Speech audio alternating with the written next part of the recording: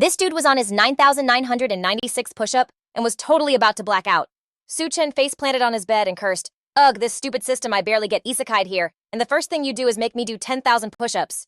Just then, some guy bursts in and yells for him, "Su Chen, the awakening ceremony's started, it's almost our turn, let's dip." That was Zhao Zilong, one of Su Chen's best buds. Zilong rushed over and started yanking Su Chen away, but he was still 4 push-ups short of 10,000. So he couldn't just bail yet.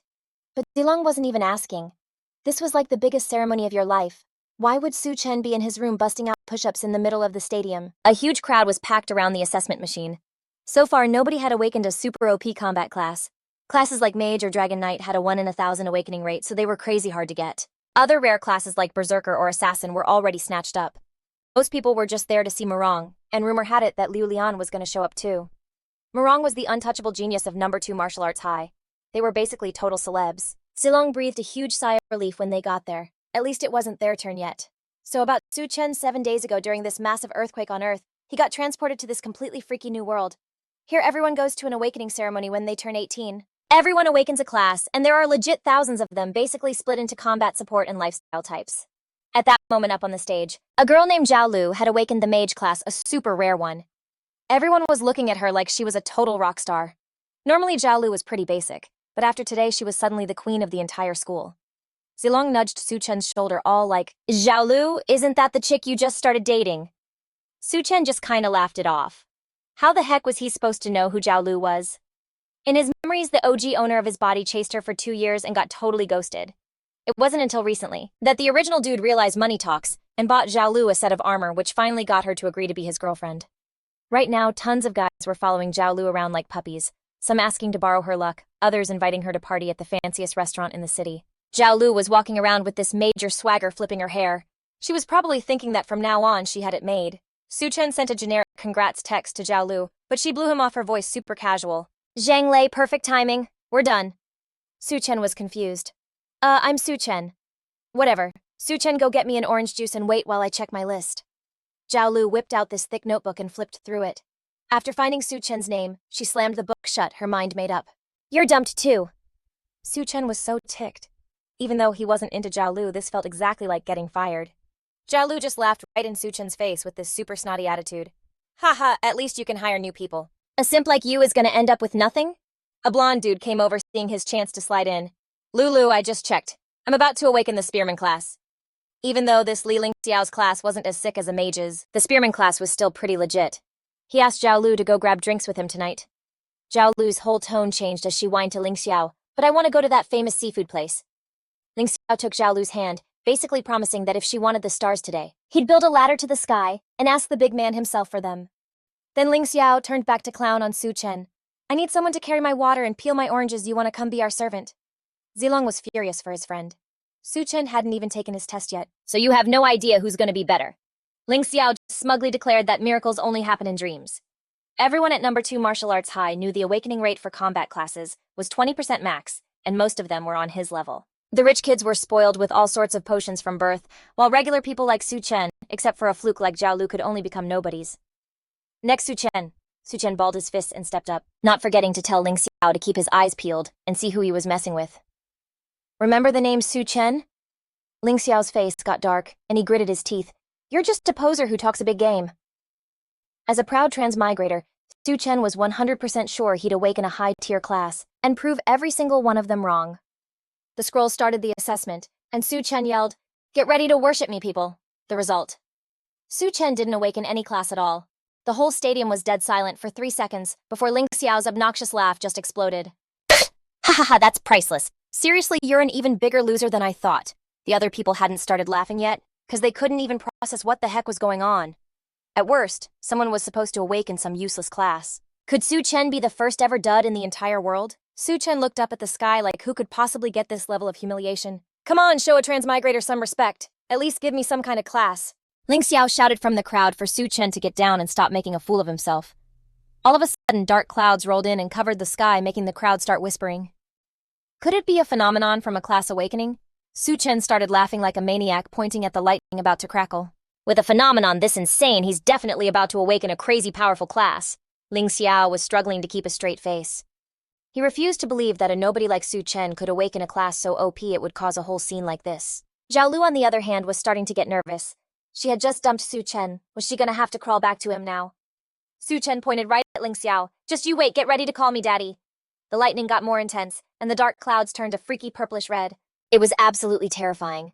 A monstrous foot busted out of the dark clouds, heading right for them. Everyone freaked and scattered, and a few people got totally yeeted by the creature's tail. Someone screamed, "It's a demonic beast. That's the aura of a demonic beast, not an awakening phenomenon." Su Chen had just bolted down the steps when he tripped over its massive foot. A level 1 warning started blaring. Demon Dragon invasion, immediate evacuation recommended. Su Chen collapsed onto the ground.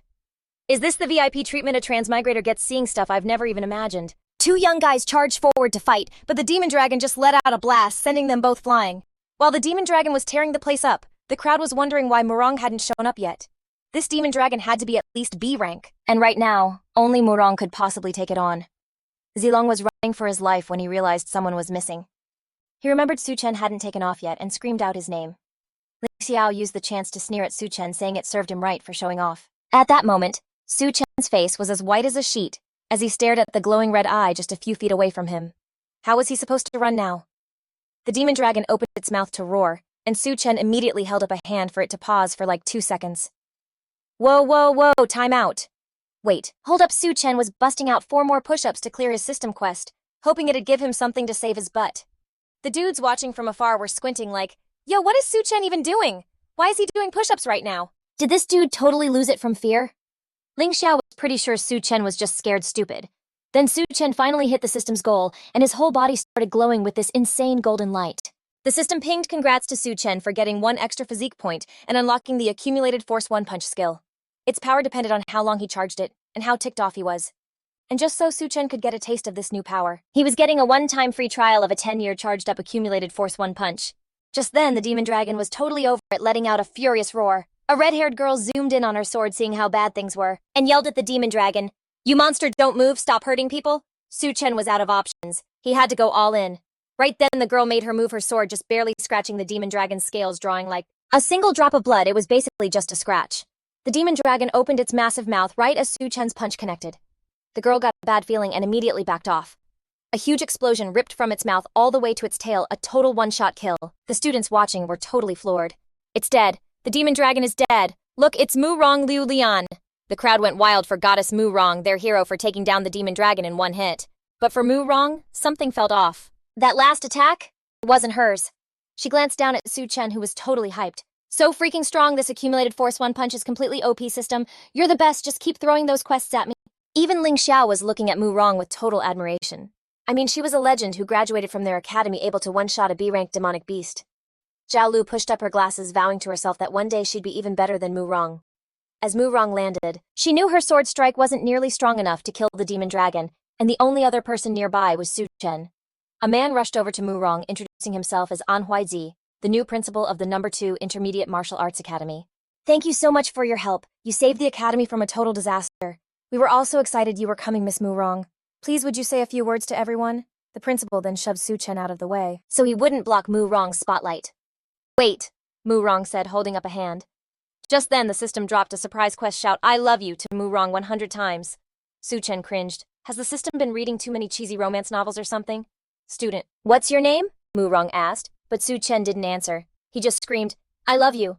Murong's face went totally blank, and the principal just exploded.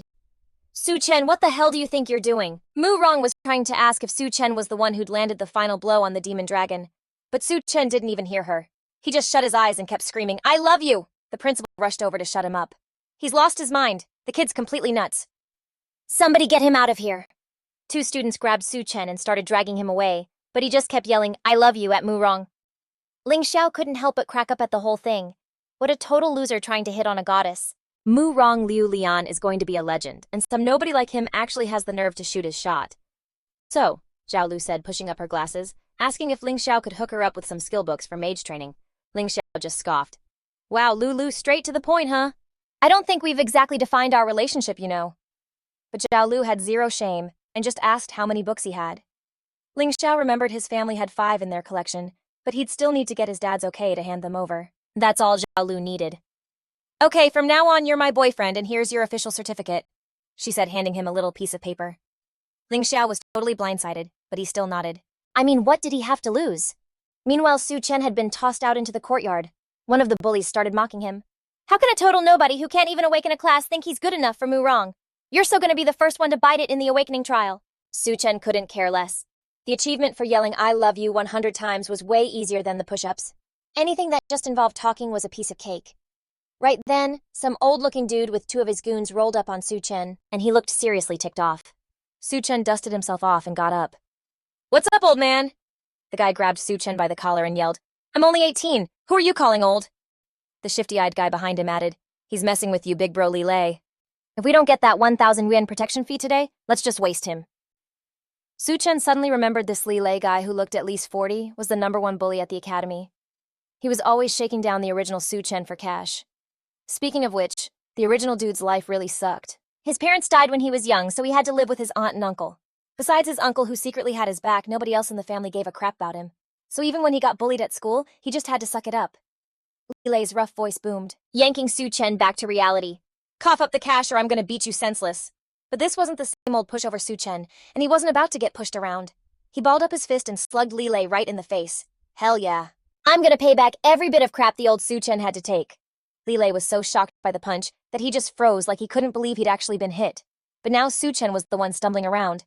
Wait, why was that accumulated force 1 punch so weak? Was the charge time too short or something? It finally clicked for Leilay that Su Chen had just decked him. He cracked his knuckles and neck glaring.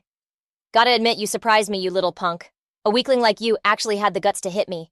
His two goons were shocked too. They figured Su Chen had no idea that Leilay had just awakened as a tank warrior.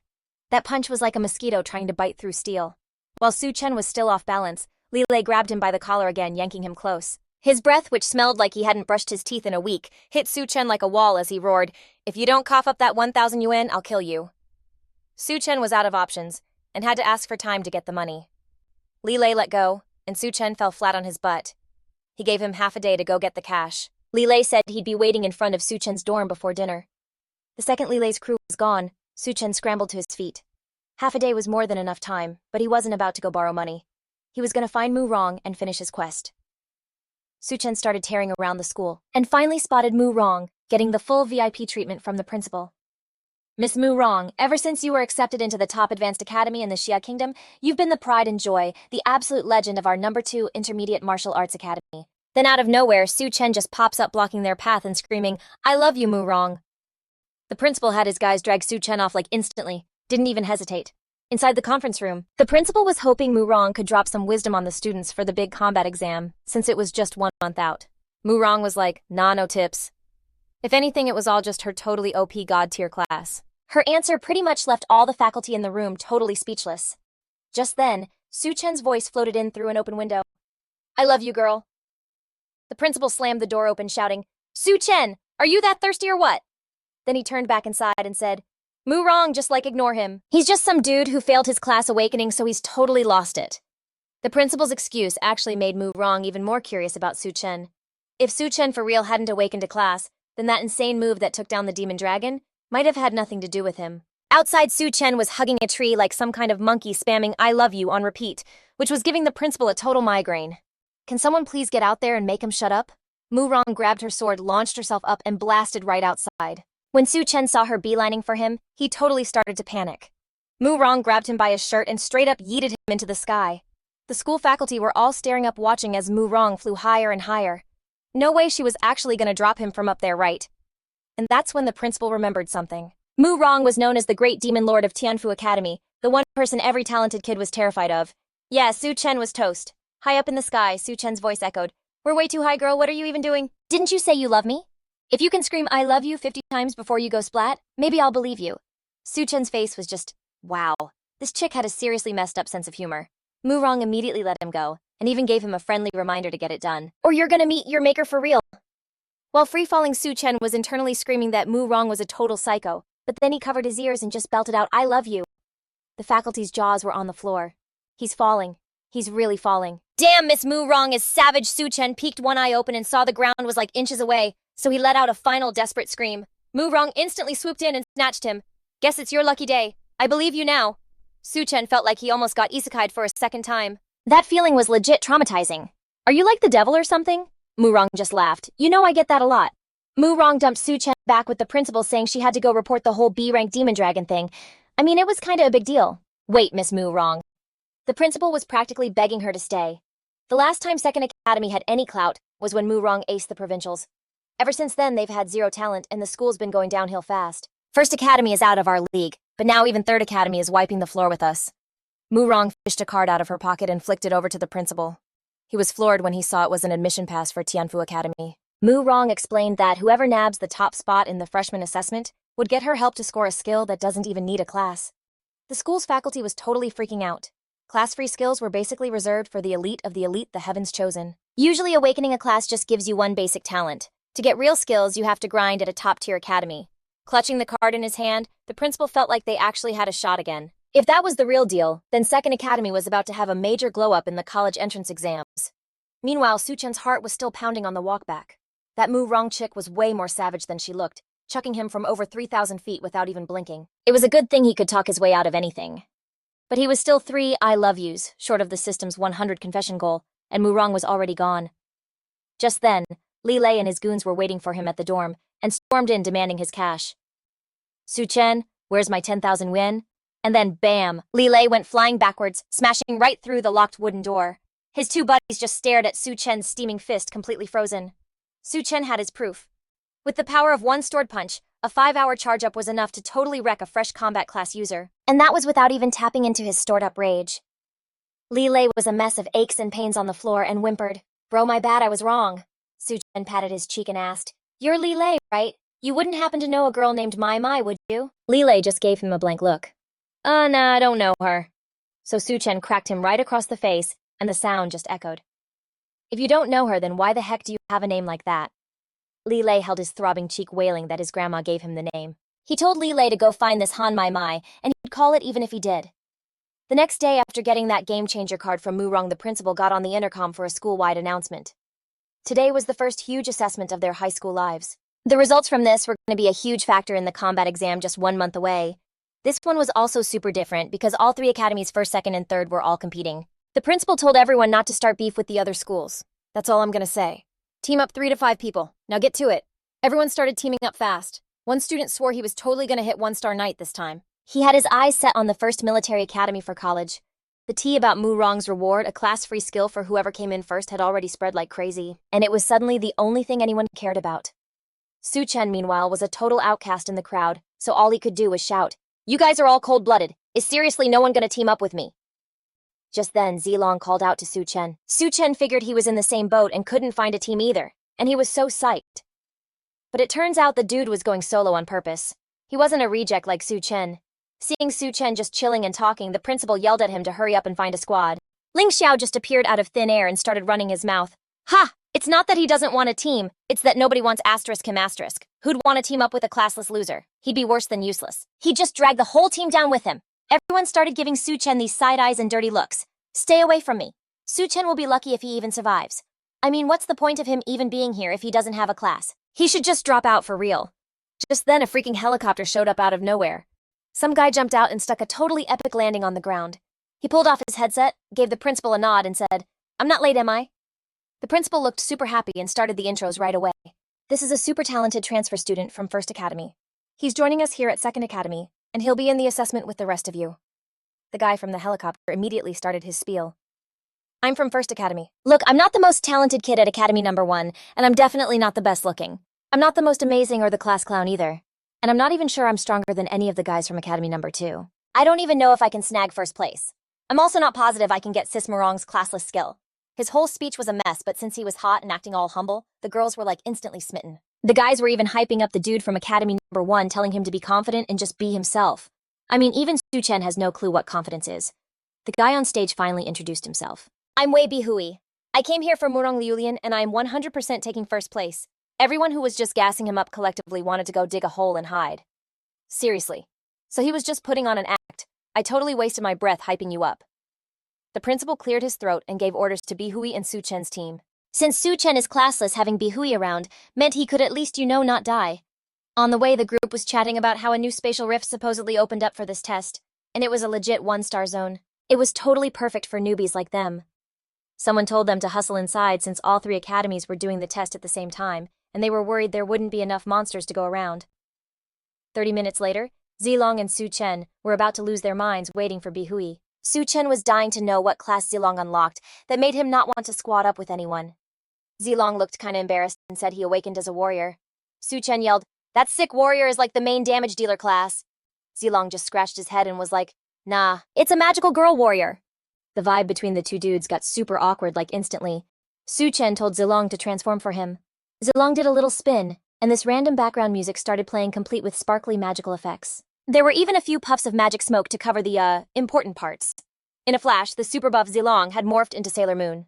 Holy crap, Su Chen was so shook he barely recognized his own friend. So this was Zilong's final form. "Zilong, I've got an idea!" Zilong's face suddenly twisted up and he swung his axe, sending Su Chen flying. "Get lost, sis!" Bam! Zilong changed back to normal and ran to help Su Chen up. For whatever reason, when Zilong transforms, he gets randomly furious and gets this major urge to just hit people. Su Chen, looking all serious, put a hand on Zilong's shoulder. "I've made up my mind, you're on my team." Just then Bihui walked past and Su Chen called out to him, "Yo, you blind, we've been waiting for you forever." Bihui shot back coldly, asking what they were waiting for him for. Zilong was only waiting because the principal put them on a team, not because he wanted to be Bihui's #1 stan. Bihui just turned and walked off, saying he preferred to roll solo. "He doesn't squat up with noobs," Su Chen muttered as he watched him leave. "This dude is something else. His whole style was so extra and annoying." All of a sudden, Bihui stopped. "Su Chen, I know you. You're that shameless guy who hit on Sis Murong in front of everybody and you were even dissing her." When it came to Murong, Bihui was a total chatterbox. Murong was his dream, his motivation, his literal goddess. Bihui knew exactly how to get in touch with Murong, but he'd never gotten the guts to say a single word to her. But Su Chen, who just met her, had the nerve to say he loved her, which Bihui totally couldn't handle. "Get the heck away from me, just looking at you makes me want to throw hands." Su Chen didn't say anything. "Even if you screamed that you were innocent at the top of your lungs, you couldn't clear your name. This time Bihui will for sure take first place to earn the right to stand by Murong's side, and nobody better get in his way. Bro Su." Leilay came running over with his two teammates. Seeing Su Chen only had Zilong with him, he looked super confused. Su Chen just shrugged. "It's a tragedy, man. Nobody wants to team up with us." Leilay puffed out his chest and told Su Chen to join his squad. They must be blind. The girl with him shot that down immediately. "Who said you could invite him? Su Chen doesn't even have a class." But Leilay had felt Su Chen's punch firsthand, so he had total faith in him. The girl was dead set against Su Chen joining, scared he'd just be dead weight. Leilay promised that having Su Chen join wouldn't be a bad move. "You won't get played for real. It'll be way safer." Leilay's girlfriend turned away, forcing him to choose between her and Su Chen. "If she and Su Chen were both drowning, who would you save?" "I'd save Su Chen," Leilay said without even thinking, which totally shocked the girl. "What did you just say? You'd ditch your own girlfriend for some worthless loser?" Leilay just shrugged. "Later girls just slow down my punch speed." The girl was fuming, vowing to find a teammate. Way stronger than Leilay. "You are so going to regret this." Su Chen had just broken up a perfectly happy couple, and even Zilong felt awkward about it. He gave Leilay a thumbs up. That move was legendary, a true example for all the bros. And just like that, the three of them headed inside together. Anyone who didn't know better would think this crew was about to take a field trip through the 19 levels of heck. The three of them went in, and the place had a completely different vibe from the outside. The area was totally empty, looked like the monsters here had already been wiped out. They were gonna have to push deeper inside. A little bit later, they saw a few four-legged creatures. Su Chen thought they looked a lot like the red boar demons from his textbook. Leilay immediately dropped down, using some tall yellow grass as cover to check them out. "That's right, there are two demon beasts out on the plains. One of them is a red boar demon, and the other one is also a red boar demon." Su Chen's face twitched like, what was this dude even talking about? "Just get up there and fight." Leilay gave Zilong a nudge. Zilong shook his head. His fragile magical girl warrior soul just couldn't take it. Leilay then looked over at Su Chen. Su Chen pursed his lips. "You seriously need me to handle a low-level red boar demon." The two of them were supposed to go, but Zilong bailed and so did Leilay. Su Chen smacked him. "You're the warrior dude, if you don't go, who's gonna—" Leilay said that if he went, things could get super messy. Su Chen shoved him forward. "What are you doing, just sitting here talking crazy?" The two red boar demons charged cautiously at Leilay. Without even hesitating, Leilay threw up his fists, landing a perfect punch on each of the red boar demons' heads. Su Chen and Zilong were hyped. Just as you'd expect from the #1 brawler, Leilay was legit strong. Just then, a noise got louder and louder. In the distance, a whole herd of red boar demons was charging at them. Every single one of them was chunky and jiggly, their bellies bouncing as they ran. Zilong was so freaked out he fell right on his butt, his legs turning to jello. Only then did Leilay explain that even though he was a tank-type warrior, he had a secret passive, a monster magnet constitution. Basically, whatever type of demon beast I fight, I pull aggro from all the other beasts of the same species. Su Chen cursed this dude really didn't mention that sooner. Now all they could do was book it. Meanwhile, Zhao Lu and Ling Xiao's group was taking on 3 red boar demons. She used her scepter to blast 3 fireballs, but the red boar demons suddenly switched directions and just ran off. Ling Xiao was totally confused. One of his teammates pointed at the massive herd of red boar demons all stampeding in one direction. Zhao Lu knew she couldn't just let this go. Crimson boar beasts are like total noobs, the easiest mobs to farm. If we don't level up off them, we're gonna fall way behind. Zilong saw the horde getting massive, and knew dipping wasn't an option. Su Chen just bolted for some rocky hills over there. His plan was to bait all the crimson boar beasts into one spot and just wipe them out. Zilong was freaking out like, Su Chen, don't be a hero, there's a crazy amount of them. But Su Chen had been juicing up all day. He told them to back off while he took on the whole herd solo. Charged Fist Su Chen just let loose with this insane punch. All that stored up energy sent the whole herd of chunky boars flying. Meanwhile, outside the teachers were glued to the leaderboard. In the top 10, only Bi Hui and Zhao Lu were repping Academy number 2. Li Shandy, the head honcho from Academy number 1, was totally roasting the headmaster of Academy number 2. Yo, check the scoreboard, my Academy number 1 is absolutely crushing it. And the kid with the most beast kills. Yeah, he's one of mine. And don't forget the prodigy from my Academy number 3, Zhao Huohuo, is sitting pretty at number 2. Zhuan Lin, the headmaster from Academy number 3, strolled over to Headmaster Anne like, what's with the long face? Headmaster Anne faked a smile and was like, Academy number 2 is doing all right, we're holding 4th. Zhuan Lin just laughed right in Huiji's face, saying that Bi Hui, their second-place star, was a transfer from Academy number 1, not some talent they actually raised. Headmaster Li jumped in, adding that since Academy number 2 has 0 talent, they had to steal a student from her school. Oof, that's a cheap shot. Headmaster Anne put his hands on his hips, clapping back with, hey, if you want to try and poach my students, be my guest. Headmaster Zhuan got in his face, saying, wow, you're really good at twisting things to not look like a total failure. Does Academy number 2 even have anyone worth stealing? Let's be real, without Bi Hui, your school would be getting completely wrecked by us. Headmaster Zhuan was basically saying that this year's resources should go to Academy number 3, not 2. Headmaster Anne was shook, and could only mumble that the trial wasn't over yet. The veteran Headmaster Li was like, the trial just started, but we all know how this ends. The more mobs they take down, the more OP the students get. And that gap is just gonna get wider. Then out of nowhere, the scoreboard went crazy. Su Chen literally shot up to the number 1 spot on the server with 98 points. Headmaster Li was floored. Who is that kid? Never even heard of him. He got 98 points in a flash. How many beasts did he even take out? Say that again. Even Headmaster An was bugging out, but he wasn't about to pass up a chance to flex. Haha, Zhuan Lin, looks like your 5 minutes of fame are up. My Academy number 2 is number 1 now, what's good? Headmaster Zhuan was convinced it had to be a glitch in the system. Headmaster An couldn't care less. He was just gonna vibe with this W for a minute. Headmaster Zhuan stormed over to the control panel mad that some rando named Su Chen just jumped to first place. And with a lead that huge over second place, no way. Headmaster An finally got his comeback moment. Everything here is run by the main AI, and we all know the AI doesn't mess up. Ever. Headmaster Zhuan slammed the table, totally ticked off, and demanded they check it out. Headmaster An just stood there, hands behind his back, grinning like crazy. Go ahead, check all you want. We're number 1, so you can stay mad. Haha. Academy number 3 wishes they could ever be on our level. Back in the trial, Zilong was losing his mind that his boy just one-punched the entire Crimson Boar Beast horde. Su Chen's whole body started glowing, and he was totally clueless about what was happening. Zilong figured it out, though Su Chen was breaking through to become a 1-star class holder right at the start of the trial. Hitting 1-star class holder this fast meant he was already ahead of the top dog from Academy number 1. But since Su Chen didn't have a class, he didn't really feel any different. This feels so weird. Meanwhile, over in another canyon, 2 bald dudes were taking on a pack of wild wolves. One of them scoffed. These lame 1-star beasts need to learn their place. We're both way stronger than 1 star. No one in this whole trial can touch us. His buddy with the big lips was like, dude, forget these weak 1-star mobs, let's focus on the real mission. The first bald guy pulled out a briefcase with something inside, confirming they were in the right spot, even though the spatial rift had just popped up. Turns out this wasn't a totally new spatial rift.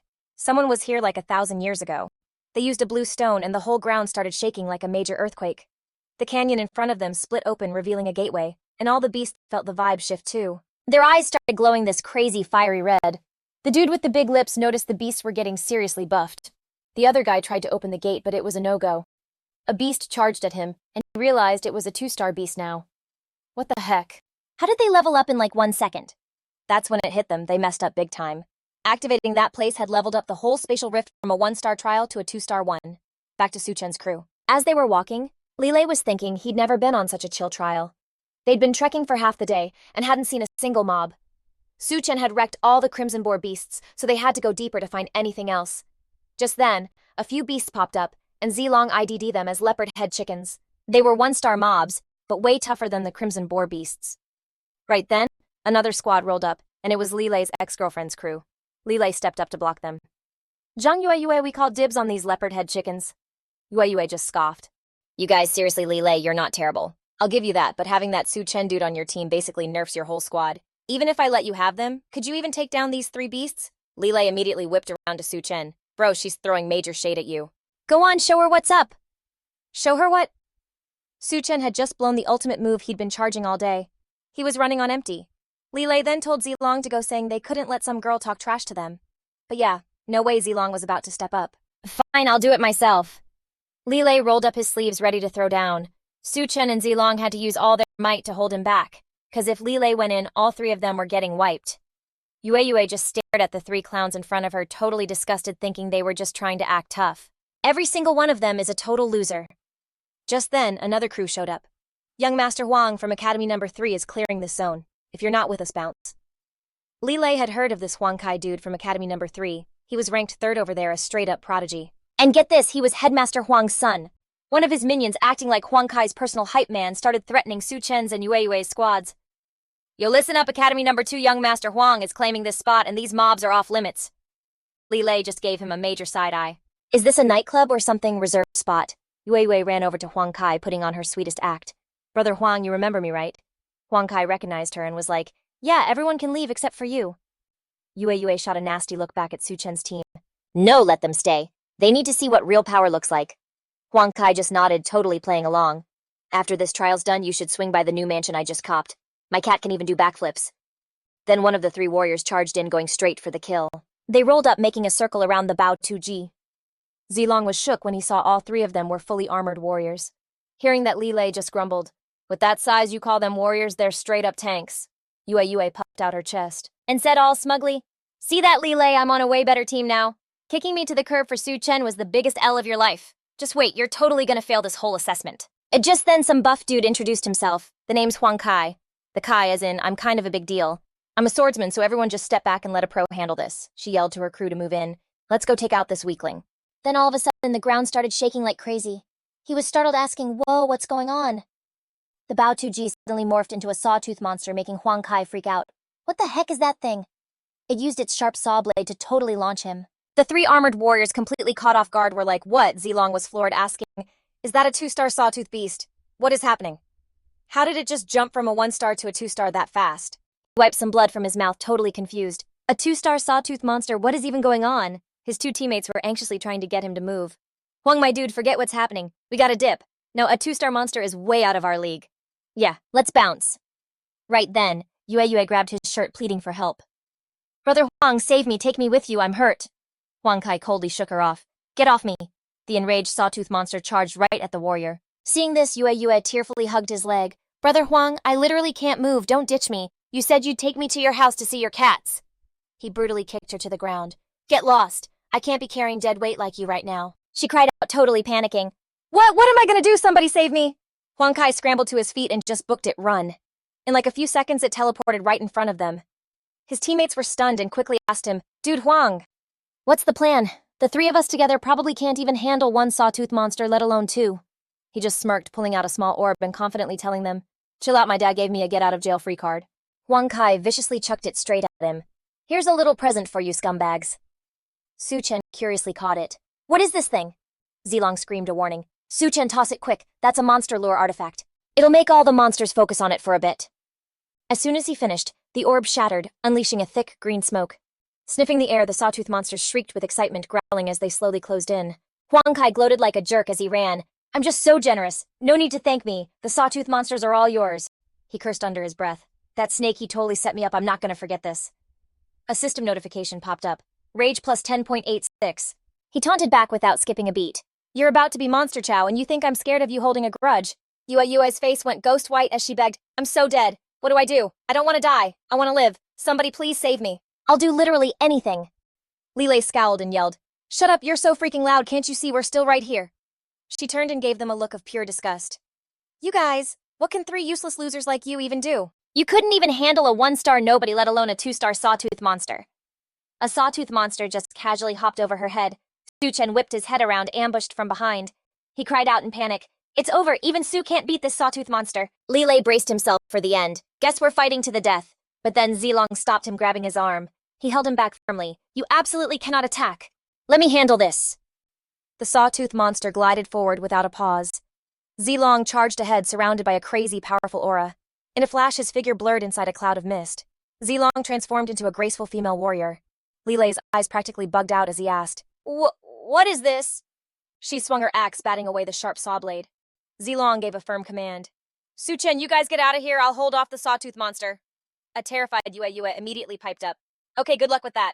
We're leaving now. She weakly tried to get them going. Su Chen, Leilay, help me up. The three of us need to escape. But the sawtooth monster just powered through and broke free. He sensed the danger and jumped back. Yue tugged on his sleeve, whining nonstop. Su Chen, did you not hear me? Someone's holding it off for us, so let's run. He coldly yanked his sleeve away. If you want to go, then go. I'm not leaving. She sneered at him. A lowlife like you is still trying to act all noble and unafraid of death. Then, Yue cursed angrily. Why is my luck so bad I had to run into a bunch of trash like you? Fed up, Su Chen slapped her. Are you done being annoying? Yue shrieked with fury. You dare hit me! She got right in his face, tattling in a shrill voice. Leilay, that loser just hit me. Are you just going to stand there and watch? He shoved her aside without a second thought. Get lost, I've been wanting to smack you for a while now. Back to the action. Zilong was sent flying, slamming hard onto the ground. Su Chen yelled out, worried. Fall back! You're no match for the sawtooth monster. Zilong frowned, trying to stop him. Su Chen, don't be stupid. You were just taken down by that thing. Su Chen's aura blazed with absolute fury. How dare you hurt my friends? He roared with determination. I will make you pay. Seeing his fighting spirit, his friends started cheering him on. Su Chen focused his power and unleashed his ultimate move. Charged punch, fueled by pure rage. He slammed down with insane force, causing a massive explosion. Leilay was stunned, hyping him up. That's my bro, taking down 2 with 1 punch. What kind of power level is that? Su Chen mumbled, remembering the info from before. When I first got the charged punch skill, the system told me. The power of charged punch depends on how long you charge it up and also on how mad you are. Right now, I've basically proven that I can use my rage level to power up the charged punch. Meanwhile, Yue was trembling in a full-on panic. How is that possible? There's no way Su Chen has that kind of power. It must be because we already hurt the sawtooth monster. And he just stole the kill, that's it. She stumbled back in terror. It's over. More and more sawtooth beasts are being drawn here. Yue despaired. At this rate, we won't be able to escape, even if someone holds them off. He admitted to himself. The problem is that last punch totally drained half of my rage. A second later, Su Chen's resolve hardened. I need to get my rage back to 100%. Any more. He freaking slammed his fist down a couple of times. Huang Kai, even your ancestors' rage should be plus 100. The points barely moved. Su Chen grumbled, pissed off that not even that loser Huang Kai could get him the rage points he needed. The sawtooth monsters jumped on the chance and let out this insane shriek. His 2 teammates yelled nervously, Su, dude! He funneled energy into his burning fists as his greatsword slammed down on the enemy. Rage value plus 10.86. Su Chen used the opening to totally wreck his opponents. While he was fighting, he started screaming, the 14 years of fighting back against impossible odds and I wasn't even at full rage. Rage value plus 10.86. Su Chen, totally livid, fought like a beast. He then started yelling about the shame of the Jingkong incident. The Manchu invasion, the Battle of Yamen, my people never give up. Then Su Chen threw a punch fueled by pure pride. The uprising of the 5 barbarians, the Tumu crisis, the opium wars, the burning of the old summer palace. This rage is literally in my DNA, one little poke and it goes nuclear. Leilay was totally fanboying, cheering. That's sick, Su, absolutely sick. Running on pure rage, he lunged forward with insane strength. This one punch holds a whole history of hate. Su Chen screamed, landing the final kill shot. This one's for our future. After the dust cleared, he let out a sigh of relief. Phew, finally done, thank God. Yue was totally freaked out and shaking like a leaf. Some dude with no class just soloed a whole mob of 2-star monsters. Is this for real? Su Chen lifted his head and announced to the world, yeah, this world is dangerous as hell, but now that I, Su Chen, am here, I'm gonna fight for it. And I'll protect it just like I loved my old one. His teammate asked hesitantly, dude, Su is your real class, like a mage or something? You were spitting some kind of spell. How'd you power up just by talking? Leilay could only let out a sigh. When I saw Zilong change back to his real form, I was so lost, but man, it blew my mind. Outside in the main hall, a huge screen displayed the live rankings. In first place, Chang Yan with 106 points. In second place, Huo Huo from the 3rd Academy with 99 points. In third place, Su Chen from the 2nd Academy with 98 points. In fourth place, Bu Li from the 1st Academy with 94 points. In fifth place, Bi Hui from the 2nd Academy with 90 points. In 6th place, Buffon from the First Academy with 81 points. In 7th place, Chu Xuan from the First Academy with 76 points. In 8th place, Zhao Chen from the First Academy with 65 points. In 9th place, Luo Feng from the First Academy with 53 points. In 10th place, Shan Di was totally gloating. Looks like Yang Yan passed Su Chen and is #1 now. Real talent always shines through. Huang Lin smirked, turning to trash talk the other guy. YG, what's wrong, cat got your tongue? That Su Chen kid from your academy slipped to 3rd place. YG frowned and snapped back. So what if he's third place is still awesome? He scoffed, not even hiding it. Oh, please stop trying to spin this. That nobody Su Chen's score has been stuck forever, which just goes to show he's total garbage. Huang Lin was so full of himself. Then he pointed to the board. Now that the real geniuses are finally getting serious, it won't be long before Su Chen is kicked out of the top 10. Just then, the leaderboard flashed and updated. A woman gasped, breaking the silence. Wait, what? First place Su Chen, 208 points. What the heck is going on? How did Su Chen suddenly jump to 1st? And with a massive lead over 2nd place? YG just busted out laughing while Shandi was in total shock. This is totally insane. You could almost hear the asterisk smack asterisk as Huang Lin's ego took a hit. He went from embarrassed to furious and yelled, Director Lee, something is seriously wrong. Either that kid's cheating or the trial itself is bugged. YG just waved him off. Oh, just stop. Have you no shame? Just then, a huge warning started flashing on screen. Huang Lin asked, confused, What's happening? That's a level 1 alert. Something's wrong inside the trial. He jumped at the chance to gloat. See, told you so, the trial is bugged. So YG, who's the one who should be embarrassed now? Su Chen's 1st place doesn't count. Hao Lin ran up totally out of breath. Directors, it's a total disaster. He rushed to explain what happened. A minute ago, the spatial node where the students are went unstable. It just flipped from a 1-star zone to a 2-star zone. The 3 of them were all in shock. No way. Huang Lin asked, completely floored. How is that even possible? Shandi quickly demanded, What's the cause? Do we know why? Hao Lin answered nervously. We still haven't found the cause, after it turned into a 2-star training ground. All the 1-star monsters inside leveled up into 2-star monsters. It's super dangerous now. She clenched her fists, her voice shaking. This is a nightmare. 2-star monsters are a whole other league. There's no way our students who aren't even 1-star yet can handle them, he said grimly. Even a prodigy like Chang Yan is going to be lucky to make it out alive. YG, holding onto a sliver of hope, asked, Can we get in there right now? The staff member just shook his head. And just like that, the hope was gone. We're locked out. Even though the trial grounds jumped to 2-star, the entry rules are still the same. Only people under 1-star rank can get in. All the teachers here are over 1-star rank, so none of us can go in. Huang Lin's face went white. This is a total disaster. The 2-star monsters are probably tearing them apart in there. He raised an eyebrow and chimed in. I wouldn't be so sure about that. The other director snapped back, his voice full of poison. What the hell is that supposed to mean? YG, your 2nd academy is the weakest. Your students are going to get hit the hardest. He just calmly pointed at the board. Think about it. Su Chen's rank just shot through the roof. So what does that mean? YG laid out his theory totally confident. It means Su Chen took down a 2-star monster. The only way to get a huge point jump like that is by killing a 2-star monster. Huang Lin looked totally torn and couldn't accept it. That's impossible. How could the 2nd academy ever produce a student who's that much of a beast? She didn't even argue, just nodded. It sounds crazy, but it's the only thing that adds up. At that moment, he'd had enough and literally smacked the other director in the face with his slipper. Huang Lin angrily slapped his hand away. What the hell, man? YG shot back. That's for always trashing our 2nd academy. You had it coming. He grabbed the man's arm with a smirk. I just figured you'd want to hide your face, so I gave you a shoe to cover it. Meanwhile, back in the trial, Su Chen said urgently, Okay, something is seriously wrong in here. Otherwise, a 2-star monster shouldn't even be able to spawn here. We gotta bail right now. Zilong was already planning their escape. The exit portal is all the way at the end of this dungeon, so we have a long haul ahead of us. Just then, Yue ran up to them begging, Please let me come with you guys. He totally scowled and shut her down. You even calling me dad ain't gonna work. Then bam, she drops to her knees and Yue's eyes are all sparkly, begging him super hard. Dad, please accept this look of pure worship. Seeing this go down, Su Chen was totally shook like, is she really this extra? Meanwhile, Ming Cao was frantically trying to figure a way out of the ambush. What's the plan? The bronze giant gate is sealed shut and we're boxed in by 2-star monsters. Liu San was nervously breaking it all down. A 1-star trial ground flipping to a 2-star is like completely unheard of. This has to be connected to whatever that young Master Luo is trying to get his hands on. This place is supposed to be for players who aren't even at the 1-star level yet. Young Master Luo dropped a fortune on special items just to sneak the 2 of us 1-star players in here. We should have known that thing was next level, but we never thought it could actually change the difficulty of the whole zone. Ming Cao totally cut him off. Why are we even talking about this now? The only thing that matters is how we get out of here. Liu San quickly laid out their only option.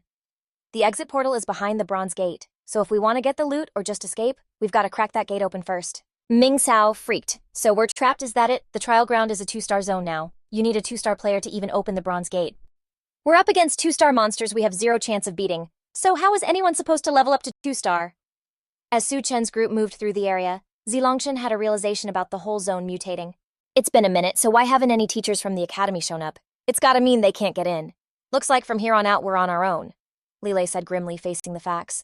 The whole path is crawling with 2-star monsters. How are we supposed to just waltz to the end of this dungeon? I bet a ton of people are gonna get wiped in here. At that exact moment, not too far away, Ling Xiao was running for his life. Heads up, it's catching up. He smirked, then whipped around and started letting loose with his guns. 16 shots from each gun, 3 seconds to be the hero. But get this, those powerful shots didn't even tickle the one-horned wolf. Ling Xiao was in total shock, then immediately booked it, yelling, "It's no good, my bullets can't even touch it." Heard a 2-star monster. Zhao Lu stepped up to take over. Let me handle this. She turned and cast her spell, Mother Earth Sandification. In a flash, the beast dropped into a sinkhole of sand. Seeing it, Ling Xiao was blown away. Lulu, you always save the day. The mage class is seriously OP. She gave him a nod, then cautiously moved toward the one-horned wolf. Go now. I can only trap this thing for a little while to slow it down. Someone pointed, stunned. Hey, it's Zhao Lu's crew. Are they really fighting a vicious 2-star one-horned wolf? Hearing a voice he knew, Ling Xiao whipped around with a nasty smirk. Well, Su Chen. A classless nobody like you is still breathing. I guess you're just lucky. Zhao Lu frowned and said coldly, just ignore him, let's go. Ling Xiao was quick to agree.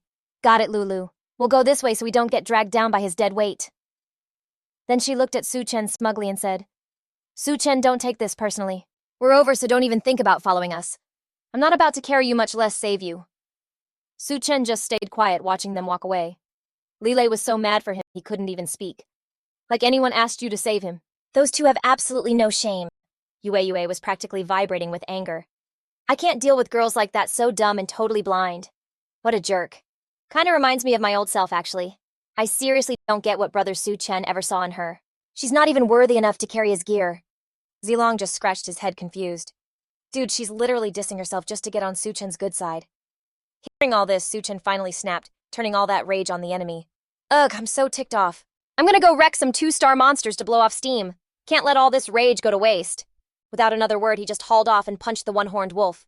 Eat this! Zilong was totally stunned by that crazy power. So strong. What class even is brother Su? Is he for real classless? I can't figure that guy out at all. Leilay nodded along. I'm with you, I can't figure him out either, but Su Chen is 100% classless. Right then, a huge burst of light shot down and surrounded Su Chen. After the light faded, Su Chen looked up all confused. What was that? Leilay's eyes went wide with excitement. That's the 2-star Radiance, brother Su. You're at the pre-2-star level. You're just one step away from being a full-on 2-star player. Su Chen looked back totally amazed and asked, 2-star already? That was fast. Is leveling up always this easy? Leilay just stared at him. Easy. That's the first time I've ever heard someone say leveling is easy. Then he started explaining, getting to 1-star is pretty simple. Because once you awaken your class, your power level is already pretty close to 1-star. But from 1-star on every single promotion is a huge leap, and the difficulty gets like tens of thousands of times harder. Most players never hit 2-star in their whole lives. Even total prodigies usually get stuck at 2 or 3-star and can't go any higher. Zilong, who was standing nearby, chimed in, plus starting from 2-star. Say, every time a player ranks up, they have to beat a class advancement trial, and a huge number of them fail. Su Chen looked totally lost hearing this. A class advancement trial, Zilong asked him awkwardly. Brother Su, they literally went over this in class a while back. Were you even paying attention? Su Chen grinned, deciding to test them. All right, pop quiz for everyone. Just then, Wei shot her hand up, eager to answer. Brother Su, I know this one. Every class has its own star tower. When a player is about to level up to the next star, they have to go to their class's star tower and face a trial. You only get the rank up if you pass, but those star towers are crazy dangerous. Every single year, tons of genius-level players die in there or get so wrecked their careers are toast. It's this massive wall that has stopped so many experts in their tracks. Zilong added, looking at Su Chen with admiration. Which is why high-star players are so incredibly rare. The reason Su Chen is leveling up so insanely fast is because he can kill monsters way above his pay grade. But how do you even explain that? For any other player, a 1-star beating a 2-star is pretty much just a fairy tale, right? Su Chen frowned, asking, so after I hit 2-star, I have to do a trial in a star tower for my class. But Where does a classless person like me go to do that? Leilay was completely clueless and just mumbled, I have no idea. Su Chen pressed on. Let me ask it this way. Is there a star tower for classless people? Leilay answered quietly but firmly. As far as I know, no. All the star towers are split up by class. Class. You can't even get in without it. He was totally stoked. No star tower, that means I can just star up, no trials needed. Leilay was kinda hesitant though. I'm not so sure about that. But Zilong threw the wrench in it. Or it could mean there's no way to star up at all. Hearing that Su Chen was all in, let's go, we'll find out for sure after we smoke a few more 2-star monsters. And with that, Su Chen's crew headed for the meetup spot. He pulled up on a cliff and peeped the scene below. Zilong was shook. Is someone seriously fighting a 2-star monster down there? That's insane. Just then the sawtooth monster was going totally ham. Jiang Yan, looking ice cold, countered with shadow stealth and just poof, vanished. She went for the kill diving from above. She tried to stick her dagger in its neck, but the sawtooth monster felt it and totally swatted her away. Both Xiang Yan and the monster got knocked back. Jiang Yan from First Academy gritted her teeth, thinking, even if I find an opening to hit this sawtooth monster, I just hit star level 1. My level's way too low. There's no way I can actually hurt a 2-star sawtooth monster. The crowd was bugging out like, who is that who's crazy enough to take on a 2-star monster? Dude, that's Xiang Yan, the #1 prodigy from First Academy and the best of all 3 academies. You don't even know the queen for real, someone else chimed in, totally impressed. Jiang Yan's class is Shadow Assassin, which is a super OP combat class. The human race has a 9-star user, right? They've got the exact same class. Then the guy got all hyped. Jiang Yan is our only hope. Leave it to the top prodigy to actually hold her own against a 2-star monster. We're not even in the same league. But hearing that high and mighty talk, Leilay got ticked off and clapped back. Who says we're no match for her? What's so great about a standstill? My bro Su can one-shot a 2-star monster. Huo just scoffed. Did you pregame a little too hard before coming here? How many shots did it take to come up with that one? Everyone started cracking up. That's hilarious, one-shot a 2-star monster. I think he's nuts. Nah, just like that other guy said, he's definitely drunk. He waved his hand, totally sure of himself. You guys? Just because you can't do it, you think nobody else can, right? That's 'cause you're thinking way too small. Then Leilay got all excited. Bro, Su wanna show these guys what's good and totally own them. Su Chen just calmly said 2 little words. The guy got all salty and was like, kid, do you have any idea who I am? How dare you say I can't do it, 3rd Academy? Huo introduced himself with major swagger. I'm Huo, the #1 prodigy of the 3rd Academy. My power is second only to Jiang Yan, and even I can just barely escape a 2-star monster without getting wrecked. He wasn't buying it, pointing right at Su Chen. You're saying he can beat it? That's ridiculous. Huo's big talk left everyone completely stunned. If he can beat it, I'll call him daddy. Hearing that wild comment, Yue snapped. Shut your mouth. He put his hands on his hips, all confused. And who are you? What's it to you? Yue shot right back. You can't steal my dad. Huo scratched his head, totally lost. What's that even mean? And then it clicked. Huo was so done. Who's stealing your dad? I think you're insane. Su Chen tried to smooth things over. Yue, what are you even saying? Don't talk crazy. I'm not her dad. Seeing this, Huo got all smug. Kid, at least you get it. You know where you stand. Su Chen just smirked. Isn't this just you trying to get a freebie out of me? Yue agreed with this totally innocent face. Yep, it's totally taking advantage of someone. Huo was barely holding back his rage and snapped. I'm the one who'd be calling you dad, so you're the ones taking advantage of me, you guys. He was so furious he could barely speak, just totally livid. Huo clenched his fists and basically roared. Today I'm definitely gonna teach you all a lesson. Right then, a sawtooth monster roared and charged. Jiang Yan yelled out to everyone, another sawtooth monster is attacking, fall back to the final point now. The crowd started panicking and shouting. 2-star monsters, Jiang Yan can't hold them both off, run. Just then, one of them sucker punched her, knocking her back a few steps. Jiang Yan furiously jumped back into the fight. You beast, don't you dare run! The sawtooth monsters, like they could read her mind, split up. She yelled out frustrated as one of them charged past her. This is bad. I can only handle 1 2-star monster. We're seriously screwed. Huo pointed at Su Chen. Kid, you better count your lucky stars. If it wasn't for this 2-star monster attack, you'd be eating dirt right now. We'll settle this later. Then he turned and screamed in terror. A 2-star monster's coming this way, let's bail! Xiang Yan yelled while running. Fellow students, can someone help me stop the sawtooth monster up front? Otherwise, if it gets into the main academy area, things are gonna get real bad real fast. Su Chen's cheerful taunt almost made Huo trip over his own feet. Hey, Huo, sounds like she's calling for you. He roared back. You shut your mouth. But Su Chen didn't back down and just yelled louder. Hey, Xiang Yan. The #1 genius from the 3rd Academy, Huo, says he can totally stop a 2-star monster. Hearing that complete lie, Huo whipped around and cursed, Su Chen, you jerk, when did I ever say that? But Su Chen just kept poking him. Here's your chance to be a hero.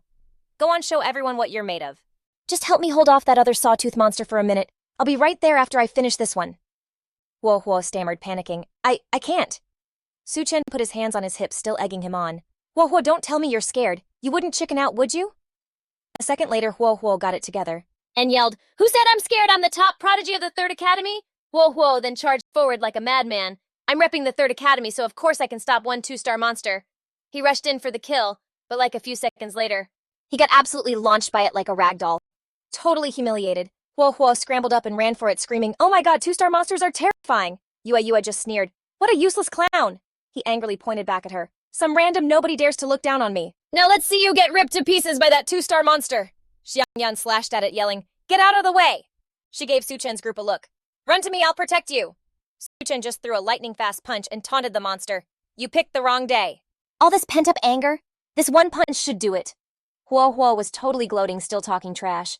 "What am I even looking at? Is that idiot seriously walking up to a 2-star monster? Who do you think you are, Xiangyan?" Xiangyan yelled anxiously. "That's way too reckless. A 2-star monster is not something a regular student can handle." Not even letting them finish, Su Chen sent it flying with a single punch, leaving Huo so shocked his jaw was on the ground. What was that? He just blew the sawtooth monster away with one punch. Everyone just stared at the scene. Shuangnan was like totally frozen for a sec. If I hadn't seen it for myself, I would have called cap. I thought Shuangnan was the undisputed goat of the 3 academies, but this dude is on another level. Who even trained this guy? Then all of a sudden, this crazy light just wrapped around him. Then bam! Tatram's head started pounding like crazy and he let out a scream. Tulong and Leilay totally freaked and ran over. "Tatram, what's up, bro? To you good?" He winced, grabbing his head. "I'm fine. This feeling? It's gotta mean I hit 2 stars. Never thought leveling up to 2 stars would come with a migraine from heck." He gasped, his eyes bugging out. 2 stars. You seriously leveled up to 2 stars without the star tower, bro. That's insane. Nobody's ever done that. Tulong explained, completely floored. Tatram, our dude with no class, is already a total anomaly, so skipping the star tower kinda tracks. Once the pain faded, he was secretly hyped. The good news is I don't need the star tower to level up. The bad news is when other people hit 2 stars, they get a massive power-up, and all I got was this killer headache. Meanwhile, she strolled over with a smile to introduce herself. "What's your name? You just one-punched a 2-star monster. That's some serious power. With that kind of juice, how have I never even heard of you? What's your class?" To all her questions, he just casually replied, "Tatram, no class." She was shook, thinking to herself, "No class." Seeing her giving him the side-eye, Shuangnan sighed and was like, "Forget it. If you don't want to say, I won't push it. We're rivals anyway." She then got all intense and declared, "Tatram, you're the first legit rival Shuangnan have ever had." Shuangnan's eyes were literally on fire, her face totally lit up with excitement. "Let's throw down, I'm not losing to you." Hearing this, Tatram was so over it. "Who even wants to fight you? I'm just trying to grab some food." For real, she doesn't believe me. Are all these prodigies wired differently or what? Feeling the vibe get super tense, he nervously told everyone, "Yo, we should bounce too. We gotta get out of here like now." Just then, Tatram was surprised to see Hoa just standing there. "Dude, why are you still here?" He looked kinda pathetic and begged, "Take me with you. I want to stick with you guys. Right now. Tatram is my best bet for survival. I've got to glom onto this powerhouse no matter what." Tatram got all smug and asked, "Give me one good reason why I should let you tag along." He literally dropped to his knees and was all dramatic. "Hoa, I've been wandering for like half my life, and my one regret is never finding my true master. If you'll take me, I'll be loyal forever." The whole crew was just silent, totally over his cringy drama. Meanwhile, Tatram was super hyped. "You're a legit genius." As they kept moving, Leilay laid it out. "According to the guide, we're almost there. Inside that bronze door up ahead is a teleporter to get us out." Just then, Tulong spotted the huge crowd and was like, "Whoa, something's off. Why is everyone just standing around here? Why aren't they going through the bronze door?" He anxiously put a hand on some other student's shoulder. "What's the deal?" The student looked grim and said, "Bro, Loy, this bronze door will only open for a 2-star class. We're totally stuck.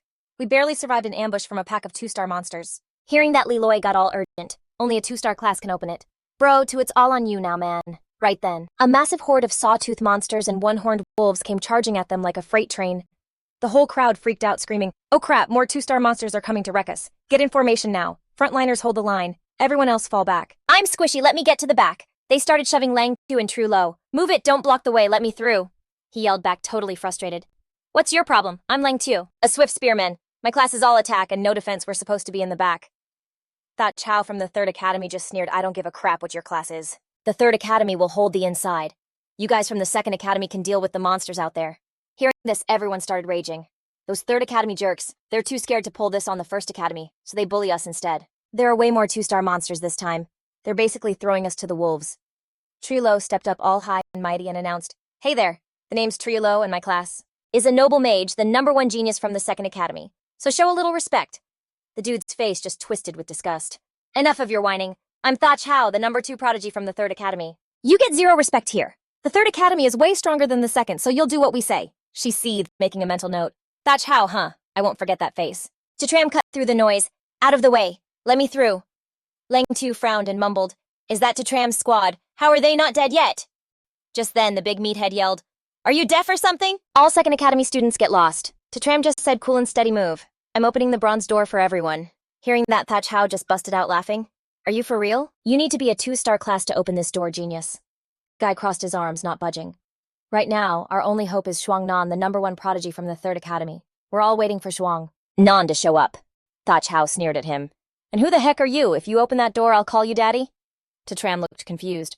"What's with you Third Academy guys and the whole daddy thing?" That sent the guy into a full-on rage. "You piece of Second Academy trash. Are you trying to start something with me?" Hao pointed a finger right in his face. "Don't you get it, a scrub like you doesn't even have the right to talk to prodigies like us." Tatram just casually flipped him off. "Did you have garbage for breakfast or something? Your breath is rank." Lang Tu jumped in. "Tatram, who do you think you are? You can't just talk to Hao." "For real," Triulo added with a smirk. "Or maybe he's just trying to get my attention, and being this close gave him a sudden confidence boost." Just then, Hao, totally steaming, reached out. "You got a death wish or something?" "Today I'm gonna rearrange your face," Lang Tu whispered with total venom. "Yeah, that dude is asking for a beatdown." Just then, without saying a word, Huohua's hand flew out and cracked the guy right across the face. "Get out of my way." Hao got decked and stumbled over to Lang Tu. He grabbed his face and screamed, "Who the heck just hit me?" The dude gritted his teeth, all menacing. "Yo, Hao, you pig, you seriously don't know who I am." Hao immediately switched up, bowing. "Whoa, man, what are you doing here?" Everyone was floored, and the whispers started. "OMG, that's Huo, the top dog from the Third Academy. I heard he's just as strong as Shuang Nan." But before he could get another word out, he got smacked again while getting chewed out. "Who the hell told you it was okay to touch him, huh? What were my orders?" And just like that, Hao went flying and landed right on Lang Tu again. He scrambled to explain, whining, "Whoa, dude, this kid's just some nobody from the Second Academy. He had the nerve to try and make me call him daddy. I couldn't just let that slide." Hearing that, Huo slapped him again ice cold. "And you think you're even worthy of calling him that?" For the third time, Hao face-planted, looking up completely lost. "I'm not worthy." Lang Tu scrambled out from under him and whispered, "Lolo, why is a guy like Huo sticking up for our Second Academy?" She just smirked like there's only one reason, obvi, he's trying to impress me. Seeing her confidence, he was totally in awe. "That has to be it. I mean, only Lolo could be that chill in front of a prodigy like Huo." After sorting things out, Huo scratched his head and asked kind of nervously, "So, was that okay?" Triolo just pushed up her glasses and totally owned the moment. "Yeah, I'm satisfied." Lang Tu was totally psyched and started gushing. "Whoa, you're awesome. The whole Second Academy thanks you, man." Huo just stared, then angrily shoved them both out of the way. "Was I talking to you? Move." He walked slowly over to Totram. Lang Tu and Lolo were mortified, their faces burning red. Huo stood there dead serious and said to Totram, "Anything you're not happy with, just say the word." Watching this totally bizarre scene, Lang Tu's mind was blown. What the heck, why is Huo being so respectful to this random dude? Lolo bit her lip, filing it away. Huo, huh, okay, I'll remember you." Just then, Shuang Nan and her squad burst onto the scene, carving a path right through the monster horde, just slicing and dicing. Everyone went wild when they saw them. It's Shuang Nan and Ngui Tat, and so Hien Bat Pham. They're all legends from the top 10 rankings. "Now we've actually got a shot," Shuang Nan commanded, her voice ringing out. "Everyone back up, I'm opening the bronze gate." She focused her energy, shouting, "Open!" But just then, Tat Hoi was thrown back hard. He was at his limit, gasping for air. "Shuang Nan, I can't hold them off much longer. How's it coming over there?" She was shaking, her voice filled with despair. "It's not opening. You have to be a 2-star to open it." Everyone's hearts just sank. Not even Shuang Nan can open the bronze gate. "We don't even have the star tower unlocked. How could anyone be a 2-star? We're so screwed. Our last hope is gone." But then Tatram spoke up, his voice steady. "I'll do it." Tat Hoi just scoffed, totally annoyed. Are you kidding me right now?" Tatram just looked him in the eye, dead serious. "I can open this bronze gate." Tat Hoi tried to block him, skeptical. "Open what, don't make me laugh, dude." Then he ran over, trying to reason with him. "Hey, don't stir up trouble. You're not even on my team. It's a miracle you've even lasted this long." Seeing his chance, Lang Tu jumped in to add his 2 cents. "Yeah, Tatram, who's gonna fall for that? Anyone who believes you is a complete idiot." Tatram didn't even flinch and just shoved him aside. "I know. The chant to open this gate. Now move." Tat Hoi still didn't buy it and just snorted. A chant. "What a load of crap. Only a 2-star class can open the bronze gate. What the heck is a stupid chant gonna do?" The crowd went quiet, and Tutram began to recite with a totally straight face. Lang Tu is a total idiot. Tat Hoi is a paper tiger. Mami Mima, you two clowns, lend me your power by the will of the ancient gods. Hearing those unique words, the students started whispering to each other, confused. Is that dude for real with that chant? It sounds like he's calling Lang Tu an idiot and Tat Hoi a poser. You've got to be joking, right? Yeah, sure, next he'll open it just by staring at it. Tutram took a deep breath, pushed with everything he had, and yelled, "Open!" Lang Tu shouted a challenge. If you open that door, I, Lang Tu, will livestream myself eating something real nasty. And in the next second, his jaw hit the floor. What the, just like that? The bronze gate creaked open right in front of them, leaving Tat Hoi completely frozen in shock. The two of them were speechless for a solid few seconds, just stammering, Did he actually do it? Everyone else exploded with cheers, totally freaking out. It's open! He really opened the gate to a 2-star secret realm. I didn't sense any class energy from him at all. Was it really the chant? But Shuangnan, who knew better, was reeling inside. 2-star Tutram is already a 2-star class. How in the world did he manage that? Just then, elite monsters swarmed out of nowhere, knocking students aside like bowling pins. Everyone started freaking out. 2-star elites are here now too. Who can even fight these things? It's a 2-star elite monster. Quick, get inside the bronze gate. Meanwhile, Lu Tam was watching from a distance, totally mind-blown. The bronze gate was opened by some no-name kid with a chant. That's insane. Min Sao pushed them forward anxiously. Let's go. We need to get in there and finish the mission Master Luo gave us. As everyone filed into the cave, Shuang Nan gasped. Right in front of them was a freaking gigantic spider queen. I've been craving a little snack. Fresh human meat. I can almost taste the delicacy now. The students started screaming. A 2-star boss, it's the spider queen.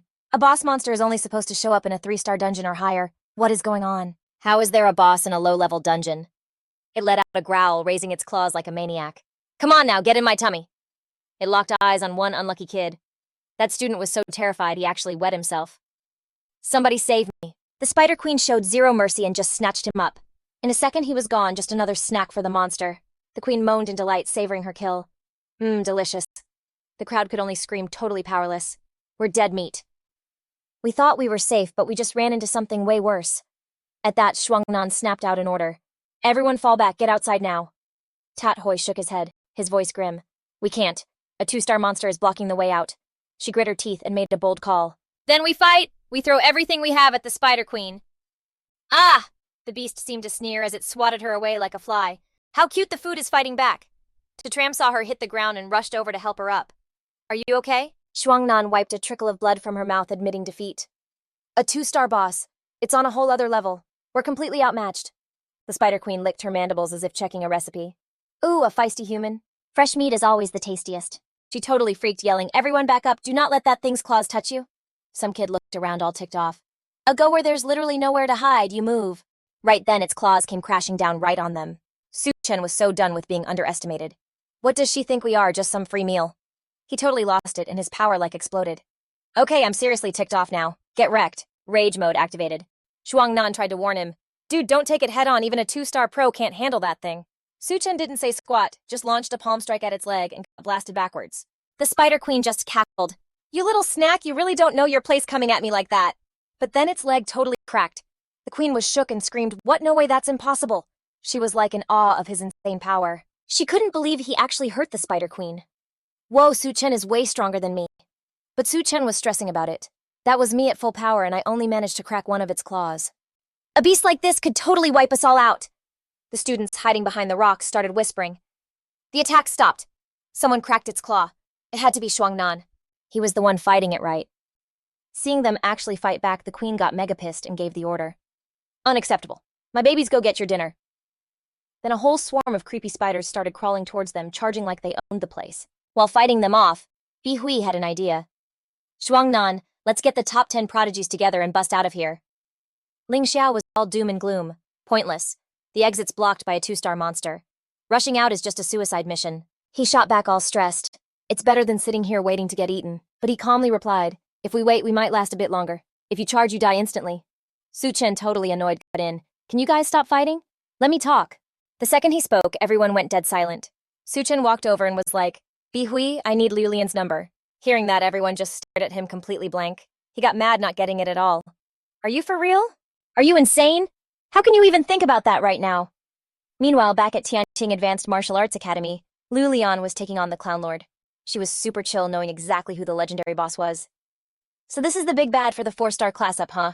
It totally lost its patience and charged like a maniac. Lulian just straight up used her half-moon slash. After one hit, she was like so unimpressed. Gotta say, you're kinda weak. Then all of a sudden, these ancient symbols started glowing on the floor. Seeing all that insane power, Meow Meow was freaking out with joy. The 4th floor is lit. That's my wifey for ya. She walked out looking totally unfazed, and Meow Meow ran up with her arms open. Lulian, congrats on leveling up your star rank. You're officially a 4-star great swordmaster quick. Let me give you a smooch. She put a hand up to block her, warning her. Meow Meow, are you asking for it? Meow Meow just teased back. Yeah, I totally am, so come on and get me. I dare you. Lulian just blew her off and changed the subject. Whatever. I have to go give a speech about pro experience to the whole student body for our teacher. She grumbled to herself. Ugh, my teacher is something else. Making me do this stuff when I'm not even a mentor. Meow Meow whined, running after her. Wifey, wait up, I'm coming with you. Back with the others. Su Chen was getting impatient. Just make the call already, I have a plan. Bi Hui shot back, totally disgusted. What kind of stupid plan could you possibly have? Don't you even think about bothering my goddess? He just sighed. I have to save everyone. He was super skeptical. Senior Lu Lian is already back at Tianqing Academy. Even if you call her, there's no way she can just teleport here to save us. How are you going to save anyone? Su Chen was firm. I just opened the bronze gate and you said that was impossible too. He was so over it and just yelled, cut the crap and give it to me. Bi Hui gave in, but not without a warning. Fine, take it, but I swear if you disrespect the goddess. At that exact moment over in the auditorium, Lu Lian was getting her speech ready, and the crowd was buzzing. OMG, we finally get to see Lu Lian give a talk. She's seriously the #1 babe in the whole academy. I'd die happy if I could just touch her hand. Dude, shut up, that's Lu Lian. Yeah, she's a goddess, but they also call her the Great Demon King for a reason. Watch it, or she'll toss you into the Nightmare Dungeon for training. Bro, if I could actually touch her hand, I'd be cool with getting thrown into the Abyssal Dungeon. Meow Meow scowled, lugging a huge pile of love letters. As she dropped them on the table, Liu Lian was like, what's all this? Meow Meow just said it straight. They're all love letters, for you. Liu Lian sighed totally over it and laid down the law. Okay, same rule as always. I already told the student council. The kids who wrote these are getting assigned to the alchemy secret realm to collect materials. If they don't get 100 points, they're not coming back. This crew has way too much time on their hands. Don't they get how serious things are right now? She slammed the table, totally fuming. These guys seriously need to learn a lesson. Don't they know that I Meow Meow am the only man you need? Just then, her phone started ringing. Meow Meow picked it up and saw it was a weird number. She hesitated. You've got a call. Should I get it? Lulian just nodded. Yeah, answer it. It's probably our teacher. Meow Meow hit the answer button right away and handed the phone over. He said his name super calm. Lulian, it's Su Chen. Listen up. She was totally surprised. Asterisk him, why is he calling asterisk Meow? Meow squinted at the screen, confused. Who's this? Su Chen just went for it, totally serious. Lulian, I love you. The entire auditorium went dead silent. You could see every student's face just drop. Bi Hui was horrified. Su Chen, I think you've officially lost your mind saying that. He just said it again, not backing down. I love you. Liu Lian's face went white with rage. The second he was done, Su Chen let out a huge sigh of relief. Asterisk, the 100-word I love you quest is finally done. The crowd was absolutely losing it. Who is this punk? How dare he disrespect Senior Lu Lian in front of everyone like that? For real, we all write secret love letters and this guy just confesses out loud. So bold, isn't he scared of becoming public enemy #1? Someone find this dude for me, like right now I'm gonna wreck him. Nah, don't worry. It'd be super weird if Lu Lian actually fell for a guy like that. Meow Meow was seeing red, gritting her teeth. Liu Lian, this guy has some serious nerve saying that right now I've never seen anyone so shameless. We absolutely cannot let him get away with this. Banish him to the Abyss Dungeon. But just then she stood up to get everyone to chill. Quiet! And just like that, the students shut up. Liu Lian just dropped a major truth bomb, super chill. She was like, as you can all see, his name is Su Chen. All the students started whispering to each other like, Su Chen, what class, which academy? I know all the top dogs and I've never even heard of a Su Chen. Then she just casually confirmed it. He's my boyfriend. The entire crowd legit lost their minds. What? She thought, not believing it. My girl just admitted she's taken. The second she said it, Liu Lian bounced from the hall. She let out a little laugh as she walked off, totally loving her sneaky plan. Su Chen, you're stubborn as always. You want to play fine, I'll let you play all you want. With you as my human shield, my life's about to get way more chill. The aggro dudes immediately started talking trash. He better not let me see him. Not just any rando gets to be with Senior Morong. Su Chen, I'm gonna remember that name. This nobody isn't even good enough to tie Lulian's shoes. We have to find him. Now. Like right now. Find him for me, young Master Lang demanded. I want all the info on Su Chen within 10 minutes. Just then, the system cheerfully pinged. The host has hit a milestone 100 EView points. Congrats to the host for getting a 1-point boost to your physique, and congrats to the host for getting 10,000 donkeys. Su Chen was completely floored hearing that. Whoa, hold up system. Are you seriously messing with me again? And again, it just casually said, congrats to the host on the 1-point physique boost. And congrats on getting 10,000 donkeys. He was so ticked off by the totally random reward. 10,000 donkeys. You're gonna troll me with donkeys, you useless piece of junk? We're in a life or death situation here. What am I supposed to do with donkeys? Am I supposed to serve the Spider Queen some donkey barbecue or something?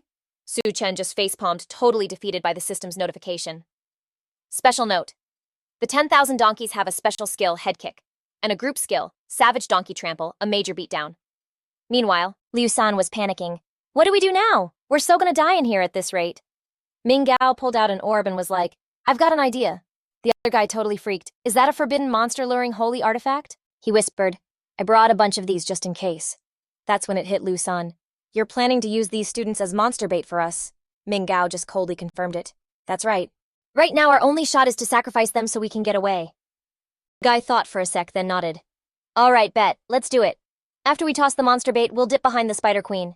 That's where the portal is and where we'll snag what young Master Luo wants. Just then, this green gas started spreading everywhere. The students totally lost it, screaming their heads off. What is this stuff? Oh no, it's monster luring gas. What? Which jerk let this out? This is basically a death sentence. Then swarms of 2-star monsters blocked both exits and they all started to despair. The monsters are all coming here and now they're even more psycho. It's every person for themselves. There's nowhere left to run. Is this really how our generation ends because of these stupid spatial rifts? They went all out with their best moves, but one kid got totally wrecked by the spiderlings. Can someone just put me out of my misery? I don't want to be food for these psycho beasts. The Spider Queen just laughed, totally gloating. Wow, to think someone would sprinkle a little seasoning on you all. Makes you taste even better. Ming Gao saw his chance and quickly said, Now's our chance, run! Seeing them bail, Ling Xiao totally lost it. Traitors are pulling this crap at a time like this. Hu Xiao shot back harshly. Hey Su Chen, I thought you wanted to save everyone. Guess it's your time to shine. Another guy chimed in all aggressive. He's just one dude. What's he gonna do besides run his mouth? He's just wasting everyone's time to escape. But our main character shut them down with a serious voice. Shut your traps. I know what I'm doing. As Su Chen stepped up, he thought, okay, I can't just drop 10,000 donkeys in this crowd, or they'll all get trampled before the monsters even get a shot. A friend yelled out, terrified, Su Chen, what are you doing? Are you trying to get yourself taken out? Ling Xiao sneered, let the loser go die. At least he'll buy us some time to find a way out. He went back to his little chant. Ling Xiao is a total dummy and Bi Hui is all talk. You two clowns give me strength. Just then, the spiderlings swarmed him. Su Chen looked up at the sky, super hyped, and yelled, Donkeys, come on down. His friend just sighed, still acting tough at a time like this. He's just messing around again. Suddenly, a whole herd of donkeys fell from the sky, stomping right on the spiders. Bi Hui was stunned. What is this? Everyone was so confused seeing a bunch of donkeys chasing after spiders. What the heck is going on? A ton of donkeys just fell out of the sky. Isn't this just making things worse? We've already got enough monsters to deal with. But wait, something's weird. The donkeys aren't coming after us. The Spider Queen got the chills, wondering, why are there other demonic beasts on my turf? Seeing the herd charging at her, she shrieked, Danger, a stampede is coming this way! No time for talk. A donkey immediately hit her with its donkey head kick skill. They just majestically trampled all over her. The Spider Queen gritted her teeth, so frustrated. Why are these monsters attacking me? Aren't they servants of the wild god? Then they took turns stomping her using the savage donkey trample skill. Right then, Ming Gao got all excited. Yes, we finally got the item young Master Luo needs.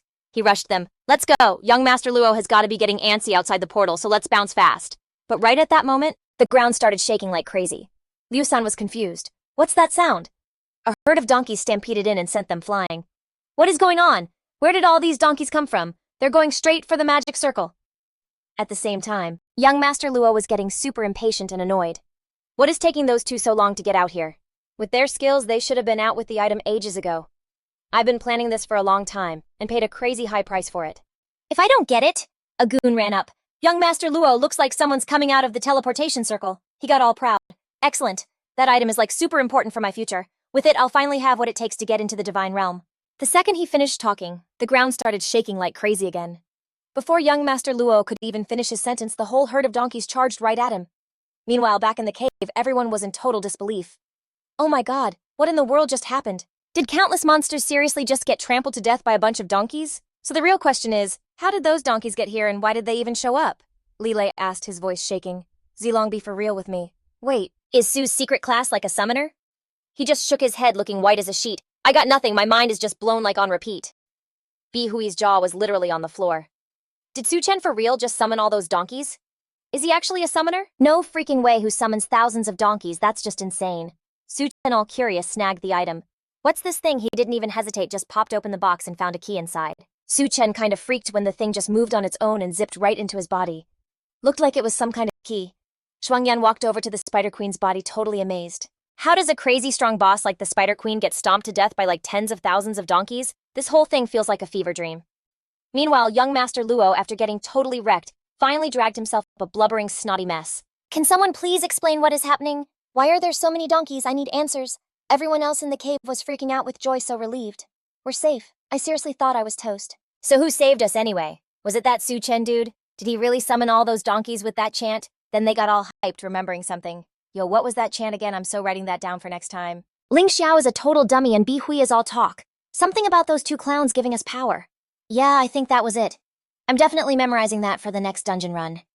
Hearing that, Ling Xiao and Bi Hui got super pissed and started going off. Crap. He knew it in his gut, Su Chen was definitely not classless. There's way more to him than meets the eye. The guy's a total legend. Just then, Ling Xiao was just standing there, completely floored. No way. That's like completely impossible. I don't know where the donkeys came from, but it was not Su Chen who saved us. Back at the second academy, everyone knows he's just some classless nobody. Bi Hui just stormed off and Su Chen was like, yeah, you really are a total dummy. As everyone started bailing, a bunch of two-star monsters suddenly came after them.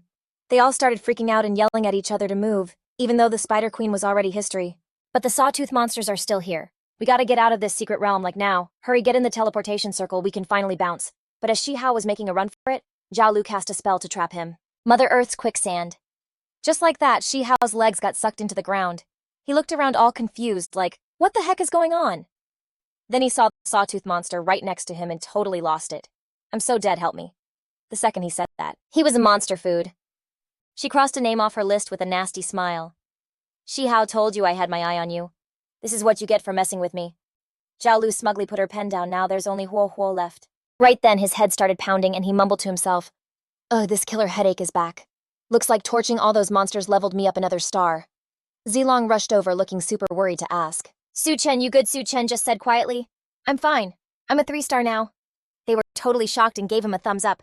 That's sick, 3 stars already, bro Su. As long as you have a class. It doesn't even matter which one your leveling speed is going to be legendary. At the same time, Shandi was getting super anxious, like, how much longer for that 5-star space mage to get here? Howlin nervously explained. The Star Tower Alliance branch said space mages are like super rare. There aren't many of them and most are in dungeons right now. They've already sent someone over like emergency dispatch. But it's still gonna be another hour. YG snapped. We can't wait that long. Our students are dying in there. We have to break through that barrier now. Huang Lin just sighed, totally defeated. It's pointless. Our 4-star power isn't enough to even scratch it, even if we go all out. He was yanking his hair out, all stressed. It's better if we just wait. My own son Huang Kai is in there. I'm more freaked out than any of you. He totally exploded. You coward. What are you waiting for? If you're not gonna do it, we will. But just as YG turned to find a way in, the leaderboard flashed up on the screen. First place Su Chen from the Second Academy with 1,388 points. Second place Shuang Yan from the First Academy with 186 points. Third Huo Huo from the Third Academy 99 points. Fourth Han Bu Li from the First Academy 94 points. Fifth Bi Hui from the Second Academy with 90 points. Sixth place Bu Fan from the First Academy 81 points. Seventh Chu Yiqian from the First Academy 76 points. Eighth Zhao Liang from the First Academy 65 points. Ninth Luo Feng from the First Academy 53 points. And 10th Hao from the Third Academy with 52 points. He was just staring, blown away by that insane number. The three of you gotta look at the leaderboard. Look at Su Chen's score. Huang Lin was in shock. How is that even possible? Over 1,000 points, Shandi was just trying to wrap her head around it. Okay, if the main system isn't bugging out, can someone please explain this to me? How did Su Chen's score jump that high? This is so not normal. He was literally shaking with excitement. Not normal. This is completely bonkers. A score of 1,388 on the first trial. That didn't just smash the record for our 3 academies. It destroyed the all-time high for every high school in the entire empire. He's the biggest prodigy to come out of an imperial high school in the last 300 years. Even the legendary Thunder God only got 980 points back in the day. YG started getting his hopes up, wondering if their second academy just produced a total phenom who could actually go toe-to-toe with the Thunder God. They both shot him down immediately. No way. Not happening. She asked, kinda suspicious. But there has to be a reason Su Chen's score is off the charts, right? He just scratched his head and mumbled, "Well, see, the thing is, he's classless." Huang Lin just burst out laughing, classless. You're kidding me, right? YG, you've got to be joking. You really think some classless kid can hang with a god? A prodigy shows up once a year, a thunder god once a century, and you're just dragging the thunder god's name through the mud. Just then, a staff member ran in totally out of breath, but super excited. Good news, everyone. The students are coming through the teleportation circle. The three headmasters were so shocked they could barely speak. Are you for real? Say that again? What? The staff member was beaming. It's 100% true. I saw it myself. Students are popping out of the portal one by one, booted out. Just like that, the portal thingy zapped open, and Su Chen and all the students came pouring out. They were totally stoked to hear everyone got teleported out of the secret realm, and that loot was being counted up. He was so hyped! This secret realm was insane! You beat the dungeon and they actually count up your loot. The whole thing felt more and more like a real-life video game. It was getting so epic he was dying to explore more. Su Chen listened to his results. Based on your performance as the star of the Empire in the secret realm, your adventure has been rated S rank. You've received 1 God-slaying point. And your item drop is the Spider Queen's Slumber Solution. Just then, a super hyped YZ ran over. So many of you are still alive. This is amazing, Huang Lin chimed in, curious. But I'm wondering who's the hero that turned things around and saved everybody. Shandi announced, not even hesitating. It was definitely Shuangyan 100%. Power-wise, she's the #1 prodigy of the 3 academies. Only she could pull off a miracle like this, he stubbornly cut in. Or it could have been Zhao Huo. He's a total wildcard, the most promising kid from my 3rd academy, he reasoned. It's also possible it was Su Chen. I mean, his score is insane. The other 2 shot back, totally annoyed. No way, not a chance. Huang Lin glared and warned him. YZ, I'm telling you to snap out of it, and don't you dare bring up that jobless kid again. If he actually managed to save everyone, I'll personally give him a pass to the formless secret realm at our 3rd academy, which only opens once a year. He sighed at the irony. This is the closest my 2nd academy has ever gotten to the 3rd academy's level. Even though I know it's a total long shot. Shandi couldn't take the suspense anymore and asked, Shuangyan, come on, tell us how you saved everybody. She shyly admitted, I wasn't the one who saved them. She gasped, totally shocked. It wasn't you. Hearing that, Huang Lin joyfully slapped Huo Huo on the shoulder. Way to go, Huo Huo. You totally crushed it. Our 3rd academy didn't just beat the 2nd. It looks like we're about to pass the 1st academy too. He scratched his head, all confused. Headmaster, I didn't do anything either. The man laid on the praise thick. No need to be so modest. Just tell us what awesome things you did inside the secret realm. Huo Huo just stared blankly. Awesome things. He replied innocently. Does getting a godfather count? Huang Lin completely lost it. A godfather. He got mad and slapped him. How dare you mess with me? Shuangyan calmly explained. Headmaster Su Chen was the one who saved everyone. A stunned Huaizhi stared at Su Chen. It really was you. He muttered to himself, confused. Why are my palms sweating? Su Chen saved everyone. So why does this feel so unreal? He calmly and boldly asked, Hey, is there a reward for saving everybody? Shandai promised. Yes, and a heroic act like this will be reported to the Star Magic Alliance. Hearing that, Su Chen immediately jumped in. Well then, bet. I'm the one who saved everyone. Huaiji was beyond thrilled, throwing his head back and laughing like a maniac. It was finally his 2nd academy's turn to get this godsend. Even when Murong had the top individual score, the 2nd academy's overall score still couldn't beat the 1st academy. Now Su Chen's score by itself is higher than the 1st and 3rd academies put together. This time his 2nd academy's total score is finally #1. Huang Lin refused to believe it and got right in his face. No way, he's just a jobless guy. He absolutely could not have pulled this off. Look, I'm not trying to hate on Su Chen, but forget killing a boss if I stood right here and let him hit me. How could that nobody possibly beat me? Without saying another word, he threw a punch right at him. The whole crowd was stunned silent for a few seconds. YG laughed hysterically. Huang Lin, you said it yourself, so hand over that entry pass to the formless secret realm, Shandai shouted sternly. Everyone back off regarding this incident. The 1-star secret realm dungeon was upgraded to 2 stars. This has never happened before. The situation with student Su Chen summoning over 10,000 fire spirits is complicated, so the Star Magic Alliance will decide everything, he asked, confused. Oh right, I have a question. What even is a god-slaying point? YG calmly explained. You can only earn a god-slaying point with a totally flawless performance. Even people who get an S-rank evaluation have a super slim chance of getting one, Shandi asked, looking worried. Su Chen, don't tell me you got a god-slaying point. Su Chen just shrugged. Just 1. She gasped, totally shocked. Just 1. Do you even know how many prodigies in high school and college graduate without earning a single one of those? Shandi explained thoughtfully. Su Chen, how exactly did you perform in the secret realm? To be honest, I'm not that shocked about that part. Because every year, lots of talented students have amazing runs in the secret realms. But you earning a god-slaying point, that actually shocked me. From what I know, you're the first middle academy student to ever get one. He proudly put a hand on his shoulder and praised him. This is awesome, you're #1 in the freshman trials this time. Murong Lulian, the eternal pride of our second academy, is going to help you get a skill with no job requirement. You've got to take this incredible opportunity. Su Chen smirked, feeling internally exhausted. Lulian, I bet she's dying to slice me in half right now. Shuangyan walked over and arrogantly threw down a challenge. Su Chen, you might have beaten me this time, but the human race examination is what really matters. I'll see you at the exam in 1 month. Shuangyan will definitely take the top spot in the province. Su Chen told him bluntly, I wouldn't recommend comparing yourself to me. Shuangyan looked confused. Are you looking down on me? Su Chen explained nonchalantly. Because I'm basically AFK. Shuangyan asked dumbly, AFK? You mean, that's your job skill? Meanwhile, in some desolate ruins, someone screamed in terror, Help us!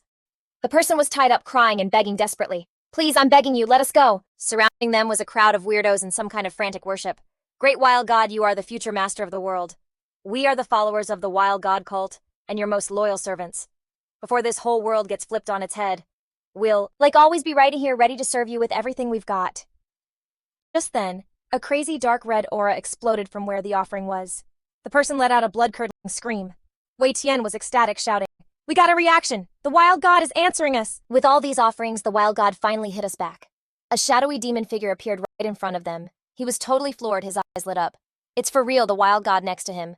Su Ming was hyped. Even though it's just like a faint echo of him, the sheer power is making us shake in our boots. I can't believe the Wild God actually came down to our little branch of the cult.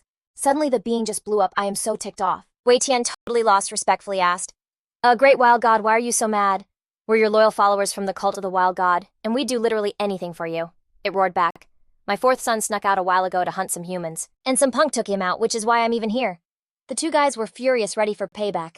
Who would even dare Wild God who messed up the Fourth Highness? It gave a cold command. Go find out and report back to me. Without even hesitating, Wei Tian was all in. Bet Wild God. Don't you worry, the Fourth Highness was a B-rank demon beast. His takedown couldn't have been completely quiet. We, the cult of the Wild God, will 100% get to the bottom of this for you. It threatened as it faded away. I don't care who it is. I'm gonna unleash my fury on them. Even the Thunder God is gonna pay for this. At a super fancy mansion up in the mountains, Minggao asked all worried young Master Luo, You good? He rubbed his bruises and snapped back. Ugh, get off my back! Getting trampled by a few hundred donkeys is no big deal. He reported the urgent news respectfully. Young Master Luo, we've got the lowdown on what you asked for. In the secret realm, this student Su Chen was totally killing it. The thing you're looking for is most likely with him. Young Master Luo's face got dark as he said with total conviction, That thing is super important to me and I have to get it no matter what. I'm gonna end that brat myself. Minggao threw his hands up trying to stop him. Young Master Luo, hold up. Su Chen saved a ton of students in the secret realm. The Star Tower Alliance already knows about it. If you go after him personally, things could get really messy. He shot back with a serious look. You think I, Luo, have anything to be afraid of? Who does my family even fear? The man worried tried to calm him down. Of course, young Master Luo isn't scared, but the drama would be bad for your image. He gave a cold, firm order. Fine, put a hit out on Qi and me, find me 2 5-star specialists. You have to get that thing from that kid for me. Minggao nodded and calmly reassured him. Don't even trip, young Master Luo. I promise I'll get it handled for you. While they were talking, the whole place started shaking and he freaked out. Whoa, what's all that noise? Are we having an earthquake? Minggao busted in with the news. Young Master Luo, we've got a huge problem. A whole herd of donkeys is charging this way. He looked out the window, his eyes bugging out. Young Master Luo yelled in shock. What, the donkeys again? Before he could finish, the herd slammed right into his gut. Young Master Luo was crying from pure frustration. You have got to be kidding me. The donkeys successfully flattened the entire mansion. Looking at the wrecked villa, he clutched his stomach and sobbed. I literally just bought this place. Young Master Luo's face was all twisted up in agony, totally helpless as he whined about how it got trampled by that donkey stampede. Over at Su Chen's place, a breaking news story was on, and in our latest update, the city was hit by a massive donkey disaster. Luckily, besides some guy from the Luo family, no one else was hurt. It was only then that he remembered he totally spaced on his 10,000 donkeys still running wild outside. Su Chen snapped his fingers and asked, Yo system, can those 10,000 donkeys be recalled? It replied instantly, The 10,000 donkeys are your summons. You can call them back or bring them out whenever you want. He casually said, All right, recall all 10,000 donkeys. Right after, the herd of donkeys just started to fade away in a flash. Su Chen was stoked about this awesome power. I just recalled 10,000 donkeys. Now when I'm in a fight, I can just summon them whenever. I've got a seriously wild idea. Just then, Zilong ran in to report. Su Chen emergency announcement. The class meeting is starting right now. Hearing that, he asked. Han Zilong, surprised. What's so urgent about a class meeting? He excitedly explained the crazy situation. In the final trial in the secret realm, pretty much every student failed to get even 1 star because of some wild stuff that went down. We still have 1 month left till the human race's college entrance exams. The 3 big academies have opened up some secret realms and demon territories for us to level up. Su Chen repeated, kinda dazed. Demon territories. Zilong explained it better. Demon territories are zones swarming with demon beasts. That demon dragon that attacked the school before was one of them. Unlike the beasts in the secret realms, these ones are usually crazy smart and tricky. Plus, demon territories are basically out there in the real world. So demon beasts just take over mountains and rule the place, and any human who accidentally wanders in could be toast. Hearing this, he asked, kinda skeptical. If demon territories are in the real world, why don't the 9-star pros just go wipe them out? He patiently spilled the secret. First off, there are way too many demon territories all over the place, and new ones are always popping up. Second, a lot of those territories have some seriously powerful demon beasts, and the 9-star experts won't make a move unless they have to scared they'll kick off a beast tide. If that happened, we'd be facing way bigger problems. Over the years, humanity has lost a lot of its living space. The human race is basically facing a massive survival crisis right now. Su Chen rubbed his chin, thinking. So the real question is, where are these demon beasts even coming from? Zilong shrugged, admitting what little he knew. Some busted out of secret realm dungeons and others invaded through dimensional rifts. That's all I've got. If we want to know more, we have to get into the higher level schools and academies to get the full scoop. Suddenly, the system popped up with a serious update. System mission alert. Please unlock the More Kids More Blessings achievement by having 3 descendants to help with the whole survival of humanity thing. He whipped around, freaking out. Yo, are you messing with me right now? It replied with zero emotion. This system is a professional and does not typically joke unless it really can't help it. I'm still a kid and you want me to have kids. Change the mission. The system just repeated itself. Once a mission is issued, it cannot be changed. Please complete it ASAP. He turned bright red, totally and hopelessly embarrassed, praying.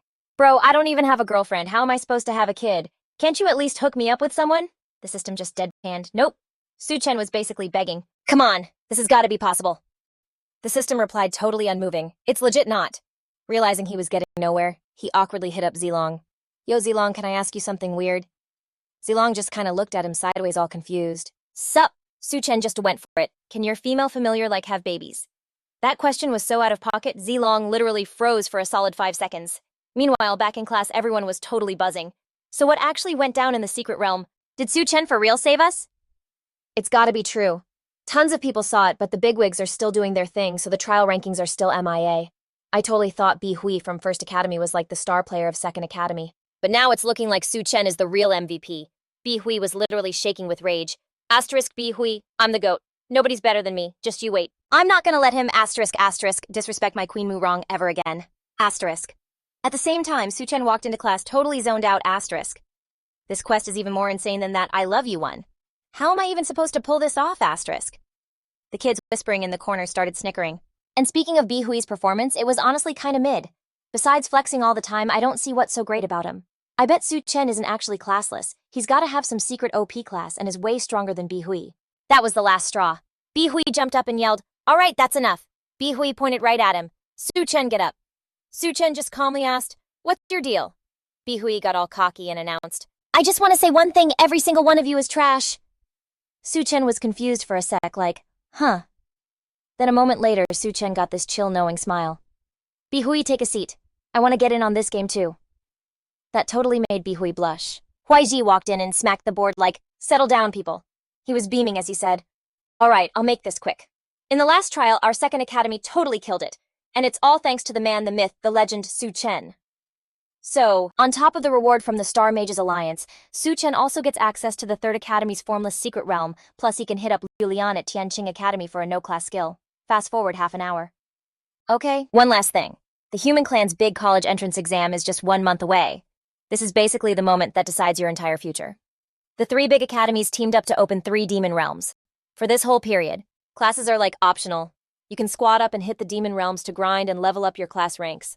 Also get this in the trial. Second Academy snagged the #1 spot out of all 3 academies. That means Second Academy gets first dibs on entry, YG announced, totally proud.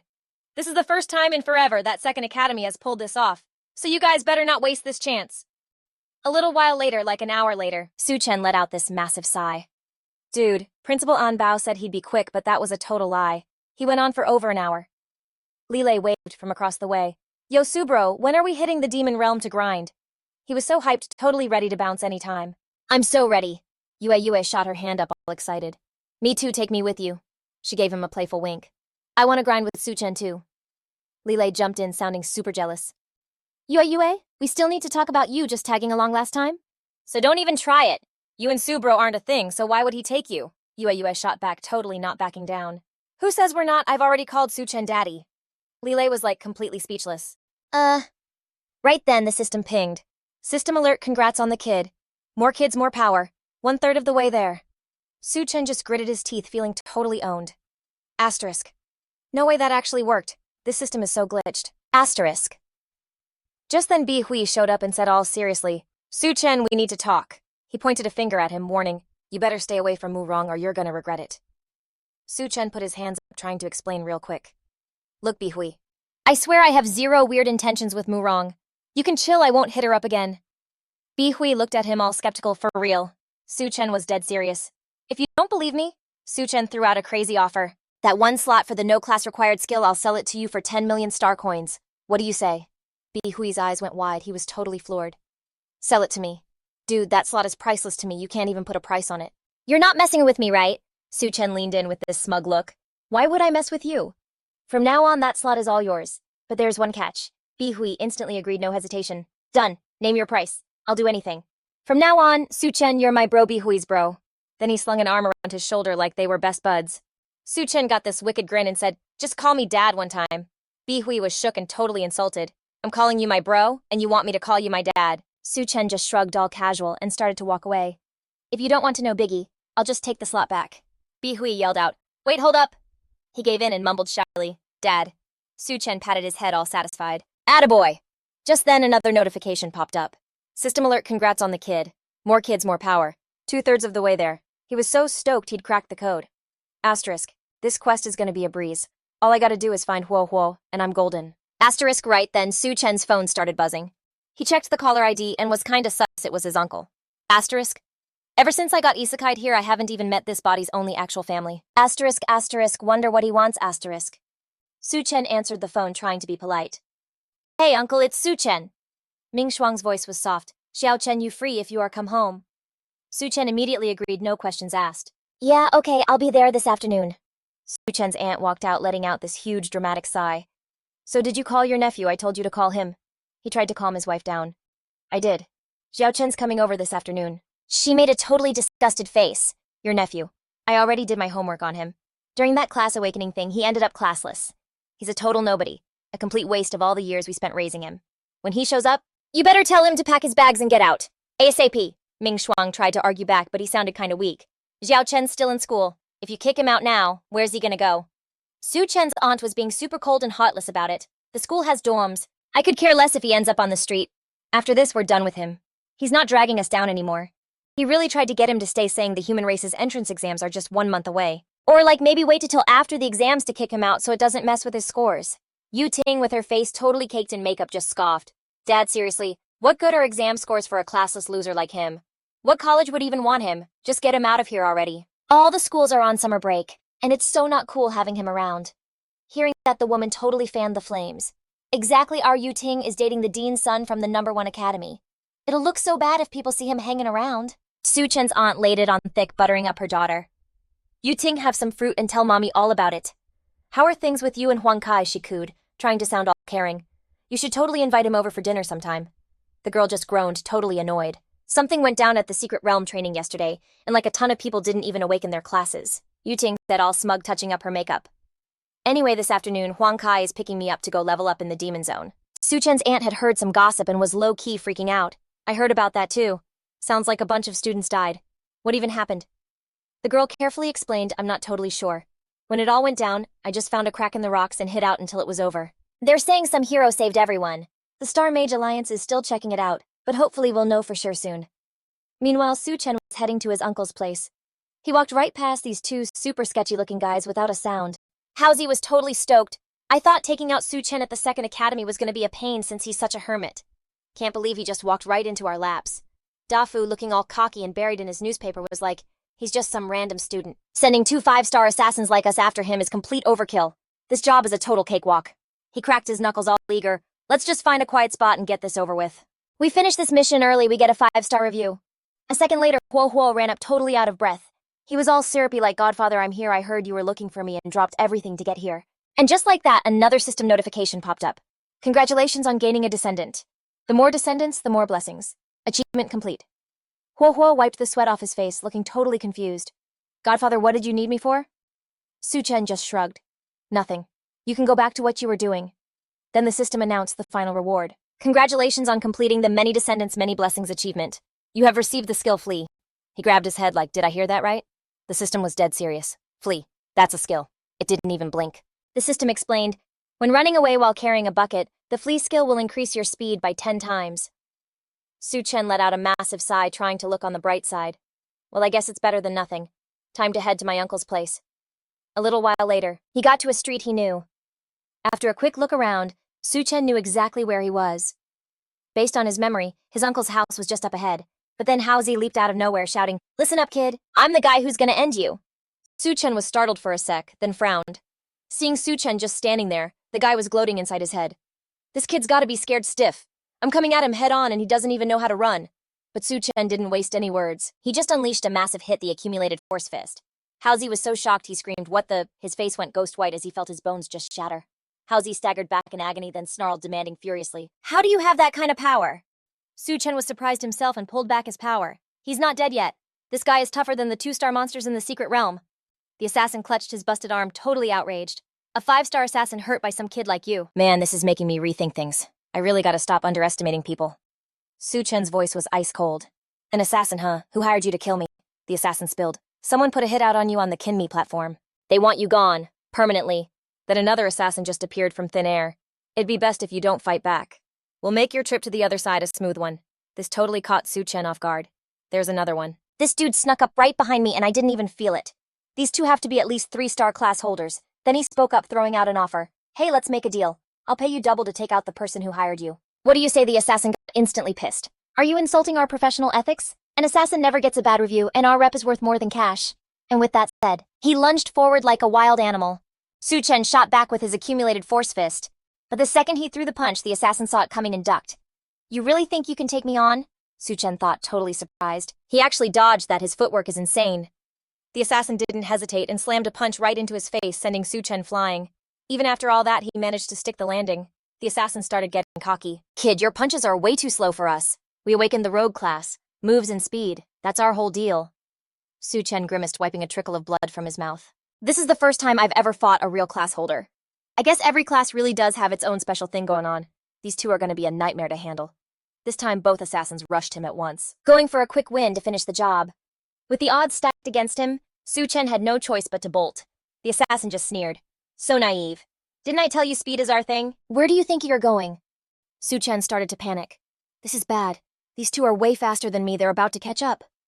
Just then, he spotted a vendor up the street. Get your knives sharpened, the guy was yelling, carrying his stuff on a pole. Anyone need their knives sharpened? This was his chance! Sir, I just need to borrow this!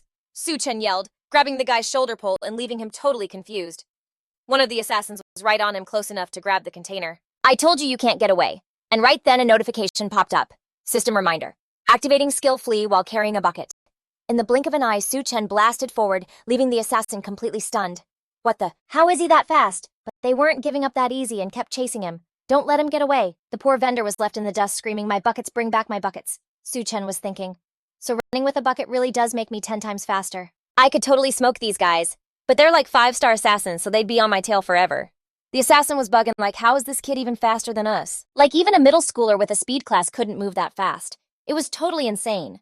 Su Chen ducked into an alley, and in that split second he made up his mind. So to keep them from bugging him later, he figured the best move was to just take them out. He baited them into this tiny empty alley. Now the two assassins were right at the entrance. Su Chen just stood there on the steps, totally fearless. The assassins were probably thinking he's toast. Like, did he stop because he's giving up? Su Chen was like, just a heads up. I'm about to drop my ultimate and in this tight space you're not fast enough to dodge it. The assassins just laughed in his face. Okay kid, you're fast, we'll give you that. But in a real fight, if you can even touch us, we'll call it a day. Without even blinking, Su Chen dropped his donkey stampede skill. A whole herd of donkeys just charged out, and the assassins were totally floored. What the? This is bad. Is this that crazy donkey thing from the news? Just as the donkeys got up on them? One donkey just leaped like way up in the air. The rest of them stampeded forward, looking totally psycho. Old man Zhao Hengdong got caught up in the mess too. What is this? A donkey was coming right for him. The street vendor slammed himself against the wall. This is way too gnarly. Who could possibly fight off this many donkeys? A few minutes later, the two assassins were basically donkey pancakes. Su Chen just chilled watching the whole thing go down. Bummer they're gone. Guess I'll never know who sent them. So with that handled, he turned to bounce. I've been out for a minute, better get back to my uncle's. But right as he hit the alley entrance, the vendor yelled out, "Hey, you stop right there!" Su Chen jumped and looked down to see the guy grabbing his leg. He kinda scratched his head all awkward like, "Oh, my bad, almost forgot to give you your bucket back." The old guy was ticked. "Kid, forget the bucket, your donkeys ran me over?" Su Chen tried to chill him out. "Whoa, sir, how about you get up first and we can talk this out?" But the vendor just smacked his hand away. "I'm not getting up till I see 100,000, Su Chen freaked. 100,000, dude, are you trying to scam me? Sir, you look totally fine. There's no way my donkeys even touched you. The vendor just plopped down in the street all stubborn. I don't care. Even if you just scared me, you owe me. You're not going anywhere till I get my money. Then an idea popped into Su Chen's head. Sir, hold on, let me just make a call. He made sure to talk super loud. Yo, Weibi Hui, it's Su Chen. Wire me 50 million like right now. I gotta take care of someone. The vendor looked totally spooked. After hanging up, Su Chen announced, Sir, in a little bit, I'll make sure that money gets delivered to your family. Then he snapped his fingers and the donkeys appeared. Hearing their master's call, the whole herd just charged. The street vendor booked it for his life. After years of being the scammer, he finally got played. You kid, you're savage. Su Chen just waved all cheerful like, Sir, dealing with scammers is kinda my thing next time you run into me. Meanwhile, over at Cultivation Mountain, where all the big shots train the Lord of the Nine Stars, aka Thunder God, was deep in his training when a guard suddenly busted in. Greetings, your highness, the Thunder God. Just then, a crazy bolt of lightning zapped right at him, scaring the guard half to death. Whoa, that was close. Guess the Thunder God decided to let me live. The whole space in front of him just lit up. Even now, the guard was still shook. It was so messed up. Every one of those lightning bolts had enough juice to totally wipe you out. No wonder the Thunder God holds down that gnarly demon realm all by himself year-round. The Thunder God sounded annoyed. You're rushing in here like this. Did the abyss descend or something? The guard shook his head. It's not that, sir. It's just, all the middle school academies finished their awakening trials and something went down in Sector 16. The Thunder God boomed. What kind of incident? The guard dropped some major news. There's this student Su Chen who scored 1,388 points. But the Thunder God was thinking, wait, 1,388, isn't that like higher than what I got back in the day? So, isn't that a good thing? The guard had to explain. Your Highness, if it was just a high score, the Star Tower Alliance wouldn't have bothered you. The real kicker is what happened in the secret realm at that time. The dungeon leveled up from a 1-star to a 2-star, and Su Chen, he hasn't even awakened a class. He's classless. So let me get this straight. A classless kid scored 1,388 points in a 2-star dungeon. This was like mind-blowing. At this, the Thunder God totally lost it. Something like that really happened. The guard jumped in. That's why I'm here for your orders, Your Highness. Should we look into it? It's super likely Su Chen awakened some kind of hidden class. Or something even crazier. But the Thunder God shut him down. Nah, there are a bazillion types of class holders out there and tons of classes have their own secrets. Everyone's got their own path, you know. They all do things differently, no need to get all up in his business. The guard, feeling like this was totally unfair, shot back. So what do we tell people? How do we even rank his class level? The middle school academy is waiting on the Star Tower Alliance for an answer. Thunder God's hand was clenched into a fist behind his back, but he kept his cool. Just report the facts. Su Chen classless, no rank. Also, give him a spot at Heavenly Whale Academy. The guard was completely stunned. What sent him to Heavenly Whale Academy? He seriously couldn't believe what he was hearing. Every year for the human race's college entrance exams across the entire third planet, like 3 people at most get recommended for Heavenly Whale Academy. It was insane that the Thunder God was putting this much faith in a classless kid. Still, orders were orders. Understood. Only then did the Thunder God start to really think, ever since the Star Tower descended. This Su Chen kid is probably the first official classless person, right? But here's the thing nobody knows. Way back in the day before the Star Tower even showed up, everyone was classless. Back in the neighborhood, Su Chen walked in with 2 bags of groceries. With Weibi Hui's 10,000 star coins, I can finally get out of Uncle Lee's place and get my own crib. Now's a good time to talk to my aunt and uncle about it. His mind was racing. This is all I've ever wanted, I just never had the cash to do it on my own. As he got to the door, he heard them fighting. It's been forever, and you still can't deal with this one little thing. You know what, I'm over it. I'm just gonna toss his stuff out. Min Duong was freaking out like, whoa, stop, don't throw that out. Tram is totally coming, just wait a little longer. But his aunt just kept tossing stuff. Ugh, he's just stalling so he doesn't have to leave. I told you this was pointless. We are cutting him off for good today. Min Duong was crushed. Hey, be a little careful with his things, Tram can still use this stuff. Just as he turned, he saw him. Tram, you're here. Tram's voice was ice cold. Uncle. Aunt. His aunt snapped back. Don't you hello me. How can I be good when you're still hanging around? My life gets better the second you're gone. Look, Tram. I'm not being cruel. You're a grown-up now. It's time for you to get out there and live on your own. Tram finally had to say it. I get it. I actually came to talk to you about me moving out. Hearing this, Min Duong started to panic. To Tram, there's seriously no rush, we can wait until you find a place before you move. His aunt just slapped him right across the face. You shut your mouth. From now on, he has nothing to do with this family. Finding a room is his problem. Got it. To Tram just calmly set a box on the ground. Uncle, I bought a few things for you two. I'll just leave them here. I'm heading out now. His aunt just sneered. Take your pathetic junk with you. I raised you for all these years, and you bring 2 boxes of fruit. Who would even want that? This whole time To Tram was just bottling it all up. He really wanted to let her have it, maybe even deck her one. Asterisk.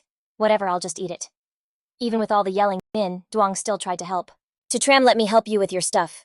Hey, here's 1,000 won, take it. You're gonna need cash out there. Don't say it's not enough. This is what I've been secretly saving for the last 6 months. To Tram immediately shook his head. Uncle, I don't need it. But he kept trying to press it into his hand. Hurry, take it before your aunt sees. Your uncle's useless, I couldn't even protect you. Min Duong sighed. You gotta work hard from now on. Just then, Ngok Din walked up. Khan, this is my house. The aunt's face totally lit up. Ngok Din, you're back. And is this handsome guy your boyfriend? He tried to look smooth. Hello, auntie. I'm Huang Khan. My father is the principal of the 3rd Huang Lam Academy. The aunt was laying it on thick. Oh, that's wonderful. So talented and handsome. You're a perfect match for our Ngok Din. A total power couple. She shot a disgusted look at To Tram. Why is he still here? Then she said extra loud, Khan, this is the cousin who's been freeloading off us for years. A total good-for-nothing who hasn't even awakened to class. And now we're finally kicking him out. Huang Khan's brow furrowed. It's him. So he didn't get wiped out in the secret realm, asterisk. The aunt was all smiles again. Huang, you should totally stay for dinner at our place tonight. I'll cook you a huge feast. To Tram thought, asterisk, great, another one. So it's this loser. The guy who used a divine artifact to sick monsters on me in the secret realm. Good, I was looking for him anyway. Asterisk and Ngok Din, just shoot him away. Get lost already and get out of our faces, you're so annoying to look at. To Tram ignored her and locked eyes with Khan. Remember me telling you I had you marked? The aunt sneered. What, trying to get on Huang's good side? Let me tell you something, you don't stand a chance. Huang is Ngok Din's boyfriend. He wouldn't give you the time of day. She added another dig. Why don't you go look in a mirror? Are you and Khan even in the same universe? Huang Khan tried to act all tough. So what if I heard you? You marked me. What are you gonna do about it? In front of me, you're just... Before he could finish, To Tram's fist slammed into his face. I'll shut that mouth for you. Everyone was just frozen. Asterisk. What just happened, asterisk? The aunt pointed, screaming, To Tram, are you insane? You actually hit young Master Huang? Huang Khan looked furious. You piece of trash, you sucker punched me. You're so dead. To Tram squared up and charged right at him. I was actually looking for a way to blow off some steam. You showed up at the perfect time. The guy instantly drew his sword. You want to die? Let me end your pathetic life. Ngok Din just crossed her arms, soaking in the drama. Asterisk. What a moron, asterisk, she thought. Asterisk Khan is a high-level combat class swordsman. Some classless nobody charging at him is just asking to get deleted. Seeing this unfold, Min Duong ran forward, worried. To Tram, don't be reckless. But before he even finished, To Tram shattered the sword with his bare hands. Huang Khan's eyes went wide with disbelief. Asterisk. What asterisk? Then with just one hand, he slammed him to the ground. All 3 of them were just staring, completely stunned. Asterisk. How is this even possible, asterisk? Her smug confidence was gone, she just couldn't process it. Asterisk Khan couldn't even lay a finger on To Tram. Why, asterisk To Tram casually walked over after totally owning him. He grabbed his collar, his face full of contempt. Convinced yet? Min Duong was looking at him with so much pride. Asterisk To Tram is a completely different person now, the kid has really changed. Bandung saw how bad it was and started shouting, To Tram, let go of young Master Huang. Young Master Huang's family is super powerful. They have connections everywhere. Do you have any idea what you've just done? Hearing that, Huang Khan got some of his nerve back and threatened. You have seriously crossed a line. Kneel and beg me for forgiveness right now, or I'll use my family's power to make sure you wish you were never born. To Tram didn't even listen to his empty words, and just started rocking his face with more punches. Still talking tough. Let's see which is harder, your mouth or my fist. She was standing there, totally freaking out. He's crazy, he's actually gone insane. What are you just standing there for? Hurry up and make your nephew stop. Min Duong just ignored Bandung and went to Tram's side. To Tram, you've got a long road ahead of you. Stay true to who you are, do what you have to do, and don't be like your useless uncle who's regretted his whole life. She was shocked. What, Min Duong, what kind of nonsense are you spouting? Have you gone crazy too? Are you trying to kill me with stress? He kept encouraging To Tram. A man has to live like a man. When I was young, I dreamed of fighting for humanity too, but I ended up awakening a lifestyle class. I see my old self in you, kid. Don't you back down. Hold on to that fire. Your uncle's got your back. Hearing those words, To Tram was seriously moved. Uncle... At that point, Min Duong's spirit was soaring. These are chaotic times. The foreign races are invading. Humanity needs strong class holders. We need heroes taking the fight to the foreign races. That's the ultimate thrill, a man's greatest adventure. She couldn't take it anymore and slapped him. Shut up, for me. After what went down, Su Chen saw his uncle in a whole new way. He'd always figured his uncle was a total doormat who just blindly followed orders.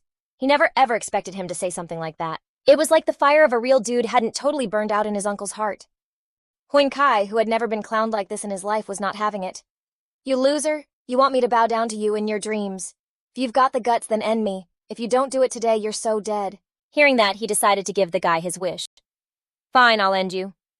Van Dung let out a cold laugh, her lips twisting into a nasty smirk.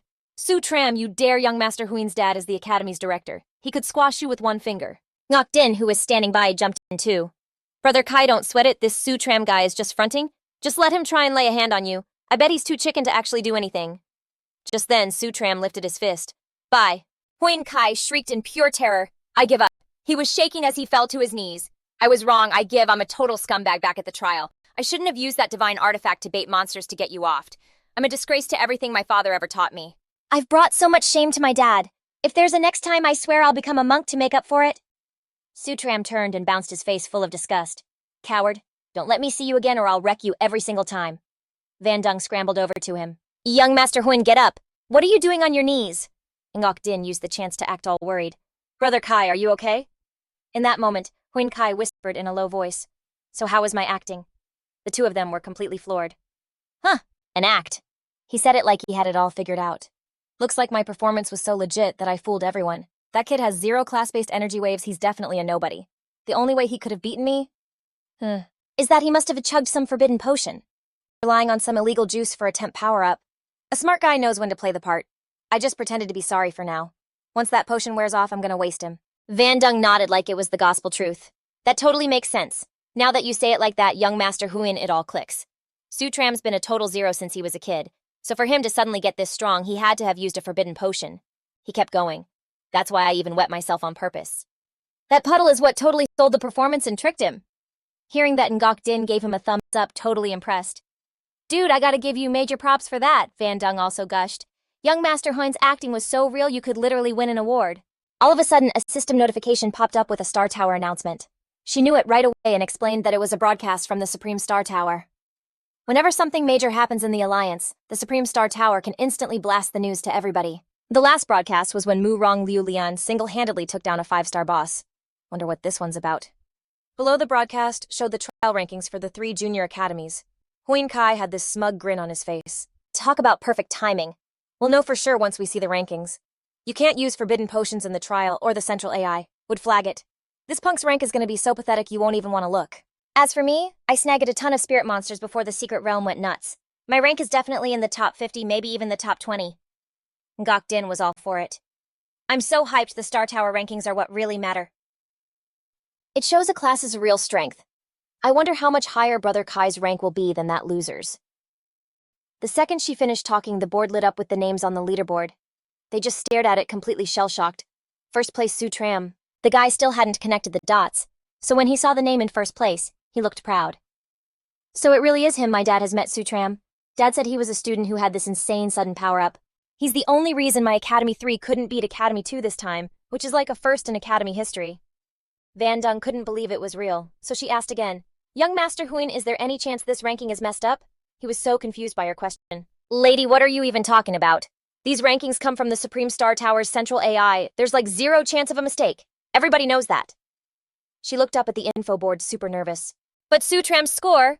Huin Kai was still on a high from the surprise and excitement. I never thought Su Tren's total score would be that insane way higher than Li Changyan. Everyone knows the trial rankings are basically the college entrance exam rankings.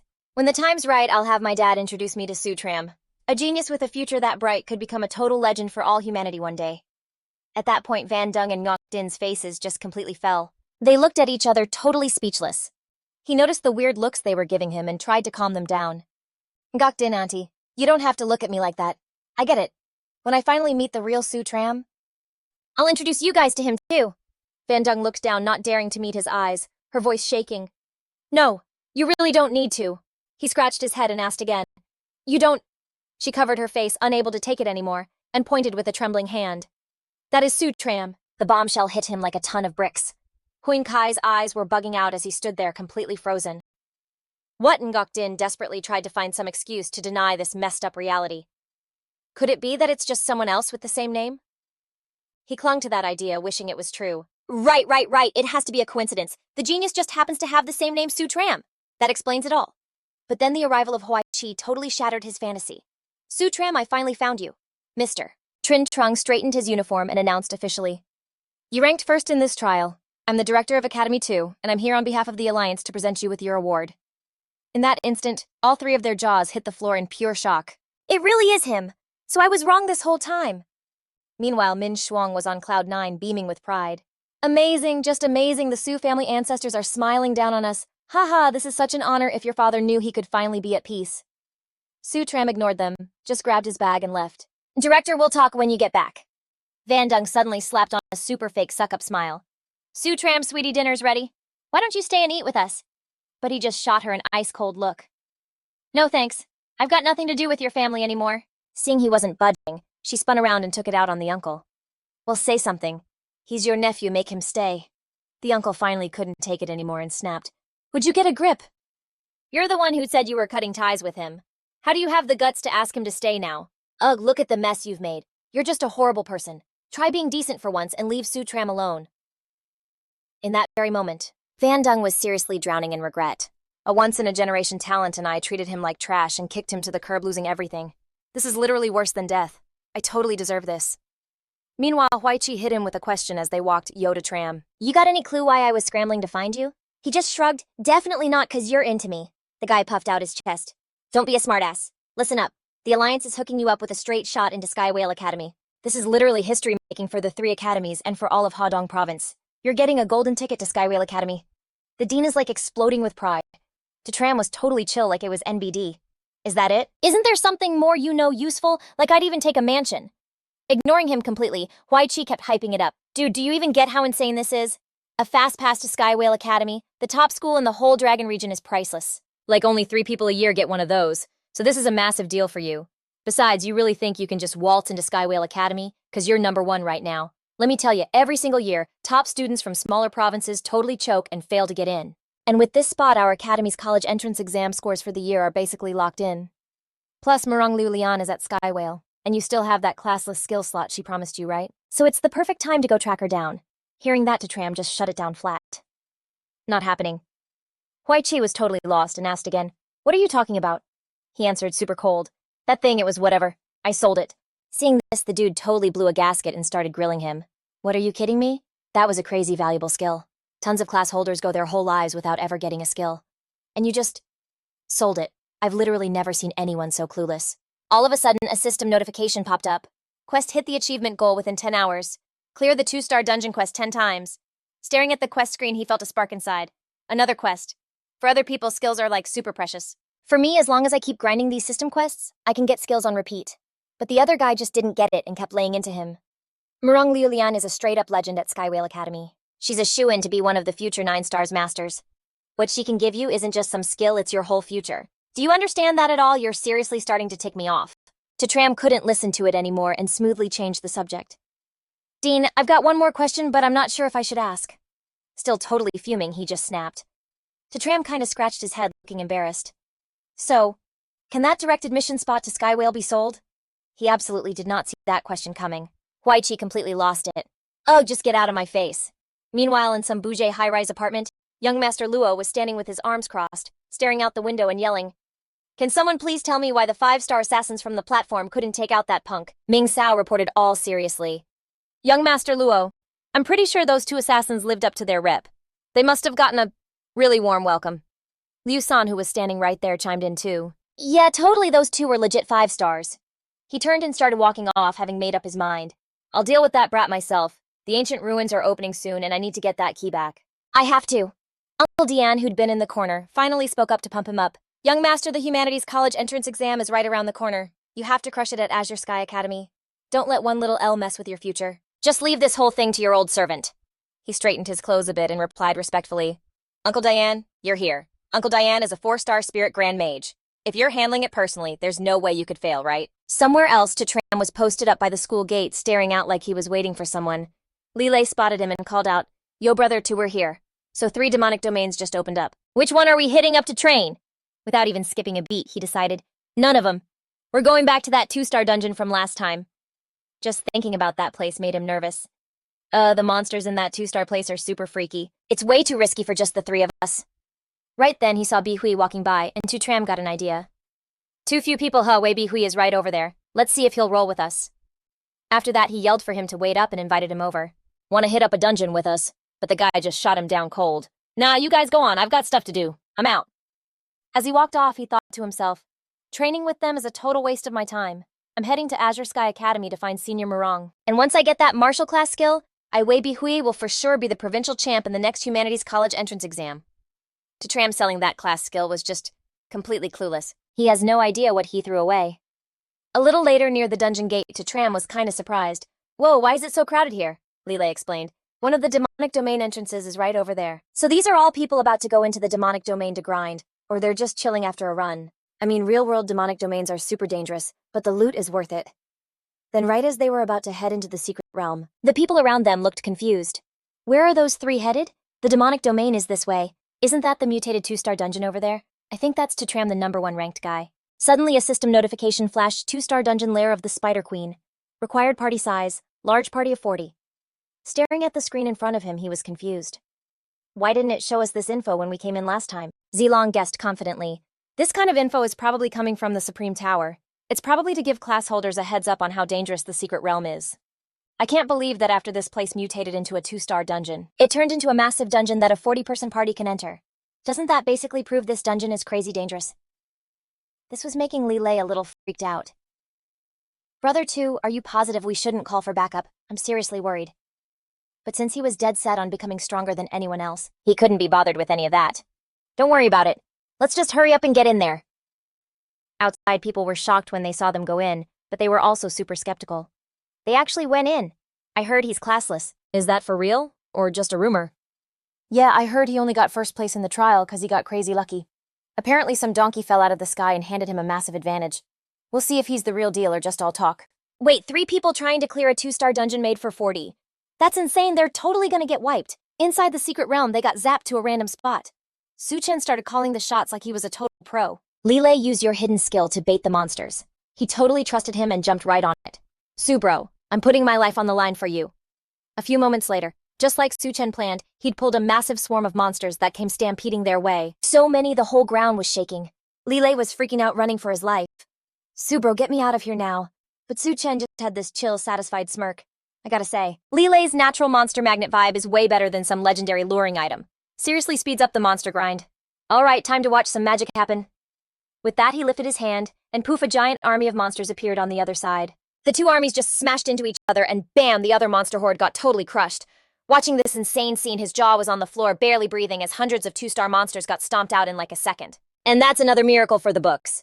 Meanwhile, deep in some cave, all the noise from outside woke up the local boss. The Spider Queen stretched, waking up from a sweet nap. Hearing all that racket, she was like, ooh, did someone order takeout? Suddenly the ceiling shook and a bunch of baby spiders fell down and she got a bad feeling. The sound is all wrong. The huge gate exploded open and a stampede of monsters poured in.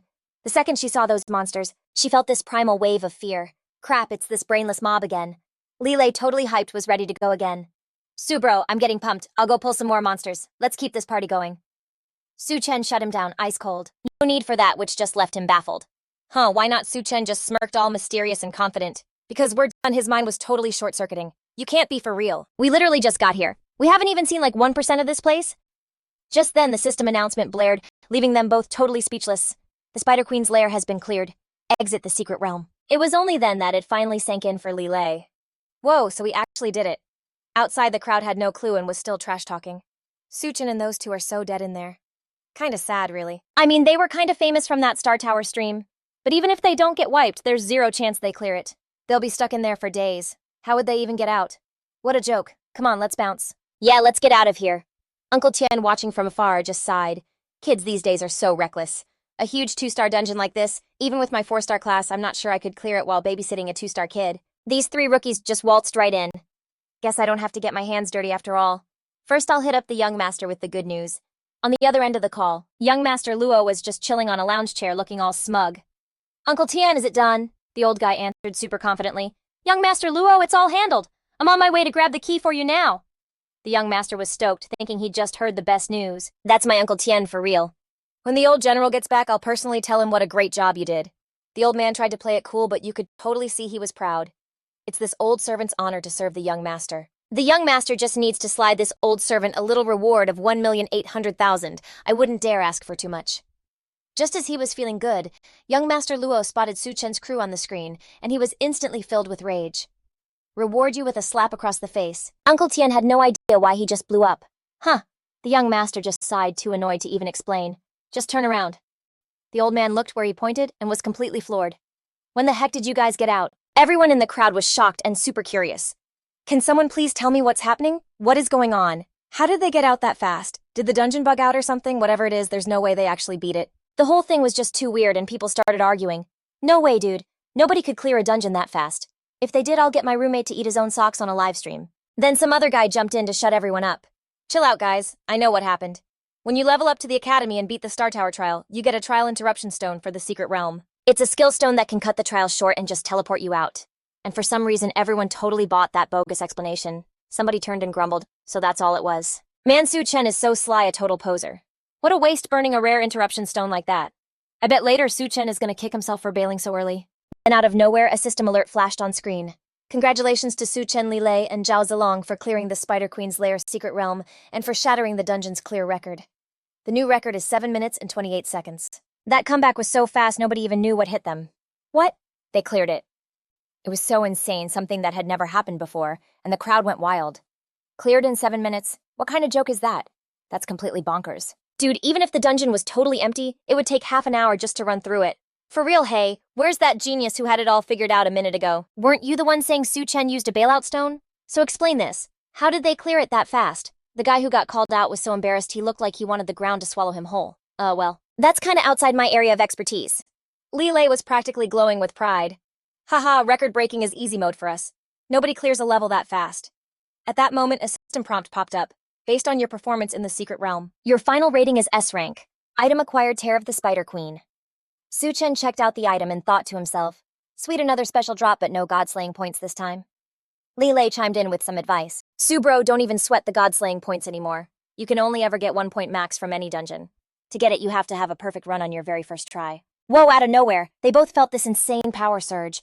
Zilong was totally hyped, yelling, I hit 1 star. We literally just walked around and I leveled up. That was easier than breathing. Leilay was just as stoked. Yo, I hit 1 star too. Good thing that clown Wei Su Hui isn't here. He'd have no clue what he was missing. But Su Chen, he was totally chill about it. Like, this kind of stuff happens every day. He just gave this little smirk, totally satisfied. At this rate, knocking out those 10 2-star side quests is gonna be a piece of cake. Meanwhile, Uncle Tien was still begging, young master, that was my bad. Just give me 1 more shot, I swear I'll get it done right. On the other end, young Master Luo decided to give him another chance. Uncle Tien, you're a 4-star class. I know you've got this. Taking out a couple of 1-star noobs like them should be easy. I've already got the victory drinks ready for you. Hearing that, the old dude's killer vibe came roaring back and he was feeling himself again. Young master, since you believe in me, don't hang up. This time, I'm gonna live stream the takedown, so you can watch it happen live. 5 minutes later, same story, different day. The Spider Queen was getting totally wrecked by that donkey stampede, couldn't even scream for help. Again, seriously, you had to run it back, wild. God, get me out of here. The trio just strolled out again like it was nothing right in front of the whole crowd. And then the system announcement blasted out again. Congrats to Su Chen, Leilay, and Zhao Zilong. You 3 have cleared the Spider Queen's cave secret realm and set a new record. This time's record is 6 minutes and 18 seconds. The crowd totally lost it just like the first time. Su Chen's out and he smashed the record again. My roommate is an absolute legend. This time he beat the old record by more than a whole minute. I'm not even worthy of saying his name. From now on, he's God Su. But you know there were a bunch of haters in the crowd. Man, I wish I could join their crew. Dude, don't even dream about it. Clearing a huge dungeon like this gives you insane EXP. Clearing it twice back-to-back basically maxes you out on EXP. Plus, there's no Star Tower here, so you can't even do the class trial to hit 2-star. 2-star is the cap, so there's no point in grinding it anymore. Right then, Uncle Tien came flying over. Young Master, the kid's out, get ready for the main event. I'm about to livestream me one-shotting this guy. Young Master, get the celebration started. But before he could even move, the 3 of them warped right back into the dungeon.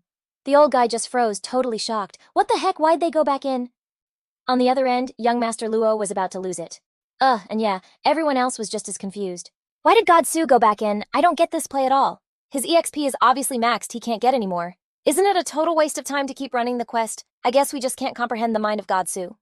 Inside the dungeon, the Spider Queen was literally shaking in fear, because this had been going on for 2 straight hours. She was holding her head, her voice all wobbly. The millionth time! This has to be the millionth time today those donkeys have run me over. You can't just bully someone like this. Why do I have to remember all this crap? Every time I respawn, I'm stuck in this nightmare. Is this some kind of sick joke or what? The donkeys just kept stomping her until she was too weak to even fight back, kicking up dust everywhere. Even Leilay was starting to feel bad for her.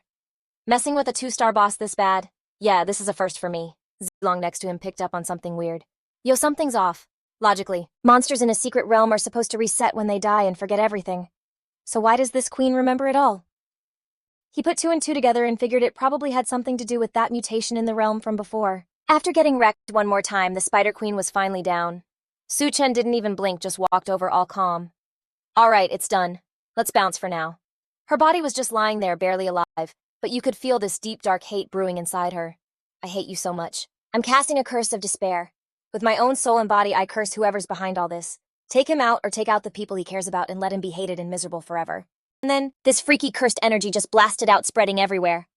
Meanwhile, the 3 of them got zapped back outside the gate. Su Chen felt totally refreshed after getting all that done. The quest is finally over. Wonder what the reward's gonna be this time. Kinda hyped for it. All of a sudden, his power spiked, and he just collapsed, grabbing his head like he was in major pain. Leilay started to freak out. Bro, Su, judging by your reaction, don't tell me you leveled up again. He stumbled back up, but he couldn't help thinking, I'm at 4-star, so why do I get a killer headache every single time I level up? It seriously felt like his brain was gonna explode and it was getting worse every time. It's pretty obvious my actual power level isn't changing when I level up. Can I even survive hitting 9-star at this rate? Zilong sighed, totally bummed. Sucks that we already hit the 2-star level cap. We're stuck until we clear the class star tower. Or hey, maybe after we finish the next 10 2-star dungeon quests, we'll just pop up to 3-star. It could happen. All of a sudden, the cheat system in his head dinged. Congrats, host, for pulling off the achievement of clearing 10 2-star dungeons in under 10 hours. You've been rewarded with the skill Master of Undressing. Hearing the name of that skill, Su Chen just froze for a sec. Come again. The system immediately said it again. Congratulations, host, you have received the skill Master of Undressing. It's exactly what it sounds like. The skill lets you instantly yoink an item right off an enemy's body, and then it's yours. After checking out the skill description, he just had to scream, are you kidding me? What kind of messed up skill is this? All it does is take people's stuff off. What good is that? Is the system trying to turn me into some kind of super creep? Then Su Chen felt something weird as a strange energy washed over him. What is this stuff? Just then the cheat system popped up with a notification. You are under attack by the Spider Queen's Curse of Despair. He was like, Curse of Despair, what's that all about? Ugh. He felt this heavy, gross feeling in his chest. This cold, dark vibe felt like it could just pull you into the abyss at any second. Is this the Spider Queen's curse? His 2 friends worriedly asked the same thing. Dude, what is that? Su Chen immediately ordered, System, get rid of this curse for me. But all he got back was an error message. Sorry, that request is outside the system's service range. This made him totally lose it, and he just started raging. You may not be human, but you are a real piece of work. Just like that, the Spider Queen appeared from the heart curse, absolutely seething. I'm a freaking queen. I've never been humiliated and stomped on like this in my life. So now I'm sacrificing my own soul to curse you with this nightmare. You're gonna have to kill the person closest to you, or the one you love the most. You'll have blood on your hands, and the whole world will hate you and curse your name forever. Leilay was completely shook by this. What Zilong standing right there was stunned too and repeated, kill the nearest person. He never thought it would go down like this. This monster is seriously twisted, and things just got way more complicated. Hearing that, Su Chen immediately snapped, you 2 get away from me like right now? They both looked super worried and confused. Bro, Su, but... Meanwhile, Uncle Tian was lurking in the back like a total creep, thinking he wouldn't have to get his hands dirty after all. This kid actually beat a 2-star dungeon 10 times in a row. Damn, he's got more game than the young master, what a future. Too bad he messed with the young master, so now he's gotta die. There's 0 room for error this time. I'll take him out in 5 seconds. That video call with the young master totally slowed me down. Meanwhile, Su Chen's crew had no clue they were still busy arguing. Go! You guys have to bounce now or it's gonna be too late. But Zilong was being stubborn as hell and wouldn't listen. Su Chen, I'm not going anywhere. If you have to, then just kill me. Su Chen was freaking out. He couldn't get through to them. Get lost. Didn't you hear me? Leilay balled up his fists, with tears in his eyes, ready to take one for the team. Bro, Su, I'm terrified of dying for real, but I'm the most useless one out of the 3 of us. If someone has to go, let it be me. Just, when you become the Lord of the 9 Stars, don't forget about me. Use a resurrection order to bring me back, okay? Seeing the 3 of them having this whole dramatic meltdown, the Spider Queen was just loving it, looking super smug. Haha, it's way too late to run now. You either off the person next to you, or you bite the dust yourself. This is some premium entertainment. Right in the middle of all the tension, Uncle Tian just charged in out of nowhere looking totally savage. I'm coming for you, kid! He heard him and whipped around. The old dude was gripping his dagger, getting closer with a serious, I'm gonna kill you vibe. Haha, you're probably a scared stiff frozen on the spot. Just some punk who's never seen how the real world works. But all he got back was this weirdly calm look from the kid. You showed up at the perfect time. Uncle Tian looked up totally confused. And then like a second later, Su Chen suddenly yelled, kill the person closest to me. Right away, this freaky stream of energy formed an arrow and shot straight at the old guy's heart. What is this? The old man started to panic as he figured it out, and total fear just washed over him. This is the curse's power. That's when Uncle Tian started desperately begging and struggling. No help me. Watching the guy melt into a puddle of blood, Zilong walked over and sighed. Man, talk about a raw deal. The dude who came to kill us ended up dying for us. Meanwhile, Su Chen just calmly walked over to check out the scene. This guy was probably with that 5-star assassin who tried to take me out before. Somewhere else, young Master Luo was passed out on a sofa, snoring his head off, when suddenly his phone started blaring, totally wrecking his nap. Seeing the young master was still half asleep, Ming Gao handed him the phone. Young master, it's old Tian calling. Everything should be handled by now. Young Master Luo let out a huge, tired yawn, wiping some sleep from his eyes. Answer it. Taking this long to off some mid-level student. Uncle Tian really needs to think about retiring. He grabbed the phone and casually swiped the answer button on the screen that said, Uncle Tian. Young Master Luo rested his chin on his hand, not really caring, and his lazy voice came out. Uncle Tian, you get the package. But it was Su Chen's face that popped up on the screen with a total smirk. Hey nephew, what was that you wanted? When he heard that, his heart literally skipped a beat, and his hand was shaking so bad he dropped the phone. How is it you? Totally enraged, young Master Luo pointed right at Su Chen. Where's Uncle Tian? Why the hell do you have his phone? Su Chen just frowned. I already dealt with that old geezer. Su Chen gripped the phone tighter, grilling him. Who are you? And why are you trying to kill me? The young master just tilted his chin up all cocky, crossing his arms like he was daring him. Listen up, kid. Since you already know, I'll just be straight with you. You grabbed a little box in the trial's secret realm, right? And there was a key inside, wasn't there? Su Chen put a hand on his hip and just started cracking up. Don't call me kid. You can call me uncle or daddy if you're feeling it. Hearing that, young Master Luo's face went purple. He was so mad. You're so asking for it. Running your mouth isn't going to save you. Su Chen's brow furrowed, looking annoyed. Speaking of which, that time the secret realm mutated from a 1-star to a 2-star. The one that almost wiped out all the students. Was that you too? Young Master Luo glanced at a pillar of light next to him and scoffed. That trial ground was the sanctuary of some crazy powerful space-type expert. I'd known about it for a minute. But it just recently popped up out of the void. They mistook it for a spatial node and turned it into your trial's secret realm. Firing up that sanctuary is super risky, which is exactly why I didn't go in myself. Young Master Luo balled up his fist, trying to keep his anger in check. And that key is a treasure that expert left behind. It can open some mysterious ruin. There are 5 keys total. The other 4 are already gone, so I have to get my hands on this last one. Su Chen stared at the phone screen, looking confused. The key's inside my body, so how are you gonna get it? A wicked smile spread across the young master's face.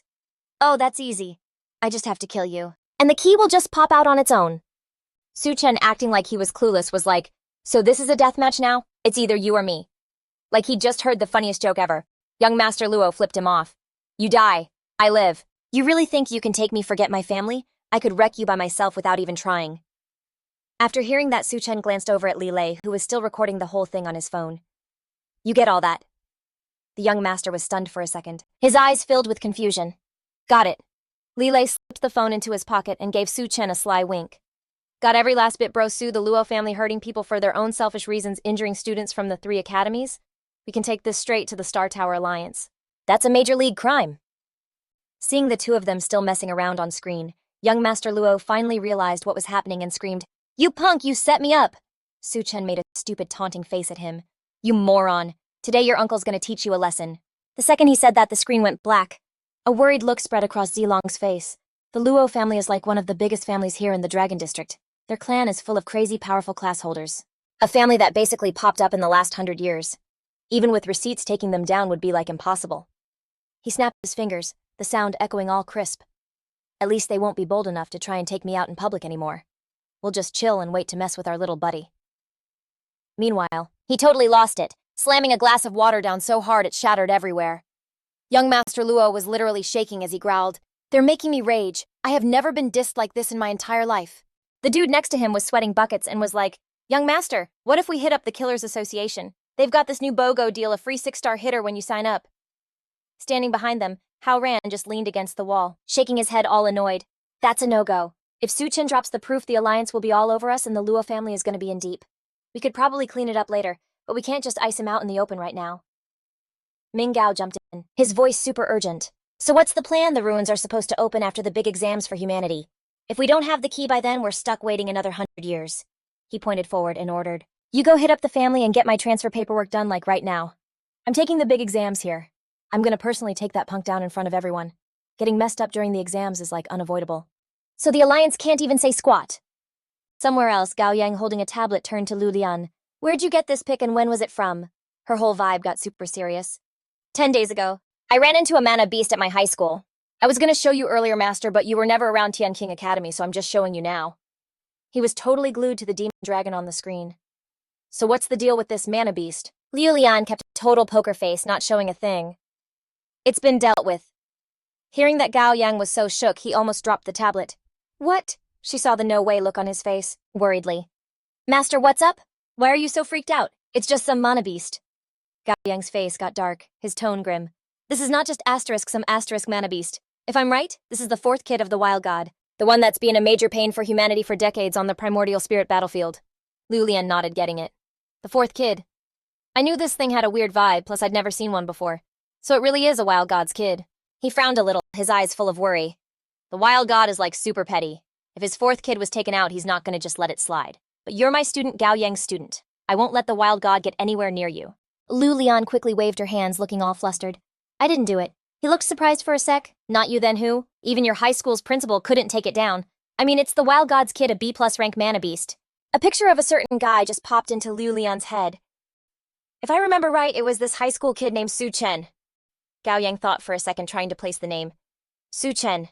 Why does that name ring a bell? A few days back, he'd snagged first place in the Hedong province secret realm trial. She quickly added, "And he totally smashed the record the Thunder God set ages ago." The Star Tower was already all over that story. He looked down, kinda mumbling. To be able to break the Thunder God's record, this kid's got some serious skills for real. But as he said that, Gao Yang slowly looked up at Lu Lian. He took out the Wild God's 4th kid. And with humanity already dealing with so much, if the Wild God comes for revenge, I'm afraid his future is not looking good. She broke into a cold sweat and nodded. For real, it wasn't just the Wild God cult. The God's fan club was a huge deal on its own. They still haven't been shut down after all this time. Su Chen's future is looking super sketchy. Meow Meow bounced in all happy, yelling, "Wifey, you've got a visitor." Liu Lian was confused. "A visitor? Who is it?" She did a cute little head shake, not saying who, just saying they were here about the classless skill. In her gut, she already knew it was Su Chen. He's here. The second Lu Lian stepped outside, she bumped right into someone. He straightened his clothes, gave a polite smile, and introduced himself all proper. "Senior Sister Murong, my name is Wei Bi Hui. It's awesome to finally meet you." She just scowled at him, looking so over it. Not wasting any time, Lu Lian got straight to it. "Okay, so where's Su Chen Bi Hui?" He gave this super fake kiss-up smile. "He's not coming. I'm here for him." She put her hands on her hips, giving him this yeah right smirk, not buying it. For him, last I checked, Su Chen was the one who got first place, and only number 1 gets the skill. He kinda tilted his head and scratched his neck, looking awkward. "Yeah, it's true. Su Chen got first, but he didn't feel like coming, so he sold me his spot." Liu Lian's expression went from annoyed to ice cold. "Sold his spot!" She gritted her teeth, trying to keep her cool, but she was totally fuming inside. "Su Chen, you little jerk, you dare to sell my spot. If you pull something like this again, you are so dead to me." Feeling the super tense vibe, he quickly piped up, "Senior sister, wait, what about me? What am I supposed to do?" Liu Lian's eyes landed on Bi Hui's teary face. "Go back where you came from. My spot is only for the first place winner." "Tell Su Chen to show up himself." Right then, young Master Ling appeared behind her with his 2 goons. "Exactly. Then get that Su Chen dude over here." Behind him, Hong Dong nodded along. "Yeah, for real. I heard he slayed the trial. Now he's here to see Senior Sister Murong to get those classless skills." The guy looked up at the sky, totally annoyed. If Murong Lu Lian's boyfriend was some genius from a top school, that'd be one thing. But he's just some high school kid. That's a joke. How many high schoolers even make it into Tianqing Academy? As he was talking, you could literally see the veins popping on young Master Ling's forehead as he gritted his teeth. Even if they pass, how many actually become like humanity's elite? How is that little punk even worthy? Then he saw someone coming and pointed, yelling, "Young Master Ling Su Chen's here." The 3 of them looked over to where he pointed, but nope, it was just Bi Hui. He shuffled over, looking totally wiped. The guy roared at his 2 cronies, "Go mess him up! Light him up! and they charge forward, all hyped. Leave it to us, we're gonna rock you, kid. The dude threw a kick right at him. Bihui was just frozen, staring blankly. Before he could even blink, Hongdung's kick connected hard. It was Tat Hoi's face. One of his cheeks was all swollen and red, and his mouth was shaking. What are you guys even doing? Before he could get the words out, they both just jumped him, beating him up like crazy. He screamed, "Who are you guys? Why are you jumping me?" The main dude stared down at Tat Hoi, who was totally sprawled on the floor, and just ice cold stomped on his leg. His face was a total mess and his whole body was trembling. But still Tat Hoi kept demanding answers. "Why are you doing this to me? I'm getting my butt kicked, so can you at least tell me why?" Young Master Lang just watched with a super cold look, his arms crossed. "You've taken this much of a beating, and you still don't have a clue." The second he heard that name, the guy struggled to sit up, pointing right at his own face. "Tram, freaking Tram again," he yelled. "Open your eyes and look at me." "I'm Ngi Tat Hoi," the guy shot back, kinda suspicious. "You're not Tram." Vien Vin held up a phone for him to see. "Young Master Lang, I think we got the wrong dude. For real, he's not Tram. He looks nothing like the picture." The guy glanced over, saw it wasn't him, and just bailed. What a waste of time. Let's bounce. Tat Hoi just stayed curled up on the ground, choking back a sob. "I spent so much freaking money for this. I didn't learn a single thing, I just got wrecked, and I couldn't even get a word in. I never should have bought this spot.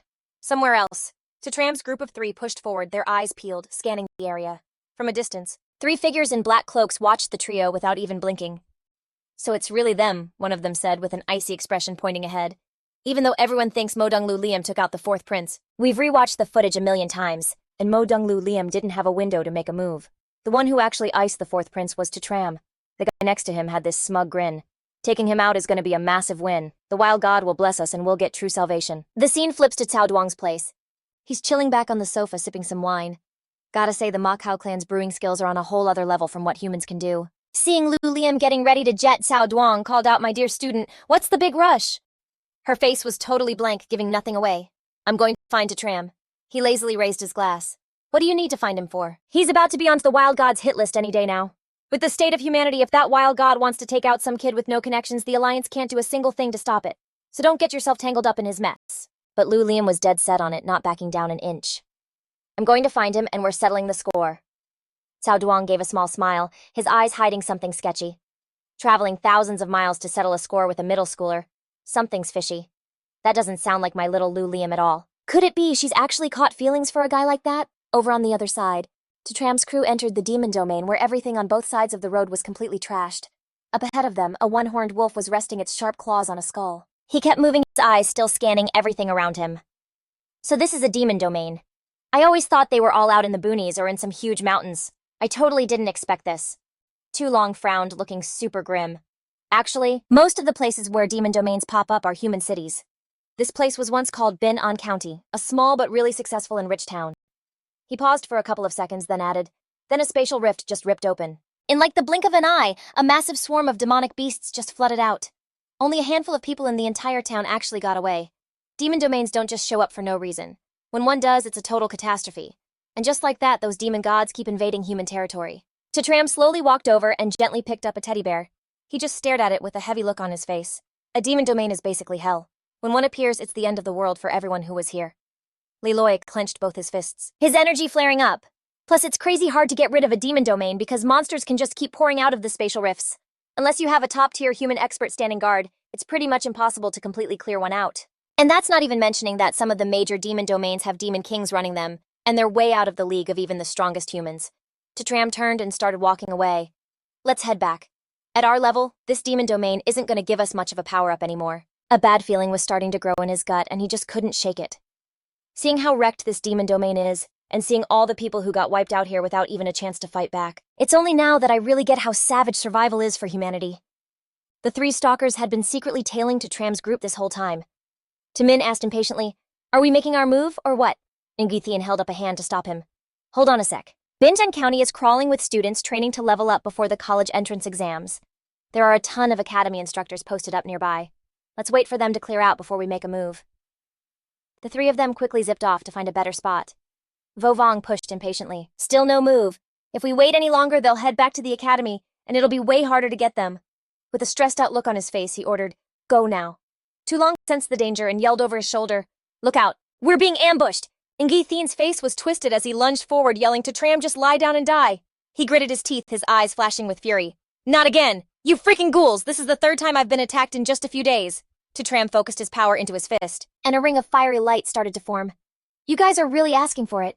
He threw a massive punch straight forward. One punch is all it'll take to send you guys flying. The attacker wasn't scared at all. Instead, he just laughed like a psycho. Kid, this is murder. Did you ask for my permission before trying to one-punch us? In an instant, Tram's punch sent them all flying. Whoa.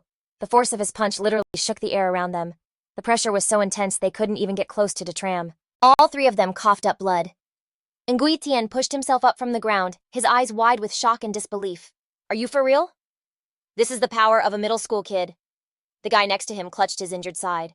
The intel was way off. Not even the academy's director could throw a punch that strong. Tram clenched his fist and demanded, "Were you guys also sent by young Master Law?" Hearing that name, the man totally snapped and basically outed himself. Young Master Law, who the heck is that? We are the cult of the Wild God, and we serve the great and powerful Wild God. You took out the Wild God's fourth son, and today you're going to pay for it. Leilay peeked his head out from where he was hiding. So it's the notorious Wild God cult. Every last one of that followers who worship that thing deserves what's coming to them. Bro, to you could totally rack up some good karma by taking them out. Seeing things were going south, Min whipped out a dagger. He tossed it into the air, the blade flashing in the light. Whoa, a flash of light. I totally misjudged Su Chen's power. Get the Wild God on the line now. And before Su Chen could even blink, Wei Tian right behind him just shoves a dagger into himself. Su Chen's jaw dropped like, for real. He actually did that to himself. These cultists are completely unhinged. The other two just followed suit, no hesitation. With loyal hearts and our own lifeblood, we call upon the great Wild God. Please, Wild God, answer us. Then bam, this purple shield thing pops up over their heads. We found the guy who took out the fourth highness for you, Wild God. Now bring down your heavenly justice. Seeing all this go down, Zilong totally freaked, his voice super serious. This is bad. Like really bad. This is some next level messed up ritual to summon a dark god. We gotta bounce right now. Wei Chen looked up, this creepy smirk on his face. Run, yeah, right. None of you are going anywhere. And then the sky started to like swirl. Suddenly, this insane beam of light just explodes from the sky. Leilay stared up, his whole vibe getting dark and serious. The pressure! It's intense! Crap, what kind of demon are we about to deal with? Then we see it, a face all fangs and two massive horns. It just appeared, looking totally terrifying. It was the Wild God. The second they saw him, the cultists went into full-on worship mode. Oh, mighty Wild God, we found the one who offed the fourth highness. It's this human Su Chen. Please. Wild God, bring the pain! Su Chen was completely floored, his eyes bugging out. Wait, what? The Wild God? That's a being that could literally wipe out all of humanity. He even took down a 9-star human warrior once. He was actually shaking a little as he looked at Su Chen. Dude, Su Chen, when the heck did you get on a demon god's bad side? We barely survived that Spider Queen, and she's like nothing next to the Wild God. Hearing Leilay calling out, Su Chen's lip twitched as he shot back. That's what I'm trying to figure out. Hey, Wild God, you sure you got the right guy? The god got seriously ticked off, his eyes blazing like fire, the light bouncing off the tiny human below. You ended my fourth child's life 1 month ago. A bead of sweat ran down Su Chen's face. He just clenched his jaw and held his ground. Was it that demon dragon I took out back at the academy? My luck is just unbelievably insane. My very first takedown in this world, and it had to be the son of a demon god. Meanwhile, somewhere else, Liu Lian was zipping around on her sword, her eyes peeled for any sign of him. Gao Yang was hustling to keep up. Student, hey, slow down a bit, wait up. She looked back confused. Master, what are you doing here? He yelled. It's dangerous, of course I'm here. If the Wild God shows up, you're not saving that kid, and he's a major up-and-comer for humanity. The Wild God will 100% use this as an excuse to get rid of you too. But that just made Liu Lian pick up the pace. I'm not saving him. If anything, I might just take him out myself. Gao Yang face-palmed and sighed. You really think I don't know you, my own student? On the outside, you act all cold and high and mighty. You're even a little cutthroat. They call you the Great Demon Queen. He kept flying right behind her, trying to get through to her. But deep down, you're nicer than anyone. You can't stand seeing humanity in trouble, and if you can help someone, you're never gonna just stand there and do nothing. While they were arguing, this dark, sketchy-looking cloud just formed in the sky, glowing with this weird purple energy. She just stared at it, totally suspicious. Liu Lian was still just frozen, trying to wrap her head around it when Gao Yang spoke up. That's the Wild God's energy. I can't believe he got here this quick. We're seriously screwed now. Hearing that, she muttered, the Wild God can't fully materialize here. So, maybe Su Chen still has a shot. Her master's face went dark, his eyes full of fear. It's too late. Even if the Wild God can't come down himself, he has like a million ways to take out Su Chen, against a being like the Wild God. He's totally outmatched. Back with Su Chen, he gritted his teeth, his face all tense. Zilong, is there any way we get out of this alive? Zilong just shook his head, pure panic in his voice. If the Wild God makes a move himself, we have 0 chance. We're done for. The god just scoffed. His face started to fade. Pathetic humans, you think way too much of yourselves. You really think you're worth my time? And just like that, the Wild God vanished, his voice echoing. I'm about to unleash a divine punishment. I'm gonna make this whole city pay for what you did. I want every last human here to be buried with my fourth child. Then behind them, this black tear in space just ripped open, giving off a seriously cold vibe. Su Chen's brow furrowed, sweat dripping down his face. What is that thing? Leilay was totally freaking out, shaking all over. It's a space-time rift. Basically a spatial point. The wild god is trying to turn this whole area into a demon zone. Zilong's face went ghost white and he was trembling with fear. Once that spatial point is stable, endless waves of demonic beasts are gonna pour out. I'm scared this entire city is gonna end up just like Ping'an County. And every single person here will be wiped out in a flash. Su Chen instantly flared up his power. Is there any way to stop it? Zilong looked over, a thought hitting him. The only way is to wreck the spatial point before it fully forms. But with the power we have now, that's pretty much impossible. A figure stepped out of the rift and her creepy laugh echoed everywhere. I'm here! It was a succubus. The cultists who were still around started cheering like crazy the second she showed up. It's a succubus, and they're all C rank or higher. Their abilities are a total nightmare to deal with. Looks like this demon zone is going to be seriously OP. Tear it all down. Only by destroying everything can we be reborn. The wild god will rule the world. The succubus crossed her arms, just radiating this icy confidence. Great wild god, I'll do as you command and hold this ground. Staring at the thick purple haze in the sky, the cultist screamed, Take them out, then wipe this whole city off the map. Liu Lian and her master instantly shot towards the swirling dark energy. A flicker of worry showed in her eyes. Master, I'm not crazy, right? My senses are picking this up correctly. Gao Yang immediately nodded, cutting her off. You're not wrong at all. That wild god has gone completely insane. He actually burned a crazy amount of power to rip open a new spatial point right here. He wants to make this a demon territory. Hearing that, she clenched her jaw so tight you could hear it. At the speed we're going, by the time we get there, the spatial point will already be stable. It'll be game over. Her master, though, was way more chill. I already shot a distress call to the Alliance. Right now, all we can do is try to save whoever we can. And in a flash, the two of them blasted forward, hitting an insane speed. Back on the ground, the succubus pointed her super sharp claws right at Su Chen. The wild god's will is law. You and every other human here are about to be erased. And after you're gone, I'm gonna take my sweet time with your tender young bodies. Hearing that, Tu Long and Leilay broke out in a cold sweat, so freaked out their hearts were about to pound out of their chests. But for him, his anger just blasted past 10,000. There is no way I'm letting this happen. Whoa, he was completely cool, fearlessly stepping up to get right in the succubus's face. You won't allow it. Who the heck do you think you are? Your words mean jack squat. Before she could even finish, he roared, his muscles flexing as he balled up his fist and charged right at the succubus. Get lost. The punch landed square on her face, making the air around them literally vibrate. The hit sent the succubus flying back, her body totally out of control. The succubus's whole body just slammed into the ground. She covered her face, shot back to her feet, and screamed, You freaking human, you dare to hit my face! After getting up, the succubus cracked a nasty smile and unleashed her skill, a laugh that sounded like it was ripping the air apart. I'll drain you completely dry and make you suffer the worst death in the entire world. Realizing what her skill was, he instantly yelled out a warning. Don't look at her or you'll lose your mind. Her eyes were just dripping with smugness. My charm magic is totally maxed out, so even if you don't look at me, just hearing my voice or getting a whiff of my scent is enough to make you fall for me. As long as you're a guy, you literally can't resist. He clutched his chest, his face turning red, trying to keep it together as he watched Leilay fall under her spell. Zilong, we're totally losing it, dude. It's all on you. The moment he said that, Su Chen's eyes started sparkling with little hearts. Oh, I get it now, he said, taking a slow step forward. You mess with the wild god and not even the universe can save you? I'm gonna rip your heart out first as a little gift for him. The succubus flexed her sharp claws, getting ready to pounce. Time to go. Then out of nowhere, a knife just appeared in his hand. Zilong switched into a girl and it totally blew her mind. What? The succubus gritted her teeth, not believing for a second that her charm didn't work on him. No way you're a dude. How are you still thinking straight? Zilong just smirked. He hit her back with a sly grin. Man, woman, does it really matter? And with that, Zilong went on the attack, his knife slashing straight for the succubus with insane accuracy. Later. She coughed up a glob of black gunk. Seriously, what a lame way to go out. The crowd. Wei Chen was completely stunned that she got taken out so fast. Wait, what? The succubus is just gone. Some mid-level student just took down a C-rank demonic beast. Are my eyes messing with me or something? After she was toast, the other two guys snapped back to normal. He gave his head a pat and a little praise. Zilong, you were awesome. He breathed a sigh of relief. Man, that was way too close. That succubus's power was no joke. She had us mesmerized in a second. Thank God Zilong was here. He turned, but his face was still dead serious. I only got that succubus because I caught her off guard. Otherwise, a C-rank demon beast is basically a 3-star dungeon boss. We would have had like 0 chance of winning. Up in the sky, a roar echoed like crazy all over the place. You pathetic little bugs dare to fight back, I'll wipe every single one of you out. Su Chen, totally ticked off, made a rude gesture and yelled, Hey wild god, get lost, what's with all the racket? If you're so tough, come down here and fight me. Hearing that, Wu Wang pointed right at him and screamed, You got a death wish? You're actually dissing a god. Su Ming, who was right there, ground his teeth. You're seriously gross. Su Chen just blew them off and kept on taunting, You can't come down here yourself, can you? If you could, you wouldn't just be up there screaming your head off for nothing. The god didn't even flinch at his words.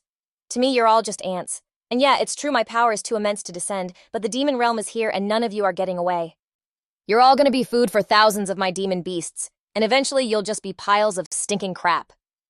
Then a demonic hound stepped out of the portal. The second he saw it, pure panic flashed in his eyes. That was a serious demonic beast, a demonic hound. I gotta wreck this portal right now or the whole city and its millions of people are completely done for. He charged forward, energy building in his hands. Su Chen's anger level shot up to 100,000. I have to shut this down. From the swirl in the sky, the wild god's mocking laugh boomed. A human talking back. That's hilarious. What can a weak little two-legged creature like you possibly do to stop this? He balled his fist glowing with energy and punched right at the spatial rift. Break. The rift took the hit and actually started to get smaller. The god stuck his head out, his eyes bugged out in disbelief. What, the portal shrank by 1/3? No wonder you managed to take out my fourth son. I had no idea you were packing this much power. The flames of his rage, still burning at 100,000, flared up around Su Chen. I told you I'm not gonna let this happen. Su Chen launched another punch, this one even more powerful, making the fire around him just explode. Terran space kept shrinking like it was being sucked into nothing. Seeing this, the wild god totally panicked and roared a command. Stop him from destroying the portal. Tons of demonic hounds heard the order and immediately lunged at him. Su Chen was cool and collected, and he threw another massive punch. Get off me! Their sharp teeth dug into his arms, leaving Su Chen pretty much pinned down. He clenched his jaw, trying to push through the insane pain, his eyes locking on his buddy. Leilay, cover me. Hearing him, Leilay jumped down from above, totally pumped. You got it all right, you ugly mutts, all eyes on me. Leilay slammed his hands together down on a hound's head, his demon magnet power to the rescue. The demonic hounds he hit whipped around to face him, their eyes glowing like embers. Realizing he was in deep, Leilay immediately took off running. Hey, over here, look at me, I have an announcement to make, the wild god is my son. The taunt worked and the whole pack started chasing him down. Seeing they were busy, he hit the rift again. One last shot to end this. Under that final punch, the portal just couldn't take it anymore and slowly sealed itself shut. Wei Tian and the others stumbled back totally shocked. That kid, he actually stopped the portal from opening. How can some mid-level student be this powerful? This is like beyond anything I can understand. The wild god was officially triggered, swinging his gigantic clawed hand down. Okay, now I am truly furious. A puny mortal dares to tick me off over and over. I don't even care about the world's rules anymore, I'm going to end you myself. His giant hand came crashing down towards Su Chen. You're done!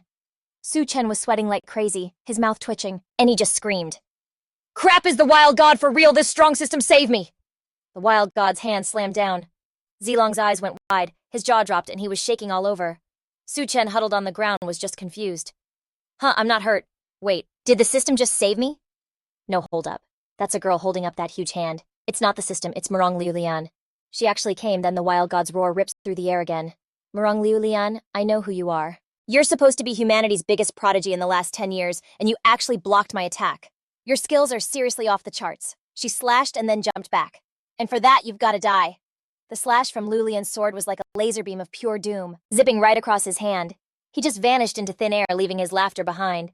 Well, this is a fun surprise. Taking you out, humanity's golden boy, means the world will be short at least one 9-star powerhouse in the future. The wild god kept on attacking, raining down these purple orbs, just dripping with bad vibes like a black star was falling. His fan club was just standing off to the side, hands in the air screaming their heads off. Divine punishment, heavenly smackdown, destroy it all. The wild god is untouchable. Let it all turn to dust, and let this world be born again.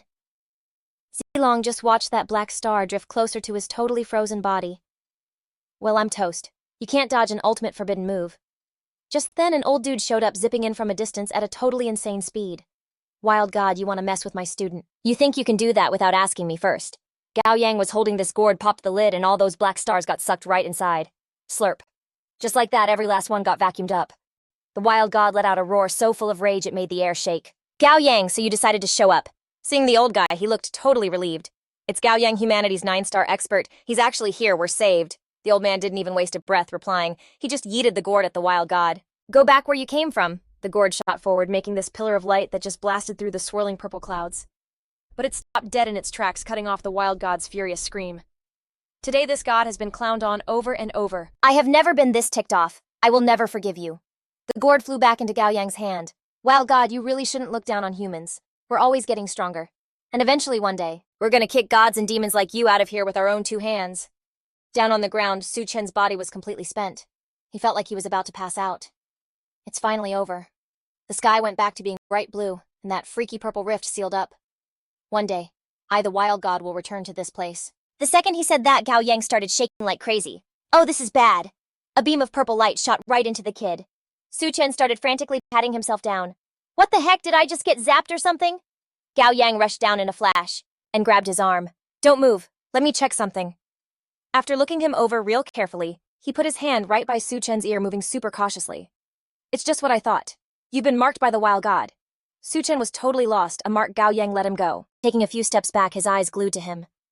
The wild god put a special kind of mark on you, so now he can lock onto your vibe and know where you are no matter what. Hearing that, Su Chen's heart basically dropped into his stomach. So you're saying the wild god can just show up and try to kill me whenever he wants? Gao Yang put his hands on his hips and explained, looking serious. I mean, technically, yeah, he could try to come after you anytime, but it's not as bad as it sounds. Look, the #1 wild god is crazy powerful, but he can't come here himself because the world's own will blocks him. Even sending a shadow like that uses up a ton of his energy. And 2, as long as you stay away from weird places like the abyss or some crazy battlefield, the wild god's signal on you will be super weak. He'll only be able to get like a general idea of where you are. Su Chen nodded, starting to get it. So, old-timer, is there any way to get this thing off me? Gao Yang just shook his head, his face all grim. Nope. This is the kind of mark that's literally burned into your soul. The only way to get rid of it yourself is to break through to the 8-star level when your soul gets a major upgrade. Right after he said that, a sly look crossed Gao Yang's face. He started pacing around, staring at Su Chen. But on the flip side, the wild god only bothers to mark humans he thinks are a really big deal, because he knows they'll be a huge pain for him later. Like he even marked the thunder god way back when. So what in the world did you do, kid, to get the wild god to put a target on your back, huh? After hearing all that, Su Chen just sighed, looking totally drained. What do you think, I kinda killed his son? Gao Yang shook his head and frowned, like he totally didn't buy it. Nah, that's not it. The wild god has tons of kids. He only came for revenge because his ego was bruised. He couldn't care less if his children live or die. Su Chen tilted his head, his eyes full of confusion. Then? Was it because I destroyed that spatial node? Gao Yang's eyes went wide, and he looked completely shocked. What? You destroyed the spatial node? After saying that, Gao Yang looked all around us. I was so busy dealing with him. With the wild god, I didn't even notice the spatial nodes here were gone. A whole powerful demon zone got wiped out before it could even get started. He crossed his arms, thinking hard. Stopping a demon zone from forming is like super rare in the entire history of the Alliance. You're telling me you actually did that? Su Chen just shrugged like it was no big deal. Plenty of people saw me do it. Hearing him say that for real, Gao Yang grinned and slapped Su Chen on the shoulder. Kid, you just did something major. Meanwhile, somewhere else, Leilay was getting chased by a whole pack of demon hounds running for his life. Don't just stand there talking a little help here. Zilong didn't even blink, dropping down and landing a massive kick on one of them. I got you. An axe just appeared in his hand. Zilong glared at all the creatures swarming them. Wu Qian quickly brought his crew over, showing up right in the nick of time. The Glory Blood Core squad is here. They jumped straight into the middle of the human-on-beast throwdown. With one clean swing, he split one in half. Take 'em all out. The hero, full of energy, smashed a demon hound with his axe. He was bent over, hands on his knees, panting, standing right across from him. Bro, Su, that's the Alliance's combat squad. I can't believe they actually came to help us. The Glory Blood Core squad is a huge deal. I heard they once stopped a whole beast-tide invasion by themselves. Their track record is insane. From behind them, Liu Lian called his name, making him jump. Su Chen. Leilay stood up and whispered to him. Bro, Su, is it just me, or is Senior Morong giving you a super weird look? Su Chen felt a shiver go down his spine and had no clue what was going on. Yeah, she looks like she wants to literally murder someone. She's not even trying to hide it. His whole body went stiff as he turned around, raised a hand, and put on a fake smile. Senior Morong, hey, long time no see. The words were barely out of his mouth before Su Chen got decked by a huge slap from her. Then Liu Lian grabbed his collar and got in his face. You don't care about me at all, do you? If you did, why couldn't you just face me instead of selling that spot? Realizing he was totally busted, Su Chen started shaking and tried to calm her down. Senior, please just let me explain. She wasn't having it and just cut him off, dragging him away. I don't want to hear it. Su Chen, terrified of what she was about to do, started freaking out. Senior, please don't do this. It's the middle of the day. Liu Lian dragged him around a corner, and the only thing you could hear were Su Chen's panicked screams. Ma'am. Whoa, chill, we live in a society with like laws, don't do it, big sis. He stood off to the side, looking pale as a ghost and shaking like a leaf. This was just way too messed up. Meanwhile, Zilong was just epically slicing through the demon hounds. After clearing them all out, he slammed his axe on the ground, wiped his forehead, and let out a huge sigh. Wu Qian, who just finished up his own fight, turned and saw Zilong, his eyes totally glazing over. That pose is so freaking cool. Wu Qian's buddy came up to report, "Yo, Captain, we're all clear. So what are you still staring at?" His eyes were still glued to Zilong's back. That girl's skills were seriously legit, huh? His buddy followed his gaze. An intermediate student who just awakened not long ago but is already that OP. That's actually insane. He gave Wu Qian a playful nudge and teased, "Captain, if you think she's all that, you should totally shoot your shot."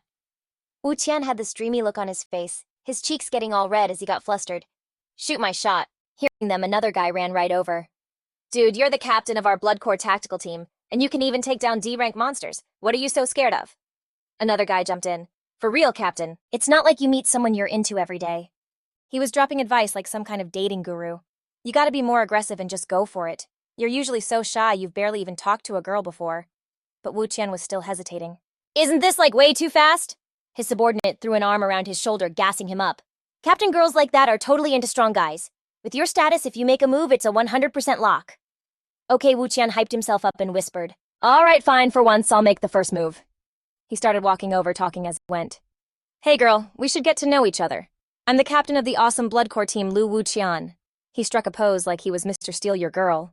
"I want to take you into dinner and try to win you over. I want you to be my girlfriend." Zilong put his hands on his hips, looking totally over it. "Trust me, bro. My equipment is bigger than yours." Those words made Wu Qian's eyes go wide, completely KO'd by that critical hit. He was speechless, and just walked away totally defeated. Is there a hole I can go crawl into and die? His crew was just staring, whispering to each other. A high-level dude in a skirt? A cutie with a little something extra.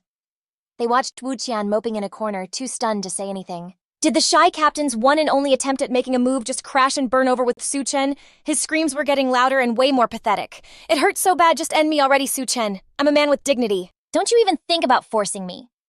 Leilay, standing nearby, just sighed. "Man, bro, Su sounds pretty rough, right?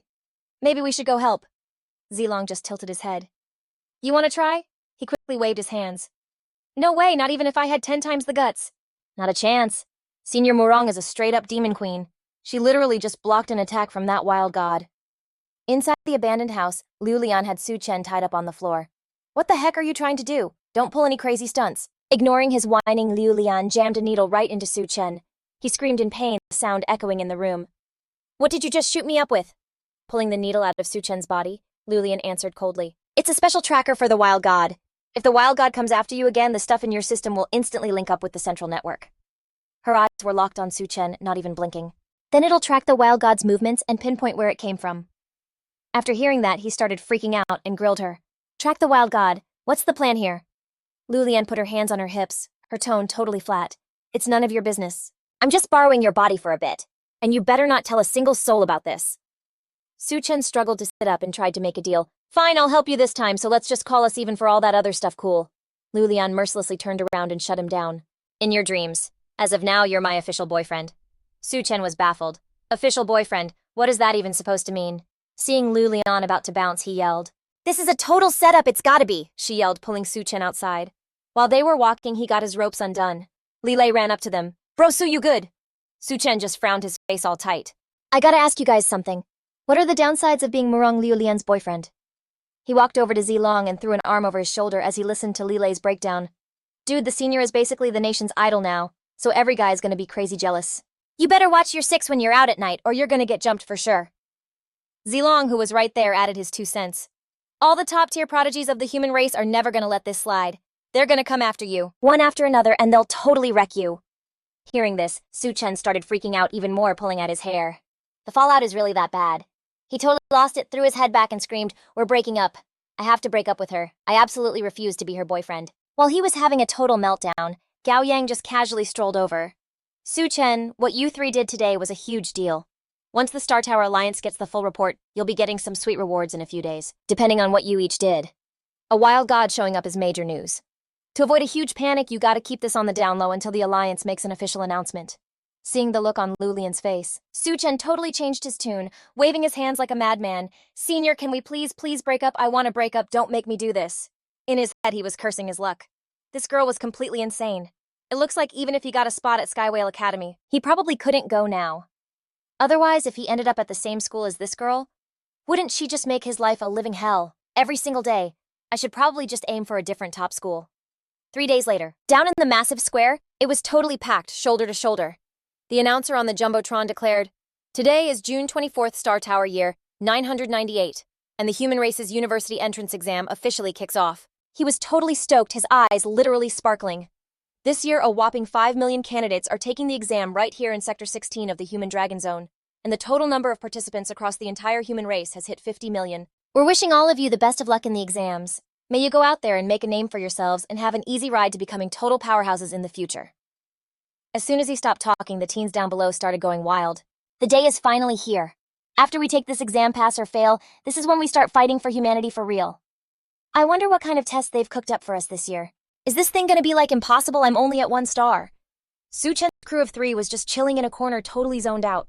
This whole vibe is giving me major flashbacks to the SATs from my old life, but this is like a global level exam. Then out of nowhere, the star tower just drops from the sky, appearing right in front of everyone. Zilong literally jumped, his eyes bugging out in total shock. The star tower's here. The test is about to start for real. He was just staring at it, a million questions running through his head. So this is the star tower.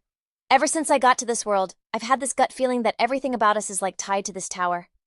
Seeing Su Chen's face, Leilay just had to say something. Okay, so technically this is one of the 18 sub-towers of the Supreme Star Tower. This whole college entrance exam thing is basically to scout out the next generation of badasses for humanity and like decide our entire future. If you totally crush it and get an insane score, the Alliance will be all over you instantly. You could say this exam is pretty much the first step to becoming a legend. Hearing that, he totally balled up his fists, his eyes filled with straight-up hate thinking about the wild god's face. That thing marked me and I could get taken out any second. So right now, the only way I'm getting out of this is to level up and rewrite my own story. Then boom, a notification just pops up. The system dropped an achievement mission, break 3 all-time records in the human college entrance exam. Su Chen's face got all serious like he was majorly stressed. This mission sounds crazy hard. From what I've heard, those all-time records are basically unbreakable. A voice boomed out from the Star Tower. This year's human college entrance exam will have 3 total stages. First up is the points competition, the knockout tournament, and the super student showdown. You can only move on to the next round if you rack up enough points in each stage. Some girl started whispering to her friend. A super student showdown? What even is that? We've never had a test like this. Her friend's eyes suddenly lit up like he just remembered something. Oh, I read about this. It's like a special bracket the Alliance runs for students who didn't get to go all out in the first 2 rounds. Only the absolute best of the best get to be in it. You'd probably have to be like a provincial champ just to hang with the top dogs from the whole Dragon Zone and maybe even the entire world. Once everyone's murmuring died down, the voice came back on. Students from Hedong Province, the 16th subdivision of the Star Tower Alliance's Dragon Zone, get ready. The college entrance exam has officially started. The second the voice stopped, tons of blue portals just appeared out of nowhere, bathing the whole place in this crazy magical light. As everyone walked through, they were all thinking the same thing. Pass the points competition and get to the knockout round. That's literally the only way to get into any of the good schools. The acceptance rate for a place like our 16th subdivision is insanely low, so we have to go all out and score a ridiculous amount of points in this first round. Meanwhile, somewhere else, Ling Xiao was totally blocking Zhao Lu's path, trying to have a serious talk. Lulu, why are you doing this? We've only been dating for 1 month. Why are you breaking up with me? She just kind of lazily scribbled something down and shut her notebook. You failed your internship. Hearing that just shattered him, and he dropped to his knees. As Zhao Lu walked off, a totally sobbing Ling Xiao grabbed her leg. Lulu, you have to promise me you'll be happy. Promise me, okay, Lulu, you have to be like so happy, Lulu, I can't live without you. Leilay, who just happened to catch the whole thing, scratched his head. Well, damn, another one bites the dust. That Zhao Lu girl burns through boyfriends like crazy, but something about this whole scene feels weird. Su Chen couldn't have cared less about the drama. Let's just go. But as soon as they went in, the 3 of them were split up, and he ended up in some creepy abandoned castle. Su Chen scanned the area, checking the place out. So this is the points competition. Guess we're all doing this solo. The cold robotic voice of the Star Tower echoed all around. The first round of the points competition will now begin. Your mission: destroy the battle turret. A turret materialized, looking like some kind of 4-legged metal beast. A battle turret, I've heard the Central AI builds these things. Out on the Abyss battlefield, they're used as backup for the high-level classes. Before he could even wrap his head around it, the turret launched a missile. Fire and smoke just erupted as it shot straight for Su Chen. He backed up, but the thing stayed locked right on him. It whizzed right over Su Chen's head and looped around behind him. He gritted his teeth, his eyes narrowed as he muttered, "Crap, so they're homing missiles." Su Chen whipped a bucket out of his inventory, but the attack wasn't done yet. The missile came straight at him, forcing him to jump out of the way using the bucket as he ran. A huge explosion went off right behind him, sending up a cloud of dust and smoke. After pulling off the dodge, Su Chen turned and shot the turret a death glare.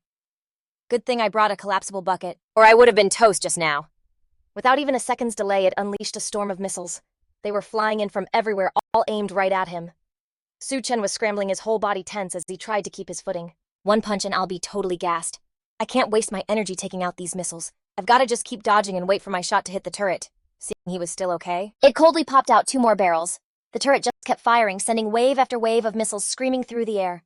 Su Chen was on edge, soaked in sweat as he dodged like crazy. It can power up its firepower too. This first round is seriously not messing around. A bunch of explosions went off, throwing up thick smoke and flames. An opening. He shot forward in a flash like a bolt of lightning. This is it! Su Chen channeled everything he had into his fist and let out a huge roar. Evil shattering power punch! But right as his fist was about to land, the turret just vanished. Huh? At the same time, a screen popped up. The first evaluation round of the points competition has ended. Su Chen inflicted 0 damage on the battle turret. Time ran out and he scored 0 points. Hearing that, he was totally seeing red, shouting, "Are you kidding me? This thing had a time limit. Why didn't it say so?" Su Chen took a deep breath and clenched his fists. Man, I was way too reckless. A competition like this has got to be scored on time and damage. If that's the game, then I know exactly what to do for the next round. Outside, a huge crowd was glued to a giant monitor watching the trials go down. Round 1 of the points comp is a wrap, and the leaderboard is about to drop. The standings flashed up on the screen. Number 1, Li Chenggren from 1st Academy with 18 points. Number 2, Xiao Huohuo from 3rd Academy holding 16 points. Number 3, Huang Kai, also from 3rd Academy with 15 points. And at number 4, Han Buli from 1st Academy with 14 points. Number 5, Wei Bihui from 2nd Academy snagged 13 points. Number 6, Yibufan from 1st Academy with 11 points. And number 7, Zhao Lu from 2nd Academy with 10 points. Shandy and the other 2 were just staring at it, totally stunned. Wait, this is the list. Huaiji frowned, not seeing his name anywhere. Yo, why isn't Su Chen on here? She was just as confused. I know, right? It's so weird. And hey, Su Chen's not just missing from the top 2, he's not even in the top 20. Huang Lin, who was standing nearby, just burst out laughing. See, now everyone knows what he's really about. I told you that Su Chen dude was just riding a lucky streak, stumbling into that messed up secret realm. Otherwise, how could he have possibly scored higher than the Thunder God in the trials? Hearing that he wasn't having it and just shouted, "Star Tower, pull up Su Chen's score right now." The screen immediately flashed his rank and score. Number 7,726, Su Chen, 2nd Academy, a big fat 0 points. Huaiji's eyes went wide, his jaw literally on the floor. What 0 points? The other guy just rubbed his forehead, a smug grin spreading across his face. This is hilarious. So this is the legendary genius from your 2nd Academy, and he scored 0 points. Seriously, NYG, this time my 3rd Academy is totally gonna leave your 2nd Academy in the dust. Meanwhile, Su Chen was just standing there listening to the announcement. The second round of the points competition is starting now. Please take out 3 wind demon beasts. A second later, 3 snarling wind demon beasts appeared. One of them shot forward with insane speed. Su Chen frowned, his face all serious, his eyes locked onto every move the 3 beasts made. Man, they're crazy fast. No wonder they call them wind demon beasts. It opened its mouth wide, showing off all its sharp fangs, and lunged right for him. Su Chen dodged to the side, swerving out of the way of the gnarly attack. But I'm way faster. Out of nowhere, the fire rooster's leg flew out, smacking the beast hard in the face and totally stunning the wind demon beast. After the kick, its body wobbled, trying to stay upright. Seeing their buddy get rocked, the other beasts charged in, their eyes glowing red with rage. From his side, a swarm of fire just erupted, blasting towards the enemy at full speed. Go get him! They split into 3 groups and just started laying the smackdown on the wind demon beasts. The Star Tower's voice came on. The second evaluation round of the points competition has ended. Su Chen inflicted catastrophic damage on the 3 wind demon beasts in 56 seconds and has earned his score. Because your performance in the second round set a new all-time record, the score is currently being calculated by the central AI. At the same time, a notification popped up. System announcement: congrats on finishing 1/3 of the mission. He looked over at the donkey, who was striking a super cool pose. System announcement: because your donkey has defeated a ton of monsters, it has matured and its stats have been upgraded. Hearing this, the corner of Su Chen's mouth twitched. My donkey leveled up too. It straightened its back and a sharp horn grew right out of the middle of its forehead. He walked over and rubbed its nose. Man, this donkey is something else. It definitely looks a little different, but what can it even do? But then it opened its mouth, and a crazy spatial void sucked Su Chen right in. He got totally swallowed by the space before he knew what hit him. He ended up in a completely different place, like what the heck, this silly donkey just ate me. Su Chen spread his arms out, his body just floating in the air. Where am I? This feels like some kind of pocket dimension. It was a seriously huge space. Could this be the goofy donkey's new skill after leveling up? Can I use it like a storage ring or something? Right away he tried to whisper out. And what do you know, Su Chen could totally control it and popped right out of the space. Kaka was looking super happy at the fire rooster, who was grinning from ear to ear. Just as I thought, I can totally hop in and out of the space inside the donkey's body whenever I want. The tower's voice boomed again. The second evaluation round is complete. Congratulations on setting an all-time record and earning 56 points. Outside, the student rankings flashed back up on the screen. Number 1, Li Chenggran. First Academy, 48 points. Number 2, Zhao Huohuo. Third Academy, 43 points. Number 3, Huang Kai. Third Academy, 39 points. Number 4, Han Buli, First Academy, 38 points. Number 5, Wei Bihui, Second Academy, 37 points. Number 6, Ye Bufan, First Academy, 35 points. Number 7, Zhao Lu, Second Academy, 34 points. Shandy frowned, crossing her arms and looking totally confused. The second points round is over. And the leaderboard hasn't changed at all. The guy next to her gritted his teeth, thinking, what is Su Chen even doing? Did he get a special invite just to slack off? This is a huge competition for every mid-level student in the world. This is all about our academy's reputations. Huang Lin was still laughing smugly after 2 rounds of being a total no-show. It's pretty clear he's all talk and no game, just some nobody. And YG, stop daydreaming and face reality. But before he could even finish his trash talk, the leaderboard changed. Number 1, Su Chen, Second Academy, 56 points. Number 2, Li Chenggran, First Academy, 48 points. Number 3, Zhao Huohuo, Third Academy, 43 points. Number 4, Huang Kai, Third Academy, 39 points. Number 5, Han Buli, First Academy, 38 points. Number 6, Wei Bihui, Second Academy, 37 points. Number 7, Ye Bufan, First Academy, 35 points. Number 8, Zhao Lu, Second Academy, 34 points. All 3 of them just stared at his score, their jaws on the floor. No way!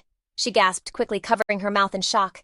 This is the same exact drama all over again. Su Chen just shot straight to the top spot again. He immediately turned to taunt the other guy. Looks like a pretty massive gap now, doesn't it? Huang Lin gritted his teeth and muttered, shaking his head. No, this makes 0 sense. How can a guy with 0 points in the first round just jump to first place in the second? And to get 56 points just from finishing the second round, doesn't that mean he broke the record? YG was over the moon, shouting, of course he broke the record. Isn't that what he does? It's a massive gap after all. From behind, a man with a stone-cold expression appeared out of nowhere. The new guy was Alliance Supervisor Xi Qingsheng. What's all the racket? Why is it so loud in here? YG bowed to Qingsheng. Greetings, Supervisor? Huang Lin quickly tried to explain. Oh, it's nothing, just a student who got a good score, so everyone's a little worked up. He didn't answer, just turned to the results board. Number 1, Su Chen. Number 2, Li Chenggran. Number 3, Zhao Huohu. Number 4, Huang Kai. Number 5, Han Buli. Number 6, Wei Bihui. Number 7, Ye Bufan. Number 8, Zhao Lu, 56 points. You call this good? You call this worked up? This just proves that your District 16 is a total backwater. You have no real prodigies here. With a score like that, he wouldn't even break into the top 10 in the more competitive districts. This made him pretty anxious too. She tried to reason with him. Supervisor Z, I know District 16 is a little behind, but we really do have some genius-level students. Hearing this, he just smirked and laughed out loud. Principal Ann, don't take it so hard. For this assessment, I'm going to be teleporting across through the Spirit Tower to scope out each exam zone. Look, Inspector, I'm just being real. The prodigies from the other zones are on a whole nother level than your kids. Tiandai, who'd been quiet, just had to jump in. It's not over till it's over, Inspector C, so don't be so quick to call it. But Qingsheng just shot her a look of total disgust. Every single year your crew talks a big game, but when it comes down to it, they get absolutely wrecked by the other zones. Outside the arena, the speakers were totally blasting. The points competition third evaluation round starts now. Take out the most monsters before time's up. A bunch of glowing portals started to shimmer into existence in front of Su Chen. And a stone golem stomped out of one. He just chilled watching a whole mob of stone golems roll up. So this stage is more about quantity over quality, huh? With that, Su Chen flicked his wrist and was like, all right, bet. Then I guess I wouldn't hold back. A whole herd of donkeys charged out when he gave the word. They slammed into the golem mob and just started tearing them apart. Meanwhile, in the other exam rooms, Changyan was totally swamped. This stage is ridiculously hard. These monsters are respawning like crazy. There's literally no time to clear them out. It feels impossible to beat them all. Even Zhao Huohuo was struggling hard. I'm seriously gonna collapse. Why do these things just keep multiplying every time I fight? Leilay was literally running for his life. Ugh, this stupid monster magnet thing I've got. How am I supposed to make it without Subro? All of a sudden, a few stone golems tripped and ate dirt, blocking the ones behind them. He was totally floored when he saw it. These stone golems have like 0 brains. They're just trampling each other to get to me back with Su Chen. His donkeys had basically finished their cleanup job on the stone golems. He smirked, super happy with how things went down. This stage is a total breeze. The monster spawn rate can't even keep up with how fast my donkeys are wrecking them. Now I can just camp the portal and take them out the second they appear. The announcer's voice suddenly boomed over the speakers again, making Su Chen jump. End of the second round of the points competition. In 5 minutes, you took out 100 lava monsters, smashing the all-time record and scoring 50 points. The system pinged with a notification at the same time. Congrats, you've completed 2/3 of the mission. Back in the control room, the smug Qingsheng just raised an eyebrow and started to walk off. I'm out, no point wasting my time with you guys. The round 2 results will be up any second. I'm gonna go see if any other zone actually broke 100 points. Usually a score over 100 is pretty much a guaranteed win for the whole points competition. But before he even got a few feet, the scoreboard lit up with the rankings, and at number 1, Su Chen from the First Academy 106 points. Number 2, Li Changyan from the First Academy 86 points. Number 3, Zhao Huo from the Third Academy 73 points. Number 4, Huang Kai from the Third Academy 69 points. Number 5, Hanbu Li from the First Academy 58 points. Number 6, Wei Bi Hui from the Second Academy 57 points. Number 7, Ye Bufan from the First Academy 55 points. Number 8, Zhao Lu from the Second Academy 53 points. He stared at the list completely shook. Am I tripping right now? Su Chen has 106 points. A kid from Zone 16 actually scored over 100. Huaiji was obviously loving this. He just busted out laughing. No competition. Tian Dai, who was totally ready for this, didn't miss a beat. Inspector Ching Sheng, you're not seeing things. You just got served. Huang Lin was also smiling like crazy. Even if his crazy high score means my Third Academy still loses to the second man, this feels so good right now. And get dissed by some nobody. He was so triggered he couldn't even deal. Ching Sheng snarled, Spirit Tower, pull up the highest score in the points competition now. The system instantly flashed the result. The highest scorer in the points competition is Miss Han Yan from Zone 1 with 100 points. On top of that, there are 25 students who scored over 100 points in this competition. Like he'd gotten his ego back, he tilted his chin up. See, maybe don't get too ahead of yourselves. The top score is 100 points. There are 25 kids with scores over 100 and tons of students with better scores than that Su Chen kid. She didn't even bother to argue, just shot back coolly. We're not being cocky. We've actually been playing it cool. Ching Sheng was obviously ticked off, playing it cool. What's that supposed to mean? Hearing that YG jumped at the chance to brag, it means Su Chen got those 106 points in only 2 rounds and he didn't even show up. For the first round's challenge, Ching Sheng's jaw literally hit the floor. What? How is that even a thing? YG just let out a huge laugh. No competition? A total 180 from his smug vibe before Ching Sheng was just standing there stunned. 106 points in just 2 rounds. The only way that's possible is if he broke the records in both rounds. Where did I mess up? Tiandi and YZ were just speechless. You're the inspector for the entire Dragon Zone's exams. How do you not know what's going on? Hearing that, he coughed awkwardly to try and save face. Fine, whatever, I was wrong. I just never thought a prodigy like that would come out of Zone 16, the weakest zone in the whole system. Even the legendary Murong Liu Lian didn't pull off something this insane back in the day. She only blew up after she made it to the Advanced Academy. And with that, Ching Sheng put his snooty act back on and walked off. But the next elimination round is where we see what these students are really made of. This whole points thing was just a warm-up. Besides, the elimination round is a 2-zone showdown in the same arena. Good luck to your Zone 16. Let's just hope you don't get stuck with a powerhouse zone. Yeah, okay, whatever. I'm gonna go watch the real top-tier talent from the other zones put on a show. YZ watched him go and spit on the ground, totally disgusted. That jerk inspector is finally gone. He's supposed to be impartial, but he's out here openly dissing our Zone 16. Tiandai right beside him just sighed and shook her head. You can't really blame him. Our Zone 16 had that huge weird incident 20 years ago, which caused a major talent drain we've never really bounced back from. Ever since then, a lot of people just write off Zone 16. But in a flash, his confidence came roaring back. Well then, we'll just let Mr. No Competition keep shutting them all down. Huang Lin, who'd been quiet, finally spoke up. And YG, don't get overconfident. The elimination round rules say students can steal points from each other. I'm worried he's going to have a massive target on his back this round. She rested her chin on her hand, her brow furrowed in thought. In the elim round, everyone will see Su Chen's insane score, and they'll know he's unaffiliated, so they'll probably all gang up on him. Oh, so that's his game. That guy finally showed his true colors. So check it, my whole goal is to crush the Second Academy. I told every single student from the Third Academy to jump Su Chen the second they see him. YG was like totally fuming at how shady that was, gritting his teeth. Huang Lin, you absolute madman, is this seriously worth it? The elimination round is a whole different beast from the points round, you know. It's not just our 3 academies. Kids from other districts are in this too. But Huang Lin didn't even blink. Totally worth it. Couldn't care less about the other academies. My whole life has been about taking down the Second Academy. Just then, an announcement blasted over the speakers. You may now proceed to the elimination battlefield. So the elimination round is basically survival mode. Everybody gets a scorecard that shows their points, and you can even peep other students' scores. If you smash someone's card, you get all their points. And just like that, Su Chen got zapped to some random place. He glanced at the info on his phone. Su Chen, 106 points. After seeing that, he was like, so the whole game is just students hunting each other. Way more fun than just grinding monsters. The speakers crackled to life again. Please be advised, the elimination round for District 16 and District 5 will both take place on the same battlefield.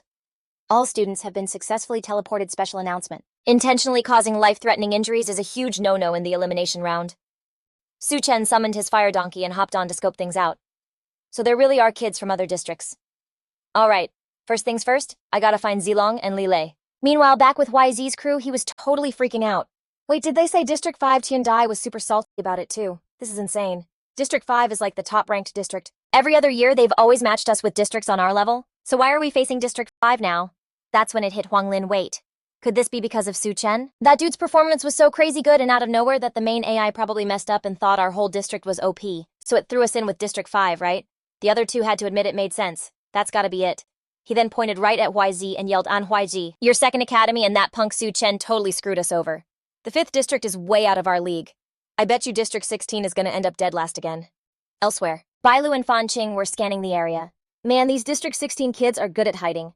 We haven't seen a single one all day. He just chilled and told his buddy, "No worries, dude. The elimination round is long, we've got plenty of time." Our District 5 totally hit the jackpot this time, getting stuck with the weakest district, District 16. We can just farm these guys for easy points. I feel like I could actually get into a top-tier college this year.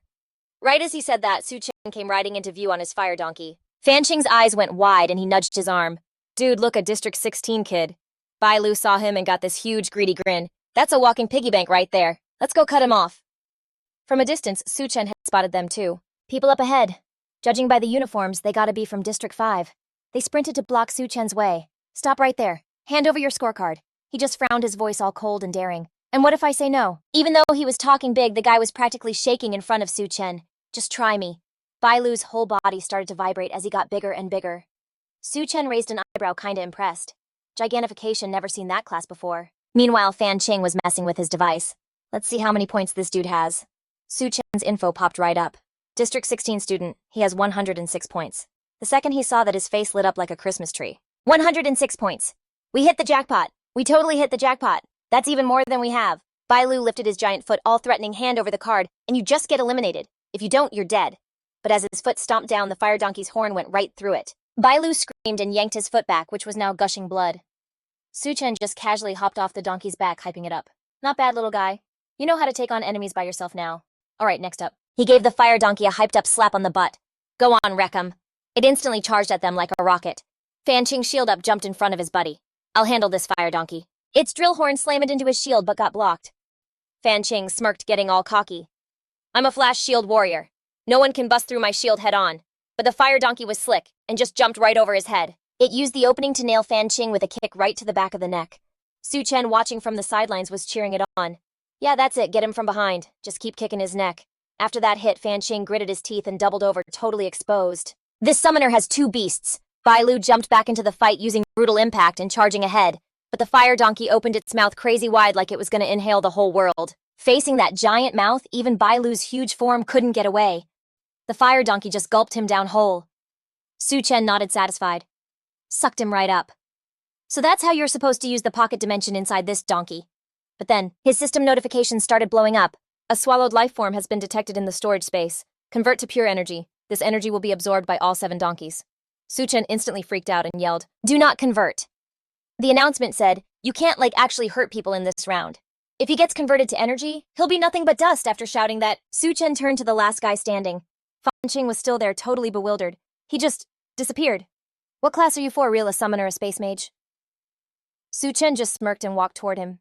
"Nah, I'm just a scrub gamer." A second later, he was just standing there, crushing something in his hand, while Bailu and Fan Qing were laid out on the ground. "Next, I just gotta smash their scorecards to get the points."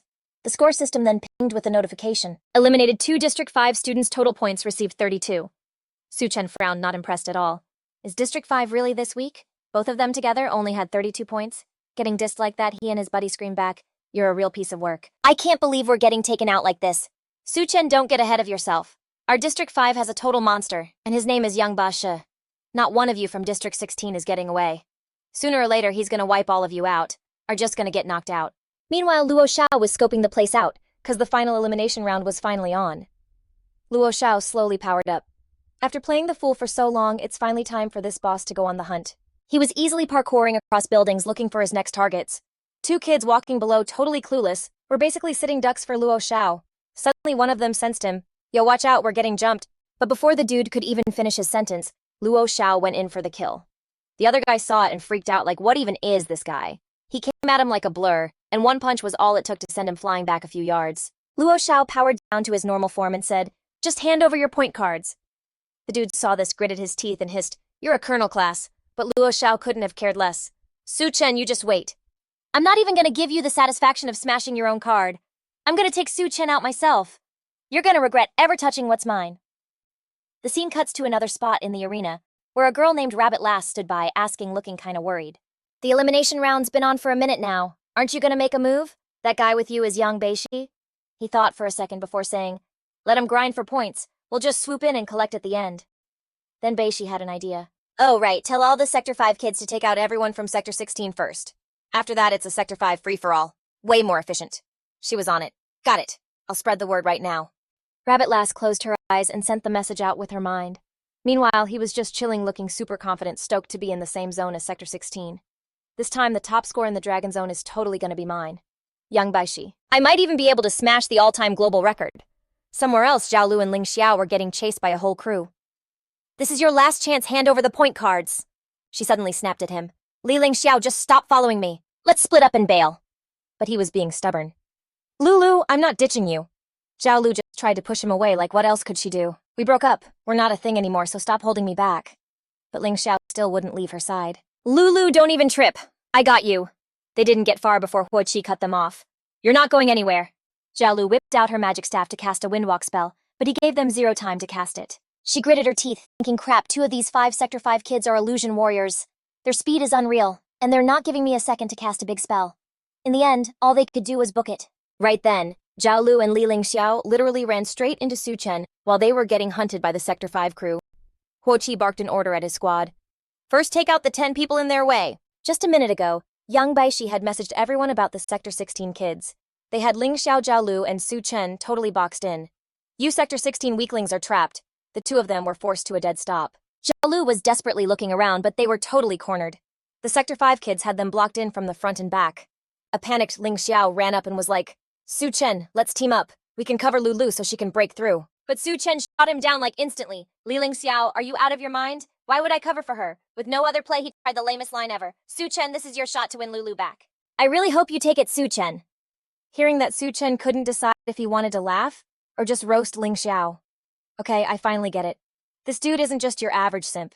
He's on a whole other level. Like the kind of simp who'd give his kid her last name. The final boss of simps. She totally took that as her cue to get all cocky. Su Chen, just stop pretending. I know you're just salty, but you can't actually be over me. Su Chen was just like, is this girl for real? This girl Zhao Lu with 0 shame just kept going with her fantasy. You're just doing all this to get my attention again. And Su Chen, I'll give it to you, it worked. You've officially got my attention. Su Chen just let out this massive sigh. Is this chick nuts? She just kept talking, totally ignoring him. There's no point in being so stubborn.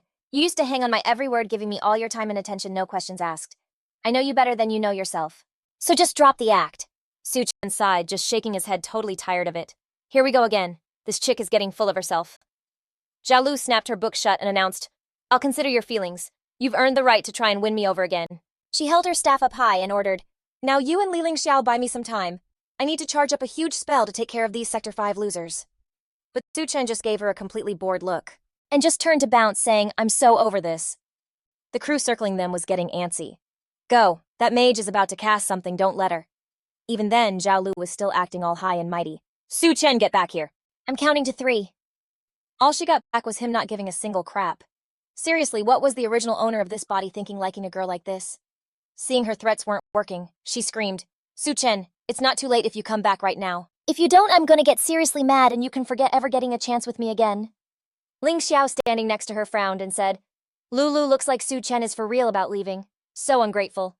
This just made Zhao Lu even more ticked off. Crap, what went wrong? He used to be the one who treated me like a queen. He should have come running back the second I called.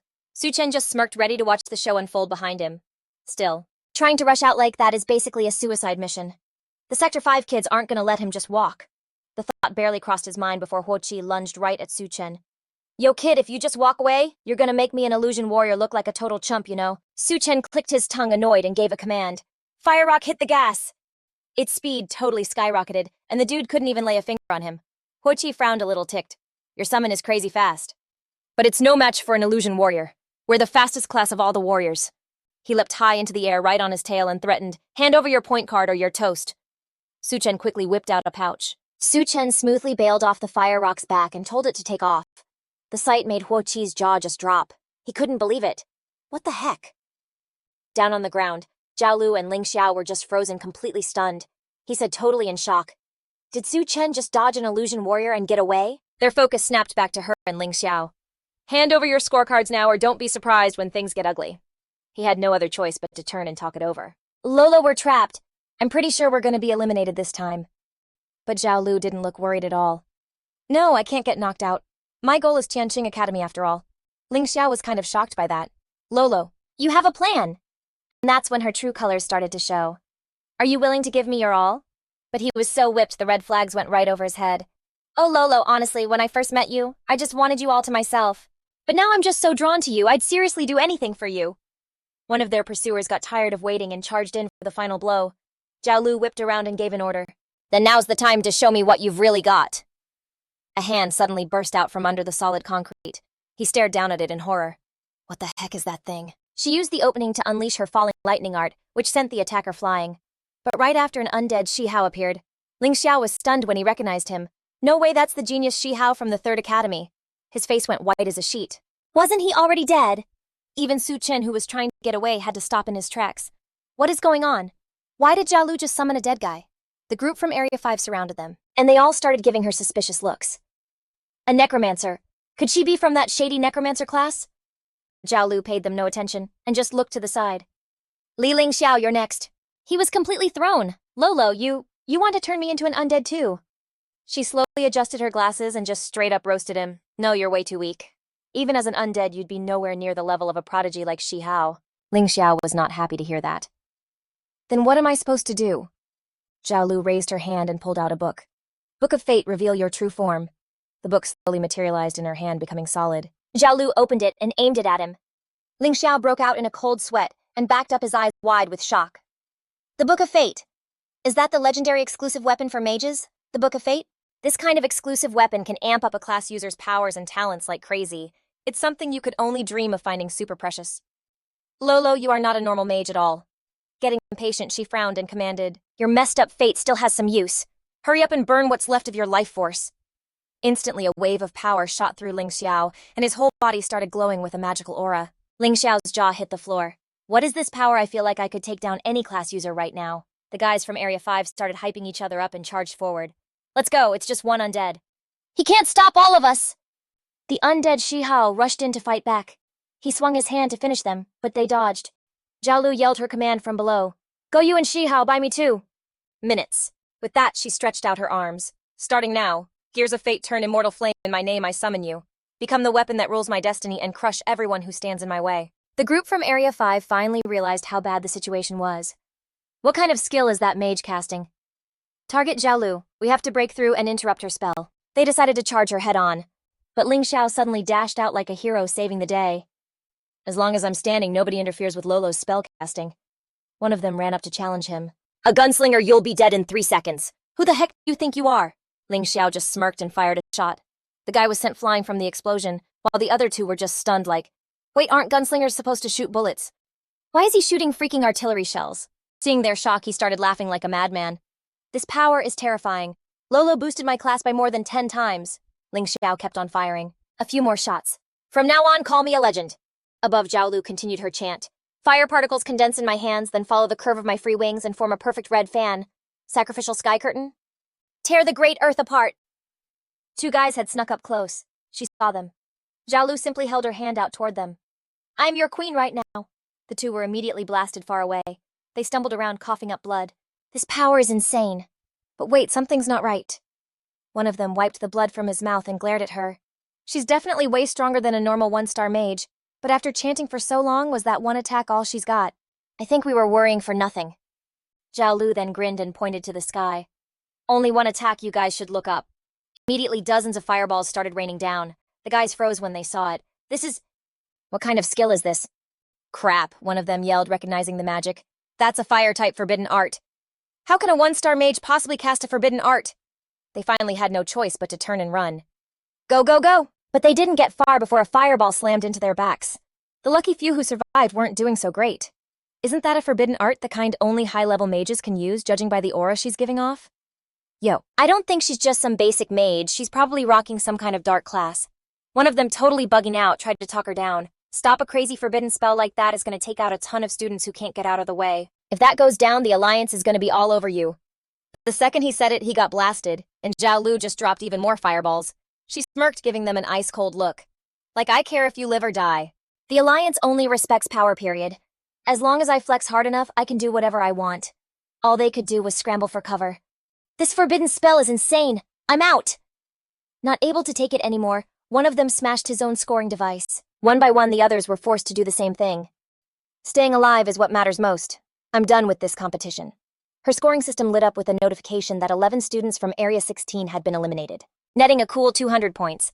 Feeling herself, Zhao Lu decided it was time to go big. I'm about to wreck this entire test site and take out every single student. After this, everyone in the Dragon Zone and the whole Alliance is gonna know my name. Suddenly, fireballs were popping up in the other zones. Yo, why are meteors falling from the sky? Is this like a surprise event for the elimination round? I've never heard of this. Quick, everyone find cover. Tons of players got totally blindsided. Meanwhile, with Bunny Girl and Bashi, an alert popped up that some crazy powerful forbidden spell was about to go off hitting in the next 3 minutes. He jumped to his feet, totally freaking out. A forbidden spell. What the heck is happening back with Su Chen? He finally decided he couldn't just chill and watch this go down. That Zhao Lu just dropped her ultimate move for real. She was hiding that ace up her sleeve. With a spell that OP, probably no one could stop it. She gave this super smug wave and was all like, "You're already in my book of destiny, so just crawl back to me and be my good little puppy dog. It's an honor, you know. And it's a fate you can't change." But he just calmly clapped back that being her lapdog was a hard pass. But maybe he'd consider being her dad. His comeback totally set Zhao Lu off, then just dropped dead. A storm of meteors instantly came crashing down on Su Chen. He just frowned and told Huoji, "All right, no more holding back, go nuts." Ling Xiao started laughing like a total psycho, clutching his gun. "That moron Su Chen, that's a forbidden spell. If you survive that, I'll literally change my last name to yours," he yelled at the beast. "Eat it!" Huoji's mouth opened crazy wide and just swallowed the meteor in one gulp. Ling Xiao's eyes basically bugged out of his skull. "What the actual heck?" Su Chen gave its head a satisfied pat. "See, it worked. Good boy, Huoji." He kept riding on, letting Huoji just gobble up all the meteors. She was just completely floored by what she was seeing. "It ate it. It ate the forbidden spell? No way, how is that even possible?" Su Chen leaned down and told it to make a beeline for Zhao Lu and shut her spell down. Zhao Lu threw her hand up to block him, as if get him. A whole bunch of meteors dropped right in front of Su Chen, and just like before, Huoji opened its mouth and inhaled them all. She arched an eyebrow, all cocky. "You really think a nobody like you can even touch me? Let's see if Su Chen's pet can eat faster than my forbidden spell can blow up." But plot twist, the beast just slid right behind Zhao Lu like it was nothing. She whipped around, totally panicked. "What the?" The next thing she knew, a fiery kick sent her flying into the dirt. Zhao Lu was hurt but tried to play it cool. "I can't believe you actually stopped my forbidden spell. To think my old little follower is actually making me feel threatened. Do you even get that you just wrecked my big debut, my one shot at fame?" And with that, she just charged at him like a total maniac. Su Chen was legit speechless at how shameless she was. Getting famous is worth offing tons of other students. This chick is insane. Zhao Lu raised her hand, about to go all in. "I, the goddess, swear I'm gonna put you 6 feet under." Su Chen was quick, though, hopping off the beast's back and charging up a punch. He landed a massive hit right on her. Staggering from the pain, Zhao Lu stumbled back. She tried to front like it didn't even hurt. "So you do have some power. Su Chen, you're not a total loser after all. You've been playing us this whole time." Su Chen just smirked and shot back. "Takes one to know one." "You're not a mage, so what the heck are you?" Ling Xiao, who'd been a total sideshow this whole time, just had to jump in. "Stop! Don't you dare touch Lulu!" Right after he said that, his hand started shaking, and Ling Xiao dropped to his knees, his eyes going wide with pure terror as he watched his own hand turn black. "My hand. Lulu, what's happening?" All of a sudden, Ling Xiao's hand just shattered. That's when Zhao Lu finally came clean that the Book of Destiny was making him burn through his life force on fast forward. "That's the price you pay for burning your own life away!" He screamed, totally horrified when he saw both his arms were gone. "I'm a sharpshooter. If I don't have hands, my whole future is toast, right?" Su Chen just casually pointed at Ling Xiao and schooled him. "In the end, the loyal little puppy gets nothing. Sound familiar? I'm just giving your own words back to you." Then out of nowhere, his system pinged him saying the storage space in his beast was overloaded with unstable forbidden spell energy. "Storage space is offline for now. You gotta release and clear out the forbidden spell junk to get it back online." Su Chen gave her a look like, "Are you for real? This forbidden spell is no joke. I can't believe it actually maxed out the entire storage space." Then the scene flips to Judge Z showing up like always to drop his judgment. "It is I, Z, back for more. A lot of the top dogs from other regions are already past 300 points. Let's see how you're doing." And when he pulled up the leaderboard, what they saw was Su Chen sitting at rank 38 with a measly 138 points. The judge just started cackling. "Wait, am I reading this right? 138 points. And this guy is supposed to be the best from your Sector 16. Just like I called it." He completely choked the second he hit the real competition. Principal Tiandai ground her teeth, her fists balled up tight. What happened to you? This isn't like you at all. But then Huang Lin jumped in to defend him. Judge C. Su Chen's rank at 38 is because he had a rough start, not because Sector 16 is trash. Student Su Chen took out student Zhao Lu, stopped a forbidden spell from nuking the whole arena, and saved every single student from Sector 5 and Sector 16. And according to the Central AI's calculations, he's getting bonus points for the college entrance exam, and the bonus is 2,000 points. On the screen, the text was crystal clear: student Su Chen, with 23,527 points. Seeing that, Wei Qi let out a huge sigh of relief. He actually did it. He saved them all. Zhuo Yang looked just as stoked. That score is seriously insane. Principal Tiandi smiled, but she was like half relieved and half freaked out. 3,527 points. The elimination round barely started, and he's already matching the top state scores from past years. YG was so hyped, he was practically bouncing off the walls. Su Chen pulled off a total miracle, grabbing the top spot with an insane score. Huang Lin just rubbed his forehead, looking like he couldn't believe it. I gotta hand it to him, the kid got lucky. Mages are useless up close, and he totally used that to his advantage, detecting an unusual spike in student Su Chen's score. To keep the college entrance exam fair, the Central AI will now broadcast the breakdown of his bonus points to every single contestant. He just froze on the spot, his voice laced with panic. What? Judge Z smirked, folding his arms and giving Huai Ji a smug look. His score of over 3,000 points is getting blasted out to all the students. Looks like he's about to become public enemy number 1, huh? This time it's not just going to be Academy number 3 coming after Su Chen. Pretty much every student is going to want to take him down. He whipped around, giving Judge C a desperate look. Judge C, didn't you say this was supposed to be the college entrance exam for all of humanity? How can it just butt in like that? The Central AI is totally messing with the college entrance exam. He frowned, rubbing his chin. Okay, so if a student's score gets a crazy boost, the Central AI is allowed to announce it to keep things fair. Stuff like this has happened before, but a sudden jump of 2,000 points. Yeah, that feels a little sus to me too. Normally, any bonus points for the exam get added after the whole thing's over. This is the first time I've ever seen bonus points get dropped mid-exam like this. Her smile vanished, and she turned, saying seriously, with over 3,000 points, anyone who sees that score is going to make a play for him. But that's just how brutal the qualifiers are. Everyone gets a shot to glow up, but if you don't take others out, you're going to get taken out. Meanwhile, Madame Shi and Rabbit Girl were standing outside the plaza, lost in thought. Suddenly, her eyes snapped open, her voice filled with surprise. The forbidden curse. It's gone. On the big screen, a picture of Su Chen popped up with his score. Urgent announcement. Su Chen from Academy number 23,527 has 527 points. The screen replayed the moment he took her down. Student from Zone 16. Su Chen has eliminated student Zhao Lu, stopped the curse that would have wiped out all of Shansha, and saved every student in Zone 5 and Zone 16. By the Central AI's call, he qualifies for bonus points under the college entrance exam's special policy, and is being awarded 2,000 points. Su Chen's new total is 3,527 points. This is an announcement for all competitors. Rabbit Girl slapped a hand over her mouth, totally shocked. What, 3,527 points is an insane score. He just gave a small smile, then quickly barked out an order. That kid is a walking jackpot. Tell everyone in Zone 5 to hunt down Su Chen, make him priority number 1. Young Master Luo, who was in the middle of wrecking some other student, paused to look at the screen. He let out a wicked grin, and you could just feel the bad vibes rolling off him. You just gave me one more reason to take you out. At that moment, Su Chen was just casually walking down the road, feeling all kinds of emotional. I can't believe the day is finally here. Me, Su Chen, getting bonus points on the college entrance exam. Suddenly, a whole crew blocked his path. Wu Chui stepped up and asked, You, Su Chen? He lowered his hands, answering flatly, That's me. Lin Chui's whole face lit up when he saw Su Chen. It's really him, I can't believe our luck. We found him first, Qingwen said, clenching his fist. The big payday. Don't let him get away. He smugly raised his magic staff. Su Chen, those 3,527 points of yours, we're taking them. Just tap out now, and don't make us do this the hard way. But Su Chen just shrugged, totally unfazed. You morons. Do you really think I got a score this high by being nice? The guy immediately rushed Su Chen. There are 5 of us, more than enough to handle one of you. If all 5 of us jump you, not even young Beishi would mess with us. Suddenly, a pair of brown furry cheeks got in the way, making Lin Chui's heart jump. A second later, a flaming hoof sent him flying. Watching Lin Chui eat dirt, the fire donkey looked totally unimpressed. He struggled to his feet. Bro, I checked him out. This dude's a summoner for sure. Wu Chui immediately hoisted his magic staff high. If he's a summoner, then let's have a summoner showdown. Right after he said that, Wu Chui summoned a seriously gnarly black bear. It let out a savage roar right at Su Chen. Then he ordered it, Giant bear, get him. With just one swipe, it sent the donkey flying a few yards. Seeing that, he couldn't help but trash talk.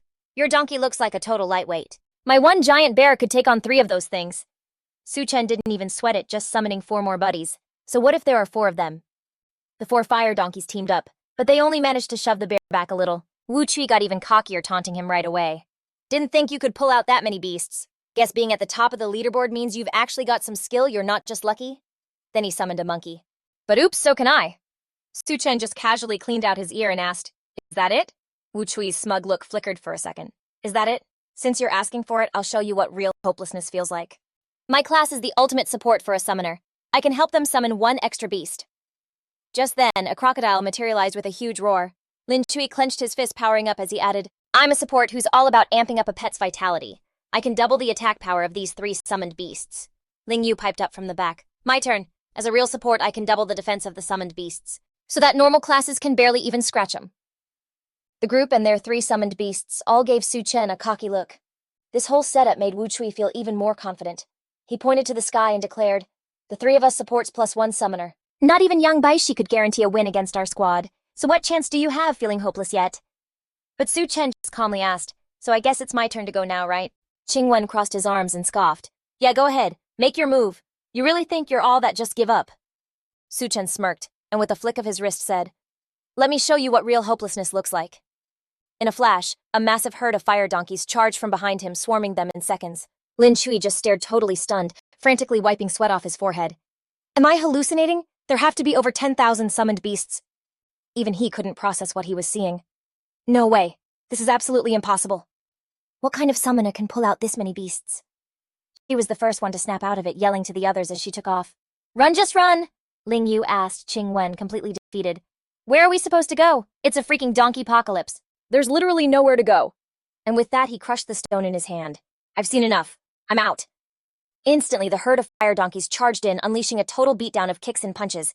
Eliminated 4 students from Zone 5, for a grand total of 159 points. Su Chen scratched his head, smiling. Man, that group of 4 was actually pretty legit. If things had gone normally, they definitely would have been top tier, but then they ran into me, a guy who doesn't exactly play by the rules. At that moment, he was just chilling on its back, just thinking as he rode. The central AI just broadcast my current status to every single student. Now pretty much everyone is gunning for my score. Instead of being watched by the whole school, I might as well just go big and take care of all my problems in one go. All of a sudden, a figure popped into Su Chen's sight. It was Leilay. "Don't run." He was being chased by some random crew. "You're not getting away. Tell us where Su Chen is." Seeing what was up, Su Chen looked over and yelled, "Yo, I'm right here." Hearing that voice, they all stopped and looked his way. As soon as he realized it was Su Chen, Leilay booked it over. "Huh, Brother Su, is that for real you?" Su Chen looked down at the guy panting below him. "Like, where's Zilong?" He was all out of breath, totally beat. "Dude, the second I spawned in, those losers from Academy number 3 were on my tail. I'm totally wiped." Then Huang Kai rolled up with his crew, hyping himself up like, "It's Su Chen, my lucky day. Today's the day I settle the score once and for all." Leilay was clenching his fist, totally freaking out. "Su man, before the exam started. All the kids from Academy number 3 got orders to take you out. You gotta dip, there are way too many of them." Su Chen just gave him a little wink like, "I got this. It's all good, I've got plenty of fire chickens." Huang Kai got right in his face, screaming, "Su Chen, you're boxed in, so don't even try a pointless struggle." Su Chen just smirked, raising a hand. "Nah, you got it twisted. You guys are the ones who are surrounded." And just like that, a whole flock of fire chickens poofed into existence, circling them. Everyone's jaws dropped. "That's so many fire chickens," looks like the headmaster called it. Su Chen's hidden class has to be a summoner, and a multi-pet one at that, which is super rare. The whole fiery swarm just charged right at them. They totally wrecked the whole crowd. You could just hear everyone groaning as Su Chen's whole vibe got darker, and he just coldly crossed his arms. "Huang Kai, remember what I said? It's on site every single time." Huang Kai clutched this orb in his hand. "Su Chen, don't get ahead of yourself. I came prepared for you." Leilay was totally stressed, yelling at him, "Dude, that's a flare orb. If he breaks it, it pings his whole crew with a preset message." He opened his hand, smirking like a total jerk. "Su Chen, it won't be long till every student from Academy number 3 gets here. You're toast. This time your boy Huang Kai is just gonna sit back and watch."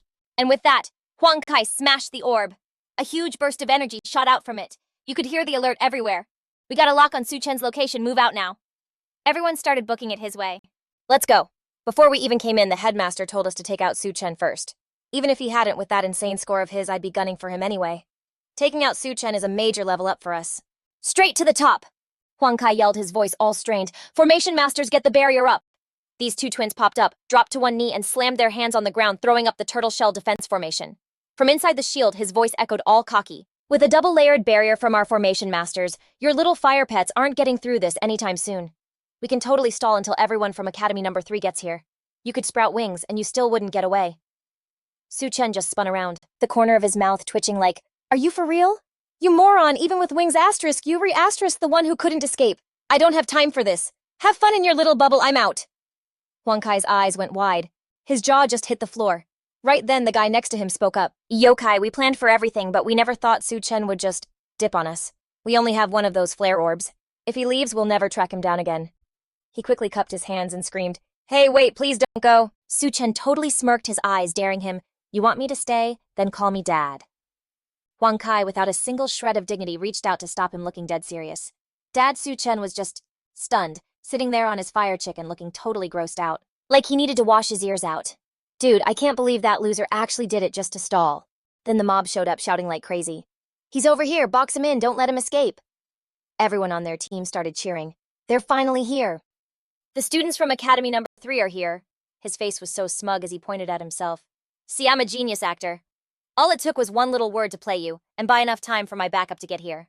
Leilay turned, looking super serious. "Su Chen, not all of them are here yet. We can still punch through their circle." He just frowned, looking totally calm and determined. "Nah, it's cool. They're exactly who I was waiting for." Meanwhile, Huang Lin was laughing his head off, grinning like a maniac. "We got him." YG just looked disgusted, his tone dripping with sarcasm. "Huang Lin, what's gotten into you? Why are you so hyped?" He clenched his fist, pure joy on his face. The flare orb was activated. "And that means my son Huang Kai has Su Chen cornered. He's about to get knocked out by the students of Academy number 3. YG frowned and fixed his tie. "Your whole academy going after one kid. That's a real classy move from Academy number 3. So desperate. But whatever, I've still got faith in my guy." Huang Lin got this sly look on his face. "I seem to recall each zone gets one peek into the exam zone for like 10 seconds. Star Tower Zone 16. We want a status check on our student Huang Kai from Academy number 3. The massive screen in front of them flickered on, showing the live feed. You could hear Huang Kai yelling, "Hey, wait, please don't go." The camera then zoomed in on Su Chen's smirk as he said it right back at him. "You want me to stay? Then call me Dad." Then you saw Huang Kai's super serious face, followed by this totally pathetic yell. "Dad!" The headmaster's hair practically stood on end, his shocked expression just frozen. Huh. YZ was literally dying of laughter, throwing an arm around his shoulder, being all comforting but totally sarcastic. "So Huang Lin, is this your idea of catching Su Chen? Your kid caught him by calling him Dad?" Shan Di was trying not to laugh. "Headmaster Huang, you're too funny." He started rolling up his sleeves, totally furious. "That ungrateful kid. Wait till he gets out, I'm gonna ground him for life. Wipe that smirk off your face, YG. He's still surrounded by my students." Elsewhere, Rabbit Girl was talking to her teammate. "We've got eyes on Su Chen." "But he's pinned down and getting jumped by all the Academy number 3 kids in Zone 16. Bashi Yangqing didn't hesitate and gave the order, "Ping all our students in Zone 15. Everyone get over there now. We can't let another team poach him." The crowd around them was getting all hyped up. "If we take out Su Chen, the championship is basically ours. The headmaster is a genius telling us to group up before we went after him." The field instantly formed a super tight circle, with everyone closing in on Su Chen and his weird donkey summons. He glanced at his hand, thinking like, "My control over these things has gotten way better since I got them. Before they were just all over the place." Huang Kai waved his hand, and the shield dropped. "Su Chen, don't even think these donkeys can save you. We've got the numbers, these few little summons are a total joke." Su Chen hopped on top of one of the donkeys like, "Oh yeah, then let me give you something to look at." And the herd got like way bigger than before. It was totally insane. Everyone started freaking out, their faces full of panic. "Seriously, how many of these things does he have? This is unreal." Suddenly, someone in the crowd pointed off in the distance. "Dude, we've got him boxed in here, but look, there's like hundreds more people headed this way." They came storming in.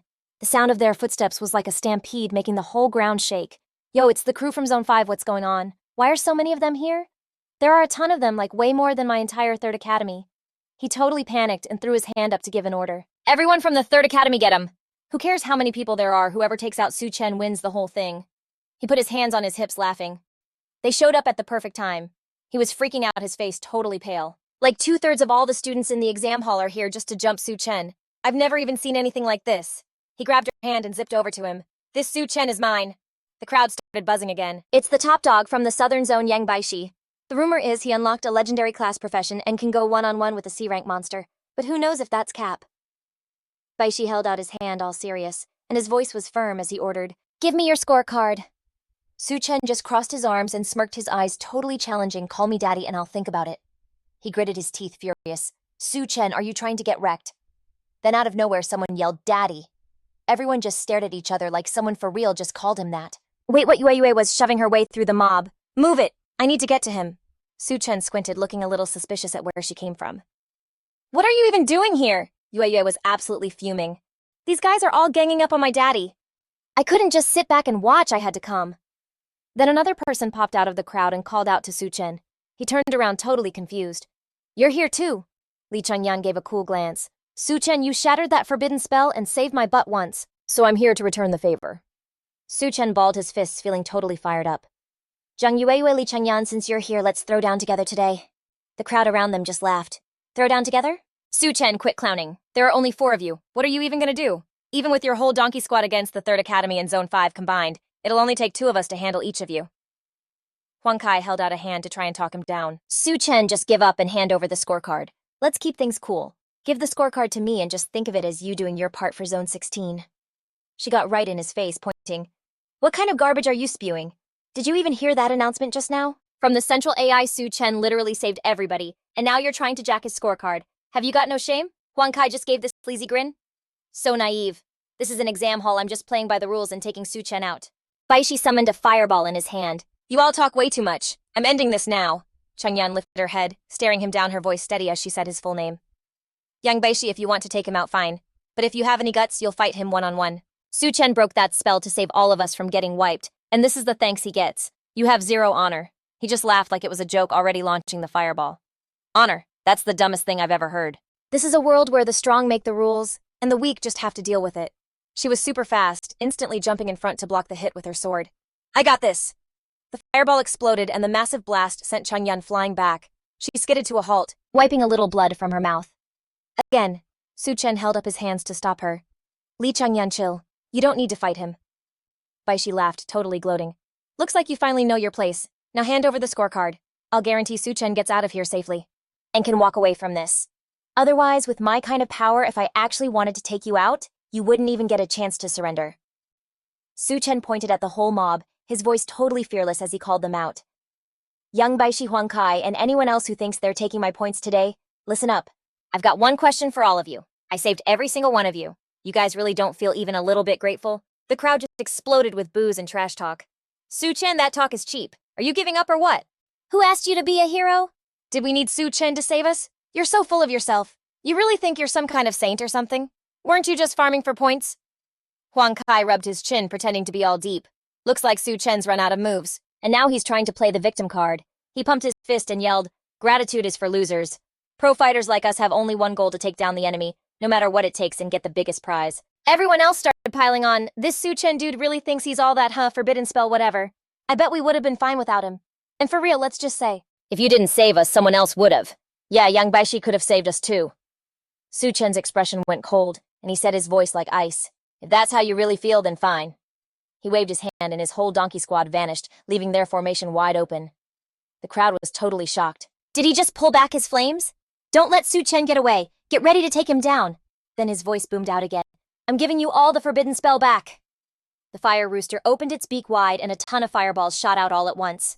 They shot high up into the sky, making the whole sky glow bright red with this insane light building up in the middle. Everyone down below looked up totally confused. "What the heck is that?" The bunny girl flew past, freaking out. "The forbidden spell is back." The whole crowd was shaking, their voices trembling with fear. "Is that the forbidden spell? I thought that curse master already got knocked out?" He was so confused, his eyes wide. "How is the forbidden spell back?" Su Chen just waved his hand and yelled. The orbs in the sky started raining down, coming down on the field like a firestorm. Everyone flinched, dropping to their knees and begging for their lives. "No way, I can't take this insane pressure. I'm gonna be toast." "Stop, call it off." And then, "If this keeps up, we're all gonna get totally wiped out." Su Chen just crossed his arms and let out this cold, mocking laugh. "I thought you all said you could handle it, so go on, handle it." Baishi threw a punch at a fireball coming right for him. "Come on, break already!" The fireball just slammed right into his face. A crazy scream echoed out instantly. The crowd started screaming and begging as they ran for their lives. "No, we messed up, we're sorry. Please stop the spell." "I take it all back. I was just talking trash. I don't even have a single point yet. Don't knock us out." But it was way too late. They were still getting hammered by the fireballs with sparks and ash flying everywhere. Su Chen just sneered, his voice ice cold. Didn't you say someone else could save you? So go on, have someone else save you. Everyone just broke down, crying their eyes out. Young Baishi is already pinned down by a meteor flame. Who's gonna save us now? This is hopeless. I regret everything. We should have just been grateful, then this never would have happened. Leilay just started cracking up. So satisfying, you bunch of jerks totally had it coming.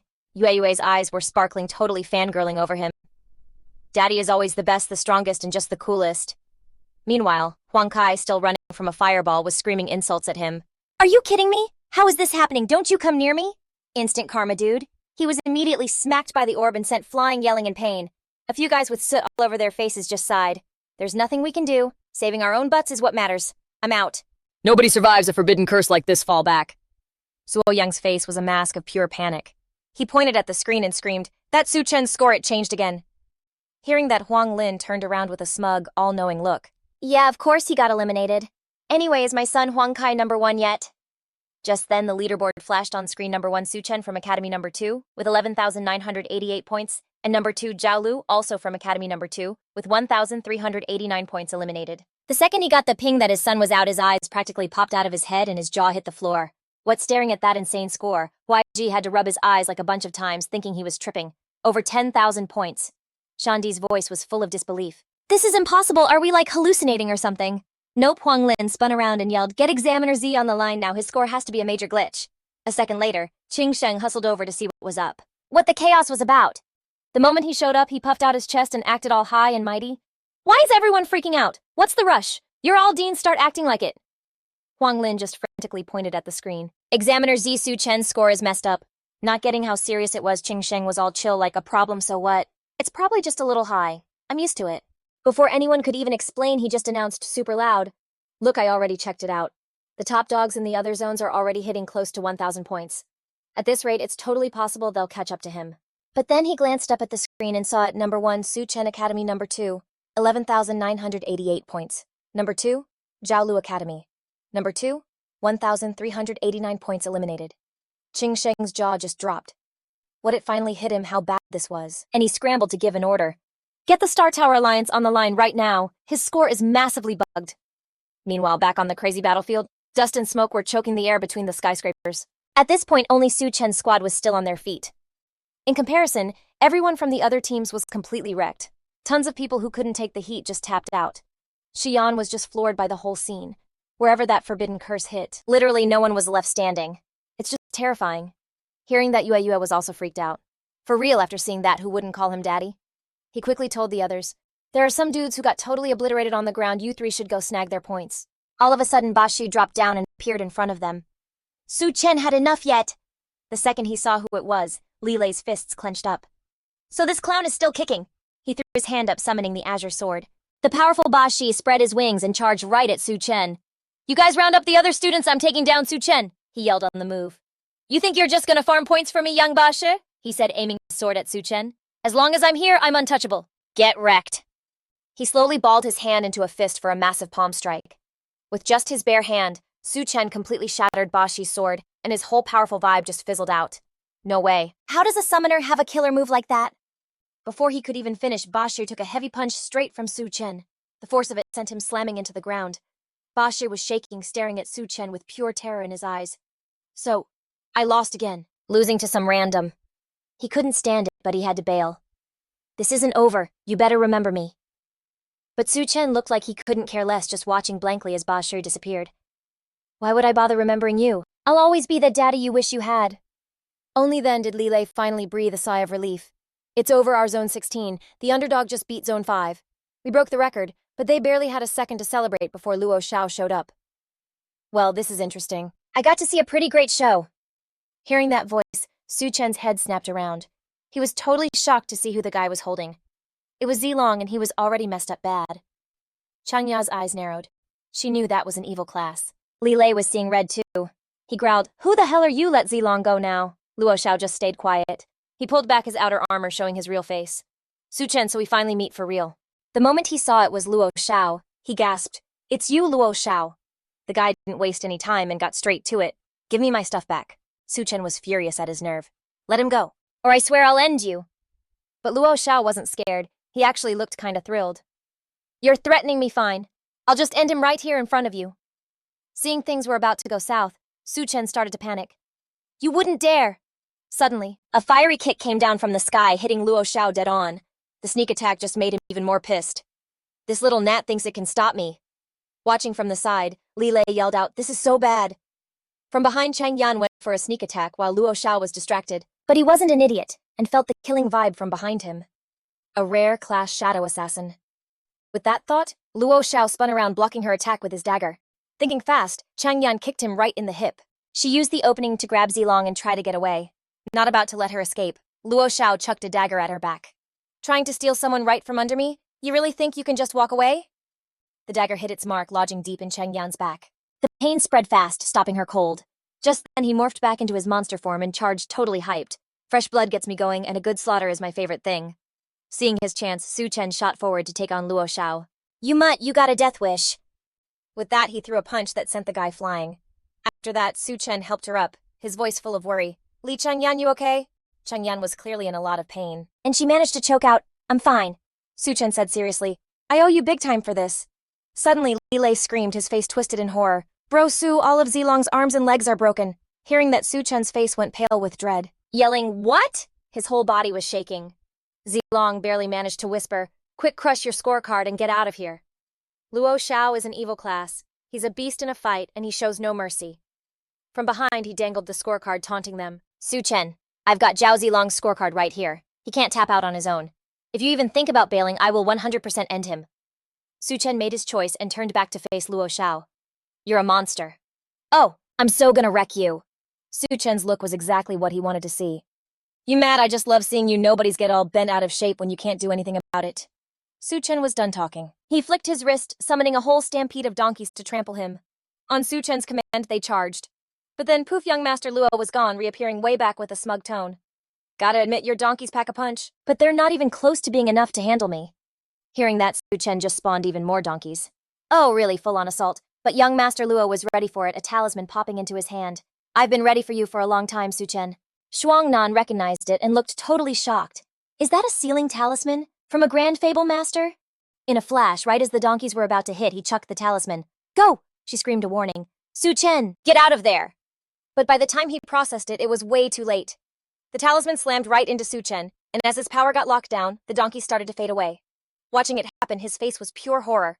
What? The donkeys are all gone. Su Chen started to panic, trying to summon them again, but it was useless. He couldn't call a single thing. Seeing him look so pathetic, young Master Luo was totally loving it. The sealing talisman shuts down any and all summoning spells. Su Chen, right now you're just a sitting duck. Leilay's fists went white-knuckle as he yelled, You cheated, I'm reporting you to the Star Tower Alliance. But he wasn't even a little scared. Young Master Luo just charged forward. Report me seriously? You clearly have no idea how powerful my family is. Besides, you really think I'm gonna let you run off and tattle? The scene flips. On some huge mountain peak, a guy was meditating, totally zoned in. Suddenly, the blood god walked up from behind, his voice sharp. Thunder God, you're really messing with the human race's college entrance exams. I'm taking this straight to Alliance HQ. Hearing that, the man just scoffed. Blood God, my dude, you got way too much time on your hands. Now you're all up in my business. Looking annoyed, the blood god frowned and cut to the chase. This year's exam has a new competitive match against superclass students. My student Yami awakened a special faith-based class. She needs to crush this exam and bring some glory to the human race. I'm not letting anyone mess that up. But the Thunder God just blew him off. It's not like he didn't know that during the human college entrance exams, the Star Tower runs on autopilot, and no one can interfere.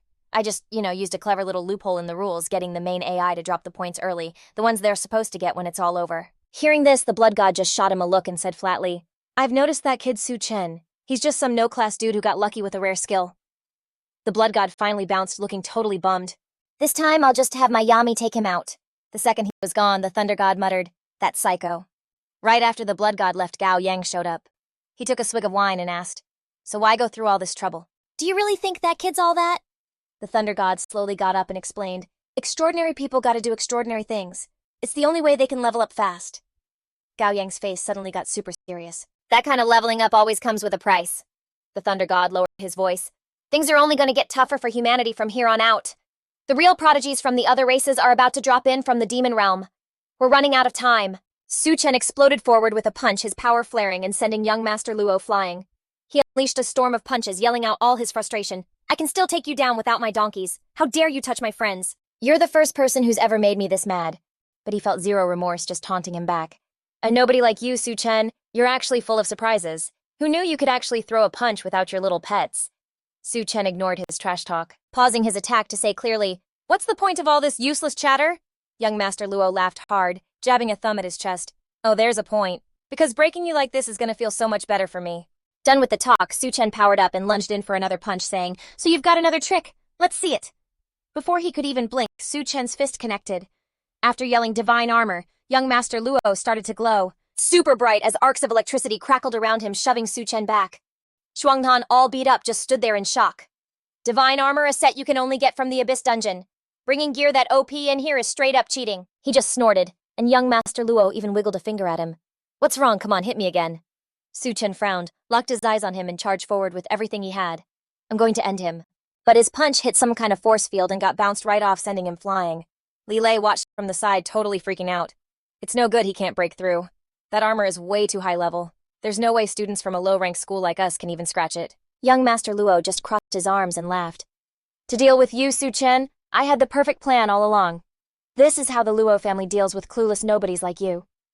He finally went on the offensive, leaping forward to take his shot. "Now I'll finish Su Chen and get that key back." Su Chen couldn't dodge and took a nasty hit right to the gut. But he was solid, digging his heels in to stop himself from flying back. Zilong's whole body was shaking as he tried to get up. "Su Chen, forget about me. You guys just gotta get out of here." Su Chen was messed up too, clutching his stomach and coughing up blood. "What now? There's gotta be a way. I've lived 2 lives. I'm not going down this easy." Young Master Luo, with this arrogant swagger, slowly closed in. "Nobody's getting out of here. Even if you did escape this place, you'd never escape my family's reach." He struggled to open his eyes and get the words out, yelling with everything he had. "Su Chen, fall back now. If you don't go, I'll blow myself up." Su Chen's brow tightened. His face went dark and his voice got icy. "Zilong, don't do anything stupid. I'll just have to put him down for good. Come on, just push me over the edge." He beckoned with his finger, a total smirk on his face. "It's useless. The divine armor can take a full power hit from a 7-star expert. You're like an ant trying to stop a train. This is just you flailing at the end." Su Chen didn't even listen to him, and just charged forward, pouring on the power. "Rah!" Young Master Luo smirked and threw a punch to meet him. "You idiot, you're done." Su Chen opened his palm and reached out. Benevolent disarmament.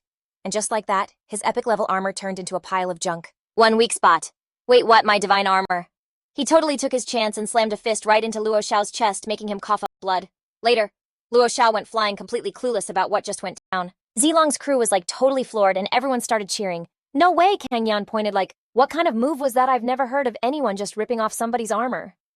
Leilay put his hands on his hips, laughing like he owned the place. "We're gonna make it out of this. I knew we could count on Su Chen." Su Chen was freaking out on the inside. It actually worked. I could never get the hang of this heavenly garment unraveling thing, but I finally get it. He was just shaken on the ground, totally in shock. "I can't believe I lost. Crap, I don't even know how." Luo Xiao gritted his teeth and whipped out his phone. "You are so dead meat." Then bam, a foot flies out and kicks the phone right out of his hand. "Think you're calling someone, dream on." Su Chen stared him down, arms crossed and looking dead serious, while the dude kept yapping, "Give me your scorecard and I'll make sure the Luo family leaves you alone." But then, like a second later, Luo Xiao got a nasty slap straight across the face from Su Chen. He knelt down, patting the guy's cheek like he was a kid. "Still dreaming, huh?" Luo Xiao started sweating bullets and screamed. "You psycho, you wouldn't actually try to finish me, would you?" Su Chen wasn't even trying to hide how badly he wanted to end this as he punched down hard. "I told you I'm taking you out." Face all busted up, the guy tried to block him. "Quit messing around. I'm the heir to the Luo family. I'm sorry, Su Chen." He just slapped him again. A total shutdown. "Like heck you are. Who's messing around?" Su Chen's face got dark as he grabbed a knife. "I've met tons of spoiled rich kids like you. The only thing that'll shut you up for good is getting taken out." Luo Xiao scrambled backward, trying to talk his way out of it. "Su Chen taking me out won't do you any good. Your score is already insane. You're a shoo-in for Skyview Academy. You could probably even make it into the super elite Celestial Hall. But if you take me out, you'll be breaking the rules and your score will get zeroed out." Zilong jumped in. "Su Chen, you can't just ice someone on purpose during the qualifiers. Just let him go. She was right saying they should just turn him over to the Star Tower Alliance to handle. You're #1 right now. You don't need to throw it all away for a loser like him." Leilay sighed, totally on the same page. "I'd love to get rid of this dude too, but think about your future, Su Chen. Just stop." He staggered to his feet, wiping the blood off. "All right then," Luo Xiao laughed, totally rubbing it in. "You hear that, Su Chen? You guys have to worry about your future. But for a guy like me, my future's already set. I don't even need this exam to get into Skyview Academy. That's the difference between you and me. You need a reality check." Su Chen's brow tightened, but his look was totally steady and sure. I got my reality check a long time ago. The guy waved him off, still acting all smug like Su Chen had finally caved now, hand over the scorecard. But Su Chen didn't even flinch, and rushed forward with the knife. But I still gotta take you out. Luo Xiao's face went white, and he started waving his hands like a crazy person. Wait, hold up, Su Chen, you're nuts. If you do this, your score is toast. You'll never get into Skyview Academy. Without even blinking, Su Chen ran Luo Xiao straight through. He just glanced at him. So plot twist. My bad, I was a direct admit. The guy was fuming, his body just collapsing against Su Chen's shoulder, totally limp. But Su Chen turned his back and started to walk away, but not before dropping one last line. Don't sweat it.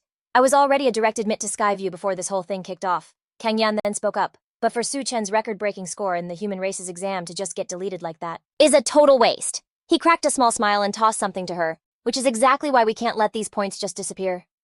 She caught it easy, and Kang Yan just stared at the device, confused. Huh. This is... Su Chen told her. Start by taking me out. And then you guys take each other out one by one, Kang Yan asked, looking worried. But what about you being number one? Su Chen just shrugged like it was no big deal. Just do it. We don't know when they'll wipe the points, so don't let him go to waste. Yue was so touched she started tearing up. Even now, he's still thinking about us instead of himself. I'm seriously gonna start bawling. Somewhere else, Huang Lin asked all ANSI examiners Z anything from the Star Tower Alliance. Yet he answered not yet, but for something this big. The Star Tower Alliance should be all over it. YG said all hyped up. If his score is legit, doesn't that make Su Chen the top scorer for the human race this year? Huang Lin snapped back. There's gotta be an issue. The top scorer for the human race hasn't come from my dragon sector in 10 years, so dream on. Qing Sheng got a notification the Alliance got back to us. The announcement says that after a full review by the Star Tower Alliance HQ, the main AI has checked and confirmed that Su Chen's score is 100% clean. Huang Lin's eyes practically popped out of his head. How can there be no issues? The man went on. So it's totally legit. The human race has a once-in-a-generation talent on its hands. Only YZ was freaking out with joy. He's crushing it. Still number one, leading the whole world. A system alert popped up. As per the rules of the human race's college entrance exam, a penalty will be issued.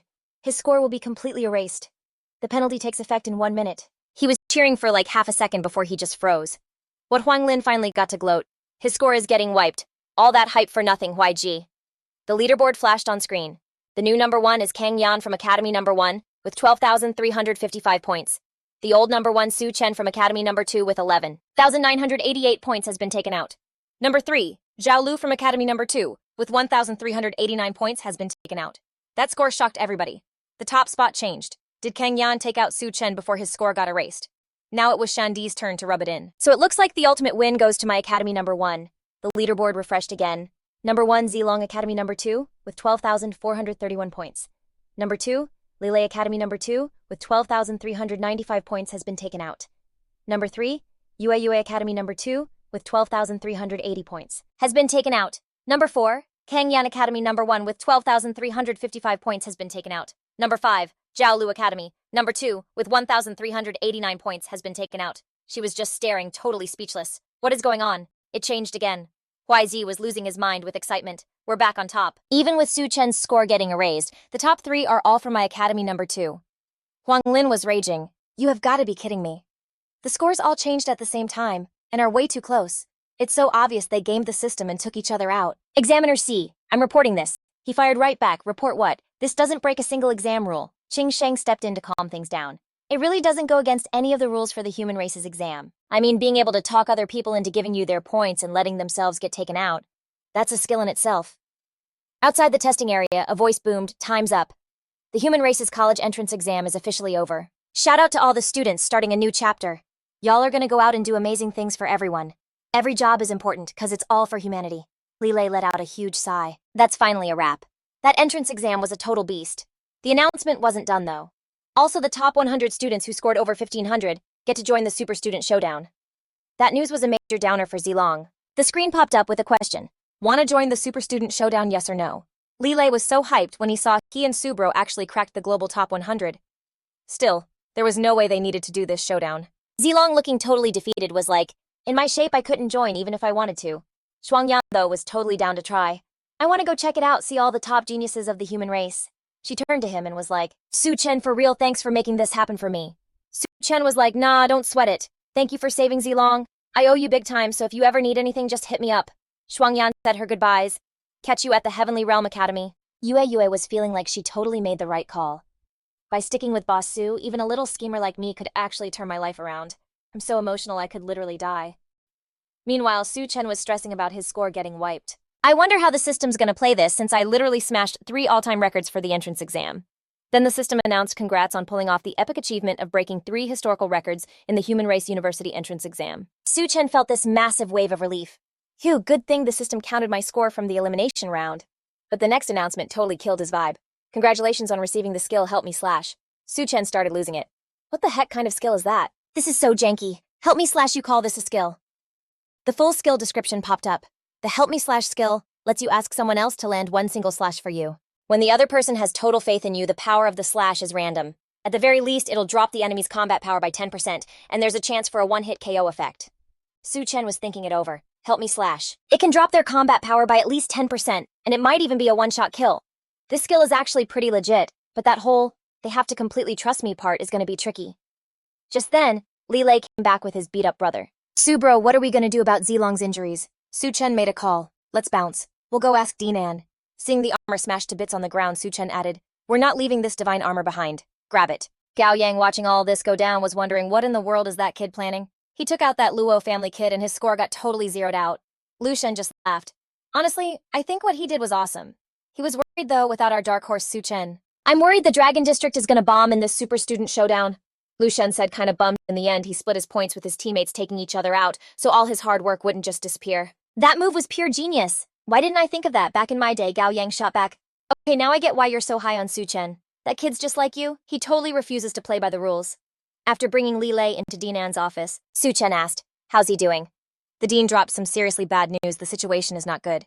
Not only are all 4 of his limbs broken, but he's also been hit with some crazy stubborn poison. If we don't treat this ASAP, I'm afraid he won't make it past 7 days. He asked, his voice tight. Is it really that bad? YZ tried to calm him down. Don't freak out in Academy Number 3's Formless Secret Realm. There's a spirit herb that can cure any poison. You just scored 2 entries into the Formless Secret Realm, so I'll head over and grab it right now. Su Chen jumped in. Dean, let me go. You watch over Zilong for me. Inside the Formless Secret Realm, he was tearing it up on a donkey flying like the wind. Su Chen was thinking, the final point of the Formless Secret Realm is right up ahead. I'm about to beat this thing.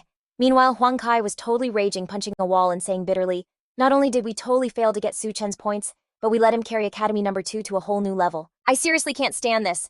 Huang Lin just sighed like, it's done. What are we supposed to do now? Huang Kai shot back. The real issue is he had the nerve to go into Academy Number 3's Formless Secret Realm.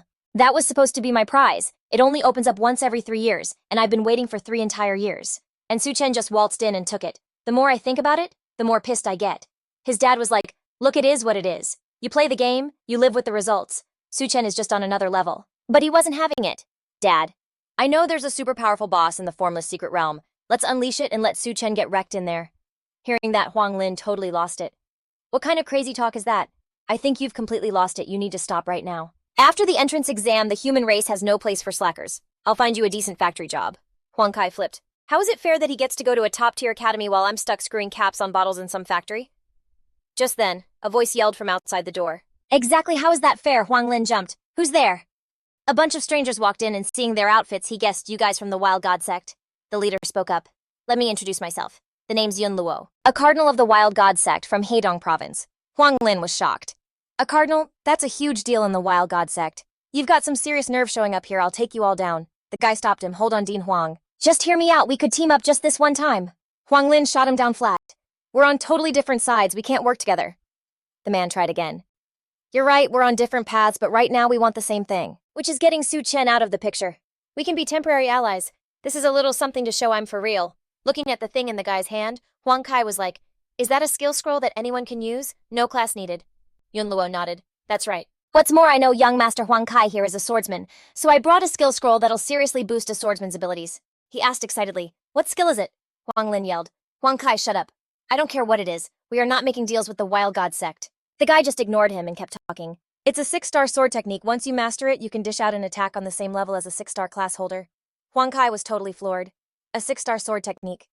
You mean that could boost my power by like 10? Or even 100 times. Yun Luo laid out their one condition. All the Wild God sect wants is to take Su Chen off the board. After that, we can all just pretend this meeting never happened. No more contact between us ever. To do with you guys anymore.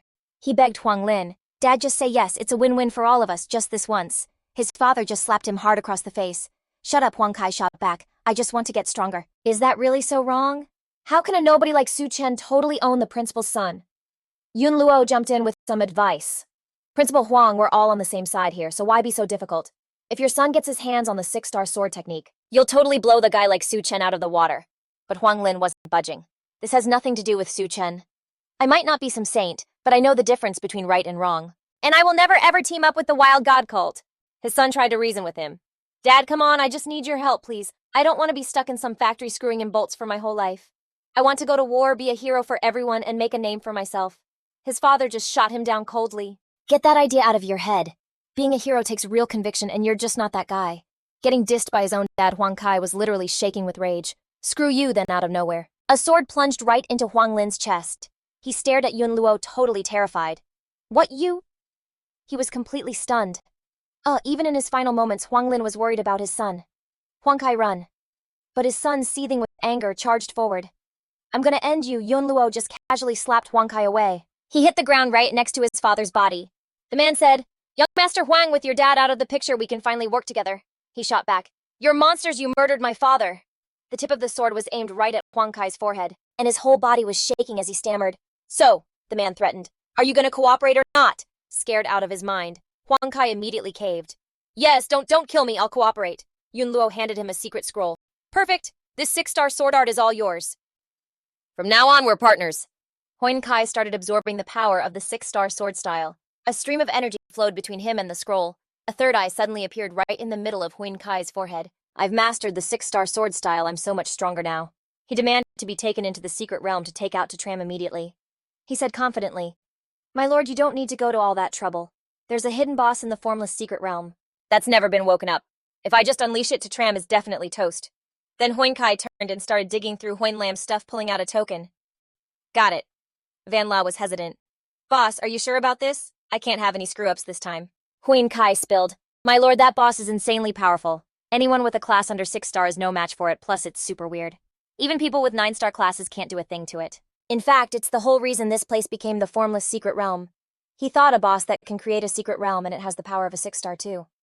Okay, I'm actually a little surprised. Then I guess letting that boss loose is probably safer than us doing it ourselves. Once he got the go-ahead, he immediately crushed the jade piece and the seal shattered. A twisted smile spread across Huang Kai's face. Tram, our little grudge is officially over. Go to hell. Inside the formless secret realm. Tram had already spotted the spirit herb.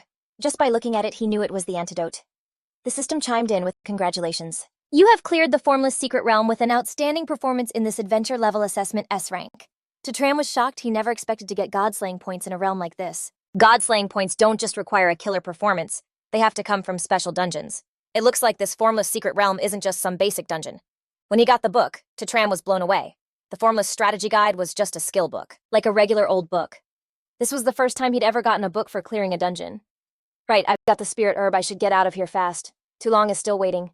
He carefully pulled the herb up by its roots, and the ground suddenly started to tremble. Tram was surprised to get accumulation points 1 point and an item, the formless strategy guidebook. Something was about to burst from the ground as a box shot up from below. He jumped in shock. The entire secret realm was shaking like crazy. A notification popped up. When the ancient seal is broken, a miracle returns to the world. Tram had no idea what that meant. The box kept making a sound, because an external force has activated the hidden boss in the secret. Formless realm escape from the secret realm is temporarily impossible. He was stunned. A hidden boss. That's not something you see in every dungeon. No wonder I got godslaying points. The thing spoke. I am the formless, the absolute end of all physical things in the universe, the peak that no living being can ever reach. Tram decided to bail. A talking cube called the formless. Could this thing be the source of the entire formless secret realm? But he couldn't get away, as the formless teleported and blocked his path. What the? Tram was in total disbelief. Instant teleportation. It hit him with a blast of energy that sent him flying. Formless spoke. Unable to control your own destiny, that is the tragedy of a low-level being. He summoned a few donkeys to fight back. You think I'm a pushover? But the entire herd just phased right through it. Tram was shocked. They went right through it. Is this thing not solid? No, if it's not solid, how did it hit me just now? It replied arrogantly. I am the formless little pipsqueak. You are a low-level being. You can't possibly comprehend my existence. He attacked again, throwing a powered-up punch. But Tram himself also passed right through the formless. He froze for 5 seconds, just processing. Tram thought, I can't touch it. I absolutely can't touch it. So how am I even supposed to fight? Then it was the formless's turn to attack. It's over, little pipsqueak. Go ahead and cry. You might feel a little better. He snatched the bucket and just booked it. Insane explosions were going off right behind him. Tram knew the drill: if you can't fight and you can't run, you gotta get creative, cause there's no such thing as an unbeatable boss. The Formless was so not about to let him get away. Some low-level nobody escaping would be a total embarrassment. Tram zoned in on the technique book, frantically flipping pages, praying the Formless strategy guide had some kind of cheat code. Then bam, the ground under him just split open. What the heck is going on? Turns out the Formless was coming up from below. Tram cursed, crap, what's this thing even doing? Is it trying to launch me into the air just to watch me splatter? And it just kept lifting him higher and higher. Tram's first instinct was to jump, but the Formless just reappeared under his feet like some annoying shadow. He got boosted up again. This is useless, he thought. This thing can just warp wherever it wants. No matter where I jump, it'll just pop up right under me. Su Chen was frantically flipping through the strategy guide. He had to find an answer like now. He scanned the book's contents, which read, Formless and invisible. It shows up without a shadow and bounces without a trace. Crazy mysterious. It's a creature of space. To take it down, you gotta use space to beat space. Also, the Formless apparently has some super weird hobbies like collecting tears from living things. Use space to beat space. I'm not some crazy rare space mage. How am I supposed to use space magic to beat this thing? The Formless just kept floating up, deciding to drag him 25,000 meters into the air. I'll scare you till you cry, and if you live, I'll let you go. Su Chen watched it slowly fade out and cursed. His whole body just started free-falling. Su Chen spread his arms out wide. It was time to show off his real skills. From his palm, he summoned a donkey. So the two unlucky souls just plummeted together. Su Chen tried to balance on the donkey's back, constantly summoning and unsummoning it, which was surprisingly steady. This might be the saddest donkey in the entire world. It looked totally lost right now. A second later, Su Chen's feet finally hit the ground, and he let out a huge sigh of relief. He'd stuck the landing. The Formless was shocked. Kid, how do you have so many donkeys? Are you even following the rules of your class? Su Chen just threw its own words back at it. You said it yourself. If I survived, you'd let me go. But nope, it was totally going back on its word. No way. He felt like he was getting completely played. What are you even talking about? The Formless totally broke its promise. Human promises and oaths don't mean a thing to me because I'm the Formless. Su Chen angrily pointed right in its face and yelled, I think you're a shameless donkey. Then he actually summoned his donkey to fight. Su Chen was hoping the space inside the donkey's body could trap it. The Formless was slowly getting sucked into its giant mouth, and he was cheering inside, it's working. But then it vanished inside the donkey's huge mouth, only to pop up right in front of Su Chen and give him a hard shove. He knew that plan was useless.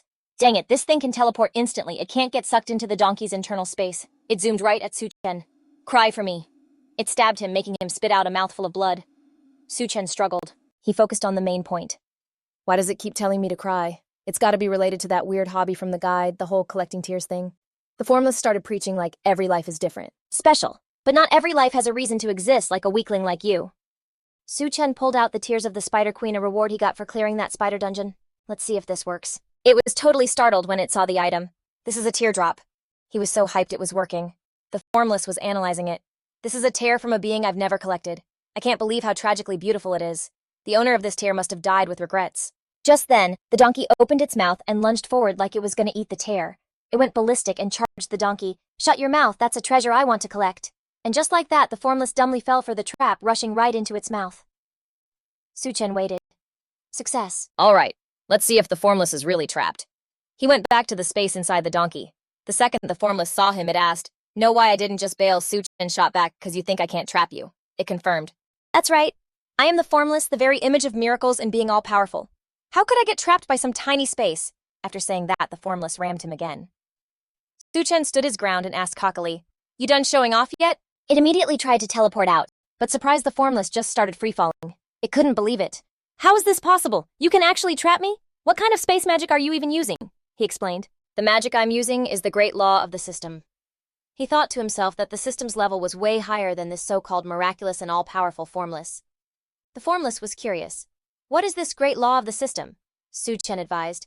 Just chill and play around for a while. When you're ready to call me daddy, we'll talk. It furiously tried to escape, but was stuck. Dang it, you little punk, you sicko, let me out of here now. He then went back to bring the spoils of war to Zilong. Huai Ji was amazed, saying the spiritual medicine from the Formless's secret realm was the real deal. Zilong's poison is almost totally gone, but if you want his wounds to fully heal, you'll probably have to wait until you guys get into a top-tier academy to find a fix. Su Chen told him not to worry, chill Zilong. In a dungeon, even dead people can get a revive. These little wounds of yours are nothing. Once we get to Tianqing Academy, I'll get you all healed up. Just then, someone ran in and yelled, Headmaster, people from the Alliance are here. It looks like they're here to give Su Chen an award for stopping that demon invasion. The group all went to the training grounds together, and they were stunned. No way, isn't that the legendary Blood Corps team? Captain Lu Wutian was the same guy who was weirdly interested in Zilong's female character that one time. He started Su Chen to thank you for what you've done for humanity, for stopping the demon invasion, and for saving the people in the city. The Alliance is officially awarding you the rank of captain. On behalf of the Alliance, I've come here myself to give you this rank. YZ was floored. What the rank of captain? I YZ have worked my butt off my whole life and I'm just a sergeant. If I run into this kid on the battlefield, do I seriously have to salute him? Wutian handed the medal to Su Chen and said, "You've earned this." The headmaster was beaming, patting his shoulder and saying, "Amazing, just amazing, you made captain before you even graduated. My #2 academy really does produce the best of the best." He added, "Su Chen, as far as I know, you're the youngest captain in human history. Congratulations." Su Chen just replied, "So let me ask, are there any other prizes?" Wutian shrugged and said, "That's it. The rank of captain is about glory and status. It's the biggest reward there is for you. Humanity doesn't have a formal army. On the battlefield, every human is a soldier. In a fight or an emergency, everyone has to obey the commander with the highest rank." The bold kid asked another question. "Got it, one more thing. Can I sell this medal?" The captain looked like he just heard wrong. "What did you say?" Su Chen repeated. "I said this medal." YG quickly covered his mouth. He didn't say anything. "Thank you, Captain Lu, for coming all this way. Why don't you go get some rest?" Wutian said no need. "I have something private to talk about with Su Chen. After that, my Blood Corps honor guard and I have to head to the Abyss battlefield." He pulled him aside and whispered, "Su Chen, get a grip, man, stop talking crazy. Like, hitting captain rank is the ultimate dream for tons of pros, something not just anyone can pull off. It comes with a boatload of insane perks. You can even use military merits to get away with literally anything. Later on, if you level up to Major, even the crazy powerful pro families won't dare to start with you. It's basically like having a get-out-of-jail-free-for-life card." He replied, "Okay, now that you put it that way, I totally get it." From this, he figured out that taking out young Master LA was definitely not something he could hide. According to the dean, if he hit the rank of Major, the La family wouldn't even touch him. That guy also pulled Tram aside, asking, "Yo, can we talk for a sec? Is that person who was dressed up as a girl last time still around?" He just casually pointed over to Tu Long. "Right there." Votian's eyes basically bugged out of his head. "This can't be for real, right? How could she be a chubby dude?" Tram requested, "Tu Long, go ahead and put on your girl outfit." He immediately switched into his female form. Votian blushed hard. "She changed, it really is her. What happened to her?" He replied, "He's messed up. All 4 of his limbs are busted." The guy promised, "My dear, don't you even worry, I will 100% heal you." Tu Long blushed, totally at a loss for words. Votian revealed that in the Abyss dungeon, there is this super rare healing elixir that can legit even grow back lost limbs. "I'll go get it for you right now." He thought to himself, "I'm a dude, but this guy is so crushing hard, it's whatever gender doesn't even matter." At this point, Tu Long was completely speechless, while on the other side, Huin Kai was just waiting. Van La was getting suspicious. Like, why was there zero news from the secret realm after all this time? Suddenly, the secret realm started shaking like crazy, and he pointed all excitedly in that direction. "There's a noise. A whole earthquake is happening over at the formless secret realm." Huin Kai's face went pale as he realized, "This is so wrong, the formless secret realm is straight up collapsing." "How can a secret realm just collapse? As far as I know, that only happens when the big boss who made it leaves the realm. What in the world is going on?" The man cut him off. "I only care about what went down with Tram," he declared. "Tram is definitely done for. High Priest, whether he was taken out by the boss or just vanished with the realm Tram, is for sure gone for good inside." Van La was a little skeptical. "Are you positive?" Huin Kai puffed out his chest and guaranteed, "I swear on my life, I am absolutely 100% positive." Seeing this, the man was convinced, and immediately dipped back to the ritual to report the good news to the wild god. His companion pointed at him and asked, "High Priest, what are we gonna do with this brat?" Knowing what was up, Huin Kai dropped to his knees and begged, "I'm willing to join the cult of the wild god, and I pledge my loyalty." Meanwhile, Tram's group started to leave the academy. Tu Long said sadly, "We're leaving for the advanced academy this time. I have no idea when we'll ever be able to come back." Leilay spoke up. "I have one small regret, I still haven't found that Han Mai girl that Tobro mentioned." Duyet arrived late, struggling with a ton of luggage. "Wait for me, boss, too. I'm coming with you all." Leilay asked in surprise, Duyet, are you attached to Tobro at the hip now or something? Also, why'd you bring so much stuff? Are you moving out?" She frowned and replied, Duh, girls just have a lot of stuff." Tram urged them, "Let's bounce, the train is about to leave." Duyet called out from behind, "Can someone help me with my bags?" He refused. "Who has time to help you? If you can keep up, come on, if not, then don't." She was forced to make a call. "Fine, I'm leaving all my stuff behind." The group started heading towards the meeting spot. Tu Long reminded Tram, "Your second uncle's house is just up ahead. You lived there for years. Aren't you going to go back and say goodbye?" Tram rushed off. "Everyone wait for me for 5 minutes, I'll be right back." Over at the Tu family's house. Tram's aunt was waiting on Huing Kai. Little Hein, eat up, it's okay that you didn't get into the advanced academy. With your family's connections and influence, you can still find a great job and live comfortably. He thought to himself, my dad's already gone. What influence is she even talking about? Lucky for me, I've joined the cult of the wild god so I can still live a life of luxury. Ngok Din chimed in. For real, even if you didn't get into the advanced academy, you're still way better than that useless Tram. Min Duong, looking annoyed, asked, what's going on? We were having a nice conversation, why bring Tram into it? Van Dung slammed her chopsticks on the table and snapped back, why can't I let me tell you all I just called to check Tram's exam score and you'll never guess what he got? 0 points. I'm literally dying laughing. Like you could sleep through the exam and you still can't possibly get a 0 right. The men of the Toe family are truly all worthless. The uncle angrily slammed his rice bowl on the table and shouted, you've gone way too far. I have my limits too. She sneered. What did I hit a nerve? You thought your precious to family produced some genius, huh? But it turns out he's just a big joke. I wonder what corner Tram is hiding in right now. I bet he can't even get a job as a street sweeper. Only Huin Kai thought smugly, hiding somewhere he's not hiding at all. I sent him on his way myself, he's dead as a doornail. Just then there was a knock at the door, and he stood up to get it. I'll get the door. It's probably the birthday cake I ordered. The doorknob clicked and turned, and Huin Kai was completely horrified by the person standing in front of him. What? He was so terrified that he collapsed to his knees, wondering to himself, how is this even possible? Is Tram still alive? Is he a person or a ghost? Tram spoke up. Well, at least you have some manners, kneeling as soon as you see me. Min Swang came out and called happily, Little Tram, you're here, come on in and eat with us. Van Dung shamelessly yelled, eat what? There's no food left for him here. Ngok Din helped him up and then blamed the boy. You're such bad luck. Just seeing you made Kaibro so unsteady he fell right over. He turned to his uncle and said, Second uncle, I'm not here to eat. I just came to say goodbye. I'm leaving soon and I don't know when I'll be back. Min Swang was surprised. Leaving, where are you going? The aunt chimed in with a sneer. Where is he going? Do you even need to ask? He failed his exam, so he's obviously off to do some hard labor. Tram replied, I got into Tien Kin Academy and I'm heading there to enroll. Van Dung laughed so hard she cried, that is hilarious. You the guy who got a 0. The cousin taunted, if you got into Tien Kin Academy, I'll livestream myself eating dirt. Apparently, his uncle also believed her and tried to console him. Little Tram, don't be discouraged. It's okay to fail the exam. Your second uncle will find you a job.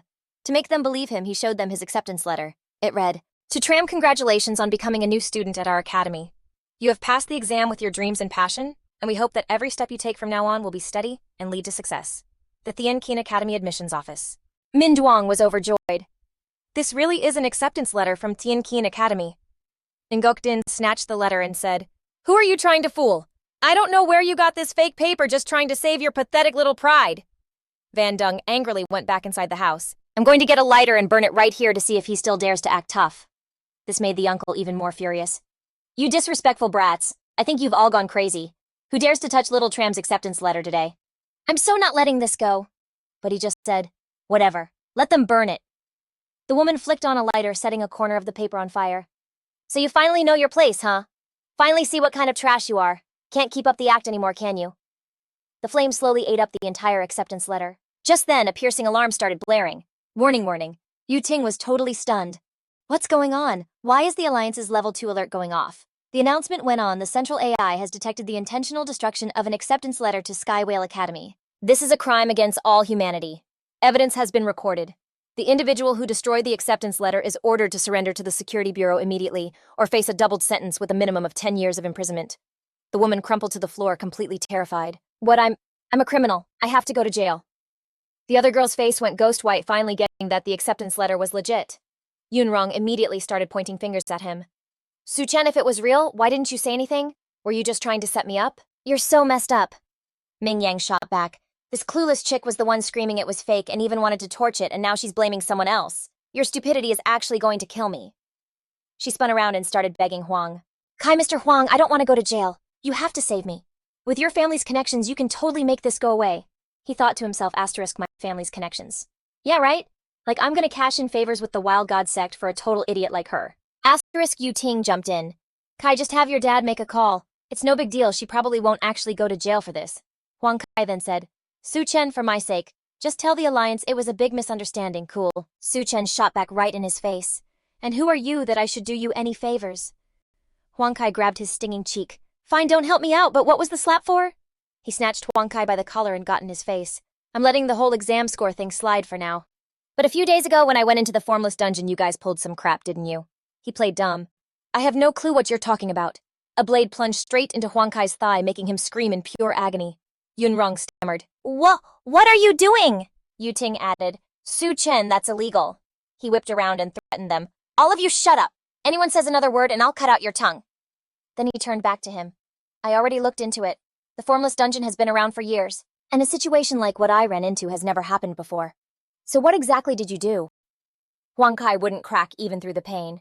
Su Chen, I seriously don't know what you're saying. You've got a bright future now, man, just chill out. Another blade sank into his stomach. Huang Kai clutched his gut, his face twisting up in pain. You actually dare! Yun Rong and her mom were way too scared to even breathe. Su Chen's voice dropped to an icy whisper.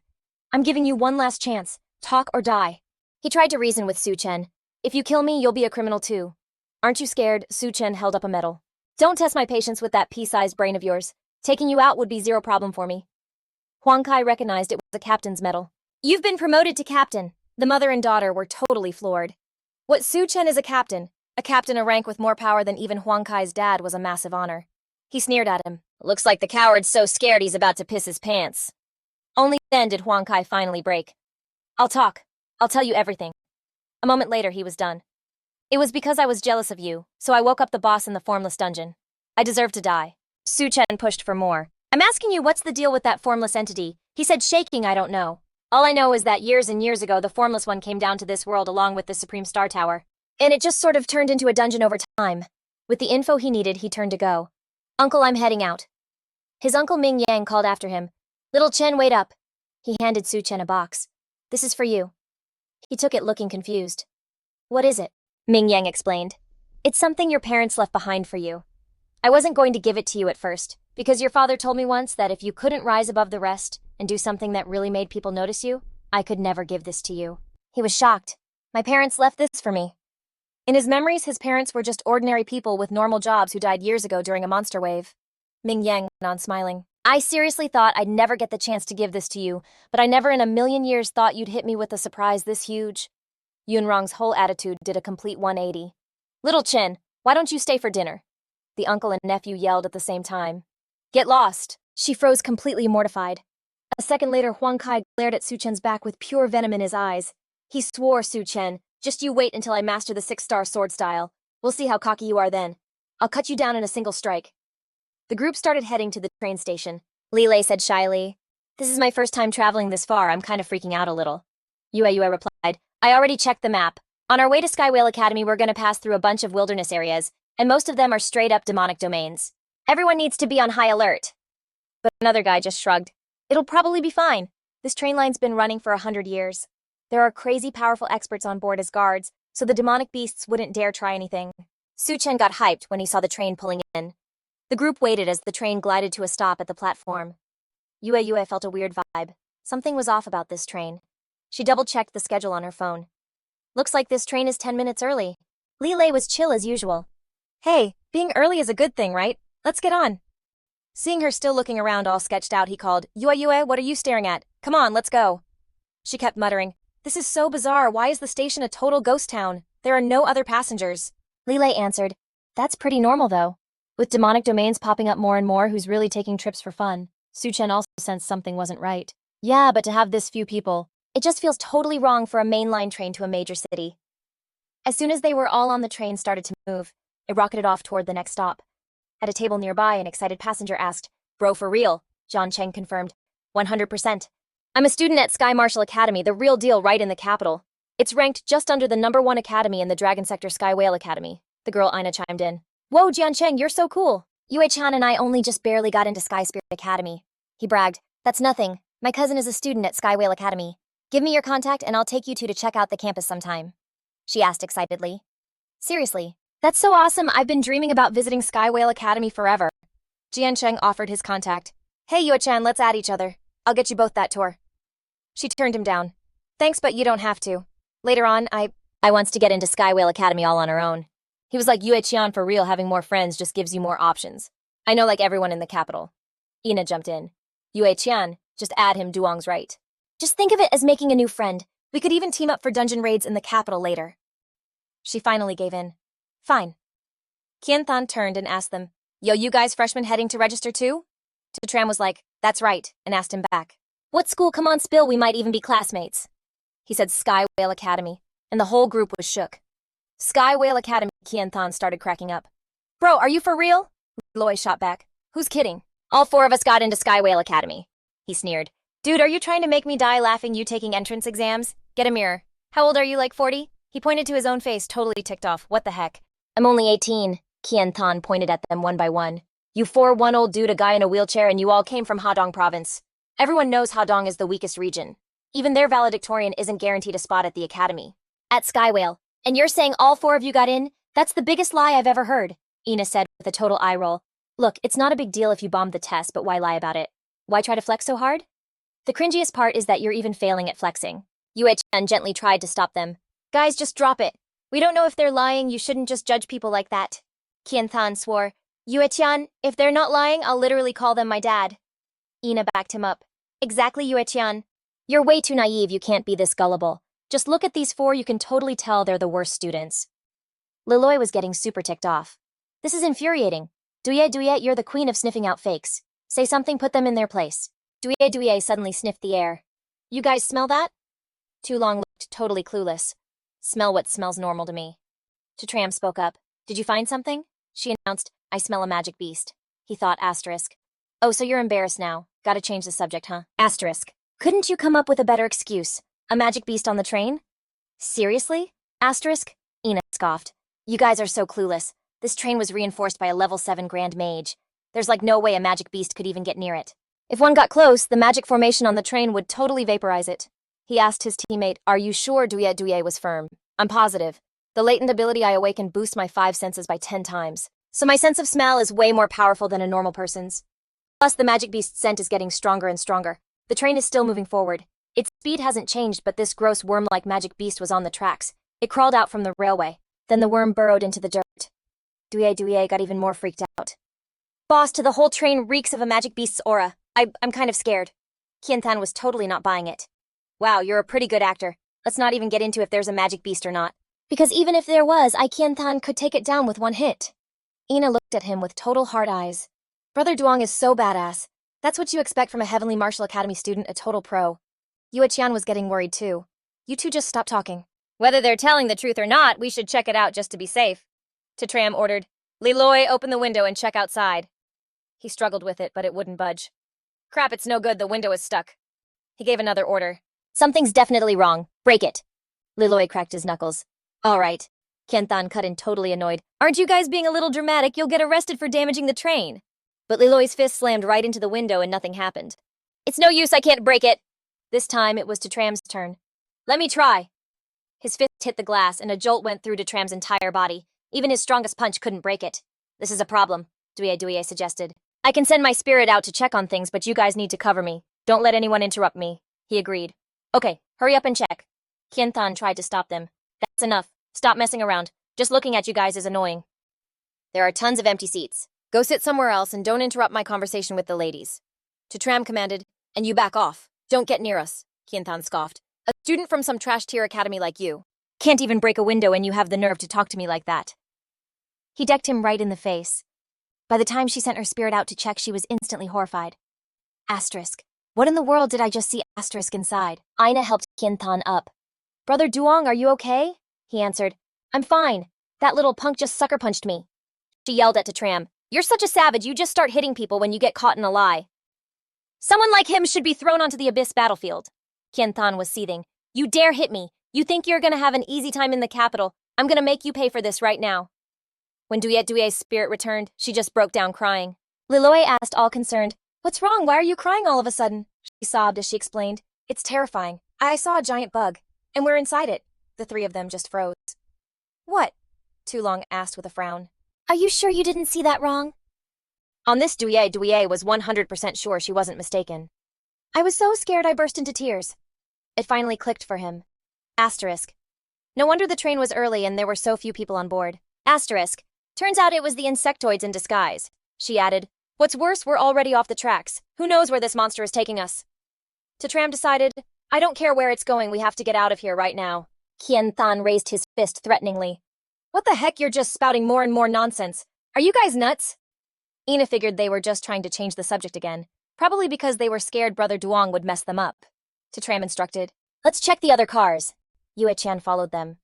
"I'm going with you," he yelled from behind. "What, Yue-chan, you actually believe them? I'd sooner believe I was the first emperor." She was super level-headed about it. "This is a life-or-death situation. I'd rather believe that and be wrong than ignore it and be dead."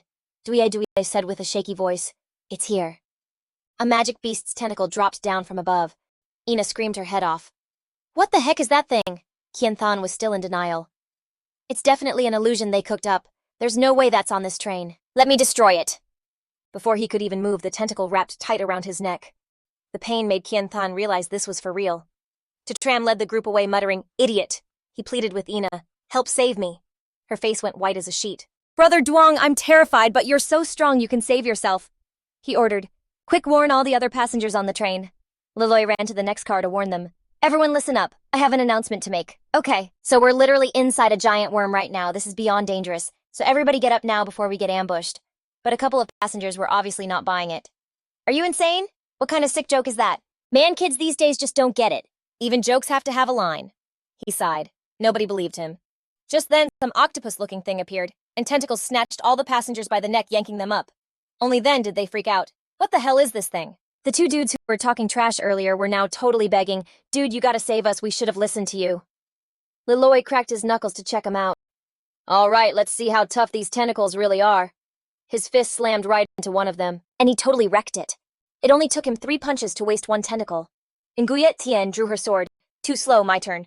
Her razor-sharp blade sliced the tentacle clean in two. Leilay was floored. He had no idea this girl was a sword immortal, which is like a crazy OP class. All of a sudden, a massive tentacle monster loomed over her and she stumbled back, yelling, "It's no use, there are way too many, we can't take them all down." Tram showed up behind her move and threw a single punch that just obliterated the tentacle. Nguyet Tian's jaw dropped. That punch was ridiculously powerful. There's no way a 2-star newbie warrior could have that kind of juice. The other passengers let out a huge sigh of relief. "Oh my god, we were so close to being tentacle chow, thank god someone saved us," she asked nervously. "We have to find a way out of here or take this monster down, otherwise we're not gonna make it." "Got any ideas?" he answered. "I'm just wondering, why would a high-level monster go to all this trouble to swallow us whole? It wouldn't risk this much just for a couple of regular people." Leilay scratched his head, looking totally lost. "Wait, Mr. Two, are you saying this thing was after a specific target on this train and we just got caught in the collateral damage?" Tram nodded. "It's the only thing that makes sense. If we can find that target, we might get some serious intel." Qianthan stepped forward and shouted, "That's a load of crap." Ina immediately flipped, sucking up with Duong. "You're okay, oh that's amazing, I knew it. Someone as strong as you can totally handle this." He pulled out a medal. "All right, listen up, people. The name's Qianthan. I'm a second year at Tianvo Academy, and I'm also a second lieutenant." The passengers were completely starstruck. A second lieutenant. There's an actual officer here. Of course he's from Tianvo Academy, so young and already a big shot. He just took over. "From this moment on, I'm in charge. You all do exactly what I say." "Any problems with that?" Everyone shouted back together. "No, sir. It's a war zone, so the highest rank takes command. Second lieutenant, sir, what's the plan?" "We feel way safer with you here." Qianthan barked out orders, inside a worm's body. "That's ridiculous, I'm not buying it. Nobody makes any assumptions until we check it out. Now here are your assignments. Tram, you and your crew go investigate all the other train cars. And get everyone back to this car. Move it and be quick about it." He shot back. "I don't have time for your little power trip." Qianthan screamed. "Are you seriously defying my order?" Tram walked right up and slapped him again. "Who do you even think you are?" Ina pointed a finger at him, yelling, "You have no respect! How dare you hit an officer!" Then he smacked her right across the face to shut her up. Qianthan announced, "What is this, a mutiny? You're violating a direct military order from the Alliance. I'll have you court-martialed for this."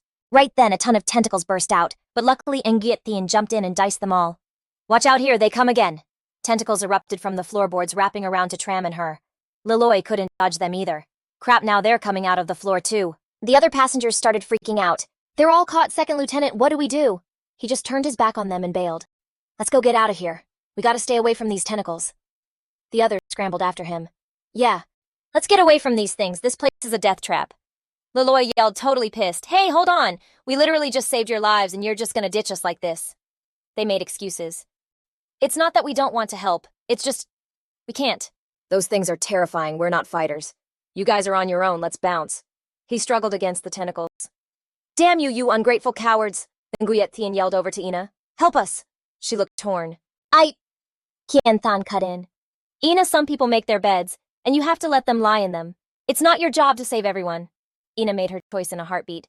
Nguyet Tien, be safe. Tu Long warned them. There are more and more tentacles we need to get out of here fast, or if we get totally wrapped up, we're done for. Tram summoned, donkeys, get over here.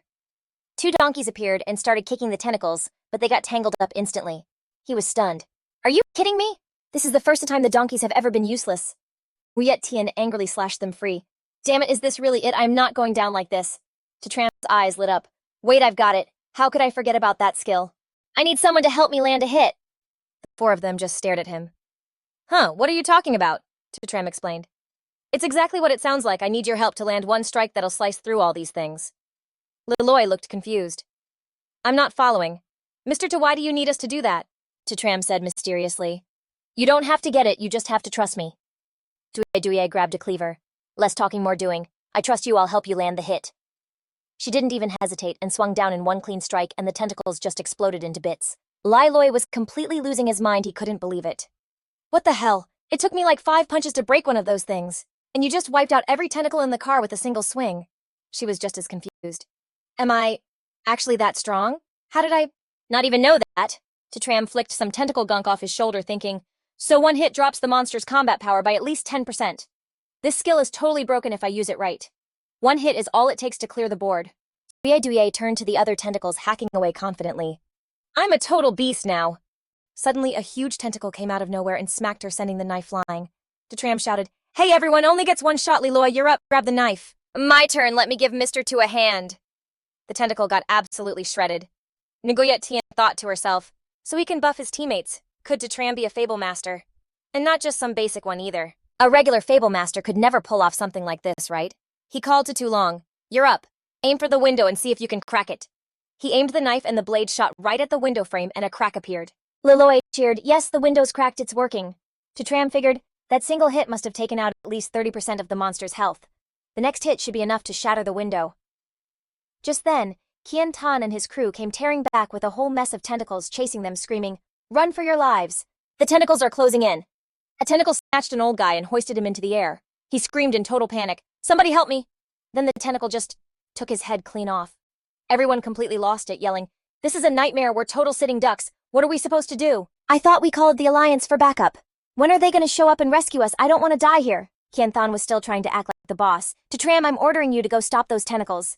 Leilay just flipped him off and yelled, Are you for real? Are you delusional? Go kick rocks.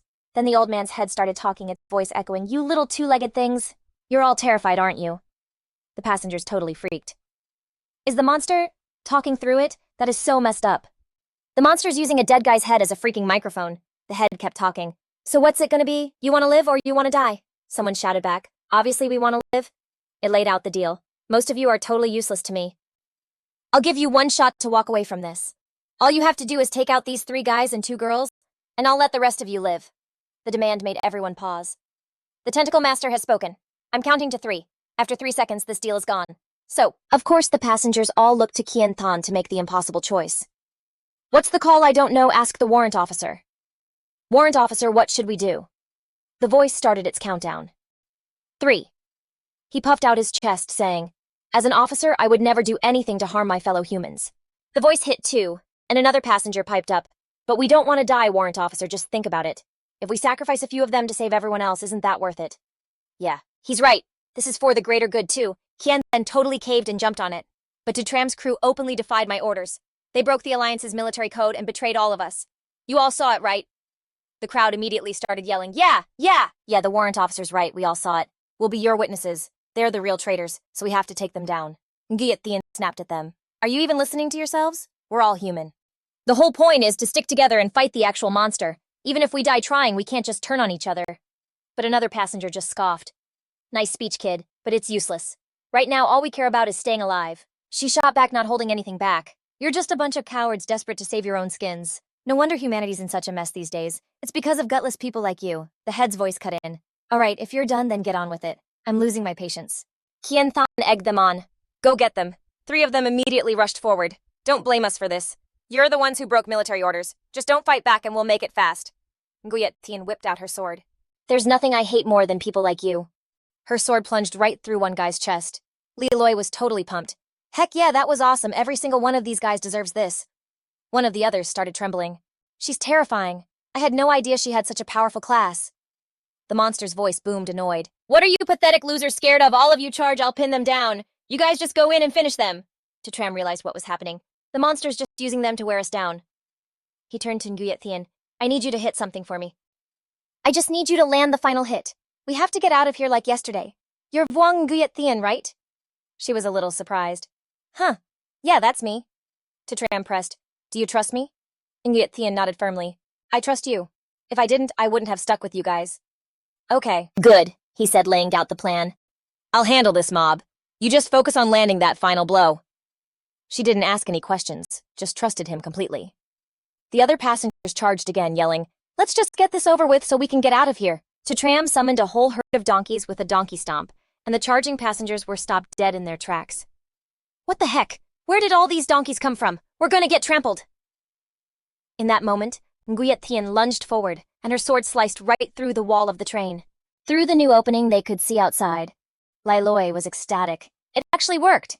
He gave her a thumbs up. That slash was crazy powerful, way more than 10% awesome job. Tram was already sliding out of the monster's guts. Let's bounce.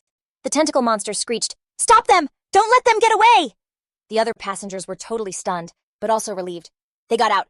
Well, what are you waiting for? Let's go after them. A roar boomed from behind them. You're all going to die. Just a second later, the whole group felt like they'd just dodged a major bullet. We're actually out.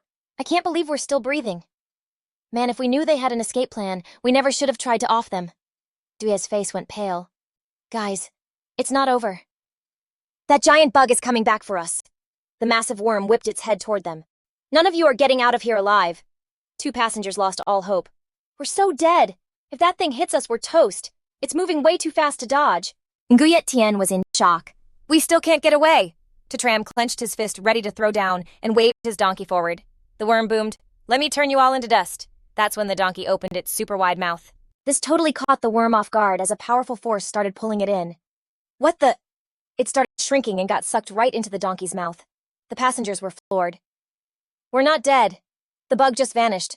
Nguyet Thien corrected them. No, it didn't vanish. That donkey swallowed it whole. Her mind was racing. This Tram guy can summon donkeys and not just one of them. He knows fable arts and can even use space warping skills. What in the world is his class? Meanwhile, the worm flew into some kind of pocket dimension and started to panic. Where am I? And that's where it met its worst nightmare, Wu Xiang. He was startled for a sec when he saw the worm. What the heck is that thing? The super hot-headed Wu Xiang immediately slammed right into it. You think you can ram into me? I'm gonna totally demolish you? The worm was furious. How did I even get in here? Wu Xiang just started laying into the worm, letting out all his frustration. I was already so ticked off, Wu Xiang roared. You're the perfect punching bag. Tram was pretty satisfied. Yeah, just let Wu Xiang have his fun with that thing. Leilay looked around totally confused. Guys, I have zero idea where we are now. I think we got thrown way out into the boonies. Nguyet Thien was like, Yo, I hit up the Alliance. Their crew is close and should be here any minute. Then Qian Than yelled from behind, Tram, I need to talk to you. Tram shot back, totally annoyed. What now? He finally spit it out. Look, what went down back there was just a big misunderstanding, okay? I'm hoping you'll keep it on the down low with the Alliance people. Leilay just flipped him off again. You have zero shame for real. Qian Than got all cocky and was like, Hey, just giving you a friendly reminder. You're the one who disobeyed orders, so even if you snitched, who's gonna believe you? Besides, there's more of us and I'm a warrant officer. What I say goes.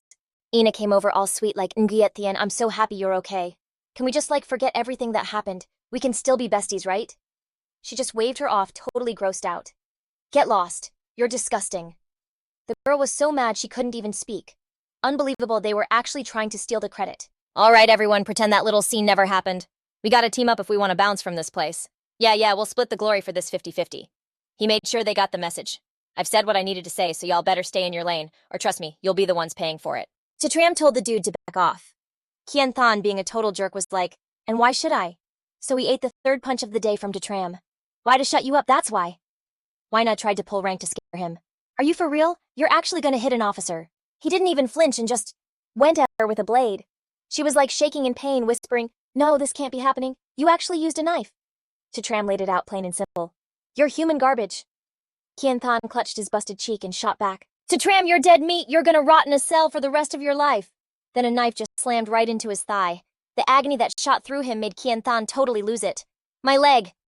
And Tram wasn't done landing a few more hits on him. He collapsed writhing on the ground. My limbs, Tram, you psycho. You should be put down. You actually tried to ruin me for life. Leilay shot back. If scum like you isn't taken out, who knows how many other people you'd mess with. Nguyet Thien then chimed in. What you just pulled was worse than anything some demonic beast or alien could ever do. You 100% had this coming.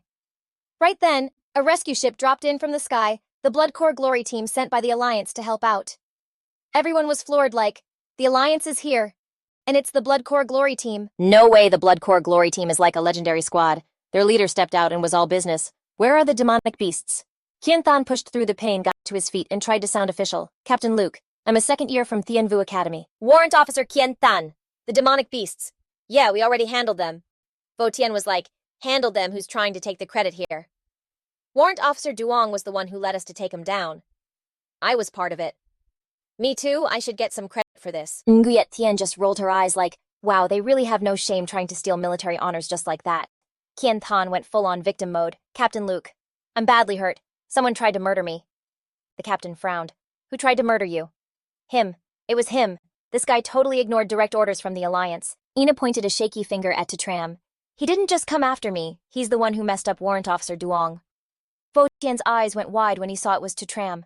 Qian Than was smug. Captain, you need to arrest this criminal now. He was thinking, Tram, you had the guts to attack me in front of all these people. You are so going to regret this. Vo Tian grinned and walked right over. Mr. Taman, I can't believe I'm running into you again so soon. That super friendly vibe made Qian Than's jaw drop. What the? Ina was even more shook. No way. She couldn't wrap her head around the fact that Tram knew Captain Luke. Qian Than wasn't backing down. So what if they know each other? Military law is military law. Nobody can get him out of this. Captain Luke, I'm a warrant officer and I'm demanding the Alliance take him into custody right now. Vo Tian just laughed. A warrant officer, you say? Wow, such a big shot. Let me drop some knowledge on you. Even if Tram literally took you out right here, I still wouldn't have the authority to touch him. Qian Than was fuming. Captain Luke, you're the leader of the Blood Corps Glory team? Are you seriously just gonna cover for this guy? Vo Tian just smirked. Let's just say what Tram is packing is way bigger than what you've got. Hearing that, he was totally stunned. What's bigger? Qian Than was losing it. Bigger than me? How could he possibly be bigger than me? He demanded Tram show them whatever it was. So Tram sighed and pulled out a medal. Ina had no clue what the heck she was looking at. Whatever you've got, it's not gonna save you now. But Qian Than knew. He knew exactly what it was. A captain's medal. Vo Tian sneered. You better open your eyes and get a good look. Right now Tram is a captain. The guy who saved like 1,000,000 heroes of the entire human race. And you? You're just some low-level warrant officer. You're not even worthy of tying his shoes. She started shaking uncontrollably. How could a fresh graduate be a captain? That's like literally impossible. He just crumpled to his knees, totally defeated. It's over. It's really, really over for me. A second later, Vo Tian asked Tram. So the situation's pretty clear. What's the call on these guys? After a quick chat, he made the announcement. You people tried to steal military credit and framed a captain. You're so done for. Qian Than started begging. Tram, listen, my cousin goes to Thien Kin too. She's your upperclassman. Please just let me off the hook. We can be cool from now on, I swear. Ina turned to Nguyet Thien for help. Nguyet Thien, please talk to him for me. I'll do anything, I'll be your servant. I just don't want to go to jail. The other passengers all dropped to their knees, totally regretting everything. Captain, sir, you're a big-hearted person. We were so out of line before. You're a noble captain. You wouldn't waste your time on pathetic people like us, right? I'm on my knees begging you, please let me go. Tram just turned to Captain Luke. Just handle this trash according to Alliance law. He nodded back. Copy that. You've racked up another major achievement. I'll report this to the Alliance right away. Vo Tian couldn't help but sneak a look at Tulong, his face getting a little red. He walked over all shy and was like, I have a favor to ask, but it's kinda weird. Tulong just said, spit it out. Vo Tian looked super embarrassed. Could you log into your girl account and let me see for a sec? A wave of pure killer intent just rolled off of Tulong. Get lost. So he turned and shuffled away, looking totally crushed. By now, the crew had made it to the city. Nguyet Thien said her goodbyes. Tram, I've got to go sign up at the academy. See ya.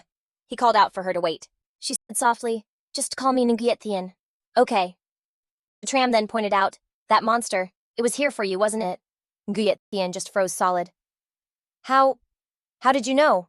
He explained. It's simple, really. Those tentacles were only ever going after us. She admitted it. Yeah, you're right. That demonic beast was trying to grab me. If you hadn't been there to help, I'm pretty sure I wouldn't have gotten back.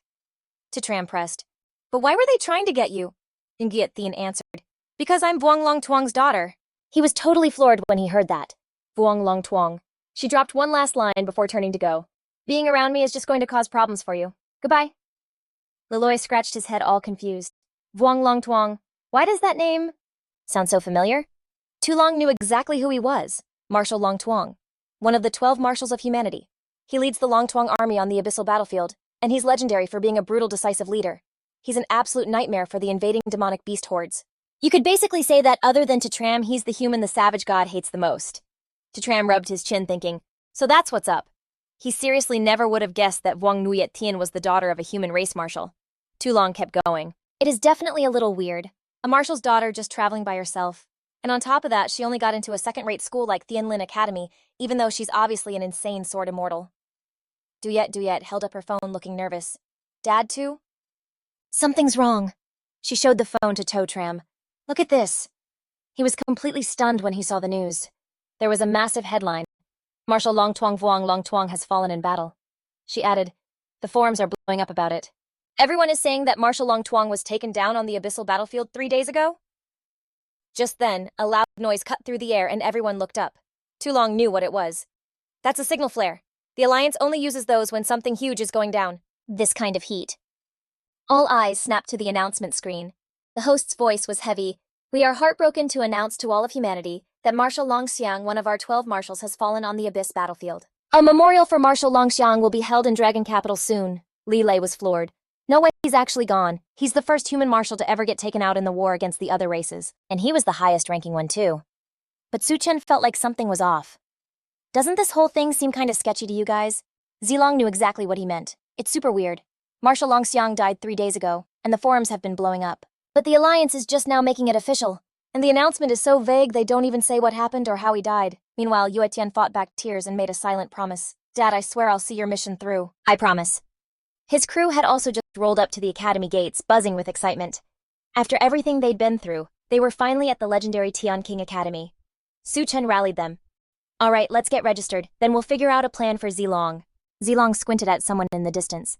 Hey, do those guards over there look familiar to you? Leilay peered closer. If I'm seeing this right, isn't that Bi Hui? The entire group sharing one brain cell stroked their chins at the same time. It's totally him!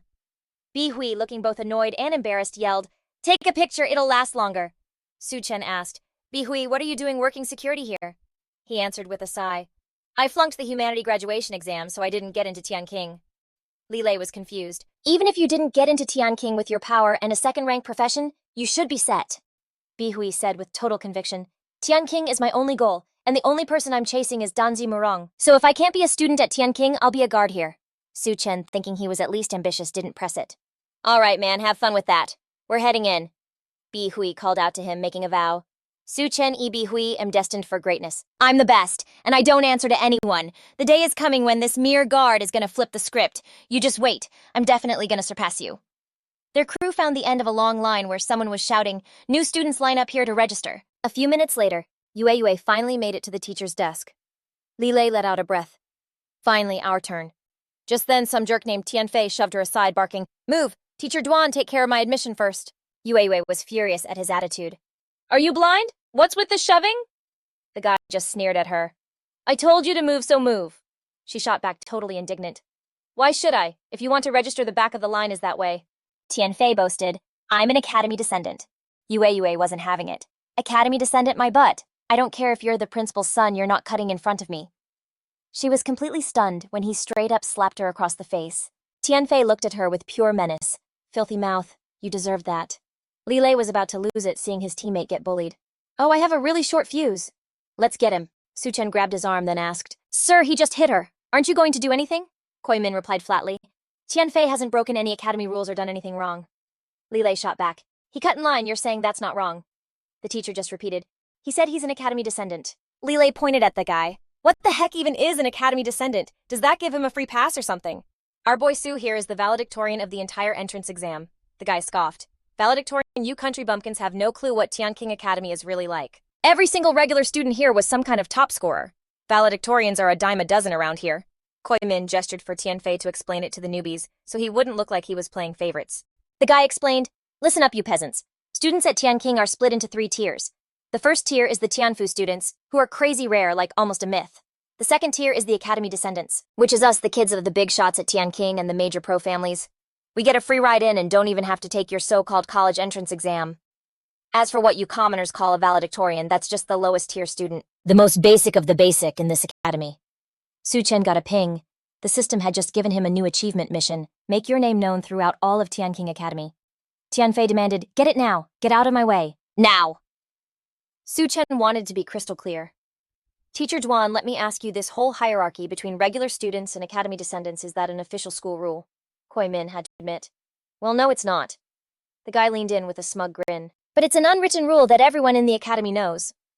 Su Chen casually slapped him right back across the face. If there's no rule, then who died and made you king? Tianfei was in total shock. You dare hit me. Su Chen just pointed to the back of the line. Get to the back and wait! The freshmen were all whispering in awe. They couldn't believe someone actually hit Tianfei. Tianfei is from the Hong professional family. Who's the guy who hit him? His name's not on the new student hotshot board. He must be just a regular student who passed the exam, Koi Min said with a sigh. Was that really smart? A regular student picking a fight with an academy descendant from a powerful family is just asking for trouble. An enraged Tianfei ordered. The hand you hit me with, cut it off yourself. Su Chen swung for a second slap. In your dreams. The guy dodged it and Su Chen gave a little nod. Hey, not bad, you're pretty quick. Tianfei screamed in fury. You piece of trash! You dare try and fight me with that pathetic little trick. Su Chen summoned a donkey that kicked the guy square in the head. Leilay's mood instantly brightened. Serves him right. A donkey kick to the face is the only cure for that attitude. Rage flared up from Tianfei. So you're a summoner? As intense flames erupted all around him. The other new students were totally terrified. A fire-type warrior that's a high-damage class. This is so bad. Of all the people to pick a fight with, he chose Tianfei. Among all the academy descendants, he's one of the top dogs. His power is no joke. The guy threw a flaming punch. Let me show a so-called valedictorian what a real power gap looks like. Su Chen dodged and ran off, grabbing a bucket. Tianfei was not having it. Get back here! Su Chen weaved around every punch with ease, his voice dripping with contempt. Idiot! You can't even touch me! Is this the gap you were talking about, academy descendant, more like academy reject? This whole scene left the crowd completely speechless. Whoa, he's roasting him right to his face. This new kid's got some serious guts. Tianfei has probably never been humiliated like this in his life. I bet he's about to totally lose it.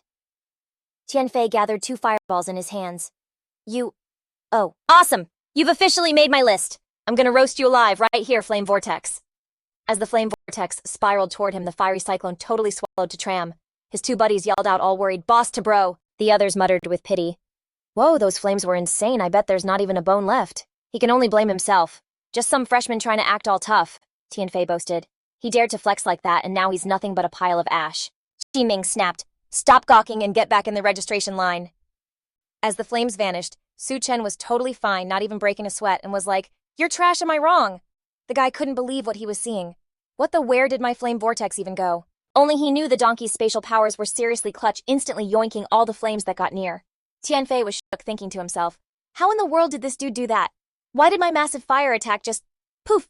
Ming was getting curious. Just what class is this freshman rocking anyway?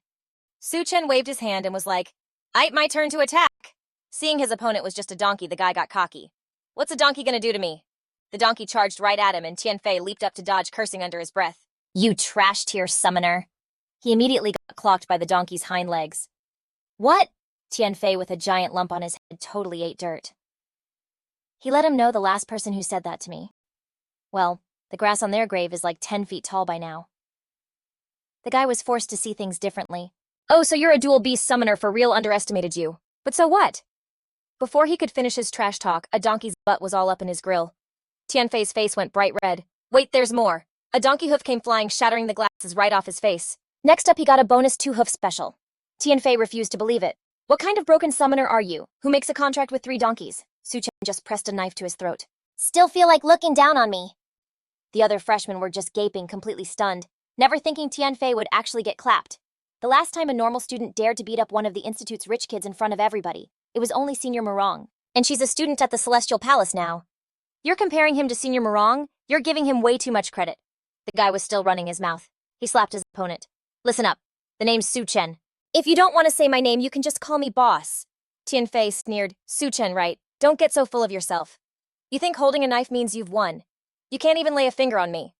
He played along. All right, then let's just see about that. Ming had to step in before things got any crazier. Stop Su Chen, back off and let him go. The guy laughed like a smug jerk. See, you idiot, I told you you couldn't do a single thing to me. Su Chen wondered, why is this dude ordering me around like I work for him? Haven't you caused enough drama? I said let him go. He shot back. Instructor Duan, a minute ago, I was literally being burned alive. Why didn't you tell him to stop then? Qiming looked totally offended. Are you questioning me? A freshman like you dares to question me? Su Chen asked darkly. This whole looking down your nose attitude again? Is this just how Skywhale Academy rolls? The man yelled back. I've had it with you, don't say another word to me. He kept going. Instructor Duan. In front of all these people, you're not even gonna try to be fair. You're a teacher, have you got no shame? Qiming declared loudly. I don't know what shame is. I only know that for people with classes, life is savage. Everything depends on strength and connections. At Skywhale Academy, regular students don't have a voice. Su Chen's expression got dark as he stayed quiet. He aimed the tip of his knife at Tianfei. Hearing you say that, I get it now, the instructor stated with total conviction. A meathead like you will never amount to anything. This made the other freshmen start whispering. So regular students don't have any human rights here. I used to think getting into Skywhale Academy was my first step to being awesome. Turns out it was just taking our first step onto the bottom of the food chain, and suddenly I feel so powerless. Tianfei glared at the back of the guy in front of him with pure hate, his fists bursting into flames. He charged, I'm going to end you. Su Chen met the attack. I was hoping you'd say that. I have no idea where he found the nerve. This shame. If I Tianfei don't wreck you, how can I ever face the other elites again? So what if you're a summoner? I refuse to believe I can't smoke you in a close-up fight. He countered with the punch. This spot is just perfect. I've been saving up this power punch for a while. The blow landed right in the guy's stomach, totally shocking him. What? Tianfei's whole body was launched into the air by a fire tornado which blew Qiming's mind. That's impossible. He summoned a stone shield, ordering it to block. But the stone shield just shattered into 1,000,000 pieces. The fiery blast slammed right into his chest. How can this be? Qiming's entire body was sent flying. Su Chen was totally stoked with how that went down. Man, that felt great. The other freshmen were so shocked they couldn't even close their mouths. Is this dude really a freshman? Sa Hui's crew walked over and asked, What's going on? What was all that noise? The crowd was still buzzing. He's strong, like crazy strong. How can he be that OP? He just got here, and he's already taken down one of the institute's kids and even a teacher. This guy's about to be a legend for sure. But being famous isn't always a good thing. Everyone knows how much power the institute families have at this academy. Doesn't he look kind of familiar to you guys? I remember Senior Murong saying she had a boyfriend. Why do I feel like he looks exactly like the guy she described? You know what, you're right. He really does. Go check and make sure. Someone recognized him. No need to check, his name is Su Chen. It's 100% him. He's the guy who stole my goddess Murong. I'd recognize him even if he was a pile of ash. System notification. Congratulations on completing the achievement. Talk of the town at Skywhale Academy, making your name known everywhere. Congratulations on receiving the prop Blade of Happiness. Su Chen had no idea. What the heck is a Blade of Happiness? The item's information was revealed. The Blade of Happiness is a consumable prop that generates one new blade every 7 days. You start with a gift of 10 blades, and each blade can, physically remove the family jewels of any adult male. He started sweating bullets. A divine nutcracker. I knew this garbage system would never give me anything decent. At a meeting of 4, Miss Han spoke up. Miss Murong, our Sakura district has been patient long enough. If you all refuse to make a move, we'll just open the ancient ruins ourselves. Insang, the representative from the Bong Ra district, chimed in. We've run out of patience too. You absolutely have to give us a final answer today. Murong Jue didn't back down. B.I. Insang, you two should be crystal clear on this. Those ancient ruins have always belonged to our dragon district. Miss Han replied. That may be true, but we're the ones holding the keys now. There are 3 of them, and our Sakura district has 1. Like, the Bong Zone has 1 and your precious Dragon Zone doesn't. If you're looking for someone to blame, maybe look in the mirror, 'cause you guys aren't good enough to find one. She totally scoffed like, how'd you losers even snag the other 2 keys? Seriously, you already know the answer. I'm giving you all one last shot. We got them because we've actually got skills. You have 2 more weeks, and if you still can't find that last key, I'm just gonna go open that ancient ruin myself. Before bouncing, Miss Han dropped one last diss. Later, Miss Murong, don't forget 2 weeks is the final deadline for your Dragon Zone. Meow Meow was totally steaming. Ugh, what are we gonna do now? This is so freaking annoying. Are we seriously just gonna let some randos into our Dragon Zone's ancient ruin? She asked. So any leads on the last key yet? The answer was a big fat nope, but I heard the La family was on the hunt for it at one point. But then their young master totally bit the dust during the human race's college entrance exam. So they just dropped the whole search. Murong was confused. Wait, the La family is a pro clan. Why would their heir even take the human race's entrance exam, let alone die during it? Meow Meow just looked clueless like, what's the big deal? Murong shot back. Oh, it's a huge deal. Pro clans have their own hookups to get straight into Tian King Academy as legacy students. Go dig into why the La family's kid took the normal human race exam. Getting her mission? Meow Meow bounced all happy like, my wifey is literally the smartest. I'm so on it. As she left, Murong was thinking the human race's entrance exam is already done. Even though Su Chen doesn't have a class, with his track record getting into Tianqing Academy should be a total breeze for him. And timing-wise, he should be there by now. Meanwhile, Su Chen was dealing with this dude outside. Qi Ming was screaming, "Was that on purpose or an accident, you trying to start something?" "It was an accident. On purpose." Tianfei was all beat up, but still running his mouth. "You cocky little punk, you're so dead meat, I swear. If you actually get to stay at Tianqing Academy, then I, Tianfei, am not a man." Su Chen just casually replied, "Cool, let me make that happen for you. Here's a little something to help with that." At first, the dude had no clue what he meant, but then this insane pain just exploded from down below. Tianfei grabbed his junk, totally writhing. My 2 boys are gone," Su Chen just stated. "There. Now you're not a man anymore." Everyone watching just stood there, jaws on the floor. Tianfei's family jewels were straight up gone. Like, I don't know what even happened, but a shiver just went down my spine. I didn't even see Su Chen move. Tianfei screamed, "Teacher Duan! In the name of the Hong family, I'm ordering you to punish this scumbag." Qi Ming only had the guts to yell at him from far away. "Su Chen, you deliberately attacked another student and hurt a teacher. That's against school rules. Now you're coming with me to the dean's office. You're looking at getting expelled." Su Chen wasn't having it. "On what grounds?" Tianfei totally started it. The guy shot back, "On what grounds? It's an order. I don't have to explain jack to you." His whole vibe just ticked Su Chen off. "I refuse." Qi Ming started making threats. "So what if you refuse? Who gives a crap about a nobody student like you? Come with me now or I'm gonna have to get rough." Su Chen just sneered and flipped him off. "Idiot." That total disrespect made the guy lose it. "You dare curse at me? You dare disrespect a teacher from Tianqing Academy?" Su Chen shot back. "A piece of trash like you deserves to be called a teacher." Qi Ming totally snapped and charged at him. "You're so done today? I'm making sure you get kicked out of Tianqing Academy for good." Right as he was about to throw down, a voice ordered him to stop. The students were shook. It was Senior Murong. "What's the goddess doing here? Is she really a thing with Su Chen?" Qi Ming challenged her, Murong Lilian. "I'm in the middle of handling a freshman. What do you think you're doing?" She shot right back. "You dare lay a hand on my man." Su Chen was just speechless. Well, that's blunt. That news basically broke the heart of every single guy there. Did I just hear that right? Senior Murong actually has a boyfriend. I could literally die right now. Su Chen, you are a dead man walking. The teacher tried to warn her. Murong Lilian, don't forget you're a student and I'm a teacher. She kept her cool, superior tone. "So what? I'm a student in the Tianfu division." Qi Ming asked one last time. "Are you seriously gonna get involved for Su Chen?" Murong's answer was simple. "Yes." With nothing he could do, he helped Tianfei up to leave. "Let's go." The dude shot Su Chen a look that could kill. "Su Chen, this ain't over. Let's see how long you can hide behind a girl." As they walked away, he was super grateful. "Hey, thanks for the help back there." She just shrugged it off. "Don't thank me. I was doing it for me too. After this, you're officially my boyfriend. You're about to get a whole lot of drama coming your way. And I'll finally get some peace." Su Chen shot back. "Well, in that case, I guess I really don't need to thank you." Murong said, "Anything else? If not, I'm out." Su Chen brought up how Tianqing Academy is supposed to be the #1 school in the Dragon Zone. So why is there this crazy strict hierarchy between students? Is that even fair?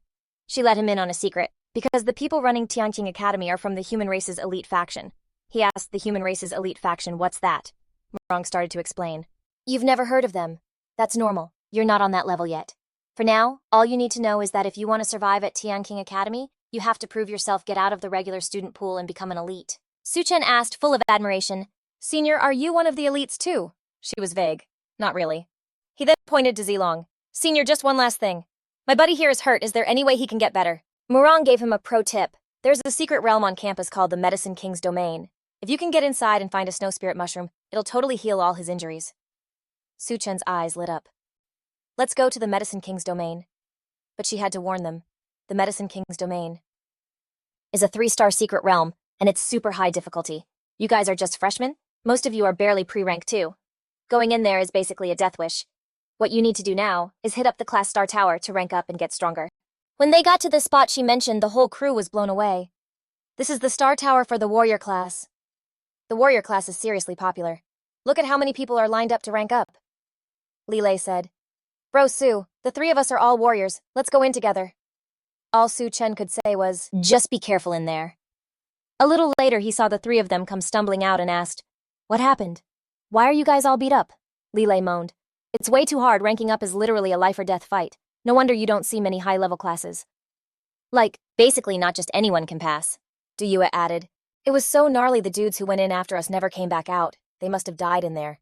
So you gotta get that the road to leveling up your class is no joke. Zilong said, feeling super guilty. Honestly, if I wasn't weighing you down, maybe you two would have had a shot. His friends immediately tried to cheer him up. Zilong, it wasn't your fault at all. Even without you, we still would have failed. Dude, all thanks to you, we bounced early. Any slower and we'd be total goners in there. Some guy just walked out of the tower totally psyched like, I passed the trial, did this old dude finally rank up or what?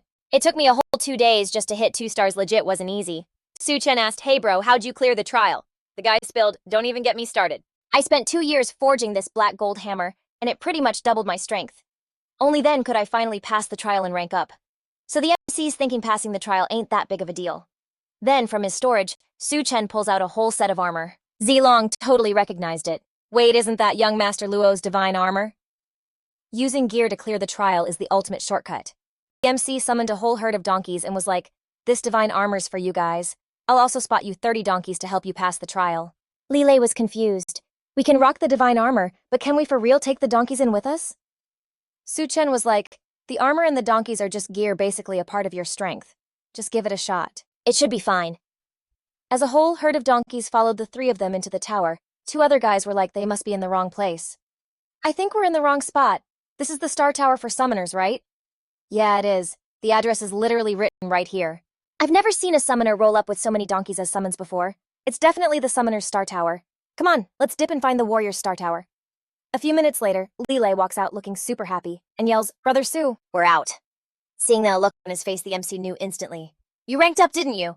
He flexed his muscles, showing off his new power. Success. I gotta say now that I'm a 2-star pro, I feel like my strength has increased tenfold. Yue chimed in.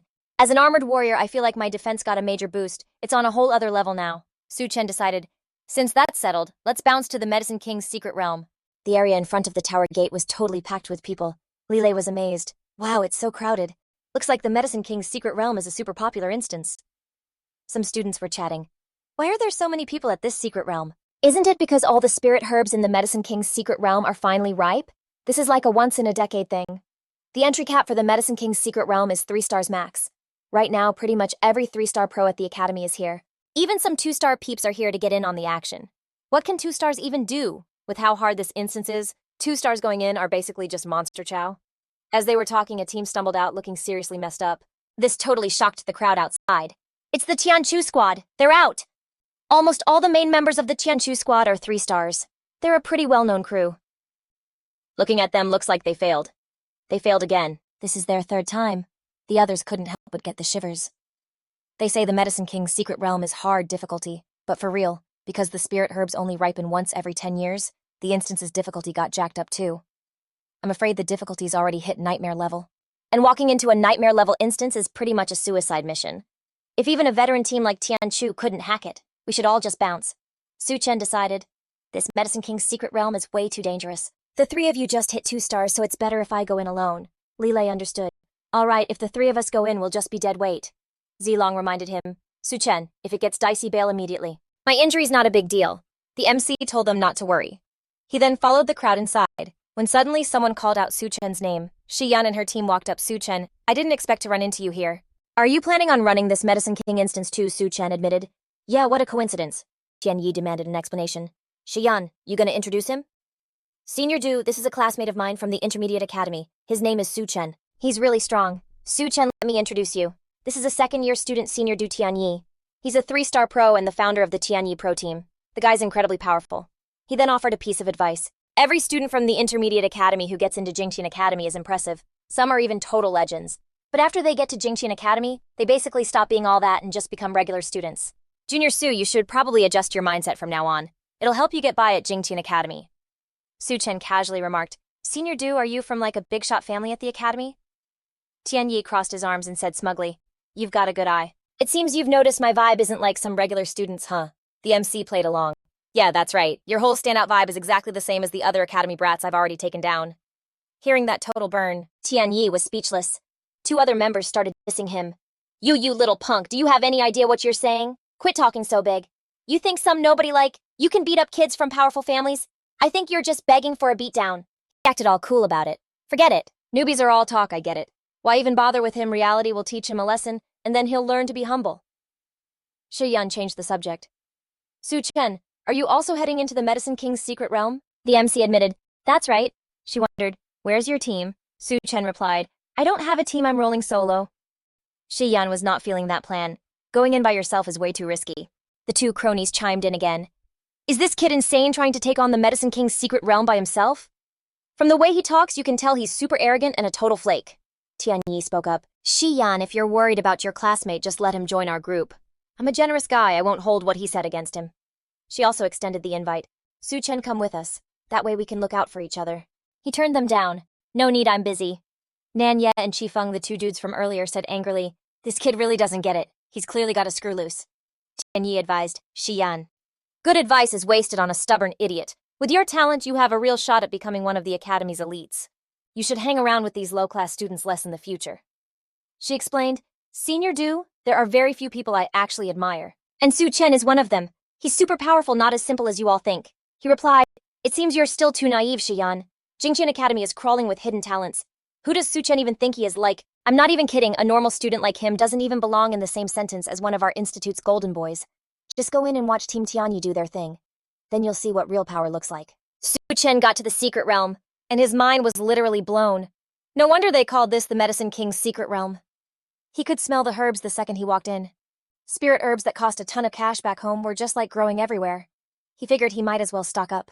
The spirit herb Su Chen was about to grab suddenly morphed into a man-eating flower and just lunged at him, growling. Classic Su Chen, he grabbed his bucket and just bolted. Man, that thing was sneaky. If he wasn't so quick, he would have been total monster chow.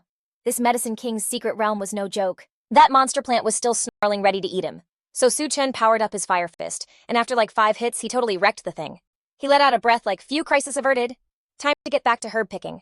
That's when a new group of people who just showed up spotted him. Yo, check out that kid over there, one of them said. Hey, newbie, what do you think you're doing? Su Chen was confused. Picking spirit herbs, is that a problem? They all just laughed at him. Nah, no problem. Go right ahead. Those herbs are super valuable. Yeah, make sure you get a ton of them. What a clueless noob. Su Chen just quietly listened to them trash-talking. There's a Medicine King herb up ahead. Let's go check if we can still snag it. If our Blondie squad scores a Medicine King herb, we'll be total legends at Tianting Academy. Then Xing Xing gave him a friendly heads up. Hey little bro, you probably shouldn't be picking these basic herbs. You want to know why? She asked. It's 'cause the Medicine King's secret realm has this rule. You can only take a max of 3 kinds of spirit herbs out with you. Su Chen started sweating bullets. For real? A rule like that exists. No wonder that Blondie squad was laughing at me. And Murong Liulian didn't think to mention something that Major Xing Xing kept going. That's why all the students who come here pretty much go straight for the Medicine King herbs.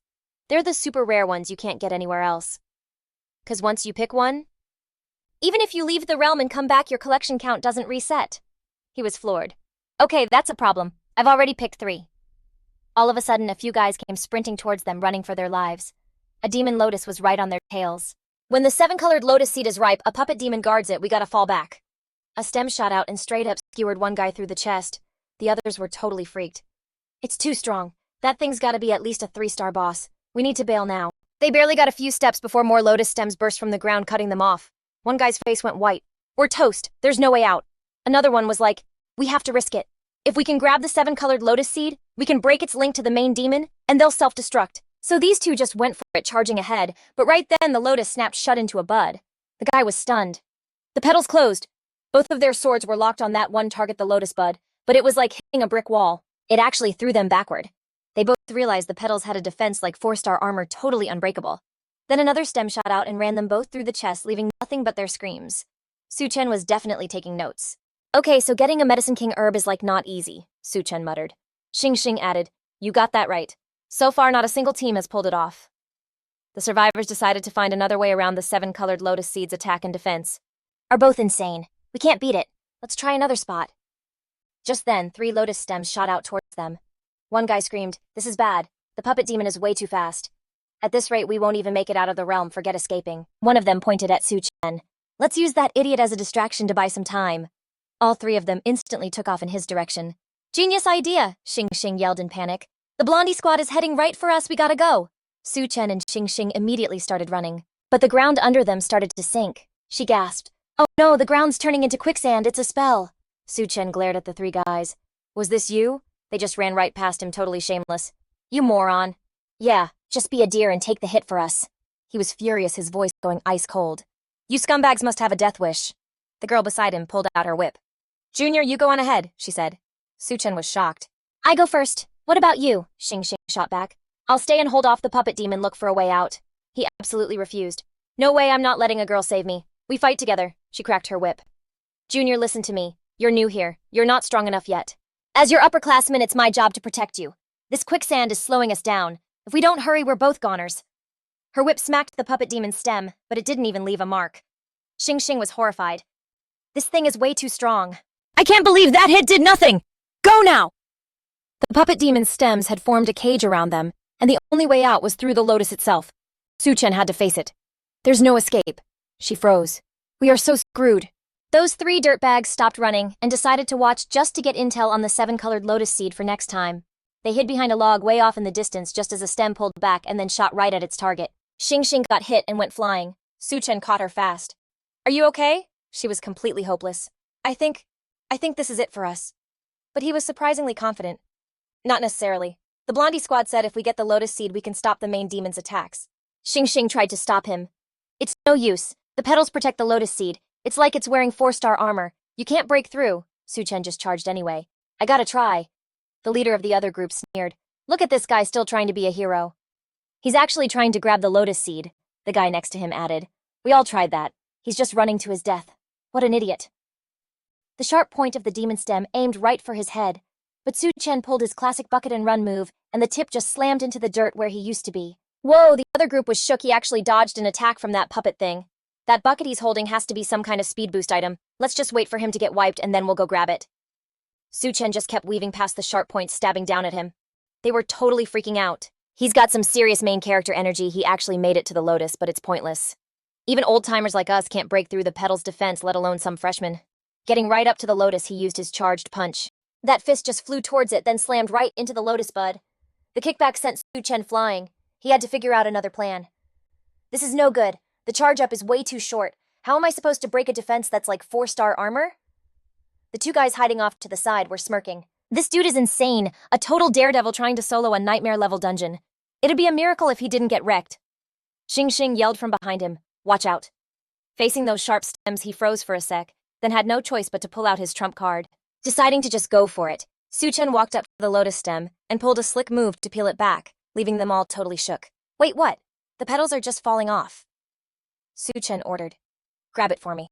The lotus pod shrank right down into his hand. Su Chen grinned, holding it up, gotcha. Then all of a sudden these crazy sharp thorns shot out at them. The 3 dudes totally freaked. What did that brat just pull? He actually snagged the 7-colored lotus seed. Tintin's jaw was on the floor. He for real did it. Su Chen brought it up to his nose, taking a big whiff of the sweet scent. Man, this drug king thing is the real deal. Just one sniff is enough to make you feel totally chill. That's when the other guys got super salty. Boss, some newbie just snatched the drug king that easily, I can't even. Boss, just give the word and we'll go have a little chat with him. She quickly warned him, Junior, hurry up and stash that 7-colored lotus seed. Su Chen tucked it inside his shirt. A notification popped up. You have collected the maximum of 3 spirit herbs and cannot gather anymore. He just stared at the lotus pod he'd worked his butt off to get. Seriously, the boss swaggered over, smirking. So you already hit your 3 herb limit, huh? First time I've ever seen someone snag the drug king and not even be able to take it with them. I'm dying. Yo kid, hand over the 7-colored lotus seed. Su Chen shot back. You guys literally just tried to mess me up and now you want me to just hand this over. The guy replied, you can't take the drug king out of here now and it's pointless to come back for it. If you don't give it to us, what else are you gonna do? He casually tossed it over his shoulder. I could just feed it to my donkey. The boss screamed, totally losing it. Feed it to a donkey. For real? Are you messing with me? A donkey appeared, proving Su Chen wasn't capping. The boss pointed a shaky finger at him, fuming. You little punk, you wouldn't dare. If you feed it to that donkey, I'll wreck you. Su Chen tossed it in the air. You moron, just watch me. The boss clutched his head, screaming in total panic. Stop! The donkey's mouth opened wide and snagged the lotus pod, making Tintin stare, completely shook. What the heck? The drug king, the 7-colored lotus seed, just got eaten by a donkey. The 3 of them rolled up their sleeves and charged forward. That was a priceless drug king and you fed it to a dumb animal. I'm gonna lose my mind. He got a new alert system notification. Your donkey has consumed a spirit herb and has evolved. Its stats have gotten a major boost. A fiery aura flared up around the donkey as it roared, unleashing a massive shockwave of power. Su Chen was stoked. Totally worth it. My donkey evolved again. This is a sick surprise. The boss ordered, go take him out for me, Su Chen said confidently. All right, I know how to handle this. All 3 of them rushed him like they'd never seen something so wild. He fed the drug king to a donkey. Let's mess him up. Su Chen summoned all his donkeys to throw down. and a whole herd of donkeys just appeared out of thin air. The boss's face just dropped. What the heck is that? They were terrified. Boss, I think that's his entire collection of summons. Holy crap! Who has thousands of summons? Getting trampled by the donkey stampede, the three of them could only curl up and scream, "Help us!" He turned to Tintin Sr. "Let's bounce together." She immediately agreed. Okay. They hopped on a donkey with the entire herd as their personal escort. Tintin asked super curious Su Chen, "Are all these donkeys like yours?" He admitted it straight up. "Yep, they're mine." She was intrigued, totally unable to process it. "So what's your class?" Su Chen answered. "I'm classless." Tintin was skeptical. "No way, stop messing with me. You made the lotus petals drop and summoned a literal army of donkeys. Those aren't normal skills. You know, even a lot of super strong players probably couldn't pull that off." Facing them was a bunch of trants, and Su Chen commanded charge flatten them. The insane stampede of donkeys completely steamrolled the entire grove of monster trees. He patted the donkey he was riding and gave the order to the herd to devour every last spirit herb in this area. It roared in response, and the whole herd started casually chowing down on the spirit herbs. She was like, "Su Chen, you're not actually gonna let your donkeys eat everything, right?" Su Chen said nonchalantly, "It'd be a waste to leave them. Besides, the spirit herbs here grow back anyway." Tintin was impressed. "I have never seen anyone play the game like this before. You've basically stripped the Drug King's secret realm clean." Su Chen suddenly remembered. "Oh yeah, Senior, why did you come in here all by yourself?" she answered, sounding kinda down because no squad would accept me. He was confused. "Why not?" Tintin explained. "It's because of my class." Su Chen guessed. "Your class is the class you got like super weak or something?" She shook her head. "Nah, if my class was weak, I never would have gotten into Skywhale Academy. My class isn't weak, I'm a Dragon Knight." This just confused him even more. A Dragon Knight? If I remember right, isn't that a super OP class? Why wouldn't anyone want you on their team? Tintin answered glumly. "Because I haven't found a dragon." Su Chen was taken aback. "Huh," she explained. "A Dragon Knight has to ride a dragon to be a legit Dragon Knight, but I haven't been able to find a single one. He finally got it, a Dragon Knight with no dragon." She then revealed why she was really there. "That's why I came in here alone, to find a type of spirit herb called dragon saliva grass. They say this herb has a special scent that can attract dragons. It's pretty much my last hope." Meanwhile, Tian Yi's team also noticed something felt off. "Captain, something feels weird, doesn't it?" a guy asked with a frown. "What's up? Nanya has been scouting for a while and he says, 'Forget the Drug King, we haven't found a single basic spirit herb.'" Tian Yi got thoughtful. "That is a little strange." Another member chimed in. "Maybe too many people have come in lately and just picked all the spirit herbs clean." The other guy shot that down. Who would risk their life just to pick a few common spirit herbs? Everyone can only take 3 out with them like ever. He decided they should just keep moving and see what they find. Back with Su Chen, things were heating up. System notification. Your donkey has consumed a spirit herb and has evolved. He was shocked. Holy cow, these spirit herbs are super effective. Every single one of my donkeys has evolved now. Then he got another notification. System notification. Your donkey herd has achieved a collective evolution. Congratulations, you have acquired the group skill, Donkey Roll. Su Chen facepalmed. Donkey Roll, are they serious with that name? The skill information then popped up. Donkey Roll is a group-type skill that requires at least 10 donkeys to activate. The more donkeys involved, the more powerful it is. The skill can crush any target in its path, and it deals an extra 100% damage to plant-type enemies. He thought to himself, that doesn't sound half bad. It's perfect for fighting the plant types in the Drug King's secret realm. Just then a treant appeared, and Tintin recognized it instantly. That's bad news. It's an elite monster treant from this dungeon. The treant could send the donkeys flying with just one swipe. She warned him, we should probably just go around it. Treants are known for being vicious. Picking a fight with it is just asking for trouble. But facing the enemy, Su Chen wasn't fazed at all. What's to be scared of? Let's just roll right through it. This is a perfect chance to test out the donkey roll skill. 10 donkeys charged forward, rolling as a group covered in flames. They slammed right into a weak spot on the treant's body. He said with a smirk, "It's working." But just like before, the treant swatted them away with a single hit. Tintin got anxious. "I don't think your donkeys are strong enough. The treant's hide is way too thick. It's probably not easy to hurt." Su Chen stayed calm and summoned more. "It's not that the donkeys are weak, it's that there aren't enough of them. 50 of you go." A whole barrage of flaming donkey balls rolled towards it. Boom! Just like that, the treant got a massive hole punched through its chest. Xing Xing's jaw was on the floor like she seriously couldn't believe he just steamrolled a treant into splinters. The fire donkeys just kept rolling, leaving only the head behind. Xing Xing was like, "Okay, I figured it out. You're a storyteller, aren't you?" Su Chen was like, "Nope. Seriously, storyteller again." "This isn't the first time I've heard that, but for real, I'm not." She shot back with her logic. "Well, I just figured only a storyteller could do something that crazy." Then this awesome smell hit Su Chen. "Whoa, what is that?" Xing Xing totally perked up. "That's the dragon saliva herb, it's gotta be just ahead." But then she saw 5 treants blocking their way, and got kinda nervous. "There are 3 herb kings over there, and one of them is the dragon saliva herb. but 5 treants are guarding it. Even a 3-star combat team would have a hard time getting past them. Su Chen didn't even blink. He just summoned his crew. 500 fire donkeys just poured out, all rolling straight for the target. The whole squad of treants just exploded into a million pieces. Xing started to think she was dreaming. They got totally wrecked, like one-shotted. Su Chen, are you for real a freshman? He was dead serious. 100%. She was totally in awe. You're an absolute beast. If you actually clear the Herb King's secret realm today, you'd probably be the best freshman in Tian King Academy's history. Right after Murong Lulian. That last part kinda ticked Su Chen off. So I'm still not as good as Murong Lulian, man. That girl must be on another level.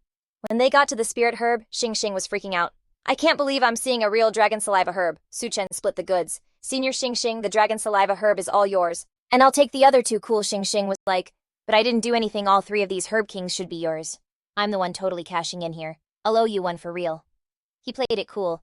Nah, you're overthinking it. You stuck your neck out for me earlier. So you totally earned this. She knelt down to grab the spirit herb. I seriously can't believe I'm getting the dragon saliva herb. I never in a million years thought I'd get my hands on it. Su Chen wanted more deets. Hey, Senior Xing, about this Herb King's secret realm. Do the Herb Kings always spawn in the same spots? She spilled the tea. Not even close. The Herb Kings pop up in totally random places. Plus, there are only 7 of them in the whole realm. We've already found 4, so that just leaves 3. That's when he figured, it looks like I'm gonna have to search this entire place to find the Snow Lingzi. So Su Chen told the head donkey to pass on the order the whole herd needed to scout the realm for Herb Kings. And hey, while you're at it, chow down on all the other spirit herbs. Meanwhile, the farther Nanya's crew went, the more they felt like something was super off. This is so weird. I get not seeing any spirit herbs, but where are all the demonic beasts? Ji Feng chimed in. I swear a 7-colored lotus seed used to be up ahead. Tons of people tried to get it and failed. So why would the Herb King just disappear now? Tian Yi was like, I bet something went down in the secret realm, but hey, that's good for us. We can just waltz right through. As for Su Chen, he'd made it to this frozen snowy mountain and was starting to feel the chill. Man, it's freezing, Xing said with total confidence. If the temp is dropping this fast, there has to be an Herb King close by. I'm betting it's the Snow Lingzi you're looking for. But this place was guarded by some seriously nasty snowmen, and some other team was already fighting one. Zhangji was yelling at his crew, hit it with fire attacks, melt it! And this huge blast of fire shot out. Xing warned him, that's a giant snowman. It's an elite way stronger than the treants. It's making a giant snow ball, and it's rolling right at them. 2 of the team members were screaming, this is so bad, that snowball is huge, it's gonna launch us. The snowman stomped closer, making them look tiny. They totally lost hope. We're toast. Someone help. That's when Su Chen jumped in. Rolling donkeys go. The whole flaming herd rolled out and slammed into the snowman, pushing it back. One of the other team members was just stunned. Who was that? Whoa, so strong, they actually knocked the giant snowman back. All that fire from the donkeys melted it into a puddle. Zhangji was hyped. It got totally owned. The guy next to him was like, we're saved. Let's go see who that was. He walked over and gave a nod. Thanks for the save, man. Mind if I ask your name? He just said Su Chen. Bai Zhangji totally jumped to conclusions. Oh, so you're from the Su family, the professionals clan. Awesome. I'm Bai Zhangji from the Bai family. Su Chen was like, my last name is Su, but I'm not connected to the professionals family at all. The dude just heard what he wanted to hear. Not from the Su family, then you gotta be the student of some bigwig at the academy. Su Chen was so over this. Nope. But Bai Zhangji just kept going. Not that either. Okay then, you must be a regular kid who got promoted to elite, and then became an academy scion, right? Su Chen laid it out plain and simple. I'm not a scion, I'm a freshman. Him and his whole crew were just floored. Wait, what? No way. Some kid who isn't even a scion took down the giant snowman. How is a freshman that jacked? If you're not a scion, how could you even pull that off? Su Chen was already walking away. If we're done here, I'm out. Bai Zhangji tried to get him on his team. Hold up, Su Chen. You're just a regular student, but you were pretty impressive. Why don't you roll with me? Su Chen was skeptical. Roll with you. 2 of the other guys started puffing their chests out. Listen, kid, this is your big break to become a scion one day. You better start calling him Big Bro right now, you got lucky. He struck some lame pose. You're looking at the one and only Bai Zhangji. Drop the attitude and swear you'll follow me. From now on, you're one of my crew. Su Chen was totally grossed out by this guy's vibe. Are you serious? Bai Zhangji got mad. What did you just say? Su Chen said it again, but slower. I said you're nuts. Get away from me. He didn't have time for this. As they walked off, another guy whined to Zhangji. That kid has a serious attitude problem. A regular student dissing a scion like that. He's asking for it. Bai Zhangji just said, follow him. Xing gave Su Chen a heads up. Su Chen scions are all super arrogant. You just made Bai Zhangji look like a fool in front of everyone. I don't think he's gonna let this slide. Su Chen couldn't care less. Academy scions, big deal. They think that title makes them special. They're just a bunch of entitled jerks. Right then, a spirit herb popped up out of nowhere in the snow. Even from far away, Su Chen knew what it was, the herb king, the Snowling Z. He pumped his fist so hyped. Finally! But then huge slabs of ice shot up around it, trapping it in a giant ice cube in like a second. Seeing that, Xing started to get worried. The Snowling Z just put up a solid ice shield. Busting through that is not going to be easy. But Su Chen was determined. I don't care what it takes. I'm getting that Snowling Z. Summoning 500 donkeys to battle. A second later, the donkeys tucked into balls and charged full speed ahead. Just like that, they started bashing their heads against the ice block over and over. And right then, Bai Zhanji, who'd been creeping in the shadows, showed up too. Yo, once that snow spirit ginseng throws up its ice wall, it's game over. You can't get to it. Not even a legit 4-star pro could crack that shield. Su Chen was stroking his chin like, man, this ice is seriously tough. Even a stampede of 500 donkeys couldn't put a scratch on it. So what does he do? He gets all hyped and decides to summon another 1,000 to keep the party going. A second later, the other dude whips his head around and tells his crew to go find that kid and give him a little lesson on what the Academy's top dogs are all about. While they were busy plotting, they all just froze up. Zhanji's face soured and he shouted, "What is that sound?" And boom, this massive herd of donkeys just charges right at them. Everyone's jaws were on the floor like, why are there so many donkeys? And before they could even blink, the herd just ran them over. So again, they aimed their whole attack on the ice block. In a flash, the ice started to crack. He was totally stoked, like, it's working. Xing was just blown away, saying, your donkeys are actually insane. The more you have, the harder they hit. A few seconds later, the ice block just exploded into a million pieces. Su Chen saw his chance and went for it. The ice is down, let's go. At the same time, Zhanji and his squad were all dizzy, holding their heads. Dang it, we almost got flattened by those donkeys. The second they got their bearings back, some student pointed and screamed, that kid snatched the snow spirit ginseng. Su Chen just gave a chill smile and asked, hey, Xing, mind doing me a solid? I can't get the spirit herb now. Could you grab one for me? Xing was all for it. No prob. And with that, she carefully knelt down to pick it up. Zhanji was not having it. He clenched his fists and lunged, yelling, you're just some random student. You think a treasure like the snow spirit ginseng is for you? But Su Chen's reflexes were lightning fast. Snatching the goods and making a break for it. The dude totally snapped, Su Chen, this is your last chance, bow down to me and hand over the snow spirit ginseng. Hearing that, Su Chen looked seriously ticked off. Are you for real? I just saved your butts and this is the thanks I get. He just smirked all smug and shot back. It's only natural for nobodies like you to serve us. Tianqing Academy, the whole human race depends on elites like us to keep things running. Right now, your only move is to get with the program and work for me. Su Chen calmly gave him a one-finger salute. Moron. Zhanji totally lost it. You dare diss me. Without even thinking, he roared and threw his special move, Power Fist. Their fists crashed together with insane force. The dude screamed out in pain. My hand. Zhanji gritted his teeth. Dragon's Wrath, you actually have the nerve to fight back. Take him out now. And just like that, he revealed his true form. Zhanji and his lackey charged forward, ready to end him. At that point, Su Chen was done holding back. It's been a hot minute since I've been this ticked off. Get lost. He slammed his fist right into the guy's chest, leaving him completely stunned. What? A seriously nasty blow went straight through Zhanji's body. He immediately changed back to his human form, totally unable to believe what just happened. You actually took me out! Su Chen stood over him, dropping the final judgment. Idiot, you asked for this. The two students with him were just as shocked. Bai Zhanji was done for. Some normal student actually took down one of the Academy's elite, seeing that they totally bailed. Something like this hasn't gone down in hundreds of years. This guy's a psycho run. At the same time, Xing spoke up, sounding super worried. Su Chen, I think you're in some deep trouble now. He just crossed his arms all cocky and was like, he tried to take me out, so I took him out. What's the big deal? She explained seriously. The Bai family is like a super powerful clan of pros. They're not going to let this slide. And more importantly, taking out one of them means all the other elites at the Academy are going to have you on their hit list. But Su Chen didn't seem worried at all. Then let them. I don't start drama, but I'm not scared of it either. If someone comes after me, I'll finish it.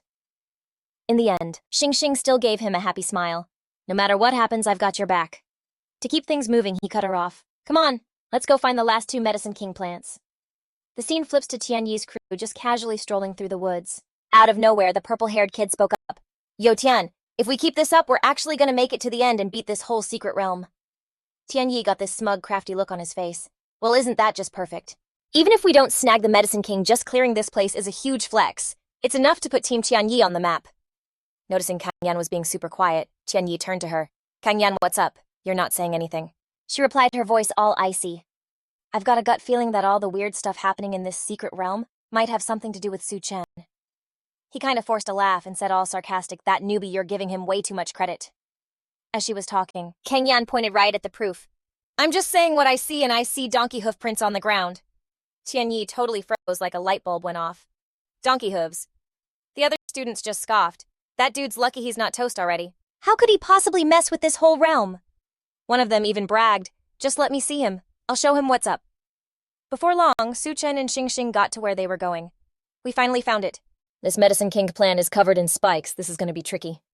The second she said that, he sent a donkey in to check it out. And yeah, it got totally pincushioned by the thorns. She reminded him, you just lost a donkey. When they're gone for good. Even Su Chen couldn't believe it. That was the first time one of his donkeys ever got taken out. Xing was getting a bad vibe and threw out an idea. We've already grabbed a ton of stuff. If this is too sketchy, maybe we should just bounce from the secret realm. It's not worth losing anyone over. But even so, he was determined not to quit. Let's give it one more shot. This time Su Chen was super generous with his donkeys. Since they couldn't get these 2 Medicine King plants anyway, he figured he'd just let the donkeys chow down. The moment they were done eating, they all grinned, showing off their teeth. And their eyes started glowing. You could feel their vibe getting more intense by the second. A moment later, the system voice popped up. Your alpha donkey has consumed a spirit herb and has evolved. New talent skill acquired evolutionary power. Receiving data. He scratched his head thinking, the alpha donkey leveled up again. What the heck is evolutionary power? Just then it stretched its neck out and let out a massive bray. Right away, all the other donkeys snapped into perfect lines. Su Chen was clueless, having no idea what the alpha was about to pull. All by itself, it started pumping energy into the donkeys in front of it. And then every single one of them got some kind of awesome new power. He was still trying to figure out how the alpha was making the regular donkeys start to level up. And then the system voice chimed in again. Alpha donkey is using its talent skill, evolutionary power. The donkey herd is starting to specialize, evolving in different ways. Right now, 10 donkeys are evolving into mage-type beasts, and have learned the fire-type skill Fireball. Hearing this, Su Chen was totally hyped. No way. So that's what evolutionary power does. It lets me control how the donkeys evolve into different kinds of beasts. Which means my donkeys can turn into all sorts of other things. To back each other up. He kinda laughed to himself, picturing these 7 donkeys turning into some legit pro-army once they were all leveled up. Just the thought was epic. The donkeys opened their mouths ready to go all out, blasting fire right from their mouths, aiming straight for the Herb King's root. Seeing this, Tin totally freaked out. 11 donkeys breathing fire at once for a long-range attack was insane. To Tram, your donkeys are seriously amazing. The Herb King's root started to crack, and when the dust cleared, this lotus flower flew out. To Tram zipped up and snagged at another Herb King in the bag. He tossed it to the lead donkey so it could keep eating and evolving. The head donkey let out this huge roar, and after chowing down on the Herb King, the whole donkey squad lined up perfectly in front of him. They looked so OP now with fire just bursting out all around them. The system pinged that the donkey squad unlocked a new skill evolutionary power, and 10 of them were evolving into tank-class beasts. Tram was stoked. This is sick. They evolved into tank donkeys. Those 10 donkeys got these super thick scales. You could just tell they were crazy tough. The 2 of them got to this rocky mountain where a dandelion was blooming. Tin got all excited. This is the last Herb King. If we get this, we clear the whole Herb King's secret realm. I heard nobody's beaten this place in over 100 years. If you pull this off, you're gonna be a total legend. She kinda nervously eyed the Herb King just floating there. It doesn't look like a pushover. She swung her whip and leaped up. Let me give it a shot. The whip went right through the Herb King's root without even a scratch. Tin was floored. It didn't even connect, but she didn't give up and swung her whip again for another try. All she got back was a face full of sharp thorns shooting at her. Tram screamed, "Look out!" Thank God one of the donkeys shoved her out of the way just in time, taking the hit with its scaly body. The thorns couldn't even get through the scales. Tin let out a huge sigh of relief. That was way too close. Seriously, thank goodness your donkey blocked that or I would have been toast. He realized these tank donkeys were total beasts. A hit from the Herb King didn't even make them flinch. She added, I'm pretty sure this Herb King's special thing is that it's immune to normal attacks. Like, basic attacks just don't work on it. Tram got the picture. He wasn't scared of strong monsters, just these tricky ones that seemed impossible to beat. And right then, Tianat and his crew showed up. And one of his goons was like, is this kid still kicking? Namda sneered. He's just lucky. Something weird went down in the secret realm, and a bunch of the demonic beasts just vanished. Chifeng pointed all excitedly toward the Herb King. Yo, Brother Du, I think that's a Herb King right there. He was totally psyched. It really is a Herb King. We've been wandering around forever and finally found a spirit herb, and it's a freaking Herb King. Tram, this Herb King belongs to Team Tianat now. Tram just shrugged. If you can grab it, it's all yours. Tianat, having no clue what was coming, was like, good, you know the deal. His 2 sidekicks jumped in. Yeah, this kid's finally learned his lesson. A total noob like him trying to act tough. Don't get mad when we have to put you in your place. Sunan put 2 and 2 together. Tram, did your donkey seriously eat all the spirit herbs in the Herb King's secret realm? He just confirmed, yep. She wasn't even shocked. She knew he was the only one who'd try something that crazy. Tian Not ordered his crew. Let's move, this is how Team Tian Not gets famous, go get me that Herb King. His two lackeys charged in all hyped up but just swung at nothing, leaving them totally confused. What the heck, why can't we hit it? But what was even crazier was, when the sharp thorns shot out, both of them got turned into human pincushions. He couldn't believe what he was seeing. What? Their bodies just dropped to the ground. Nam Da ran over to check and reported back. Tian Not, they're both goners. Tram said all cold. Maybe those Tian Not clowns get it now. The Herb King isn't some easy grab. Then Chifeng screamed as he got nailed by thorns too, and just collapsed. Nam Da started freaking out. Tian Not, this is bad. This Herb King is way too weird. We can't touch it, but it hits like a truck. There's no way we can beat it. Let's bail. Forget the Herb King. Let's get out of here, Tintin urged. Tram, we should dip too. But he stayed cool and asked, hold on, Tintin, I need you to help me land one hit. She was totally lost. Tram pleaded, if you trust me, just please help me get one hit on the Herb King. Tintin, after seeing all the crazy stuff he'd pulled off, was all in. Okay, fine. She grabbed a cleaver, ran at the Herb King, and screamed, slash. Tian Not just smirked, thinking it couldn't be hit. That idiot was still charging in. A single slash connected right with the root of the plant. Tintin was so happy. It hit. The other two just stared wide-eyed. How did she actually hit the Herb King? Tram thought to himself.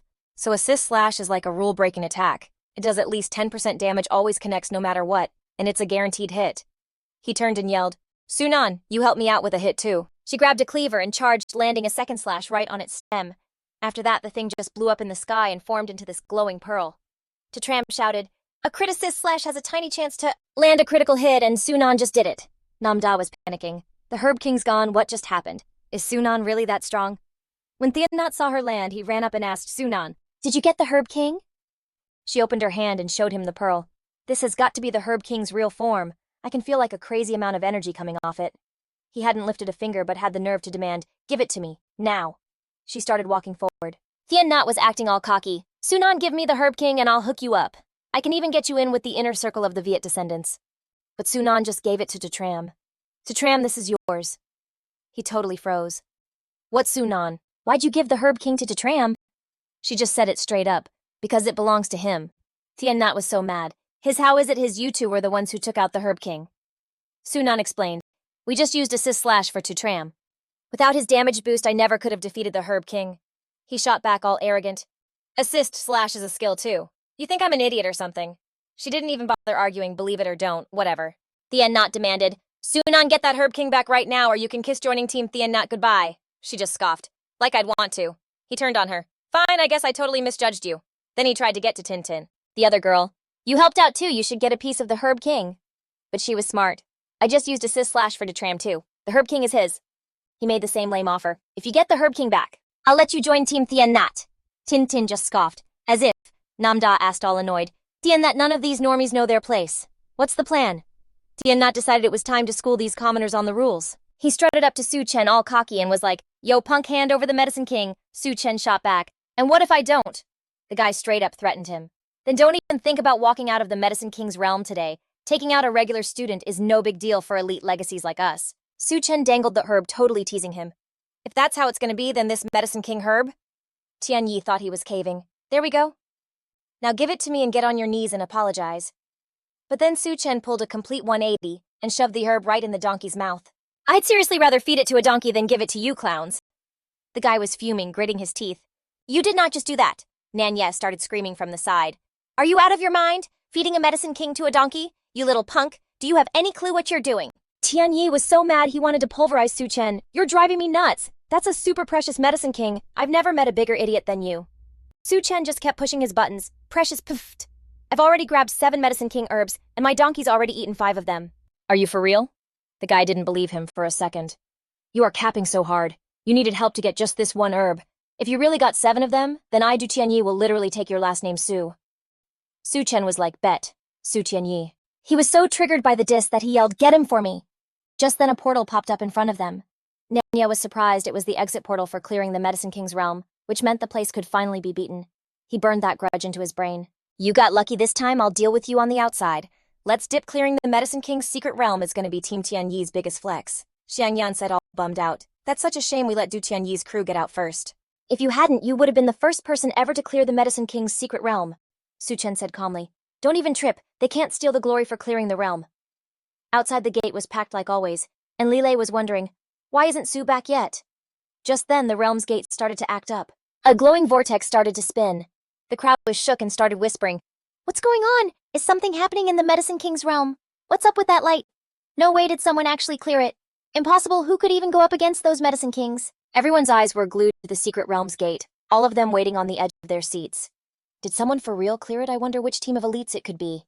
Ever since the Medicine King's secret realm first opened, it feels like no one has ever actually managed to clear it. Yue was totally sure it had to be her guy. Su, nobody else could pull off something that epic. The people who walked out of the realm were those two, and the crowd started buzzing. It's Du Tianyi's team, Tianyi. Team Tianyi cleared the Medicine King's secret realm. They basically performed a miracle. Du Tianyi really is the legend they say he is. Nanya puffed out his chest all proud. "Bro, we cleared the Medicine King's secret realm. This time our team Tianyi is going to be famous," he replied, super arrogant. Xiang Yan and the other girl were totally clueless with no idea what they had just missed out on. Right away, Tianyi became the center of everyone's attention. Team leader Du. "Is Team Tianyi still recruiting? I want to join too? How did you guys even clear it?" He shamelessly started to flex. "All right, everyone calm down. As elite descendants, the best of the best, you know. Our team Tianyi just did what was expected of us. And if you're asking how we cleared it, I can only say it was all thanks to my genius leadership." But the announcement that popped up on the gate was like a massive slap to his face. And it was aimed right at Tianyi reading students who cleared the Medicine King's secret realm, Su Chen Xing. The other students who saw it were completely floored. But his back was turned, so he was totally oblivious, that smug look still plastered on his face. "Our team Tianyi has super high standards. We don't just let anyone in. You have to be an elite student of the academy at the very least." The crowd started whispering. It wasn't Team Tianyi that cleared it, so who is this Su Chen? Xing is a sophomore, and that name Su Chen kinda rings a bell. Hearing this, Tianyi's face just dropped. "What's going on, Nan?" Yi pointed at the announcement board. "Bro, look over there." His jaw literally dropped. "What?"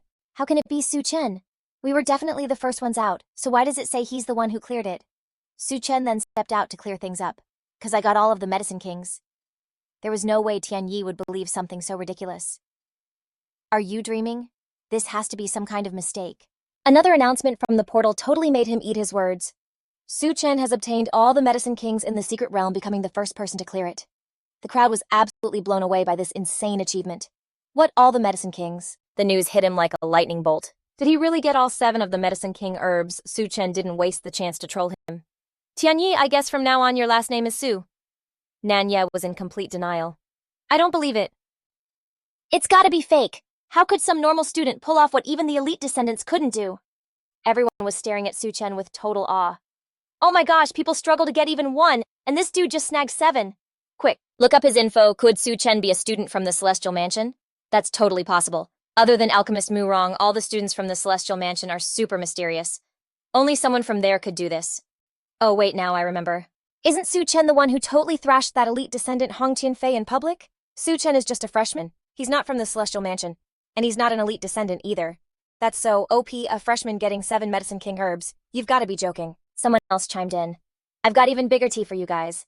Su Chen's most shocking secret is that he's Mu Rong's boyfriend." All the guys around just froze solid. "What, Alchemist Mu Rong? Are you telling me she has a boyfriend and it's him? No way, I'm the first to object." To object? That's right. Even if he got 7 Medicine Kings and cleared the secret realm, he's still not good enough to be Alchemist Mu Rong's boyfriend. Su Chen was speechless. Geez, this crowd loses its mind the second you mention Mu Rong's name. "You've got more of those Medicine Kings, right?" Su Chen held his hand out to Xing. Xing, toss me the snow Lingzi." She just handed it over, no questions asked. The whole crowd was bug-eyed. It was the actual Snow Lingzi. The Snow Lingzi Medicine King is legendary. It can basically bring people back from the dead and cure anything. Plus, they say it has other insane powers. Man, if only that thing was mine. Tianyi's eyes got super greedy. Su Chen handed over. "And I'll let your little attitude slide." Su Chen's first move was to just smack him right across the face. "How's that for you?" With his cheek already swelling, Tianyi sputtered, "I'm an elite descendant." So Su Chen smacked him a second time. "Elite descendants are my favorite people to hit."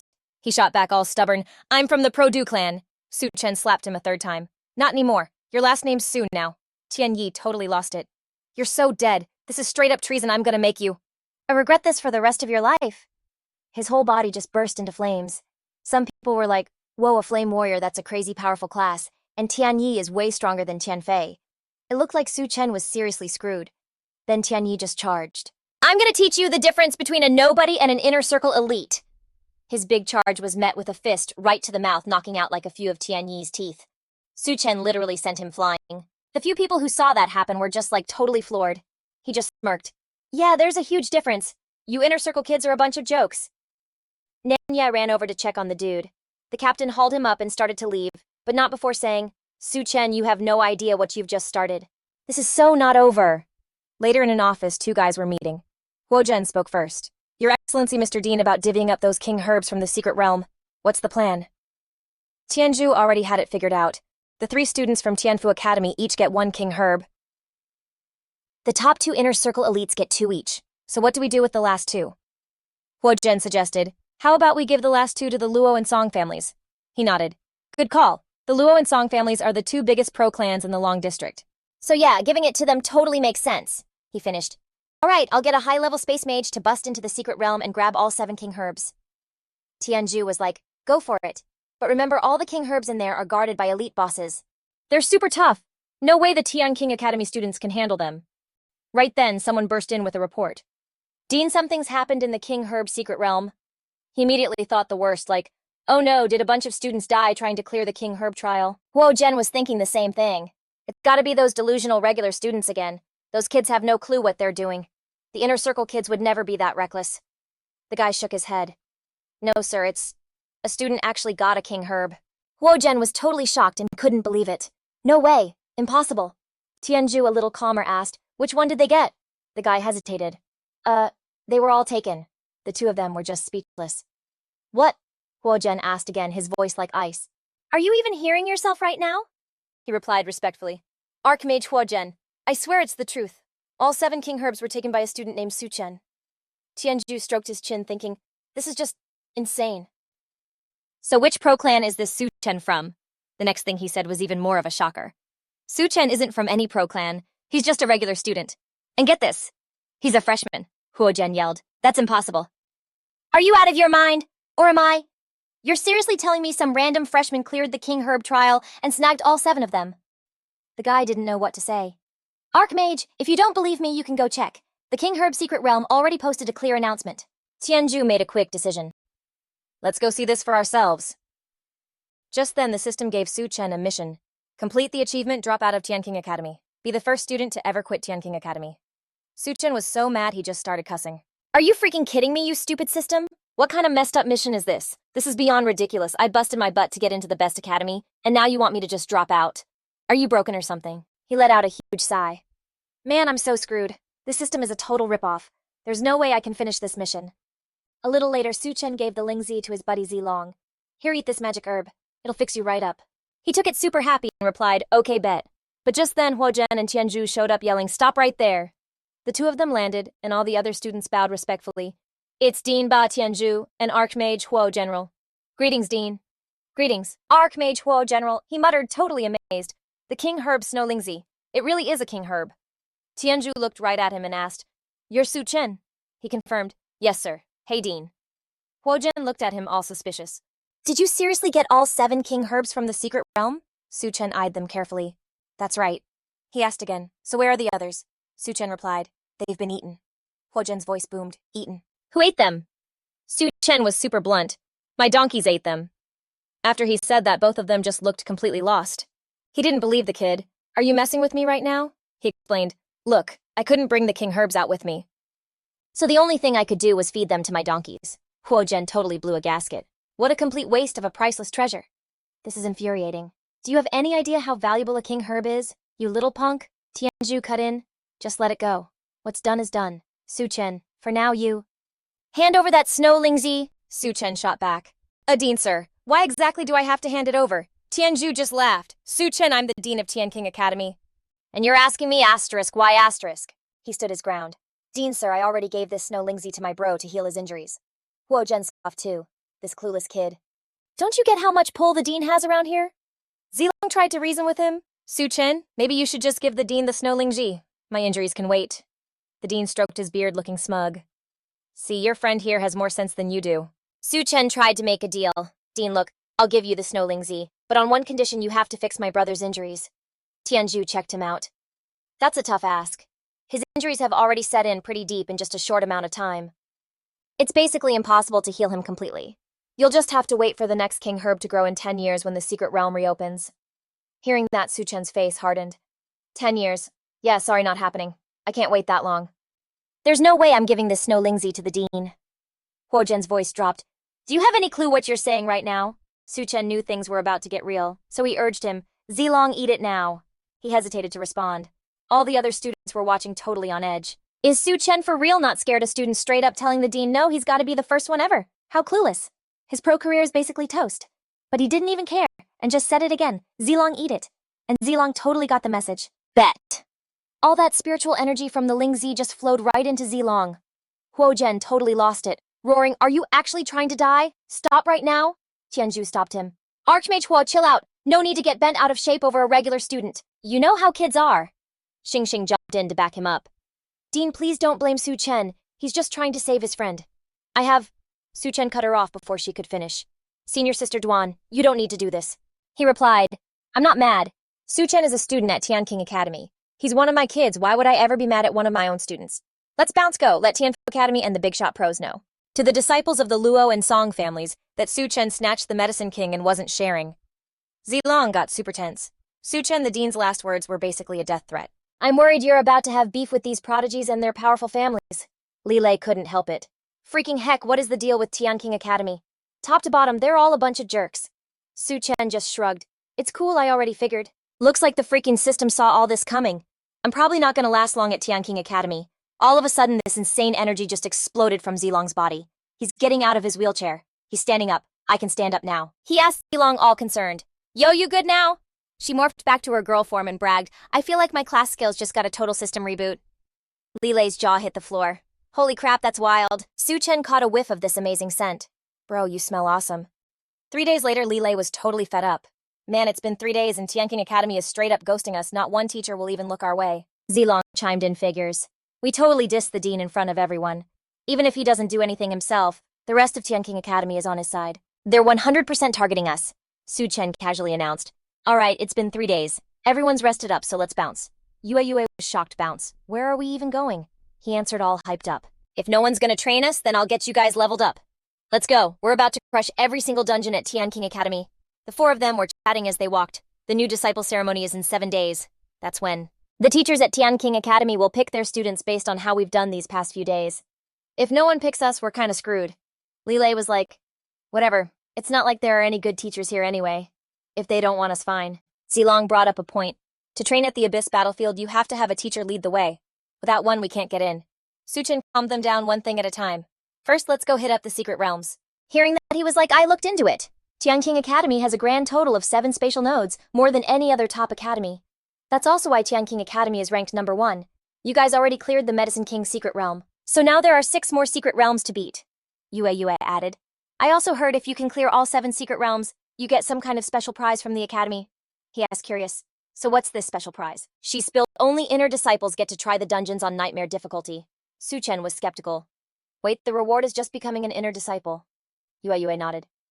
Yep, if you beat all 7 secret realms on nightmare mode, you can become an inner disciple. Apparently no regular student has ever pulled it off. That's why there's a huge gap between inner disciples and normal students. Regular students can still try to become elite disciples. But becoming an inner disciple is basically impossible. Leilay got annoyed hearing that this school is getting more and more on my nerves. Isn't this just their way of putting everyone into different cliques? They walked toward the 6 spatial gates, and all eyes were on him. Look, it's Su Chen. It's really him. That kid has 0 chill coming back to the secret realms again. Zilong announced, we're here. The entrance to the secret realm is right up ahead. Hong Deng told the guy behind him, Young Master Lang, that's Su Chen. The guy shot back. You better be sure this time I don't want to jump the wrong guy again. He was positive. No doubt about it, that kid is Su Chen. He's practically a celebrity at Tianqing Academy now. Young Master Lang and his crew rolled up, let's go. He thinks he can just steal Murong from me. I want to see what this guy's made of. Before going in, Su Chen asked, are there any rules for getting into the secret realm? Zilong answered. Nah, you just gotta be at least a 2-star job. The hardest mode is hell. So he just casually got ready to go in. Right as he was about to enter, some dude arrogantly stepped in his way and yelled, hey, you. Su Chen just blew past young Master Lang, smacked him and said, get out of my way. The guy was completely shook. What just happened? Hong Deng whispered.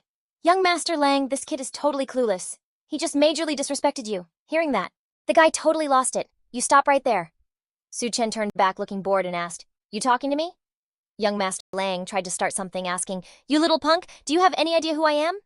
Su Chen went and smacked him a second time. Who you are means absolutely nothing to me. The guy looked completely dazed. Where am I? Who am I? The crowd of students was floored. OMG, did Su Chen just slap young Master Lang? They're both inner disciples. But young Master Lang is way more connected than Tian Yi. Young Master Lang is from the Song family, one of the two biggest job holder families. Su Chen seriously doesn't care, he'll throw down with anyone. The guy just couldn't take the disrespect. In my whole life, that's the first time anyone's ever slapped me across the face. Su Chen hit him again. Well, now it's the second time. Young Master Lang was so ticked off he started laughing. Perfect. Leilay pointed at his own head and asked, he's cheering after getting hit. Did that guy just get his brain scrambled or what? The guy kept threatening. So tell me, how do you want to go out? Su Chen just turned and walked to the secret realm gate like he couldn't be bothered. A screen popped up. Heart of Machinery. Please select a difficulty. There are 4 levels. Easy. Hard, Elite, Hell. Su Chen didn't even hesitate, he picked Hell difficulty. The 4 of them started to fade away. Hong Dong yelled, Young Master Lang. Su Chen took off. The guy started running. Let's go. We're going in after them. Looking at the difficulty screen. He warned him, Young Master Lang. Su Chen just picked Hell difficulty. Young Master Lang was shocked. Hell difficulty. Are they trying to get themselves killed? Who do those guys think they are choosing? Hell difficulty. His 2 cronies smugly suggested Young Master Lang. We don't have to follow them into Hell difficulty, right? Those broke losers could never afford the escape stones for the secret realm. Once they're in, they're toast. There's no way they're making it out alive. Exactly. Going into the dungeon just sends us to our own instances to train anyway. Even if we go in, we won't even run into them. There's no point in picking Hell difficulty just because he did right. The guy was cocky as usual. What's the big deal? I guarantee the Lang squad are all pros. I just feel like crushing Hell difficulty right now. So young Master Lang just went for it and picked Hell difficulty. The crowd behind them started whispering, Hell difficulty. It's been forever since someone picked that. Young Master Lang's squad is one of the top teams at Tianqing Academy. Has a real shot at crushing Hell difficulty. But Su Chen dude, I heard he totally fluked his way to the Medicine King title. He's about to get so wrecked this time he might even get himself zeroed. The moment they stepped into the Hell difficulty dungeon, they were like, whoa! This crazy advanced city spread out in front of them. The whole dungeon was a city and a super high-tech one too. Zilong was totally hyped, yelling that if they just blazed down this main road, they'd clear the Mechanical Heart dungeon. But like the second they spawned and mecha monsters were already in their way. Su Chen was all, heads up, we got mechas. We gotta push through them, like now. So he summoned his donkey squad and they just went full stampede. Donkeys literally stomped the mecha monsters into scrap metal. Su Chen and his crew just hopped on and charged, and everywhere they rode the mechas just fell apart. Leilay was losing his mind, shouting, riding with Su is insane! We're just mowing everything down! This is epic! Zilong pointed, the goal's right there. But Yue felt something. Wait, be careful, something's wrong. Then a giant freaking mechanical foot appeared out of nowhere. It came crashing down and she screamed, move! The foot slammed into the ground, sending them all flying off their donkeys. Su Chen was stunned. What the heck is that thing? Staring up at the massive mecha monster, they looked like ants. Leilay just stared, totally terrified. Dude, this mecha monster is enormous. Zilong explained. This is it, the final boss of the Mechanical Heart. And trust me, it's gonna be a nightmare to take down. The boss lit up with rage, booming, pathetic humans, you never should have messed with me. Now you're all gonna be wiped out. Su Chen, cool as ever, used his donkey roll skill, sending a whole herd of flaming donkeys tumbling at the boss. They slammed into its feet but did literally nothing. Su Chen realized, dang, its defense is insane. This Hell difficulty boss is on a whole other level than the Medicine King. The boss started blasting missiles from its hands, and the crazy explosion sent the flaming donkeys flying. Yue yelled, watch out! Just as he popped his armored donkey skill. 3 armored donkeys lined up tanking the hit and keeping them safe. Su Chen knew he had to switch things up. Ugh, you just cost me 2 donkeys and they're gone for good. I can't afford to lose anymore, gotta figure out how to end this fast. Zilong switched to his female form and stepped up. I got this. Su Chen was like, Zilong for real. He shot back. Yeah, I already read the guide. The only way to beat this thing is to smash the Mechanical Heart on its head. I'm the only one who can do this. Su Chen, you've been carrying us this whole time. It's our turn to step up. As Zilong jumped onto the boss's body with an axe, the giant mecha just laughed. You're nothing but tiny bugs. Its fist started to move, firing another missile. Leilay screamed, look out behind you! Zilong swung his axe and sliced right through the missile's warhead. Boom! A huge explosion went off right in his face. Using the blast as cover, Zilong managed to grab onto the boss's body, just hanging on for dear life. Yue watched, totally stunned. That's insane! Zilong is going all out! He scrambled straight for the boss's head, getting behind its neck and looking around. And finally yelled out, got it! Found the Mechanical Heart! Leilay was cheering, he did it! Zilong raised his axe. Time to end this. But then the head just spun all the way around. Zilong was completely frozen. He could only gasp. What? Energy started swirling in its mouth like a whirlpool. Didn't see that coming, did you? In a flash, he was blasted away. Su Chen quickly summoned a donkey, yelling, Zilong, good thing that donkey was there to break your fall. The second he hit the ground, Su Chen rushed over. You good, Zilong, all banged up, said, I'm cool, but man, this hell difficulty boss does not play around. The boss's hands started spitting out a constant stream of bullets. A crazy thick volley rained down from above, like a total storm. Even Leilay couldn't help but curse. Crap, how are we supposed to dodge something this thick? Yue called out. There's the gap 55 feet to the left. The four of them booked it over there. Right after they cleared the spot, the bullets blew up everything around them. But the spot where they were standing was totally clear. Su Chen was impressed. Yue, that was a perfect call. She replied, my senses are just kicked up a notch so I can kind of see where they're gonna land. Then the second wave of bullets started, and Leilay just groaned. Here it comes again! Yue shouted, go 30 feet straight ahead. And the team dodged it again. He was blown away. That's insane. If your power was any stronger, you could probably see the future or something. Zilong knew they couldn't just keep dodging forever. He launched himself into the air, taking a swing at the boss's giant hand. He dodged back just in time to avoid getting clapped between its two metal palms, and once again landed right on the back of its head. This time, Zilong didn't hesitate raising his axe for the final blow, but the boss's head twisted around again, a smug look on its face. It's pointless, Leilay freaked out. It can do that again. Does this thing even have a blind spot? It fired a warhead from its mouth. Time to finish you. But he just flew right into the boss's mouth, which totally shocked it. What? Su Chen yelled out, worried. Zilong! He couldn't believe what he was seeing. Holy crap! Zilong actually flew right into its mouth, the boss growled. You're begging to be destroyed. Its whole head started to bulge and warp as Zilong just tore it up from the inside. The boss grabbed its head, screaming, You stupid pest, get out of me! Then the back of its head just blew wide open. The boss shrieked in agony as its head detonated. No! His job done, he stepped out of the wreckage of its head. Leilay was ecstatic. We did it. We actually beat the boss, Yue added. Zilong, that was so cool, as fire still licked at the monster's ruined head. Then a notification popped up. Congratulations on clearing the Hell difficulty dungeon. The Mechanical Heart. Your awesome performance has been recorded. This clear has earned an S rank rating. Each party member will get 1 God-slaying point and the Mechanical Heart item. Leilay was over the moon. A God-slaying point. Are you serious? I never thought in a million years I'd get something this legendary, Zilong added. So I did some research beforehand. This Mechanical Heart is a super rare drop. You can only get that on your first clear and only on Hell difficulty. Su Chen asked, so what's it do? He explained, the Mechanical Heart boosts skill upgrades, but it's only for mechanic type classes. Mechanic type? That's just Leilay, right? He looked pretty confused. Wait, I'm a Mecha Blade Warrior, does that even count? Zilong just handed it to him. Here you should have the Mechanical Heart. But Leilay totally backed away. No way, man, this thing is way too valuable. I didn't do enough to deserve this.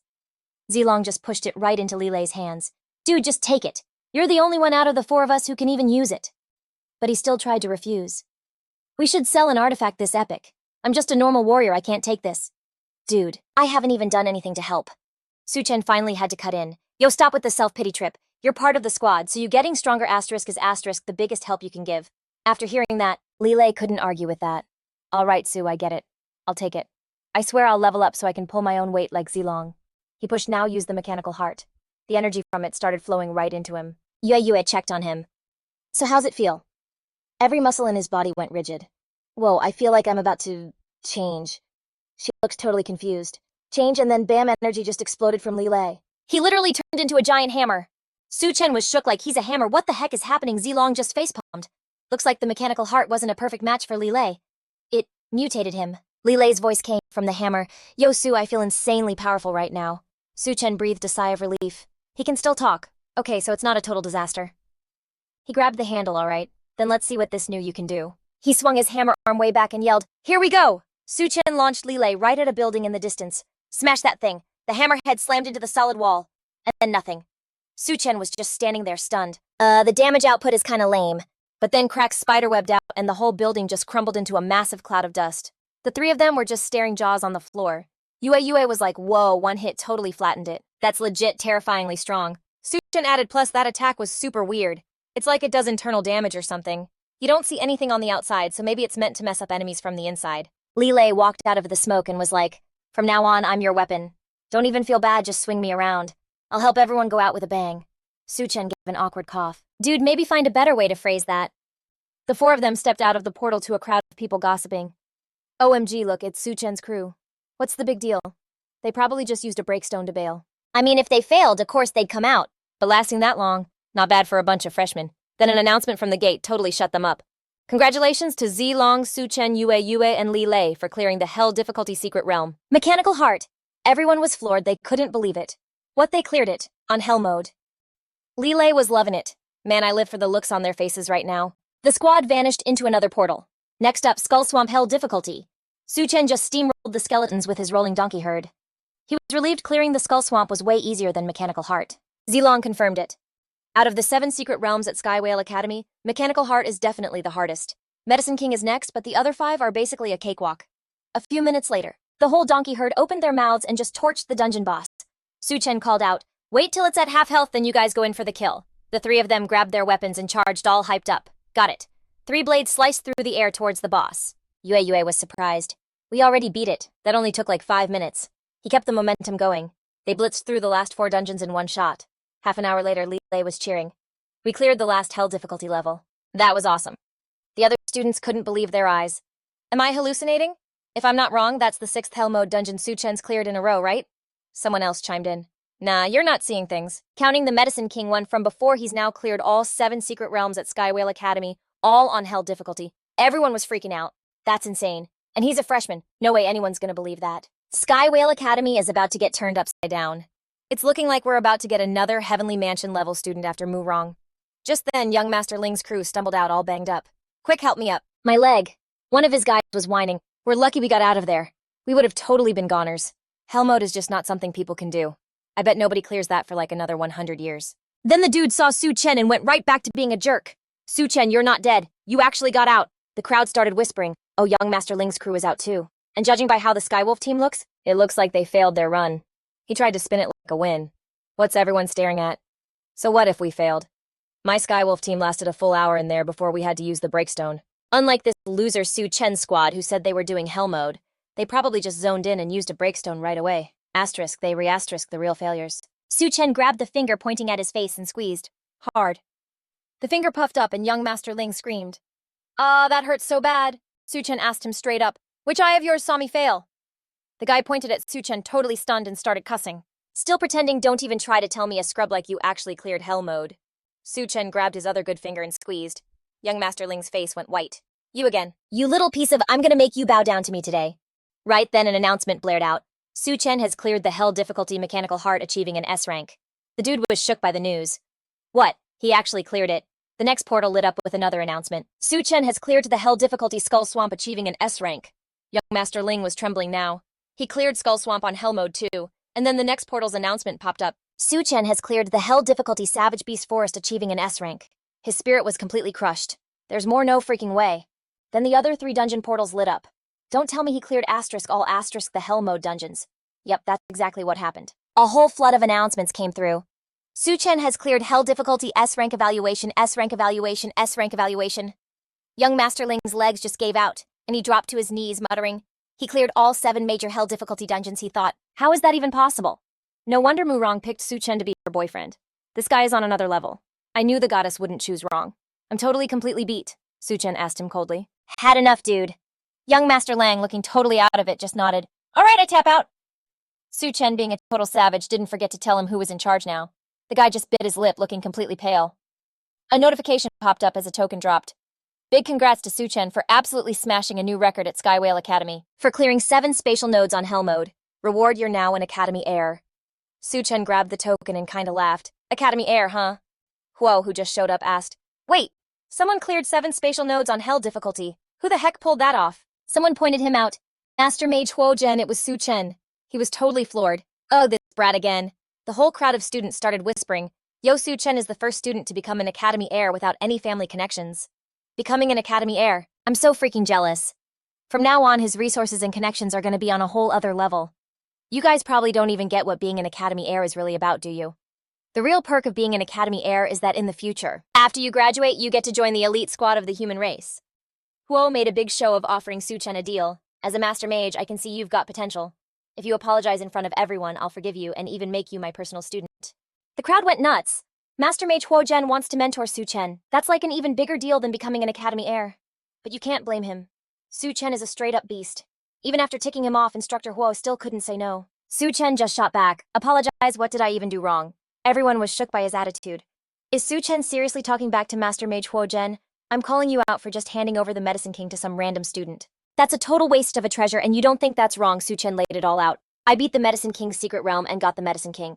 It was mine to begin with, and anyway, I used it to heal my brother, so how is that a waste? Huo Zhen just snapped. So you're telling me you refuse to admit you're wrong? Su Chen shot back. Because I'm not wrong. He totally blew a gasket. Fine, I have never met someone as stubborn as you. Su Chen, you might have snagged the spot for an Academy heir. But whether you actually become one still comes down to a vote from all the other Academy heirs. The other students started whispering. It's so over. Master Mage Huo Zhen is totally targeting Su Chen. Su Chen has already ticked off a bunch of Academy heirs. I bet he's not gonna make it past this. I seriously don't get why a kid with zero connections won't just back down. He didn't just blow his chance to be Instructor Huo's student, he made an enemy out of him. Huo Zhen gritted his teeth and ordered, Get all the Academy heirs of Sky Whale Academy here now! A second later, the first person showed up and gave their vote. I'm a no on Su Chen becoming an Academy heir. The second person, Tianfei, was also against it.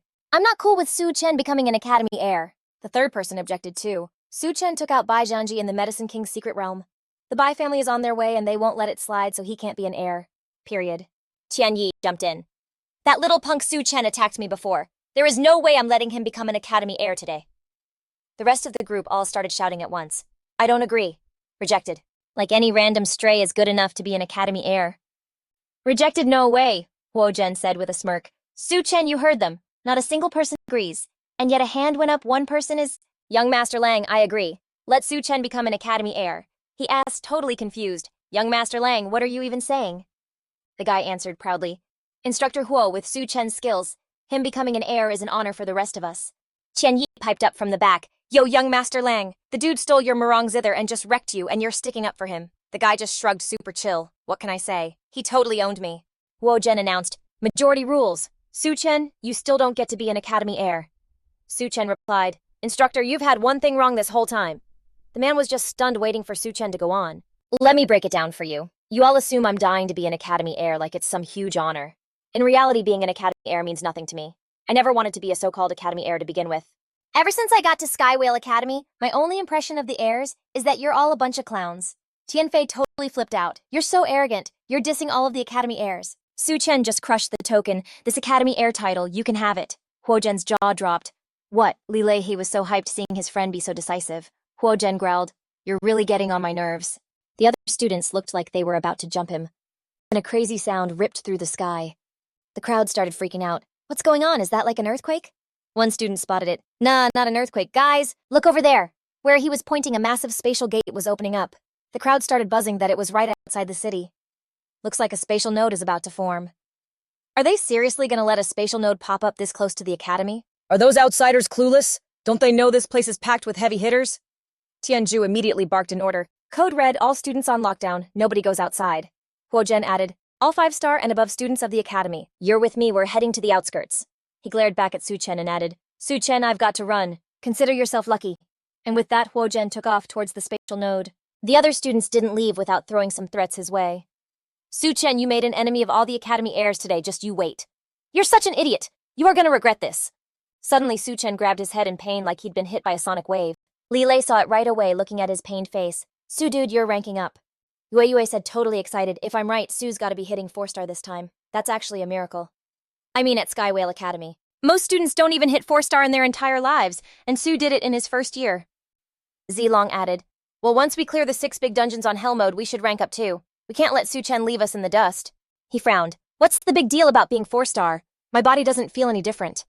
A bit later, Leilay's crew of 3 ran up to show off Pro Su. All 3 of us ranked up to 3-star. Yue shared how she felt. 3-star is totally the first step to becoming a real pro. After ranking up, I feel like all my skills got a major boost. Then out of nowhere, someone from behind them called out Su Chen's name. Su Chen was kinda sus of Bihui. Like, why was he even here? But the dude just cut to the chase. Su Chen, I'm here to squad up with you guys and take on the Fallen God's realm. Su Chen was like, wait, what? Join my team? Take on the Fallen God's realm. Dude, I have no clue what you're talking about, Bihui shot back. For real, something this major went down and you guys are clueless. A few days ago, that giant spatial node popped up outside the city. You had to have seen it. Leilay jumped in. Oh yeah, we saw it. It was total chaos back then. The dean and all the 5-star and up heavy hitters rolled up. Don't tell me that thing is the Fallen God's realm. Bihui nodded. You got it. They ended up renaming it the Fallen God's realm. And it's officially open for business. The Alliance is basically daring the best crews from every academy to go challenge it. Any squad under 5-star can jump in and stack up military merits. Right now, all the top squads from every academy are totally hyped to get in there. Su Chen wondered, wait, why teams can't you go in solo? Bi Hui explained, nah, no way. The Fallen God's realm is way too gnarly even if it's not fully stable yet. But they're still letting anyone 5-star and below go in. This whole thing is wild, it's never happened before. If that place fully stabilizes, it could turn into a 9-star secret realm. And if a 9-star realm goes off the rails, like if the mega monsters inside bust out, the fallout would be insane. The Alliance bigwigs think this is some kind of scheme by the Outer Gods, so we gotta clear it out while it's still shaky to stop a total catastrophe from happening later. Leilay was like, Su you in. Su Chen was all for it. Bet, let's do it. The military merits were just too good to ignore. He thought to himself, I'm a first lieutenant right now. Just a few more merits and I'll hit major. And then I won't have to deal with those powerful families breathing down my neck. Bi Hui laid it out. I'm rolling into the Fallen God's realm with you guys. This is the first time this place has ever been open. And the first time a dungeon drops, it's usually loaded with opportunities. Su Chen switched gears. Bi Hui, what's your rank? The dude looked puzzled. 2-star why? Su Chen thought this was a one-way trip. Why, you're a 2-star trying to run a 5-star realm. You trying to get yourself zeroed. Bi Hui was dead serious. I'm not scared of getting wiped. High risk, high reward, and I need to level up. A top-tier secret realm like this is my only shot to change my story. Su Chen shot him down, saying, yeah, well, I'm scared. The dude got ticked off. What's there to be scared of, man, Su Chen? I guess I had you all wrong. Didn't peg you for a coward. Su Chen clapped back. I'm scared you're gonna be dead weight. Bi Hui was totally shut down by that. He promised, I won't slow you guys down. If things go south and there's no way out, I'll take myself off the board. You had to give it to him, the dude was hardcore. Meanwhile, at the Thunder God's place, someone showed up and asked, Lord Thunder God, you summoned me. He replied, what's the latest on Su Chen? The subordinate reported. Su Chen enrolled at Tianqing Academy and has been making some major moves lately. The Thunder God was intrigued. Major moves, huh? The guy continued. Not only did he snag all 7 of the Genesis Herb Kings from the Herb King secret realm, but he also crushed all 6 other major secret realms on the hardest difficulty. The Thunder God was so stoked he just laughed, praising, awesome, I knew I picked a winner. This extreme frame demon region is locked down for now, so no outer gods will be dropping in anytime soon. Go get things set up. Leave someone on watch here. I've got to bounce back to Tianqing Academy for a bit. The guy asked, kinda curious. My lord, if you don't mind me asking why head back to the academy. The Thunder God said, to make Su Chen my apprentice. That news basically blew the subordinate's mind. Like what? The 9-star Lord Thunder God wants an apprentice, and he's personally taking on a rookie of all people. This is game-changing news. Su Chen seriously just won the lottery for life. He ordered, go get everything prepped. On your end, be ready to roll. Murong stepped in his way. Su Chen got a minute. He asked her, what's up, Murong? She cut right to it. You heard about the Fallen God's realm? Su Chen was like, yeah, just heard. Murong already knew what he was thinking. You're going, aren't you? Su Chen was straight up. Yeah, I want to give it a shot. I heard you can score military merits and find some solid loot. She tried to talk him out of it. Don't. That place is no joke for a rookie. But whatever if you won't listen, do you? Murong could tell he wasn't gonna budge. So stubborn. You're really dead set on this. Su Chen gave a firm nod. His mind was made up. Then she handed him something. Here, take this. He took it looking totally confused. It was a skill scroll. Murong just said, yep. I told you I'd help you get a skill that anyone can use. Su Chen was so psyched he just blurted out. Murong, you're way too good to me. Wait, you don't have a thing for me, do you? She shot back ice cold. Don't flatter yourself. I've got too much riding on you. For you to go and get yourself wrecked this early. He let out a weak laugh. Thanks, I guess. Murong added, it's a mystery scroll, so the skill you get is totally random. But I've heard that if you're trying to pull a top-tier skill, you can use a luck fragment. It's like this super rare lucky charm that sometimes drops on the abyssal battlefield and can seriously juice up your luck stat. Su Chen was skeptical. A luck fragment. Where am I supposed to find one of those? And even if I did, who in their right mind would sell it? She was like, yeah, they're not easy to come by. Just giving you a heads up. He was kinda speechless. Appreciate it. Back in his room, Su Chen was holding the scroll. It's not like I'm hurting for skills, but hey, more is more. You can never have too many. All of a sudden, he felt this weird heat building up inside him. Why is it getting so hot? This is that box my uncle gave me. The one my parents left behind. It used to have this seal I could never break, but now the seal just came off. Su Chen popped it open to see what was inside. A glowing crystal-like stone just floated out. He was totally floored, but in the best way. Talk about perfect timing. I can't believe my parents left me something this insane. Su Chen didn't even think twice. He grabbed the scroll. Luck fragment absorbed. All right, time to crack this skill scroll open. He ripped it open with everything he had. A notification flashed. Opening a no-class requirement skill scroll. Congrats, you've scored the S-rank skill Corpse Explosion. Su Chen couldn't hold it in no way. Not just an S-rank skill, but one of the sickest ones. That luck fragment is legit. Corpse Explosion. Just from the name, I bet it has something to do with downed enemies. I'll have to find one later to see what this thing can do. After that, the squad of 5 rolled out to the spatial gate together. Bi Hui's eyes were huge. Whoa, so this is the entrance to the fallen god's realm. Zilong was also amazed. This is insane. The closer we get, the more I can feel this crazy pressure. The guards at the gate needed their squad name and member list. Leilay turned and was like, Su, our crew doesn't have a name yet. You call it. Su Chen thought for a sec, then said, Godslayer. Hearing that, Leilay got pumped. Team Godslayer, dude, that is so epic. Sooner or later, we're gonna totally wreck the alien gods who are trying to invade the human race. The gatekeeper announced all member info has been logged. Students joining the recon mission in the fallen god's realm will each get 3 military merit points. After you enter the secret realm, you'll get more military merits based on how much you contribute. Leilay was pretty stoked. Just for showing up, we get 3 military merits. The rewards this time are insane, right? Zilong, though, was way more sus. Dude, military merits are the hardest thing to earn. They're all about power and status, and you usually only get this much for saving all of humanity or something. This is definitely sketchy. Don't you think you could basically call this hazard pay, which just shows how crazy dangerous the fallen god's realm is? Like, unbelievably dangerous, Bi Hui agreed. Su Chen's got a point, but there's no way I'm backing out. Leilay was all fired up. I'm actually getting kinda hyped. When I turn into a hammer, I'm a beast. What's to be scared of? Yue was super confident. How dangerous can it be when we're rolling with Papa Su? Zilong nodded and grinned. Yo, maybe this is our chance for the god-slaying squad to get famous. He hyped them up. If that's the deal, let's roll. Just then, Xing waved and called out to Su Chen. He looked a little surprised and smiled. Sister Duan, you came too. She explained.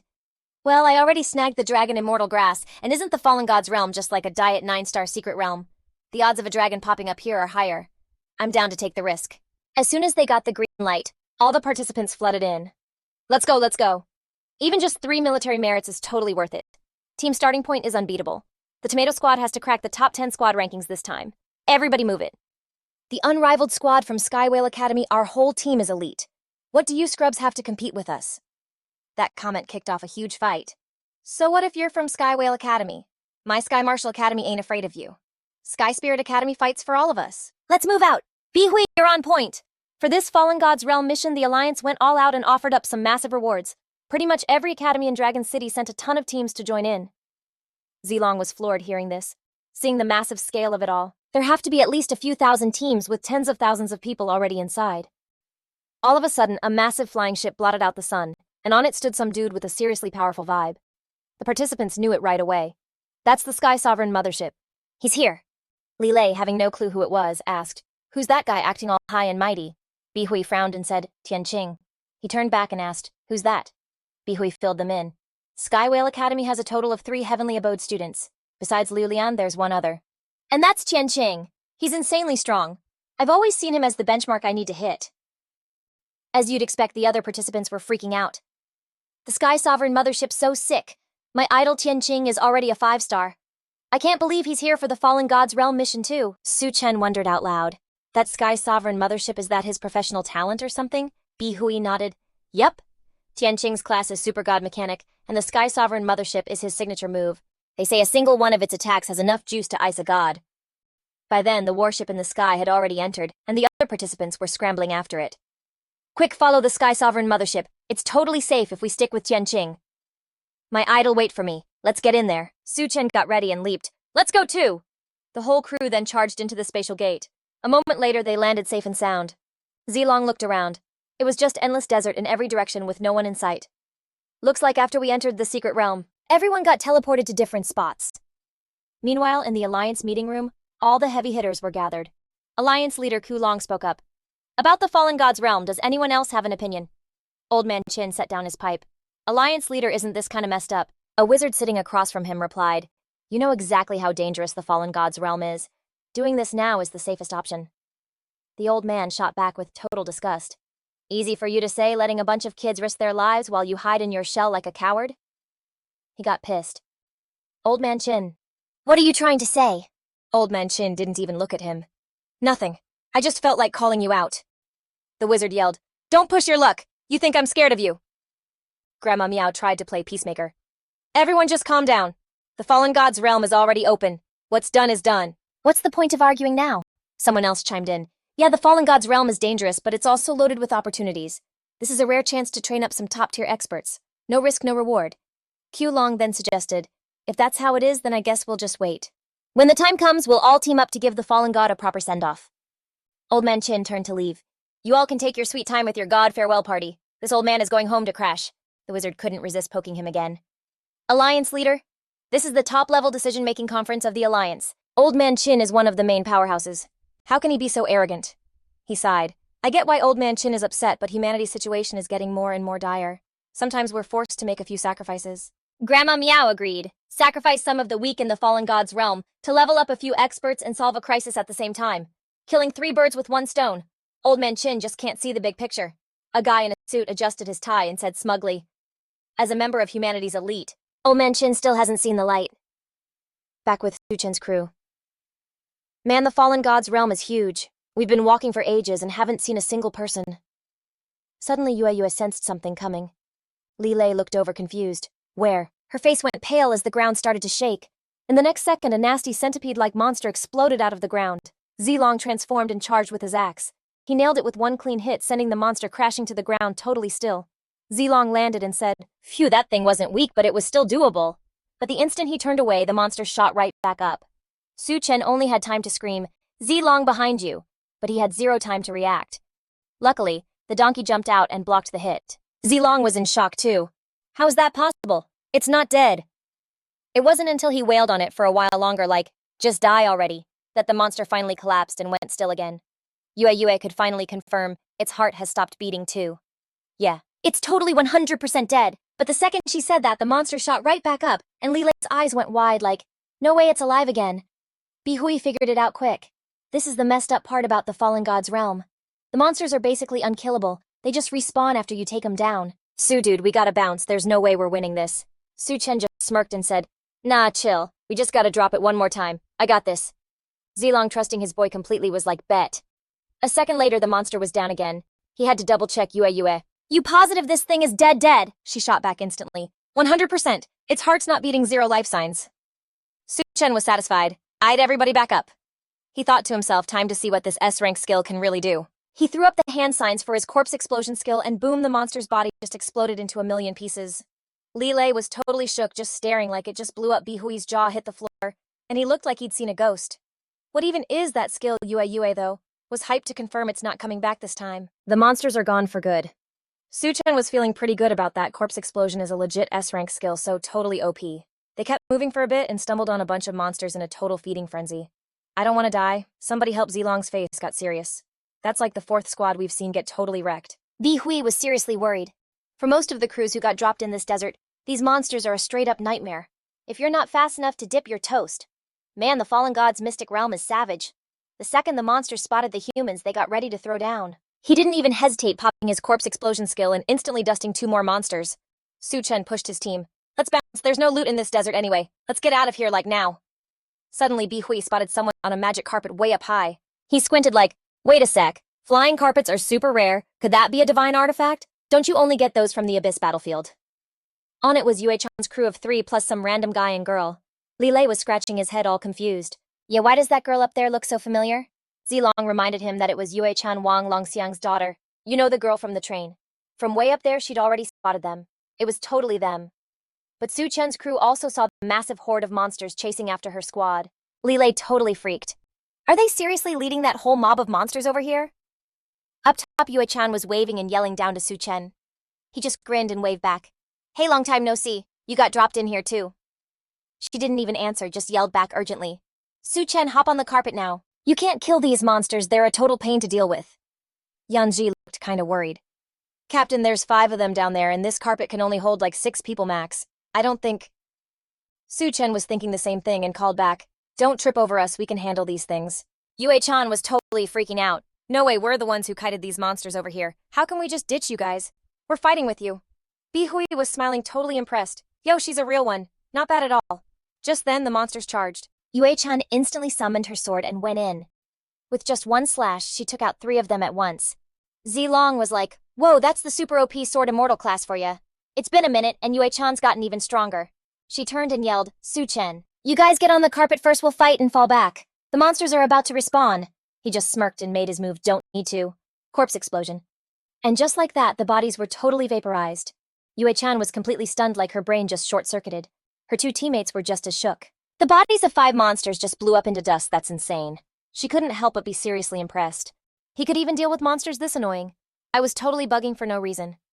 A little later, when the dust settled, Su Chen gave Yue-chan a heads up. The fallen god's mystic realm is seriously dangerous, so watch your back. She just smiled and waved. You guys stay safe too. I'll catch up with you after I'm done with my thing. Bi-hui just quietly watched the 3 of them fly off, totally blushing and crushing hard. That girl is pretty amazing. And Yue-chan is such a cool name, right? Su Chen just looked at him, totally speechless. Dude, you're already simping. Su Chen had been leading the squad for like 3 hours, and they were finally about to get out of this desert wasteland.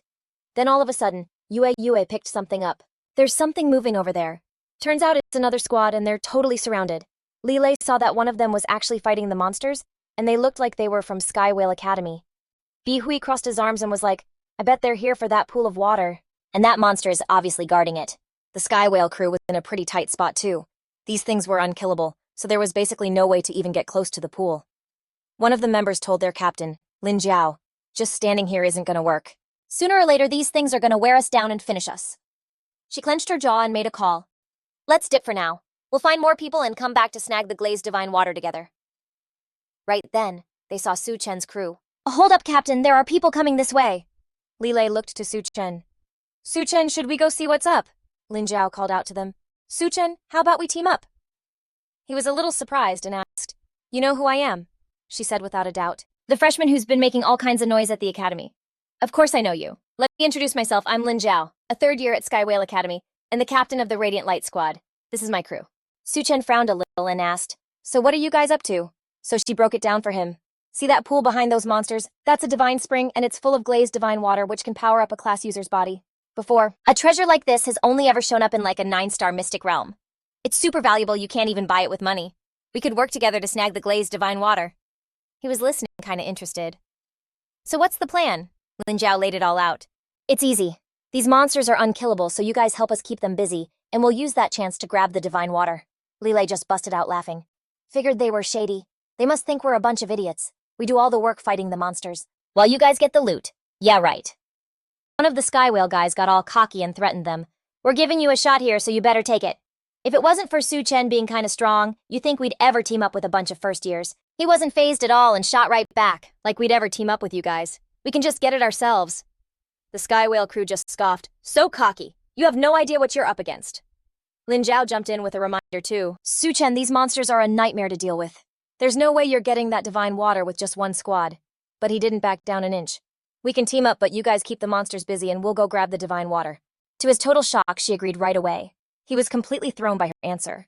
Whoa, I just said that on a whim, and she actually went for it. Once they had a deal, Lin Jiao turned back to face the monsters. She gave the order, let's move. The monsters are starting to rage again. Then she led her squad into charge. Keep 'em busy, but don't kill 'em. Her crew all yelled back that they got it. Lin Jiao yelled over to them, Su Chen, go get the divine water now. Let's go hustle. A sec later, they made it to the divine water pool. Zilong was totally freaking out. Whoa, this is definitely not your average H2O. Just getting close and breathing it in makes my head feel so clear. Lin Jiao was scoping out the scene. What's the word, is the range good? A team member called back. We're golden, we can cast now. She immediately ordered, Go, go, go, snag the glazed divine water, then we bounce. The guy shot back, you got it, and started casting his spell. The formation master called it transposition formation. The second he saw everyone was ready, he yelled, 2. On the flip side, Su Chen was telling his crew, Go get the divine water. But out of nowhere, Yue stopped him. Wait. He was so confused. What's up? She frowned and started to explain. It's a trap. I can feel some seriously nasty creature moving around under this pool. Zilong was on high alert in a split second. Of course, knew a prize this epic wouldn't be a walk in the park. Then bam, they realized a formation circle just lit up right at their feet. Spell. In a flash, everyone's positions got swapped with Lin Jiao's crew. The Tianqing members were totally hyped. The switch was perfect, we totally swapped spots with them. She cackled. Now that divine water is all ours. Su Chen's squad, now totally surrounded by beasts, was freaking out. Whoa, what just happened? Zilong swung his axe at one that was lunging at him.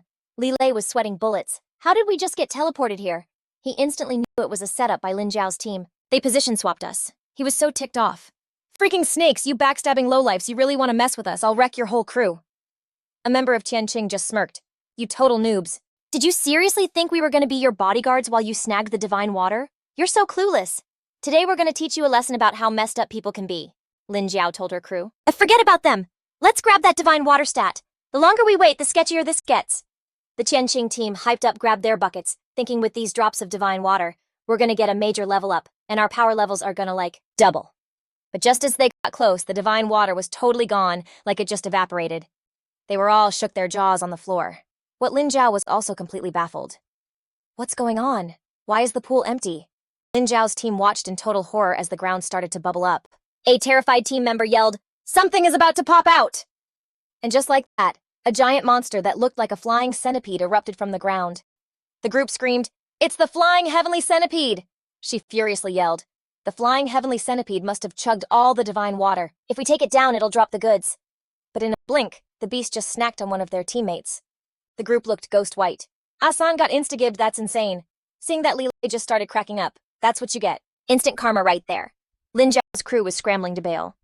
The flying heavenly centipede is a boss. We're no match for that thing. She led the retreat, yelling, "Crap, fall back!"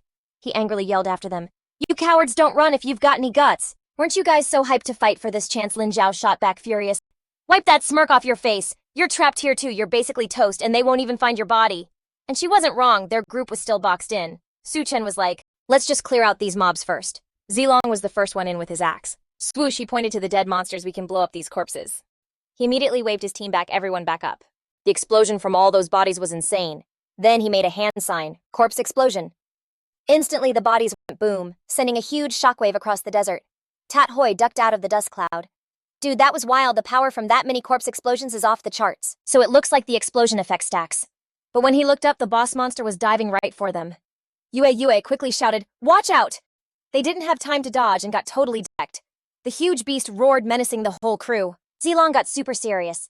"The flying heavenly centipede, a boss from a 4-star dungeon? I can't believe we're running into something this OP so early." But just then the beast let out this insane roar. All at once, the mobs they just blew up were suddenly back surrounding them again. Leilay frowned. "They respawned. How can they come back after we literally blew them to bits?"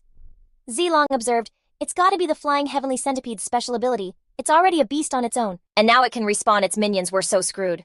At that moment, as the flying heavenly centipede was about to charge, Su Chen stepped up, getting into his stance. "Stay back, I got this."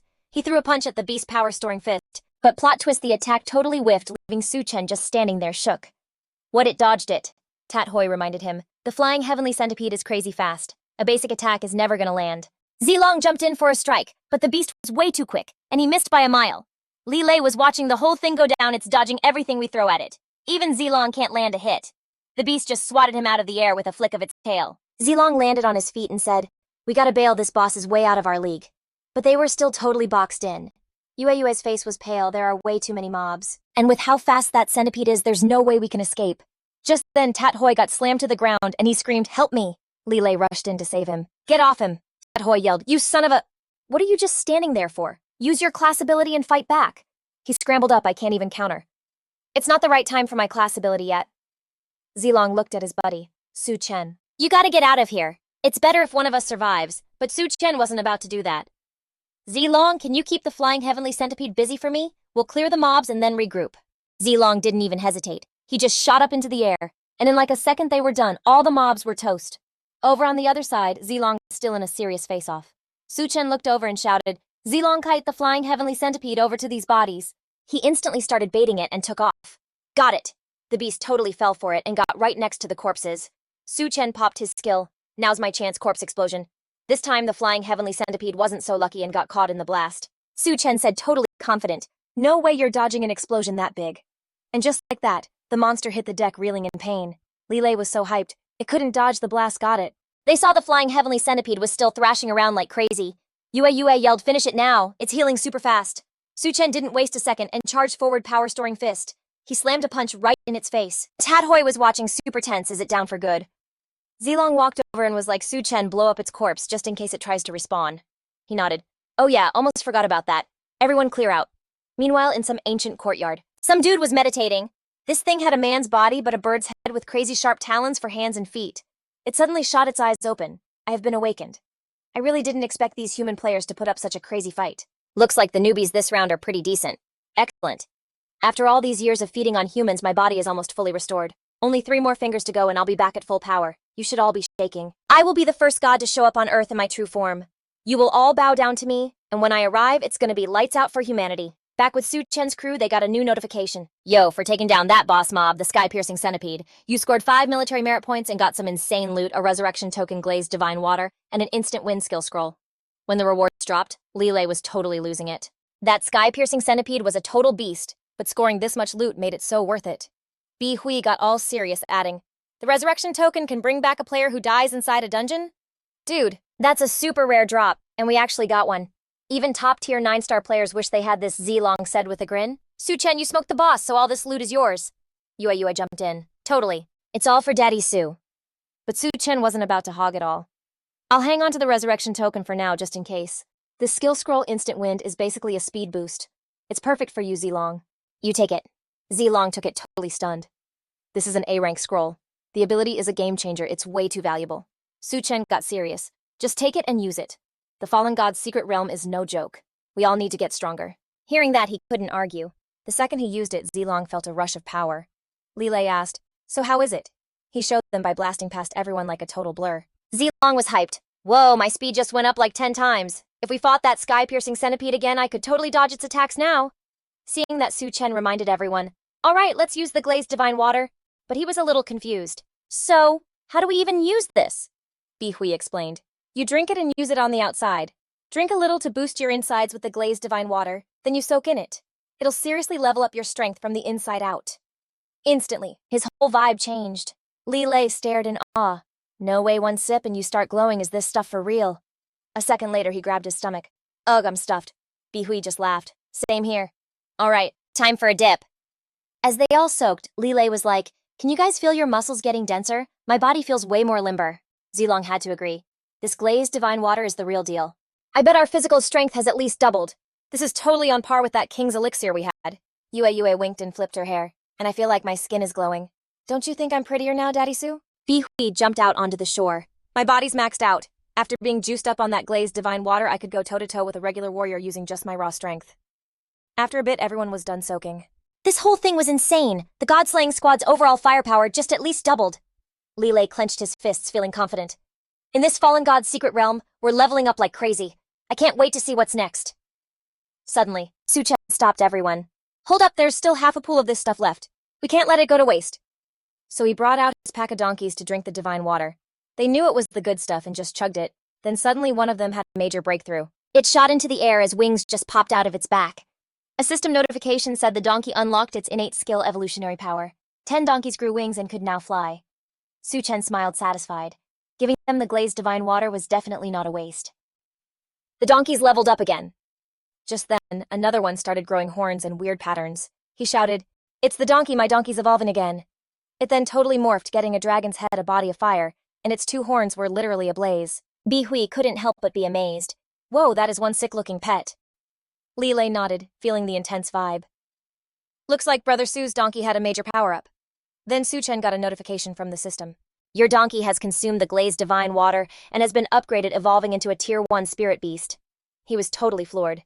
A spirit beast. The donkey turned into a spirit beast. But what kind of class system even is this, from what I know about players? There's no evolution path for spirit beasts.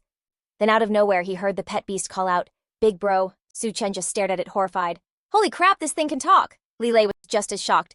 "Brother Su, did your donkey get possessed or something?" Then they heard it say, "Very good." Bi Hui scratched his head confused. "What kind of gobbledygook is that?" The pet beast seemed to sigh. "Damn it." Su Chen just facepalmed, totally speechless. "So it can talk, it just sucks at it." The group of 5 left the dessert and headed into the grasslands. As they were walking, Zilong asked, "Hey, I have a question. What's the wind condition for the fallen god's secret realm? Anyone know?" Bi Hui just shrugged. "No clue. The fallen god's secret realm is some kind of weird space thingy that just pops up. We'll probably have to figure out how to beat it on our own." Yue looked around. "Hey, does something feel off about this place?" Su Chen got on high alert too. "It's way too quiet." She nodded. "Exactly. My 5 senses are way sharper than a normal person's, but I can't hear a single thing out here, not even the wind." Zilong immediately warned, "Something this weird definitely spells trouble. Everyone stay sharp." Just then, Bi Hui spotted something. "Look up ahead." Su Chen squinted at the sight, but Leilay got way more hyped. "A forest, and there's stuff hanging from the trees. Could it be another lucky break?" He pushed the group to go check it out. Suddenly, they heard someone call out his name. "Su Chen!" Yue gritted her teeth. "Ugh, it's that witch Zhao Lu." She stood there, hands on her hips, talking like she was a queen. Su Chen, our fates are still tied together. Come back to me. I'll even let you be my boy toy. My backup boy toy. Su Chen just scoffed. Yeah, keep dreaming. The one-armed Ling Xiao was still yelling arrogantly. You're so clueless. Don't you know Lu is the #1 genius at Shikai Academy? And she's got the elite faction backing her. Her future is unstoppable. Being Lulu's side piece is a privilege you don't even deserve. He couldn't help but mutter in disgust. Damn, Ling Xiao, you really are the ultimate simp. Just then, the other contestants started showing up at the forest. Whoa, what's that up ahead? They squinted. Looks like some kind of magic fruit hanging in the trees. The fallen god's secret realm is totally loaded with chances. Let's go. He turned to the girl next to him. Lu, let's move. These losers aren't even in your league. Meanwhile, Su Chen's group's faces went pale as they got closer to the forest. What the? He totally freaked at the sight of tons of people just hanging in the air. Holy *T. Leilay was also terrified. Oh my god, those things hanging from the trees. They're all people. All the contestants were horrified. On high alert, someone asked, how did all these people end up hanging in the trees? They're all dead. There's something seriously terrifying here. Yue quickly warned, be careful, there's something weird with the air. Su Chen started running and yelled, get back now! But to his shock, his friends and all the other contestants were frozen in place. Su Chen totally freaked and yelled at them, what are you guys just standing there for, run? But when he looked, their eyes were completely white and totally dead. His face went pale as it hit him. It's game over, they've all been zapped by some kind of power. They've totally lost it. Wait, how come I'm not affected? But just then Su Chen saw his crew zombie walking towards the woods, and this is so bad. If they go in there, there's only one way it ends, they'll off themselves just like the others. I've got to stop them. He jumped right in their path. Su Chen grabbed him tight. Zilong, stop, snap out of it. But the guy just shoved him away and kept walking. Over on the other side, just as Zhao Lu was getting mesmerized, a book just appeared out of nowhere. She instantly snapped back to reality. That was way too close. If it wasn't for the Book of Fate, I would have been totally zoned out too. Su Chen was still losing his mind. Crap, yelling at them isn't working and I can't hold them back. Zhao Lu walked up. Why are you trying to stop them? Su Chen frowned and shot back. What are you even talking about? If I don't stop them, they're all gonna go hang themselves. She just pointed up. Them doing that might actually be a good thing for us. Look up at the tree. It turned out there were these red gourds growing on it. He gasped. The tree is growing fruit. Zhao Lu pushed up her glasses and smirked. If I'm not mistaken, this is the legendary blood god tree, something you'd only find in an 8-star dungeon at the very least. The blood god tree sucks up energy from class users who self-destruct to grow blood god fruits. And these fruits are like epic treasures that boost mental power, especially for a mage class. They're a top-tier item. Su Chen looked over disgusted. What a twisted class. This chick has zero regard for human life. She even said it like it was no big deal. Su Chen as a class user, the only thing that matters is getting stronger by any means necessary. These blood god fruits are ripening. It's a once-in-a-lifetime chance for us. Don't get in their way! He cut her off mid-sentence. Too bad for you, I'm classless. He immediately summoned his newly souped-up donkeys. Su Chen commanded, donkeys, light 'em up, burn down these freaky trees. Zhao Lu couldn't stop him in time. Su Chen, you wouldn't dare! The donkeys did as they were told and blasted fire at the demonic trees, instantly covering the entire forest in thick smoke. She gritted her teeth, totally furious. You are so dead for ruining an opportunity like this. In that case, you can just... drop dead! Su Chen didn't even hesitate, smacking the staff right out of Zhao Lu's hand, leaving her standing there completely stunned. Su Chen slapped her again without a second thought. You dare! What? Zhao Lu clutched her face, shocked. How dare you hit me? Su Chen hit her again just to make it even. A long-range mage trying to cast a spell right in my face. Looks like you're just asking for a slap. Zhao Lu, still fuming, demanded, give me back my magic staff. But he just slapped her again. Here's another one for you. She started screaming at him. Su Chen, the guy who used to be obsessed with me. He didn't stop and just kept on slapping her. You still don't get your place, do you? Zhao Lu quickly summoned the Book of Fate. Silent fire spirits, grant me your flames and ultimate incineration. Of course, Su Chen wasn't just gonna stand there and let it happen. He immediately used his power punch skill. You're gonna cast a skill right in front of me and not expect to get hit. She panicked and pulled the victim card. Stop hitting me. Actually, I still have feelings for you. Su Chen yelled, totally annoyed. What is this, you scared now, or what? Zhao Lu quickly tried to sweet-talk him. Remember how happy we were together?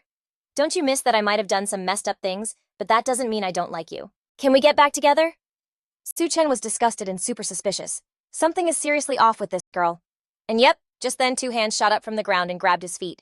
She stood up with a smug look. I was just buying time. Su Chen, I finally have time to cast my skill. What can you possibly do to me now? Su Chen just used another skill to blow them up, and the 2 arms holding his legs were shattered into pieces. Zhao Lu's face went white with disbelief. What? He raised an eyebrow and looked down. Just some corpses, huh? Nothing to freak out about then. She quickly made a hand sign, ghoul rebirth. More zombies started clawing their way out of the ground.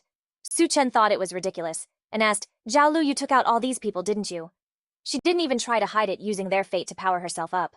It's their honor to help me get to the top. He immediately used the corpse explosion skill, blowing all 3 zombies into bits in a second. Finally, Zhao Lu started to shake. What was that? What did you do to those bodies? Su Chen punched her square in the face. You witch, I'm ending you today. She scrambled backward, terrified. You're not actually going to kill me, are you? Su Chen looked down at her coldly. That's exactly the plan. Zhao Lu put on her damsel in distress act again. So I guess love just disappears too, right? He was so over it and charged with the dagger. Forget this, she's still trying to stall. But right then Ling Xiao woke up. Don't you dare hurt Lulu. He used his own body to block the hit for her. The other contestants were also grabbing their heads. What is going on? That was so sketchy, it feels like we were in a trance. The trees are all burnt to a crisp. Someone saved us. We were almost goners. Just then, Ling Xiao pulled a gun out of his mouth. Su Chen, don't hurt Lulu, you can go to hell. Staring down the barrel of the gun, even Su Chen's face went pale. The moment he cocked it and pulled the trigger, Su Chen immediately used his barrel roll and run skill. Crap, he lost both his arms, and he can still shoot with his tongue. Ling Xiao really is the king of all simps, he even trained his tongue. With her bodyguard back, Zhao Lu had time to cast her spell. Agile wind spirits, please return me to the homeland I can never go back to. Su Chen, your growth rate is insane. If you come back to me now, I'll make you my #1 backup boyfriend. Su Chen couldn't take it anymore, and just asked her, You're always looking for backups. Does that have something to do with your Book of Fate? She looked down on him like he was trash. The Book of Fate is insanely powerful. It can help someone become a god. It's not something a person like you could ever understand. But Su Chen calmly stated, The Book of Fate must have some ability that makes you stronger when you take people outright. With nothing to say, Zhao Lu quickly bounced with Ling Xiao. Just you wait. I won't give you another chance to attack me. Su Chen frowned and clenched his fists. Her silence basically means I nailed it. Zilong came closer and confirmed, seems like my guess was on the money. The Book of Fate is one of the 3 legendary weapons for the Mage class, and also the most mysterious one. No one knows the exact details. Zhao Lu has a seriously evil class. If we let her get any stronger, she's definitely going to become a huge threat. Just then, the contestants noticed something weird. Everyone look at these fruits. They look like the legendary blood god fruits. The branches are almost completely torched, but the blood god fruits are still just hanging there, not even a little bit scorched. Blood god fruits can seriously level up your mental power for mages. It's a mind-blowing opportunity. But then they realized something was off. Wait, these fruits aren't ripe. Someone else explained, that's right, they're not ripe, the blood god fruit. A king-grade herb in an 8-star dungeon. For real, these fruits are way too low level, basically useless, so the squad's about to bounce. Such a waste, because the unripe blood god fruit isn't just worthless, it's super poisonous. Leilay's totally bummed, rubbing his head like, man, if these were ripe, even one would sell for a fortune. Seeing nothing else good, Zilong tries to get them moving. But then Bi Hui stops them like, wait up everyone, help me pick a bunch of these blood god fruits. The more the better. He asks, totally lost, Bi Hui, what are you even doing? You can't eat these things unripe. Bi Hui just grins and says, stop whining and hurry up. Today your boy Bi Hui is about to give you all a life-changing power-up. Leilay scratches his head like, what is this dude even on about? But they do what he says, making a huge mountain of blood god fruits.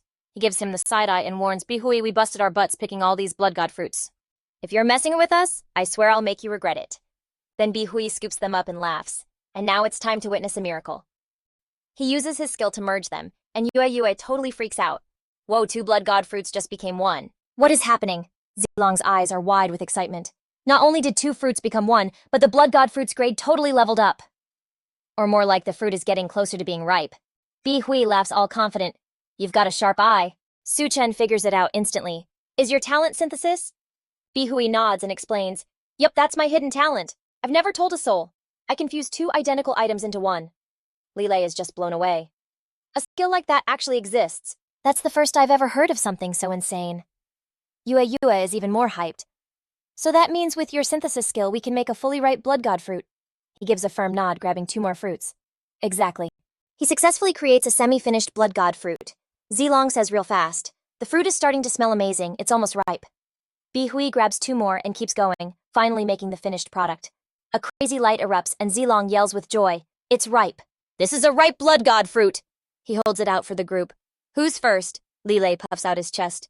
Let me go. I'll be the guinea pig and check for any weird side effects. But Su Chen stops him. Hold on. Bi Hui, can you keep synthesizing? Bi Hui looks kinda confused by the question. Keep synthesizing, you mean make an even higher grade blood god fruit, Su Chen nods. That's right. We each only get 1, so we have to max out its effects. If we're gonna eat one, it has to be the absolute best. Bi Hui doesn't even hesitate. Alright, let's give it a shot. So he makes 2 ripe fruits to test the synthesis. In a flash, something totally new appears glowing with an insane golden light. Yue stares at it psyched. It worked. 2 ripe blood god fruits fused into a high-grade fruit. Zilong nods, confirming. It didn't just change color, the whole vibe of the blood god fruit changed. I've had a king-grade herb before, and I can feel that this golden blood god fruit is probably on that level now. Leilay gasps. On par with a king-grade herb. Just thinking about it is getting me hyped. If we took this thing outside, people would literally kill each other for it. But Su Chen calms them down. This is just the beginning. Keep going. So Bi Hui just keeps using his synthesis ability, finally making a fruit shaped like a 5-pointed star. He's sweating and shaking. After fusing it 8 times in a row, the blood god fruit has hit its limit and can't be synthesized anymore. Leilay checks it out. Looking at the fruit now? It seems kinda plain. Besides the weird shape, you can't even feel an aura from it. Bi Hui says confidently, this is definitely some next-level treasure. The most I've ever synthesized anything before was only 3 times. But this blood god fruit got synthesized 8 times. It must have gone back to its most basic powerful state, holding some massive potential. Hearing this, Leilay gets all pumped up. Then let me try it. Su Chen warns him, Leilay, this blood god fruit is way beyond king grade now. You need to think this through. He answers with total conviction. I know, but with what we do, we're gonna end up on the Abyss battlefield where it's life or death every single day. I'm not passing up any chance to get stronger. The second he swallows it, Leilay's aura just explodes. He's so overwhelmed he starts crying. My spiritual power is doubling this feeling. This clarity is insane. Su Chen asks all worried, Leilay, you good? You're crying and your nose is bleeding. Su, I'm fine, Yue says anxiously. You're bleeding. Leilay just wipes it off and grins. I feel amazing right now. But as soon as the words are out, he faceplants totally unconscious, leaving Su Chen speechless. Luckily, he wakes up a little bit later. Zilong asks him seriously, you okay now? Leilay moves around a bit. He feels totally fine, and actually his mind feels crazy clear, like he could go for 3 days and 3 nights without any sleep. Su Chen notes with satisfaction, looks like Leilay can handle the spiritual power. We can handle the power of this evolved blood god fruit? A while later, Bi Hui finishes making more. That should be enough. 1 for each of us, and we'll sell the rest for a crazy high price outside. Nobody hesitates.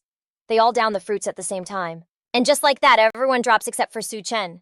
He's a little stunned, like, the effect is this awesome, but it just knocks you out. Leilay asks, confused. Su, why didn't you pass out too? Su Chen is just as baffled. Huh, why am I not like them? He quickly asks, Su, how are you feeling right now? Su Chen answers honestly. Tasted pretty good, my mind's super clear. I feel like I could even eat another one. Leilay looks a bit worried. Su, a person with a class can only eat 1 blood god fruit in their whole life. Eating a second one will probably mess you up. Su Chen just waves him off. It's cool, I'm classless. A moment later, he's still standing and he confirms it. Still nothing. So I guess I was right. It has to be because I don't have a class. So Su Chen doesn't hold back. If that's how it is, I'm just gonna keep eating. 2 hours later, the others wake up to see Bi Hui sweating buckets from all the synthesizing. You're seriously gonna eat more. That's already 30 high-grade blood god fruits. Su Chen swallows the last fruit. As long as it doesn't take me out, I'll eat till I drop. I can feel that the more blood god fruits I eat, I'm going through some kind of change. I have to see what happens in the end. The second he's done talking, the transformation kicks in. A golden tower appears right over Su Chen's head, and Bi Hui shouts, that's a spirit tower. Yue asks, totally confused, what's a spirit tower? He quickly explains, I've read about it in some old books. A spirit tower can connect directly to the Supreme Star Tower, but people who have a star tower are even rarer than 9-star legends. Just then Su Chen grabs his head and screams in pain. Everyone freaks out. Su, what's wrong? Elder Qin walks home deep in thought. This time, the fallen god's secret realm appeared. Is it really just to harvest the human bloodline? Why do I have such a bad feeling about this? His butler greets him respectfully. Elder Qin, you have returned. The old man blows out a puff of smoke and asks, Why's the house so dead? Where's my granddaughter? He quickly answered, The young miss, she's gone into the fallen god's secret realm. Elder Qin was floored. What I told you, she is absolutely 100% forbidden from going in there. The butler had to fess up. The young miss snuck out and we couldn't do a thing to stop her. The old man scowled. Who did Miu Miu go with? It's gotta be that Lu Lian girl again. He quickly reported, Miss Lu Lian was busy with something, she wasn't at the academy. The young miss went by herself. Elder Qin looked even more worried. By herself? This kid's getting way too reckless. Doesn't she get how crazy dangerous the fallen god's secret realm is? This is bad. I've always had a terrible feeling about that place. I need to hit up the Supreme Star Tower. Meanwhile, back in the secret realm, Su Chen was deep in meditation when Leilay asked, Bro Su, what's up? Bi Hui stopped him. Don't bother him. The spirit tower is on a whole other level we can't touch, but it's not gonna hurt Su Chen. Zilong was confused. The spirit tower. That's the first I've ever heard of it. How do you even know about that? Bi Hui explained. Didn't I tell you guys I read about it in some ancient book? Zilong pressed him. Which book? I want to read it too when I get back. He just looked away and dodged the question. I can't remember. It slipped my mind. Leilay whispered to Zilong. Forgot, yeah, right. I don't know, seems like that Bi Hui guy is keeping secrets, you know. Just then, a huge tremor shook the inside of the spirit tower, and one of the spatial gates started to glitch out. The person who came through was, of course, Su Chen. He frowned, checking the place out.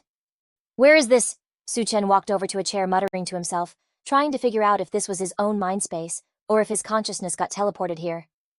A gazillion gates of light were spinning around a tower. This tower gave off a super intense vibe. Could this be the legendary Supreme Star Tower? Maybe the Blood God fruit helped me hit some kind of breakthrough and brought me here. But for now, I still have zero clue where I am. Does each gate of light, represent a person who can enter? I can't figure it out yet. I'll come back and check this place out later, but for now I should probably head back. Right as Su Chen left, Elder Qin popped in and took a seat in his own chair. Using the Supreme Star Tower's insane computing power, he had to be able to figure something out. Suddenly, Elder Qin spotted something weird. Wait, am I seeing things 1, 2, 3, 12, 13 gates of light? The number had gone up by 113 thrones. The 13th has shown up. Who broke through their limits? Was it the Heavenly Emperor of the Sakura region, the Dharma King of the Desert, or maybe the Wolf God or the Blood God? Why has there been zero news about this? Even though the figures here are all anonymous, you can still make a few guesses. For a 13th throne to just show up out of nowhere is seriously strange. Just then, the gate beside him shimmered. Someone had arrived, a figure completely hidden by robes. Talk about timing. It's not even the day of the throne meeting, and yet someone's here. To the other person, Elder Qin looked just as mysterious. You haven't noticed there's a new 13th throne? The person was shocked. What, a 13th throne has appeared, but I didn't hear a single thing about it before. At that moment, back on the outside, Su Chen woke up. Everyone rushed over asking, Bro Su, you okay? How do you feel? He stared at his hands, feeling totally strange, like he'd just stepped into a whole new world. Bi Hui warned him, Su Chen, about the spirit tower, you absolutely cannot tell anyone. His words totally sketched Su Chen out. Why Bi Hui got super serious? No wise. Every single person here today has to keep their mouth shut. Don't breathe a word of this to anyone. Leilay was even more sure now. He's definitely hiding something from us. Meanwhile, somewhere else, a trio stepped off their flying carpet and into a cave. Is this the place? Yanqi checked her device. This is it. The tracker shows the strongest divine energy is coming from here. The Pillar God is right inside. Yue Tian's expression got super intense. Dad, today I'm getting my revenge. She turned back and said, You two stay here. I can go in by myself. But the two with her were like, No way, Yue Tian.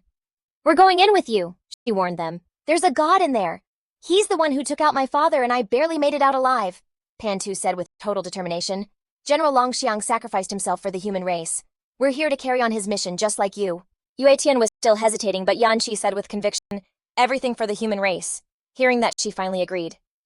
All right, everything for the human race. Let's go in together. These are aura-concealing pills, one for each of us. They'll help us get close to the fallen god without being detected. As Pan Tu took his pill, he asked, Yue Tian, what are your chances of actually beating the fallen god? She answered, full of confidence. Before he passed, my father left me a divine artifact made just for dealing with the Pillar God. As long as I can get near him. I'm about 80% sure I can win. He quickly suggested, what if we take out the divine item first and game plan this, so there are no screw-ups? She refused. I can't take it out now, otherwise the fallen god will totally sense its power. But seriously, don't worry, you guys. This is what my father traded his life for. As long as we get close to him, we can absolutely defeat him. Yanqi frowned, full of admiration. General Longxiang really was a legend for the human race, sacrificing himself just to find a way to handle the fallen god. Pan Tu also looked heartbroken. General Longxiang was truly a hero for humanity, giving his life to leave behind a way for us to fight the fallen god. She sighed heavily. General Longxiang is the human marshal I respect more than anyone. He was a true powerhouse who actually protected the regular folks, unlike all those selfish elites. Yue Tian agreed, totally mad. After General Longxiang's sacrifice, the populist faction got super weak. I'm afraid they're not going to have a say in the alliance anymore. The entire leadership of the human race has been taken over by the elite faction. Elsewhere, Su Chen's group made it to a super desolate area. Leilay looked around confused. Dragon Valley? That name's a little on the nose. You think there are actual dragons here? Zilong shot that down. Nah, probably not. According to the Alliance's records, the most powerful creatures dragons haven't been seen in hundreds of years. Suddenly, a massive roar shook the entire ground, putting everyone on high alert. Yue was freaking out. Her face went totally pale. What was that noise? It's so freaky. A chill ran down Leilay's spine.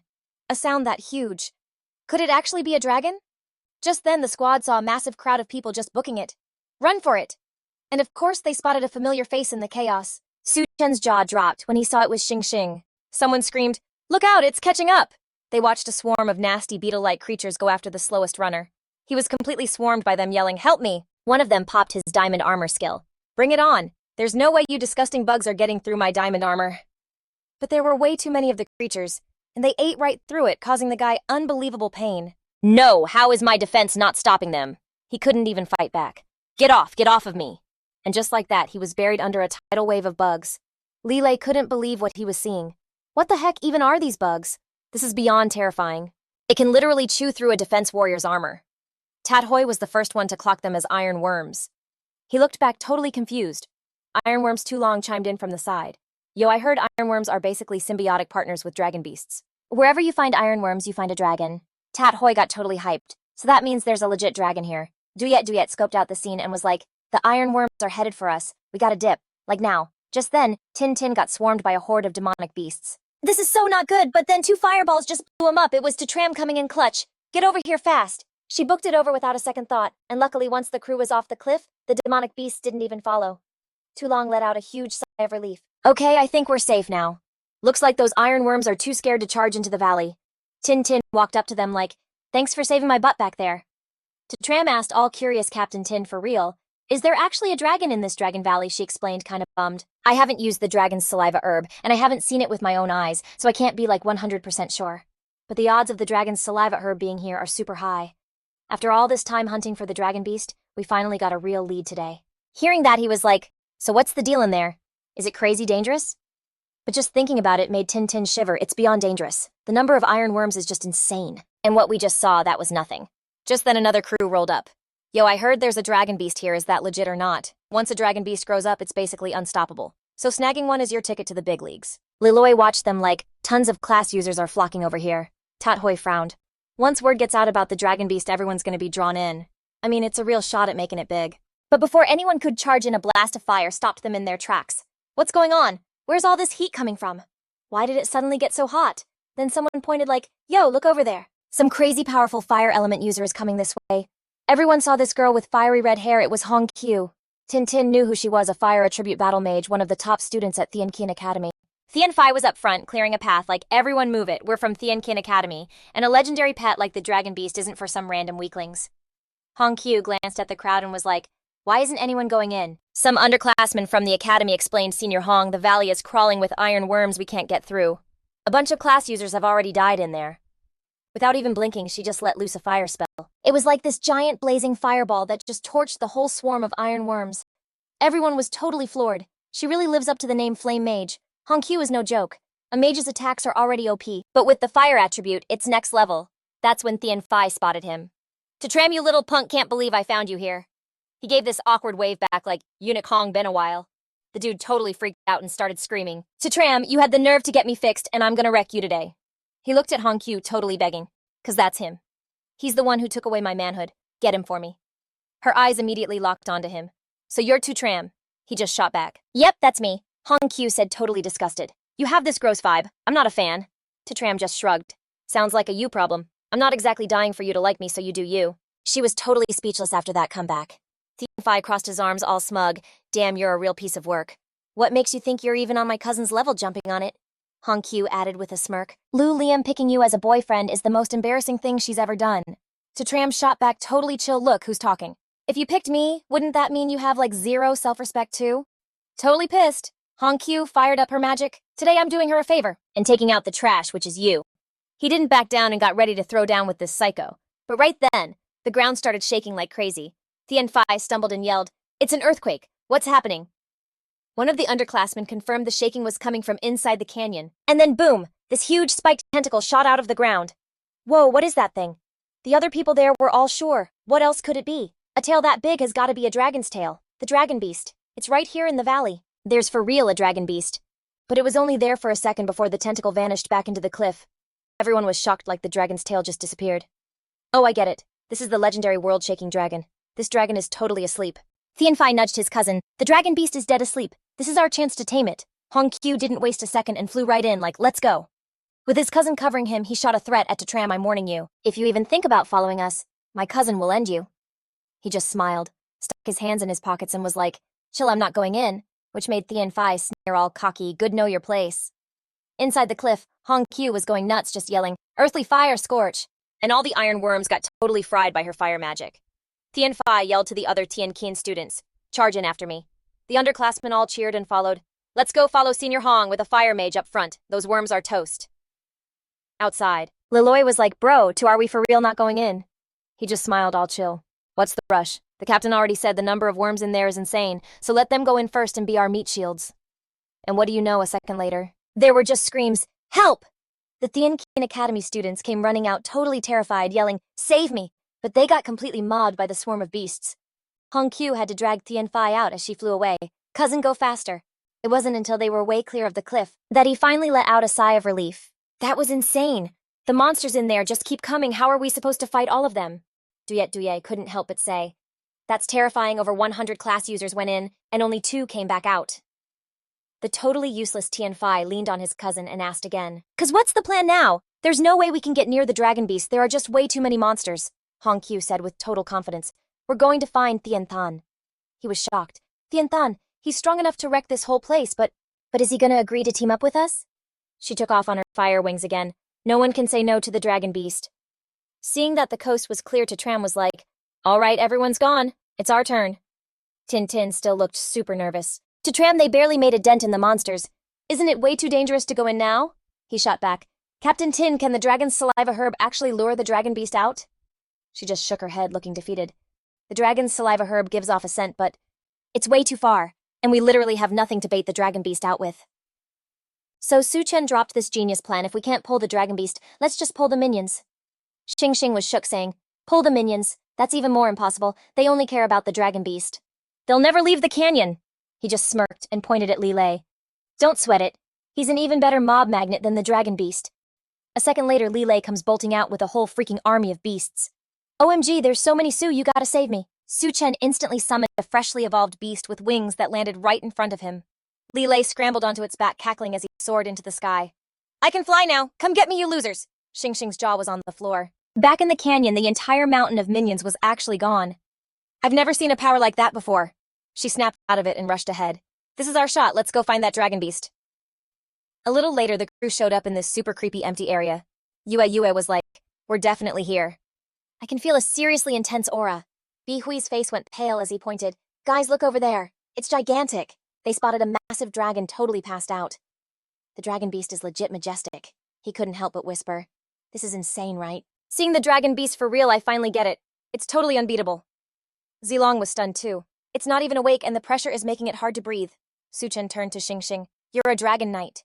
Can you seriously tame something like that asterisk? Xing looked a little nervous. Honestly, I don't know. I never thought the dragon beast would be this terrifying. But this is a once-in-a-lifetime chance for me and I am not backing down. Suddenly someone spotted something. Everyone's eyes darted to the rocks scattered around the dragon beast. Wait, is there something special about those? Bi Hui stroked his chin, thinking out loud. They're definitely not normal. Could those be the super rare skill upgrade stones? Yue's eyes lit up. They totally look like skill upgrade stones. If they are, aren't we about to be crazy rich? He was practically bouncing. Forget rich, after we upgrade our skills, our power levels could jump like a bunch of levels. Zilong was already moving. I'm gonna go grab one and see. He snatched the closest stone, and as he brought it back, he confirmed it. Yep, no doubt. These are skill upgrade stones. Bi Hui was ecstatic. Yes, this score is just as good as getting the Blood God fruit. Actually, the value of these skill upgrade stones is way higher than what the Blood God fruit gave us. Xing suddenly had a light bulb moment. Oh, I get it now. The dragon beast is sleeping here to guard these skill upgrade stones. I mean, this is the kind of stuff that would make any class user lose their mind. For most of them, skill upgrade stones are an even bigger prize than a dragon beast. Too Long flew up again. All right, I'm gonna go collect all of these stones. Su Chen immediately shot back. Be careful, do not wake the dragon beast. Meanwhile, inside the spirit tower, Elder Qin was asking, Supreme Star Tower, I need your help. Tell me when this fallen god's secret realm is going to disappear. Insufficient computational power. Calculation failed. The mysterious figure was shocked. What, not enough power? That almost never happens. This just proves this fallen god's secret realm isn't as simple as your dragon region thinks. Not even the Supreme Star Tower can figure it out. The old man, not believing it, tried asking again. But the spirit tower just repeated insufficient computational power. Calculation failed. Elder Chin was horrified, muttering, "It's still not working. I've already dumped all of my resources into the Supreme Star Tower." He turned to the person next to him. "Fourth throne, I need your help. Lend me your resources." The other guy didn't hesitate. "Ninth throne, just remember you owe me one for this." With both of them asking, the tower finally buzzed to life, beginning calculation. Elder Chin let out a breath he didn't know he was holding. It was working. But then it said, "Unable to calculate departure time, initiating deduction mode." The fourth throne got serious. This mode has only been turned on a few times in all of history, and every single time was when humanity was facing a massive crisis. It looks like this fallen god's secret realm is way more complicated and sketchy than we thought. After a second, the spirit tower spoke. "Deduction complete. The result is, the fallen god's secret realm will not disappear." Both thrones were absolutely floored. What did you just say?" Elder Chin demanded. "Supreme Star Tower, what do you mean it won't disappear?" The tower explained. "This is the 5th time the fallen god's secret realm has descended on the human race. The creator is the fallen god, and after absorbing tons of human life force over 5 visits, he's rebuilt his divine body. This time he plans to completely take over the mortal world and unleash a catastrophe that will change everything." The fourth throne's jaw dropped. "What, the fallen god is going to rule the mortal world?" He clenched his fists, furious. "Damn it, I knew there was something off about this secret realm. But I never imagined the fallout would be this bad." The spirit tower kept going. "Gods like the wild gods and fallen gods normally can't just show up here because their bodies are too powerful. But the fallen god's body was wrecked in the past. So he turned himself into this secret realm as a workaround to get into the human world. After years of absorbing the life force of human class holders, he's fully healed his divine body, making him the first god to truly set foot in the mortal world." This sent Elder Chin into a panic. Damn it. All those idiots outside still think this secret realm is some huge opportunity. They think that even though tons of regular class holders die, it creates powerful elites in return. They think it's a good thing for humanity, but it was a freaking disaster in disguise the whole time. The fourth throne added, 5 descents. Yeah, a lot of people got super strong, but that's also why the fallen god can now fully descend. We're in some deep trouble." Elder Chin pleaded. "Fourth throne, I don't care what region you're from. I'm asking you to help our dragon region stop the fallen god." But he didn't agree right away, saying, "I have to go back and discuss this immediately." The old man pressed him. "This is bigger than just the dragon region now. This is about the survival of all of humanity. I hope everyone can just drop the regional drama and look at the big picture." The fourth throne gave a sharp nod. "I get it," and then vanished through a space portal. Elder Chin let his disguise drop. "Little Meow Meow is still in there. I'm scared her chances aren't good this time. I'm worried sick." Meanwhile, Yue-chan's group of 3 had made it into the shrine, and the fallen god was right there in front of them. Pan Tu was sweating bullets. "Yep, that's him. I can already feel that divine pressure." She warned them, "Be careful. My dad once told me the fallen god is just sleeping in this realm to heal. We absolutely cannot wake him up or we're toast." As they went deeper, they saw someone meditating. Yanzi's face went white. "Is that the fallen god? I can't stop shaking," he begged. "Yue-chan, you have to do something quick. This pressure is insane, I can't." Was totally crashing. She whipped out her most prized artifact. "The fallen god is still out cold. He's gotta go down. Dad, I'm doing this for you." But before she could even launch it, Nguyet Thien got shanked from behind. Her face went white with pain, completely frozen, unable to move. When Nguyet Thien spun around, she saw her attacker was one of her own teammates. She clutched her side totally in shock. "Wen-tu, how could you?" Yinzi screamed in total horror. "Wen-tu, are you out of your mind?"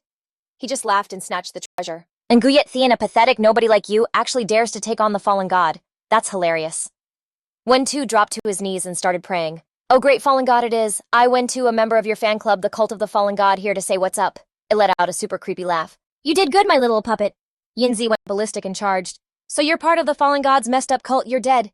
But in that instant, it just held out a hand and these crazy chains shot out, wrapping around her and yanking Yinzi through the air right towards it. She barely had time to scream, "Nguyet Thien, run!" before the fallen god clenched its fist, and an explosion just completely wiped Yinzi out. Her entire life force was sucked right into it. The fallen god stood up, looking satisfied. Delicious, even after draining tens of thousands of human class holders. "I'm still hooked on the taste of you humans." Nguyet Thien screamed, her voice filled with hate. "You monster!" It looked her over. "Oh, you're Wang Longxiang's kid. He was pretty tough, shame he's already toast." "So, you want to join my team?" Nguyet Thien was literally shaking with rage. "In your dreams, you took out my father, and I'm gonna rip you to shreds for it." The fallen god just laughed and shook its head. Nah, you've got it all wrong. I mean, sure, I killed Wang Longxiang, but he was actually taken down by your own people." Her jaw dropped to the floor. "Taken down by his own people? What are you even talking about?" It made her an offer. "Swear you'll follow me and I'll spill all the tea. I need some loyal minions to help me run this mortal world." Just then, Fan Do piped up. "Fallen god, I'm your most loyal servant. The thing shot him down with disgust. Please, a traitor to your own kind has zero loyalty in my book. He jumped, totally shocked by that. What? Nguyet Tian let out a smug laugh. That's what traitors get. Nobody wants them. The fallen god asked again. So what's it gonna be, bow down or die? She pointed at the guy still kneeling. I'll join you. Fine. But you have to ice this guy first. I hate traitors to humanity more than anything. Fan Do started pleading frantically. Fallen god, don't listen to her. She's just trying to play you. I'm one of yours. I'm your guy. The creature leapt down from its throne and snatched Nguyet Tian by the throat, hissing, You don't get to make deals with me. If you say no, you die. Just a tiny squeeze from the fallen god made her cough up blood. It motioned for the vines to come closer. Perfect. I just thought of a way more interesting game. Way more fun than just ending you. A vine immediately shot out and stabbed into Nguyet Tian. The fallen god's voice was pure evil. You hate traitors, right? Well, I'm going to turn your body into a demon beast, making you the exact thing humanity hates the most. I want to see how you handle that, and if you'll even have any energy left to hate me. Fando held up the artifact with a fake smile. Fallen god, this is the little present Wang Longxiang left behind to deal with you. It scoffed, raising an eyebrow. The annihilation thunder. I had no idea Wang Longxiang had a weapon this insane. This thing could actually hurt me. He quickly tried to suck up. A weapon this gnarly should be in your hands, great fallen god, before anyone else can get to it. It's too risky. The fallen god was like, nah, stashing it away is no fun. Here you take this annihilation heavenly thunder. Fandu asked, totally blank. What me? You want me to take it? It nodded. That's right. You take this thing and get close to the powerful humans, and use their own weapon against them. Let them see how the annihilation thunder feels. Wouldn't that be so much more entertaining? Those words got him super hyped. Your genius is on another level, fallen god, as soon as I get back. I'll use the annihilation thunder to wipe out a 9-star powerhouse in your name. It scoffed, totally unimpressed. Think bigger. Who cares about a 9-star scrub? If you're gonna take someone out, go for the major leagues like the Thunder God, the Blood God, those god-tier humans and their 12 secret thrones. Fando bowed his head to take the order. Yes, sir. I will 100% complete the fallen god's mission. Suddenly, the creature zapped him with a huge surge of power. Fando felt the change in his body, totally stoked. Whoa, my power level just went through the roof. The fallen god explained. That's a little taste of magnetic energy I've gifted you. It'll make you immortal, a reward for being a good little follower. He immediately dropped to his knees, gushing, Thank you, fallen god, all hail the fallen god. Just then, Zilong got back with the crystals. I've got all the skill upgrade stones. Bihui was pumped. Yes, hurry up and upgrade your skills. I can't even imagine how OP they're gonna be after this. But Yue cut them off. Hang on, does it seem way too quiet to you guys? Xing noticed it too. The dragon beast's snoring had totally stopped. Turns out the dragon beast was wide awake and giving them all the death stare. Bihui yelled in a panic. Oh crap, the big guy's up. It let out a massive roar, and the shockwave alone was enough to send the group stumbling back. Yue's face was full of dread. Unreal, just one roar nearly blew us away. He was fresh out of ideas. What now, do we just go all in? Without even thinking, Zilong charged in to attack, but the dragon beast just casually swatted him down with one claw. Bihui quickly pulled him back.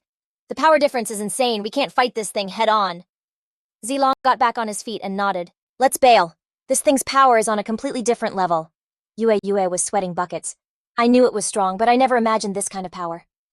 Right then, the dragon beast beat its wings and soared into the air. Su Chen immediately summoned his rolling donkeys, and the herd stampeded forward to form a meat shield, but they got absolutely torched by the dragon's fire. He gritted his teeth, totally on guard. Dang it, even the donkeys were toast in seconds. Is there seriously no way to stop this thing? Bihui was pale with fear. We're so dead. We don't even have a way to try and tame it. Yue looked like he was about to have a meltdown. I don't think we can even get away this time. Xing stepped up. You guys go? I'll stay and buy you some time. Su Chen totally disagreed. Xing, that's pointless. We're all leaving. But she was dead set on staying. If we all try to run, we'll all get wiped out. Listen to me, you have to go. I'm going to try and tame it. I won't have any regrets, even if this is it for me. But right at that moment, a warship zoomed in. Standing on the deck were Tianqing and Hong Zhao's posse. Xing gasped. The Sky Mother warship! He's here! Tianfei was screaming his head off. Su Chen, how dare you try to steal our dragon beast? He just smirked, rubbing his chin like he was thinking, these clowns showed up at the absolute perfect time. Hong Zhao crossed his arms, looking down on them. All you nobodies better get lost. Su Chen immediately turned and said, Xing, let's go. This dragon beast? Whatever, let him have it. She was kinda bummed, but he gave her a chill smile. Dragon beasts are like a total nightmare to handle. Even a big shot like Tianqing can't tame that thing. We'll get another shot later, so for now, let's just bounce. Xing had to get her ambition in check. Taking his advice, they started to dip. The second he saw them, Tianqing yelled, Listen up, you losers. This dragon beast is way out of your league. Get lost in the next 10 seconds, or I'll totally wreck you. Su Chen wasn't trying to start anything. Let's go, we're not strong enough to just grab this thing. Just let them have it. Bi Hui was seriously ticked off thinking, this dude thinks he can flex on me. Oh, it's so on. He's gonna get his... Meanwhile, the dragon beast was going totally wild, but Tianqing was too busy staring down the crew as they left. So that's the famous Su Chen? He totally bailed the second I said anything. I have no idea what Lu Lian sees in that guy. What a total wimp. Once I tame this dragon beast, Lu Lian will finally see I'm the one for her. He turned to the beast. I know you get what I'm saying, so listen up, you work for me now. But plot twist, the dragon beast gave him zero respect and just yeeted him across the field. He totally face-planted, knocked out cold and completely helpless. Hong Zhao and her friend were like totally shook. Seeing her opening, she didn't even think twice and just went for it. Hong Zhao dropped her epic world-annihilating fireball technique, but the dragon beast was not impressed. It hit back, completely shutting down her move. Hong Zhao was freaking out like, no way this is happening, before an energy ball sent her flying too. Tianfei went ghost white with fear. Oh crap. 2 of the top 5 from Sky Whale Academy one-shotted. How are we even supposed to fight this? No wonder Su Chen just dipped. That little jerk totally played us. But then a crazy laugh erupted from where Tianqing had landed. He shot right back up. The tougher you are, the more fun this is gonna be. The mothership overhead locked on, and like a ton of cannons just popped out. On board, a terrified Tianfei was screaming his head off. Watching from far away, Xingxing gasped. I heard just one shot from that mothership can literally flatten a hill, and a full power blast can totally vaporize a 9-star expert. I mean, assuming the expert is dumb enough to just stand there and take it. But Tianqing just gave the order, light it up. Instantly, dozens of shells flew out, blowing up all around the dragon beast. Tianfei was totally hyped. Okay, I see why he's one of the big 3 at Sky Whale Academy. Who could even survive an attack that insane? Hong Zhao came back saying, thank God Tianqing is here, otherwise we would have been toast against this thing. He threw his arms out, super cocky. I don't care how strong you are, I'm just gonna crush you with raw power. In this whole world, I'm the only one who matters. Bi Hui was clenching his fists, totally pissed. He's so full of himself, I seriously just want to punch him. Back on the field, Tianqing put his hands behind his back and talked down to it. So dragon beast. Still think you're all that? Get on your knees and help me on the abyssal battlefield? But surprise, the dragon busted out of the dust, roaring its head off. Tianqing's jaw dropped. What? In a split second, it lunged and straight up snatched him. Hong Zhao and the others totally screamed. This sudden flip left Yue speechless. Did he really get himself taken out just trying to look cool? Stuck in the dragon's mouth, Tianqing was struggling like crazy. Help me. Hong Zhao snapped into action. Hurry, we gotta save him. But the dragon beast shattered her fireball like it was nothing, and Hong Zhao just felt totally useless. That was my best shot, and it didn't even scratch it. Then the beast just tilted its head back and swallowed him whole while he was still screaming. No, for